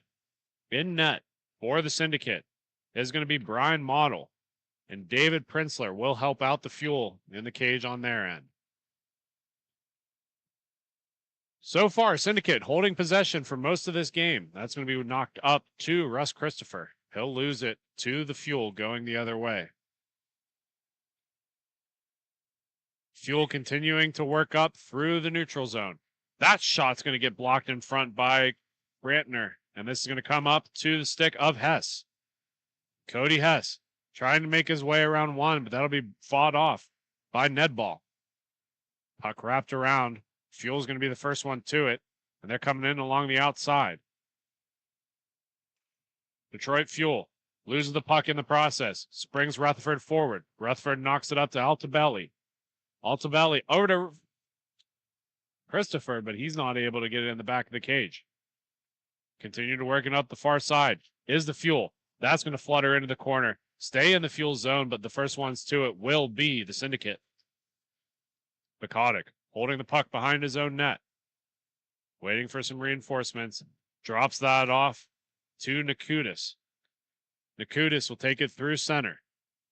He's got no real help there, but still's got the puck on his stick as that shot will go off of a defenseman and up into the netting. In studio with me, as always, is Brandon Britton. Britt, you've seen a lot of the Fuel. You've seen a lot of the Syndicate. We've talked about the Prinzler saves of the earlier games today. How many big ones does he need this contest, or can he just play his normal game? As many as he can get. For him, you know, as a goalie, you always try to save everything you should and then a couple more. And Prinzler is very good at saving everything he should, and we'll find out about those couple more as we play here. Moved across to Bikotic. He's getting heavy resistance out of Kruk. Kruk continuing to fight for it. On the stick of Napolitano. That's going to go right back to the Syndicate. Shot opportunities fought off by Prinzler. Stays in the zone. Onto the stick of Bikotic. Looking down low. Over to Nakutis. Nakutis still gets the puck onto the stick of Bikotic, and he's going to wrap it up top to Diaz. Diaz walks the line, fires it across the wing to Altabelli, back up to Diaz. Diaz with the puck, getting pressured by Leon. Diaz still holding the puck, works it back across the boards, onto the stick of Nakutis. Nakutis gets around one. He's got one more to beat. That's going to be broken up by the Fuel, makes its way all the way out to Hess. Hess fans on the shot, passes it over to Diaz. Off of the stick of Diaz, onto Napolitano. Napolitano will take it behind his own net. He works it onto his backhand, gets a little help from Nedball. Up to Napolitano again. Onto his backhand. Loses the puck in the corner, still trying to battle for it. Him and Diaz going at it hard. He'll get some assistance up top. Gives that over to Schroeder. Schroeder back to Nedball, back to Schroeder. Pressured by Hess, and that sits in no man's land. Napolitano steps into it. He's got a man on the top. That shot's going to be broken up by Bikotic and come out towards center. Swinging in is Rutherford to help pick it up. Rutherford having a big game earlier today. That's going to be kicked away by Prinzler and forced to the wall. The Fuel's going to converge on it, and they've got a one-on-one situation. First one to it will be Brantner. Brantner pushes that up to Hess. Hess down low in the corner onto Rutherford's stick. Rutherford back up top to Christopher. Christopher into Prinzler, and Prinzler will hold on. Too many errs there, Britt. We need a little bit of a change-up. Face-off will be pulled back into the Fuel zone. Held on the near side. Referee Justin Ailing preparing to drop the puck. Puck knocked all the way back and into the equipment of the Fuel. And here comes Haig. Haig's going to lose it, and the Syndicate are going to knock it all the way back in their own zone. Model to help. Brantner wraps it around the far side. Nobody there except for the fuel. Here comes Justin Haig. He'll send it across. Brockett with the puck. Brockett pushing it center, but that's broken up by Christopher. Christopher's got to hurry. A rolling puck. First one to it will be the fuel. Fuel with the puck. Works it up along the far side. Cuts middle. Still an opportunity. Another one for Brockett, and Brockett's going to fire it right off the model. Christopher clears that out to Hess on the near side. Hess on a 2-on-2 opportunity here. Wonderful little stick handling move there. Almost worked. That goes through the crease and comes out towards center. Bacaudic, another shot. That comes around on the near side. Onto the stick of Haig. Haig's going to try to push that ahead, but not before Christopher gets to it. Continue to be pushed up. Leon and Hess going to fire for it. On the stick of Rutherford. Rutherford's shot's going to go wide and come around to the near side. Brantner to pick up the puck. That shot is going to go wide. Princeler didn't seem to know where that was until the last minute. Leon will collect for the fuel. Captain of the team works that down. Opportunity for the fuel. That shot's going to go wide and come to the near side. Fuel keep possession here. That'll be pushed back by Haig. Haig will knock it back to Kruk. Kruk to Leon. Leon will take it deeper and deeper into Fuel territory to reset the breakout. His team and the Syndicate both get a change, but that comes back around to Schroeder. Schroeder pushes that over to Leon. Leon taking his time, patient as ever. He's going to wrap that down low. Finds his way to the stick of Napolitano. He continues to hold. Pushes that across. That's going to be pushed back by Schroeder. Schroeder to Napolitano. Napolitano will take it deeper and deeper into his zone. Both of these teams not giving an inch. Over to Leon. Leon will wrap it back around to the near side. He's going to be able to take the red line and continue to push forward. His shot hits the side of the cage. Second opportunity is going to go low and wide before Nakutis picks it up for the Syndicate. Syndicate surge ahead here. Not a lot of space, but it's got some room. Takes it down below the net, pushing it out front. Opportunity, and that does not go for Altabelli. Altabelli still fighting for it. Fuel pick it up in the surge. On the stick of Napolitano. Napolitano continuing to work it here. On the wing, he's got a man on the doorstep. Pushes on his backhand, and that's kicked away by Model. Pushed up to Altabelli. Altabelli with the puck. Pushes it across. Not going to fly for him, as Princeler eventually is going to get a glove on it. The last whack by Altabelli causes a little bit of frustration between the two teams. Smart play there to cover by Princeler. 5:40 left to go in the first period. Nobody has struck first, as it's still 0-0. Hess will take the ring for the Syndicate. He'll lose that puck to the Fuel. Push back to Nedball. Nedball coming up along the far wing. It's got a man in front and a man on the near side. Little give and go for Napolitano. That shot's going to go through everything and come around the near side. Picked up by Rutherford. Rutherford on the near side. Getting heavy pressure by Napolitano. Takes it behind the net.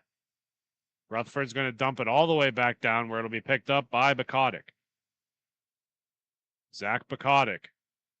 We've seen him do this before where he'll take it very slowly behind his own net and allow his team to get the look they want. He'll pass that up to Tyler Diaz. Diaz on the wall. Takes it through center. Has no real help, so he'll turn back in and send it all the way back to Bacaudic. Model's going to give some assistance as Bacaudic takes it behind his own net. Bacaudic being very, very patient.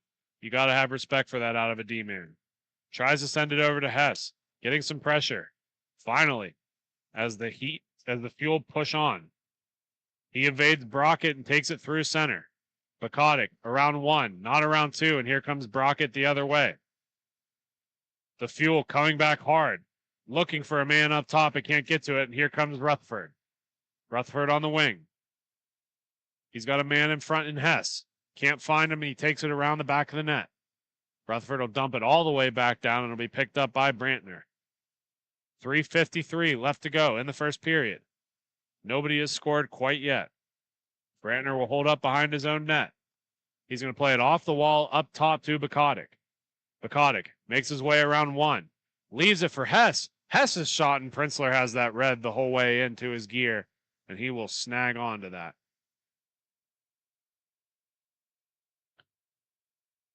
Pictures will be on sale after the conclusion of the tournament. Whether you want one picture or whole team package, we have got your back. Reach out to us via Facebook or email grovecityhockeyllc@gmail.com to place your order. Oh yeah, want to skip all the trouble? Season packages make it easier than ever. Order today. Both teams take it hard into the corner, and the Fuel come away with it. That'll be on the stick of Napolitano. Napolitano takes it wide. Ran out of real estate as he's forced to pull it behind his net. That'll be passed up to Schroeder, back to Napolitano. Sent across the wing. The Fuel continuing to pressure here as Kruk has the puck. Kruk over to Leon. Leon overskates it, and here comes Altabelli. Altabelli back to Christopher. Christopher up the wall. Onto the stick of Nakutis. Nakutis has it on his backhand. That shot's going to go into Prinzler, and Prinzler will hold on. 2:22 left to go in the first. Still remains scoreless between these two teams.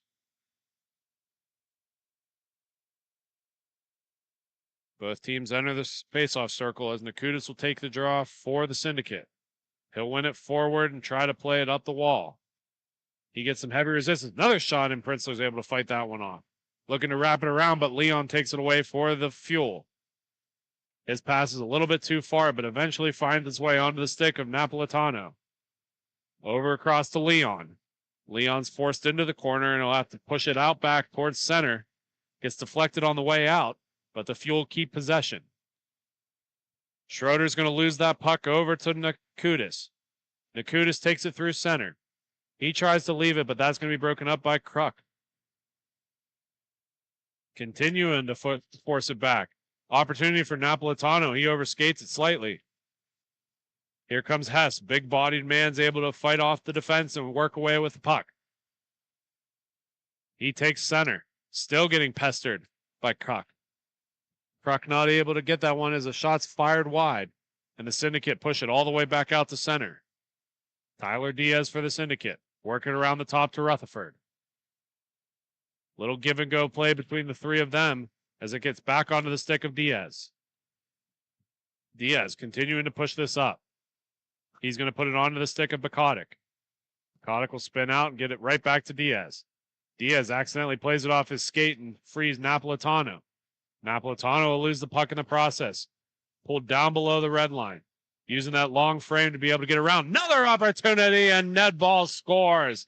Kyle Nedball with the great feed from Michael Napolitano, and it is a 1-0 hockey game.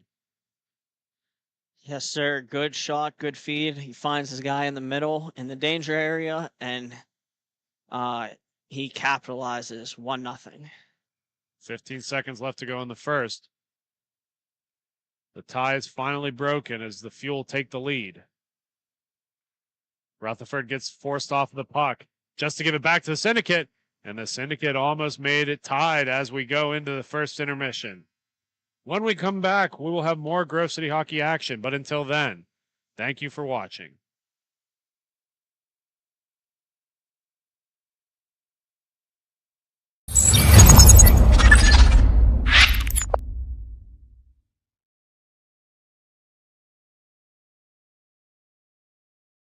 For my opinion, it has a good minimalistic look.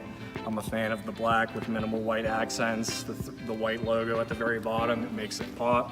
I gotta say I love the grip material. I'm not feeling like I need any tape or anything. And then honestly, in terms of weight, it's definitely one of the lightest sticks I've used. It has a good pop to it, so I feel like I'm gonna get a lot of good shots off and hopefully less muffins.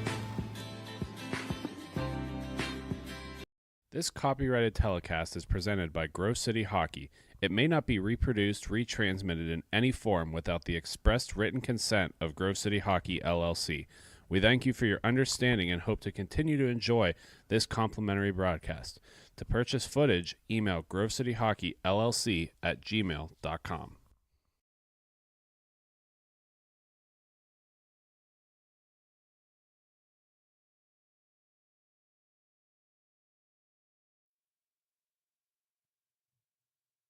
Welcome back to second period.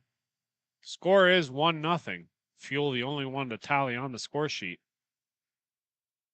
Syndicate having plenty of opportunities, but Princeler is yet to be beaten this period. Face-off one back by the Syndicate. Onto the stick of Bakatic. Bakatic looking up for Christopher. He spins back out, and that's going to be a giveaway here. Fuel not able to get to it quick enough as Diaz is going to play that around the back to Bakatic. Bakatic on the near side. He's got a man in front, but he's going to play it all the way back up top. That's broken up by the Fuel. Here comes Schroeder going the other way. He's going to pull it all the way back into his own zone and give that off to Abraham. Abraham on the wall. That shot's going to go through and come out to the near side. Diaz to battle for it. Continuing to fight is the Syndicate, but the Fuel take it right back. That's going to be dumped deep into the Syndicate end, where Diaz will go back to collect it. Diaz holding up behind their net. He'll play that up to Altabelli. Altabelli with the puck. Works that across to Bakatic. Bakatic lines up, and that's going up into the netting after deflected off a stick. It should stay in the zone for a faceoff. It'll be on the far side here. We'll see if the Detroit Fuel can extend their lead or if the Windy Cindy Syndicate can make a push. 12:30 remaining in period 2. Hess and Napolitano stepping into the rink together. The Fuel being successful on that draw. Here comes Schroeder. Takes the zone. He's got a man down low. That shot's going to go off model. Sits on the doorstep, but knocked away beautifully by the Syndicate. That'll be pushed back up top to Kruk. Kruk to Leon. That's going to be fought off by Model. Another opportunity here for Christopher. Sent back across the wing. That'll be picked up by Christopher, On the near side, that shot. Broken up by the Fuel. Still in the Fuel zone. First one to it will be Russ Christopher. Played down to Hess. Cody Hess back to Christopher, but that's broken up by the Fuel, and here comes Leon. And we will have a penalty. Seeing what the call is here. Looks like they're going to be sending Jonathan Schroeder to the box.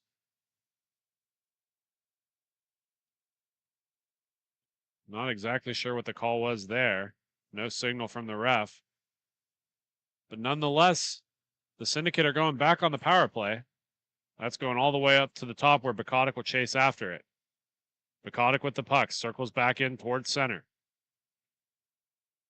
He takes the zone. Trying to set up the power play. Works it along the wall.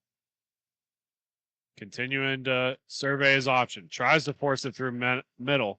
But Leon's going to dump that down. Hess will go back to collect it. Hess with the puck. He's going to leave it off for Rutherford. Rutherford continuing to take a step in. That shot, and Princeler will see that into his glove the whole way.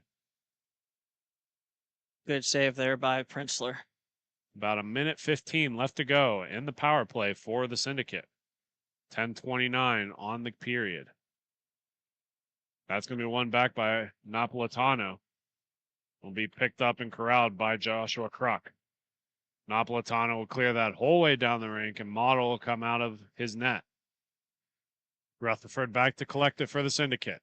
He's going to come up along the near side. Rutherford finally takes the zone here. Syndicate needing to set up this power play as they're trailing by a goal. Back up top to Rutherford.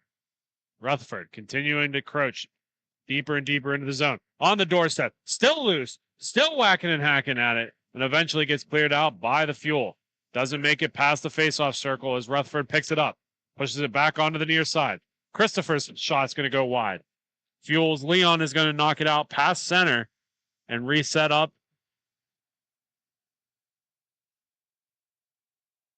Little jarring in front of the net here as these two are continuing to talk back and forth. Looks like that would be Cody Hess talking with, it seems like Joshua Kruk. I don't know about you, Britt, but that's quite a different in weight class. Hess towering over Kruk. Yeah, you better be careful there. Lakotic's shot's going to go on net. Knocked out towards center. He'll play that back to Rutherford. Rutherford plays it along the boards. Fuel back on full strength. Down to Kruk. Kruk's going to try to play that up to Napolitano. Napolitano, nice little stick handling maneuver to evade the two defense, and he's got a man on the doorstep. That shot's going to go up high and out of play. Good save there by the goaltender for the Syndicate. This action is brought to you by the Midwest Inline Hockey Association. Established in 2010, MIHA has been a growing travel league for the top competition in inline hockey. Ranging from Michigan, Indiana, Ohio, Pennsylvania, Illinois, Wisconsin, and New York, MIHA action brings the hockey from all walks of life. MIHA is a proud sponsor of Grove City Hockey. Fuel dumps that back in just to be given away to the Syndicate. And Christopher is going to move that across. Onto the stick of Nakutis. Nakutis digging in deep. Nedball able to force him off the puck and leave it for his teammate Brockett. Brockett gets stripped of the puck himself, and here comes Diaz, and it looks like the Syndicate are headed to the box. We've got an elbowing call on number 25. That'll be Ben Bratner. Bratner headed to the box. Good call there by the officials, and we have yet another Chippy championship game in this one, Jake. That's how it goes in these divisions here. And the Fuel will go onto the power play for the first time this game. Personnel are being sorted out. Bakotic is asking what's the reason for the call. From our eyes, it seemed pretty obvious.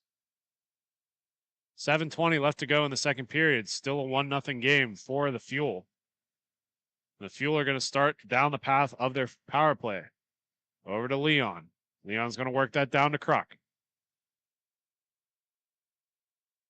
He overskates the puck, and he's going to work it up top to Nedball. Nedball down to Napolitano. Napolitano back to Nedball. Nedball's got a rolling puck over to Napolitano, who's not able to settle it for the one-timer. Back up to Nedball. Nedball gives it to him on a platter, and that shot's going to go through the crease and come out and around. Nedball will pick it back up, though. Nedball back over to Napolitano. Napolitano walking in with it, surveying his options. He'll dump it back to Nedball. Nedball down low. Kruk back up to Nedball. Over to Napolitano. Those three not utilizing the front of the net very much. That opportunity is going to get fought off by Model. And Brantner will clear it down the length of the ice. Excuse me, that'll be Zach Bakotic. Nedball back for the Fuel to collect. He takes it across center and works it over to Kruk. Kruk back to Nedball. Nedball down low to Napolitano. Trying to do a shot pass, and that gets broken up by the Syndicate, and eventually will be controlled by Kruk. Kruk to Nedball. Back to Napolitano. That's going to bounce off the end wall and back onto the stick of Kruk. Kruk back up top. The Fuel having a good job passing it in the zone, just not a whole ton of shots as that shot goes wide and comes out to Napolitano. Napolitano holding on to it. Takes a step in. That shot's going to get fought off by Model. Sits on the doorstep for a second, and the Fuel keep possession. Back up top to Nedball. Nedball walks in. That's going to be broken up by Bakotic and go to the wall.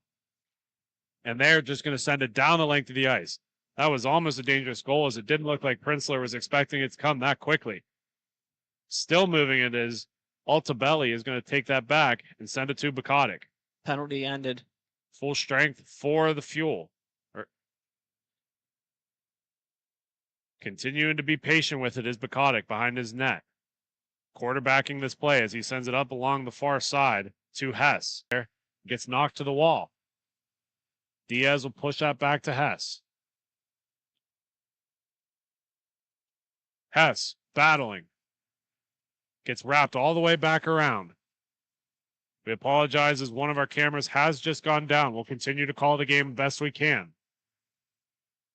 Cody Hess steps into the zone. He's got a man on the back door. That puck goes off of the side of Leon, comes out towards center. Puck gets wrapped around the back of the net. The Fuel continuing to battle here. Leon to collect it for the Fuel. He'll play it up to that is going to be to Brockett. Brockett with the puck. His shot's going to go off of the leg pad and get kicked wide. Flan, the camera's off. Puck continue to be worked here by the Fuel. Again, we apologize for the camera outage. We'll try to get that back up as quickly as we can. Leon taking that around the back of his net. He'll play it off the near wall. Working it up is Brockett. Brockett, that bounces right over the stick. Opportunity for Brockett, and he finds the back of the net. Mason Brockett makes it 3 goals. Huge play there and a nice shot by Brockett. Hurts some iron in that one.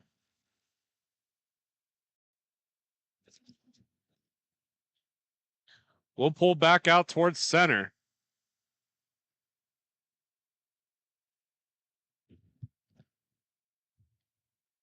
We thank you for your patience as it looks like our camera is just back up and running.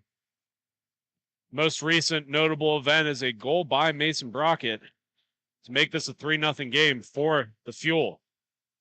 Napolitano takes center, continuing to work out. On the back door, nobody's there to collect. Fuel's continuing to battle the Syndicate for it as it's still in along the corner. 55 seconds left to go in the second period. Here come the Syndicate surging. Syndicate working their way up. Looking on the front side. That's going to be fought off by Prinzler. Comes to the far corner. Altapelli still battling for it. Fuel coming in to help. 35 seconds left. Knocked up by Napolitano. Knocked right back in by the Syndicate.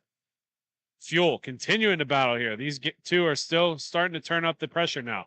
It was like a chess match in the first, but now it's looking like a hockey game. Napolitano takes it on the near side. Little give and go. Right on the stick, and that's fought off by Model. Beautiful save by the Syndicate as there's about 10 seconds left to go in the period. Here comes Bukotic. Bukotic makes his way around one. Nice opportunity and did everything but beat the goaltender as he puts it up into the netting. And that will do it, Britt. We are going to step aside for the last intermission of the day. 3-0 is the score. The Fuel leading the Syndicate. You're listening to Grove City Hockey.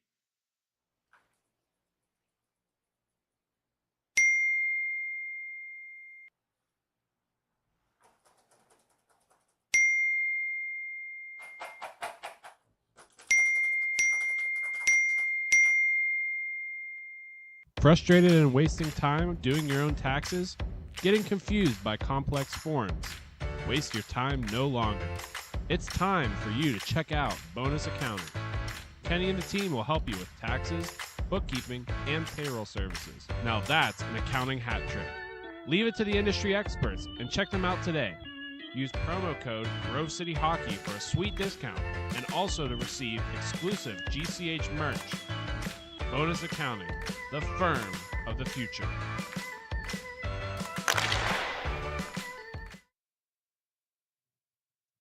We're back for the third period. As we get ready to go, both these teams still talking over the game plan.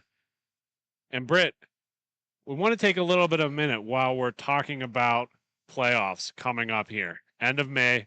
Everybody mark your calendar. May 22nd, we will be in Fraser, Michigan for the championships. Now, Britt, a lot of people may not know this, but you actually have already clinched playoffs in the T5 division. What are you guys looking forward to as a team? Again, T5, this is the first year of this division. You've seen the teams all year long. Started out a little bit slow, but everybody is starting to get better, including the Thunderbirds. What do you guys need to do to prepare for playoffs? Just play our game.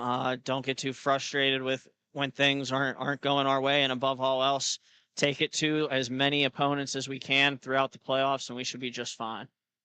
Rutherford will take that puck back and send it to Bukotic. Bukotic, like his normal self, will pull it behind his own net. This time he plays it up to Christopher. Christopher up to Rutherford. Rutherford walks in, sends it across to Hess. Off his stick, off the wall, and right back to him. Hess looking for Bukotic. A little miscommunication, but luckily Rutherford's there to pick it up. Rutherford back to Hess, and Christopher's wide open on the back door, and Princeler doesn't even need to save that as it goes over the goal and around the side. Picked up by Napolitano. Napolitano on the back door, and the Fuel make it a 4-0 hockey game. Justin Haig with the fourth one in early in this third, and it's 4-0 Fuel. A quick opportunity there, Jake, out of what looked like a quickly developed play and a great patience with the puck to hold that one to the backhand by the Fuel, and they'll take the 4-0 lead. Puck one to the wall by Rutherford. Continuing to battle with the Fuel for it. So he takes it behind his own net. Wraparound attempt that sits on the doorstep, and Napolitano will knock that free. Haig with the puck, trying to clear it up to Leon. Leon gets stripped of it, and here come the Syndicate. Christopher pushing through center. Christopher on his forehand. That shot's fought off by Princeler. Played with a high stick, and that's going to be called off after the Fuel play it. Christopher, a second attempt, and Princeler knocks that one free. Napolitano takes it on the far wall. Continues to push that up to his next teammate. Back to Napolitano. He'll curl back in towards center. All the way back to Leon. Leon mishandles the puck and has to go back and retrieve it as we're just around 12:10 left to go. 4-0, the Fuel leading the Syndicate. In this last game in Fort Wayne, Indiana. Pushed back to the near side. Haig trying to battle for it. He'll dump that all the way back. It'll be picked up by Kruk. Kruk over to Napolitano. Back to Kruk. Kruk will hold up behind his net for a second. Dump it over to Leon. Leon collects it all the way back to Napolitano. These three just being okay, passing it back and forth to each other in their own zone. Play it off the wall where Kruk will pick it up. He'll play it off the glass over to Leon. Leon sends it back to Kruk, but he can't handle it. Napolitano comes in to help and gets heavy pressure by Altabelli. That's going to go all the way up to the corner for the Syndicate. Played up top to Diaz. Diaz with the puck, getting some pressure here by Schroeder. Diaz walks the line once again, dumps that back in. Brantner with the puck. Brantner's going to push that over to Altabelli. That's going to go down and picked up by Napolitano. Napolitano for the Fuel. Playing that up, and that's going to go right around Schroeder, who instead of chasing will just go get a change. Pushed around to Brantner for the Syndicate. That's going to go a long stretch pass down to Altabelli. Continuing to battle for it is the Syndicate. They need to get there first before they worry about the other three. Onto the stick of Diaz. Diaz misses wide, and the Fuel get it off the corner. Hits the Zamboni door and has a weird bout. But the first one to it is going to be Napolitano. That shot hits the iron! And apologies on the name call first. That'll be Mason Brockett with a beautiful stinger. And he puts it as close to the upper corner as you can get. And a beautiful finish it was. You could hear the iron clang on that one. And the situation getting dire here for the Windy Cindy Syndicate. 5-0. 10 minutes left to go in the game. We rejoin at center. That's going to be one back for Bukotic. Bukotic will collect and curl back into his own zone. He'll stop up short, getting a little bit of pressure from Brockett. Plays it up to his partner, Hess. Hess will give it right back to him on the near side, and he'll continue to walk up as he takes center. That shot low is going to go wide and be taken away by the Fuel. Fuel continuing to battle. Not satisfied with a 5-goal lead as they dump that back into their own zone to Nedball. Nedball sends it across the zone. Over to Brockett's stick. Brockett makes a move around one. He's got some space on the near side. Takes it through. Cuts through the D, and he's going to miss wide, and Motto will reach back, and he'll cover that up and play it. Onto the stick of Christopher. Christopher sends it on the near side to Hess. Hess and Rutherford. They got Bukotic on the far wing. Send it over to Bukotic, back to Rutherford, or Chris. Hess is able to get it across, and we've got our first goal for the Syndicate.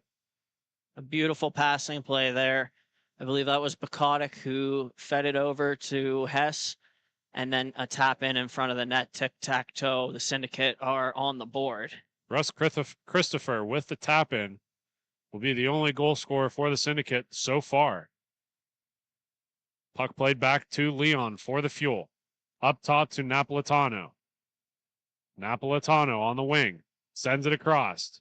That'll be curled back in by Haig. Haig over to Leon. Leon on the wing. He's got Napolitano on the end. His shot's going to go high off the glass and come out to Napolitano. That puck bounces right over his stick, and here comes Rutherford. Rutherford takes all kind of space through, and it's on the doorstep. Is it in the back of the net? We've got some pushing and fighting in front. Continuing to battle. It looks like Hess and Napolitano are tied up right now. One not given an inch.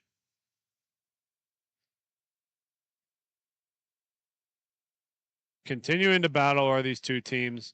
No quit in either one of them as we're just under the 8-minute mark.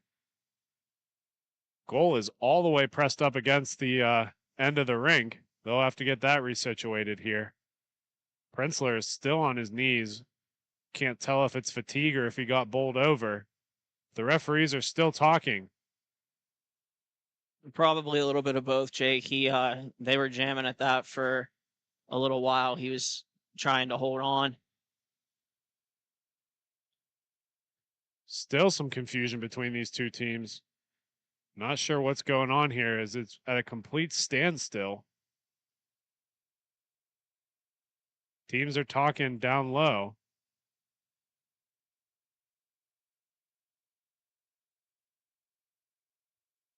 Wish we had some ears on what was going on in the situation. Hess is all kind of fired up as he's still trying to go after Napolitano. I think Hess is getting one here. I think they're both going as Napolitano enters the ring.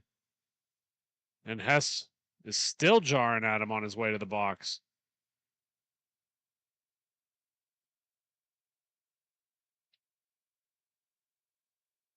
Two are still barking. Still trying to get situated what exactly the calls were. They're still barking at each other through the glass here, Britt. Oh my gosh. He's trying to go into the wrong penalty box. That would be absurd. It's like in Goon. We're finally getting situated to go back into the game here, Britt. Thank goodness. We're going to have our face-off with 7:45 left to go in the Fuel zone. 5-1 is the score. The Fuel still leading above the Syndicate. Face-off to the right of Prenzler is going to be one back to Leon. Leon's got the puck on his stick. He's going to clear it all the way up, and it's going to be just out of reach for the Fuel as Model comes out to play it. Model plays that up to Bacodic, who's going to wrap it around the boards back to himself as he'll go to collect it. He stops up short, looking for a man on the near side. He'll wrap it around to Christopher. Christopher, the lone goal scorer for the Syndicate so far. Another shot that's fought off by Prenzler and goes to the wing. Altabelli fighting for it. Not before it can get picked up by Brockett. Eventually gets taken over by Christopher. And that's going to get knocked out, and here come the Fuel. 3-on-1 opportunity for them. Up to Leon. Leon, back down low, and that's broken up by Bacodic. Playing excellent defense there so far for his team. And Brockett will push that all the way back up top. Onto the stick of Kruk. He'll take it behind his own net. Hold on to it there. He'll evade the defense and come out on the near side. Kruk with the puck through center. Makes his way around one. That's broken up through the middle. And here comes Diaz for the Syndicate. Kruk doing an excellent job back checking to force the turnover.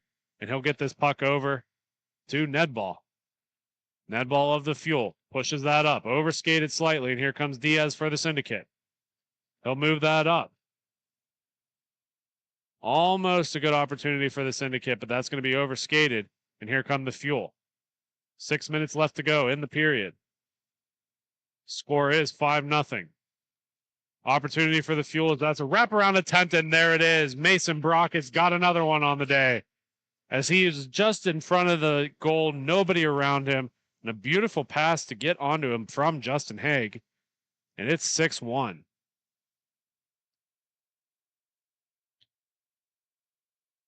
Face-off pulled back out to center.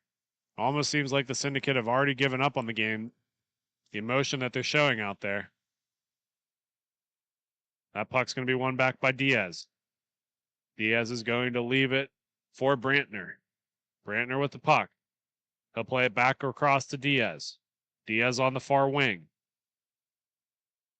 He's going to force that back on the near side. Nedball with the takeaway, and he's going to push that up. Opportunity here for the Fuel, and that's going to go up into the netting. Haig just not able to find the back of the net. And Christopher is going to push that over to the referee for a draw in the Syndicate zone. As we close out the remaining of the day with 5 minutes left to go, we want you all to try and join us next Sunday in Buffalo, New York. In the Northtown Center, we'll have some more MIHA action as we're getting ready to close out the 23-24 season. As we're calling this, Rutherford coming down below the net, works it around onto the far end. Continuing to hold the puck as he takes it past center. Finally gets that rolling puck to settle, and he'll drop that across to Diaz. Diaz takes a walk in. He's going to have to make a decision here as he's running out of real estate, and eventually we'll switch places with Christopher. Diaz taking a step closer in, but not before Justin Haig takes it off of him. Haig of the Fuel coming down along the near side. Mishandles the puck a little bit and is forced down below the net, and he'll play it out to the far wall to himself. Plays that all the way up top. Onto the stick of Joshua Kruk. Down low to Napolitano. Napolitano makes a move, but he accidentally kicks the puck in the process, and it gets knocked wide. Rutherford for the Syndicate. Picks it up. He's got nobody around him, and he's still in his zone. Continues to take a step towards center. Finally crosses the red line and works it onto the near side to Brantner. Brantner's shot's going to be broken up in front and forced to the wall. Fuel continuing to surge here as Leon is going to pick that up for the Fuel. Leon over to Napolitano. On the far wall is Napolitano. His shot model will find red. He didn't get it covered as it's played behind his net. Rolling puck's picked up by Christopher and played down the near side. Christopher makes a move. Napolitano uses that long wingspan to knock the puck free. Can't quite get it onto the stick of Schroeder as that makes its way onto the stick of Diaz. Up to Christopher. Christopher continuing to cross the center here. Syndicate need to get something going here if they want any chance of winning this game. Another big hit by Hess as he's out of the box. And here come the Fuel. Coming through the neutral zone. Continuing to work it. Another opportunity, and that's going off of Diaz's stick and out of play. And will stay in the Syndicate zone. Just about 2:30 left to go in the period. 6-1, commanding lead for the Fuel. Face off to the left side of Model. And one forward by Brockett. Brockett will lose the puck to Hess. Here comes Hess all alone. He's got Bukotic on the wing. Hess overskates it slightly, but Bukotic can get to it first. Forced in center, but that's going to be broken up by the Fuel. And here comes Napolitano. Continuing to work. These guys have no quit. That shot's going to come all the way near and out towards center. Continue to work back around by Abraham. And it'll go all the way deep for Nedball. Nedball playing that up. Brockett with the puck. Continuing to work. He's got Abraham on the wing. Over to Abraham, and that backhand is going to miss a little bit wide and sit down for Altabelli. Altabelli behind the red line chips it up off of the back of Bukotic. Bukotic works it back over to Altabelli. Altabelli on the far side. His shot, Prenzler has red, and he'll cover that up. Another whack at it late, and that has been the characteristic of the Syndicate so far today. Minute 20 left to go in the third period. 6-1 is the score. The Syndicate trailing by 5 goals. Face off one back by Altabelli. Rolling puck's going to continue to skirt away from him. Eventually he catches up with it and works it across to Bukotic. Baconic fans on the shot. Fuel looking for an opportunity here. Baconic able to get to it quickly, and now Altabelli hits it off the side of the net, and still battling for it is these two. And the Fuel look like they're going to tie it up along the wall as we're under 1 minute left to go. Continuing to battle. Here comes the Fuel's Leon. He's on the far side. He's just casually skating it across center. Has a man on the back door. Off the iron and out or in. Looks like it hit right off the post and made it into the back of the net. Nick Leon, 7-1 with 20 seconds left to go, and that will do it. They're calling the game there and sending everybody home. And so will we. We appreciate you guys watching today, and we are going to step aside for 1 week. We will see you in Buffalo, New York. Thank you for watching Grove City Hockey.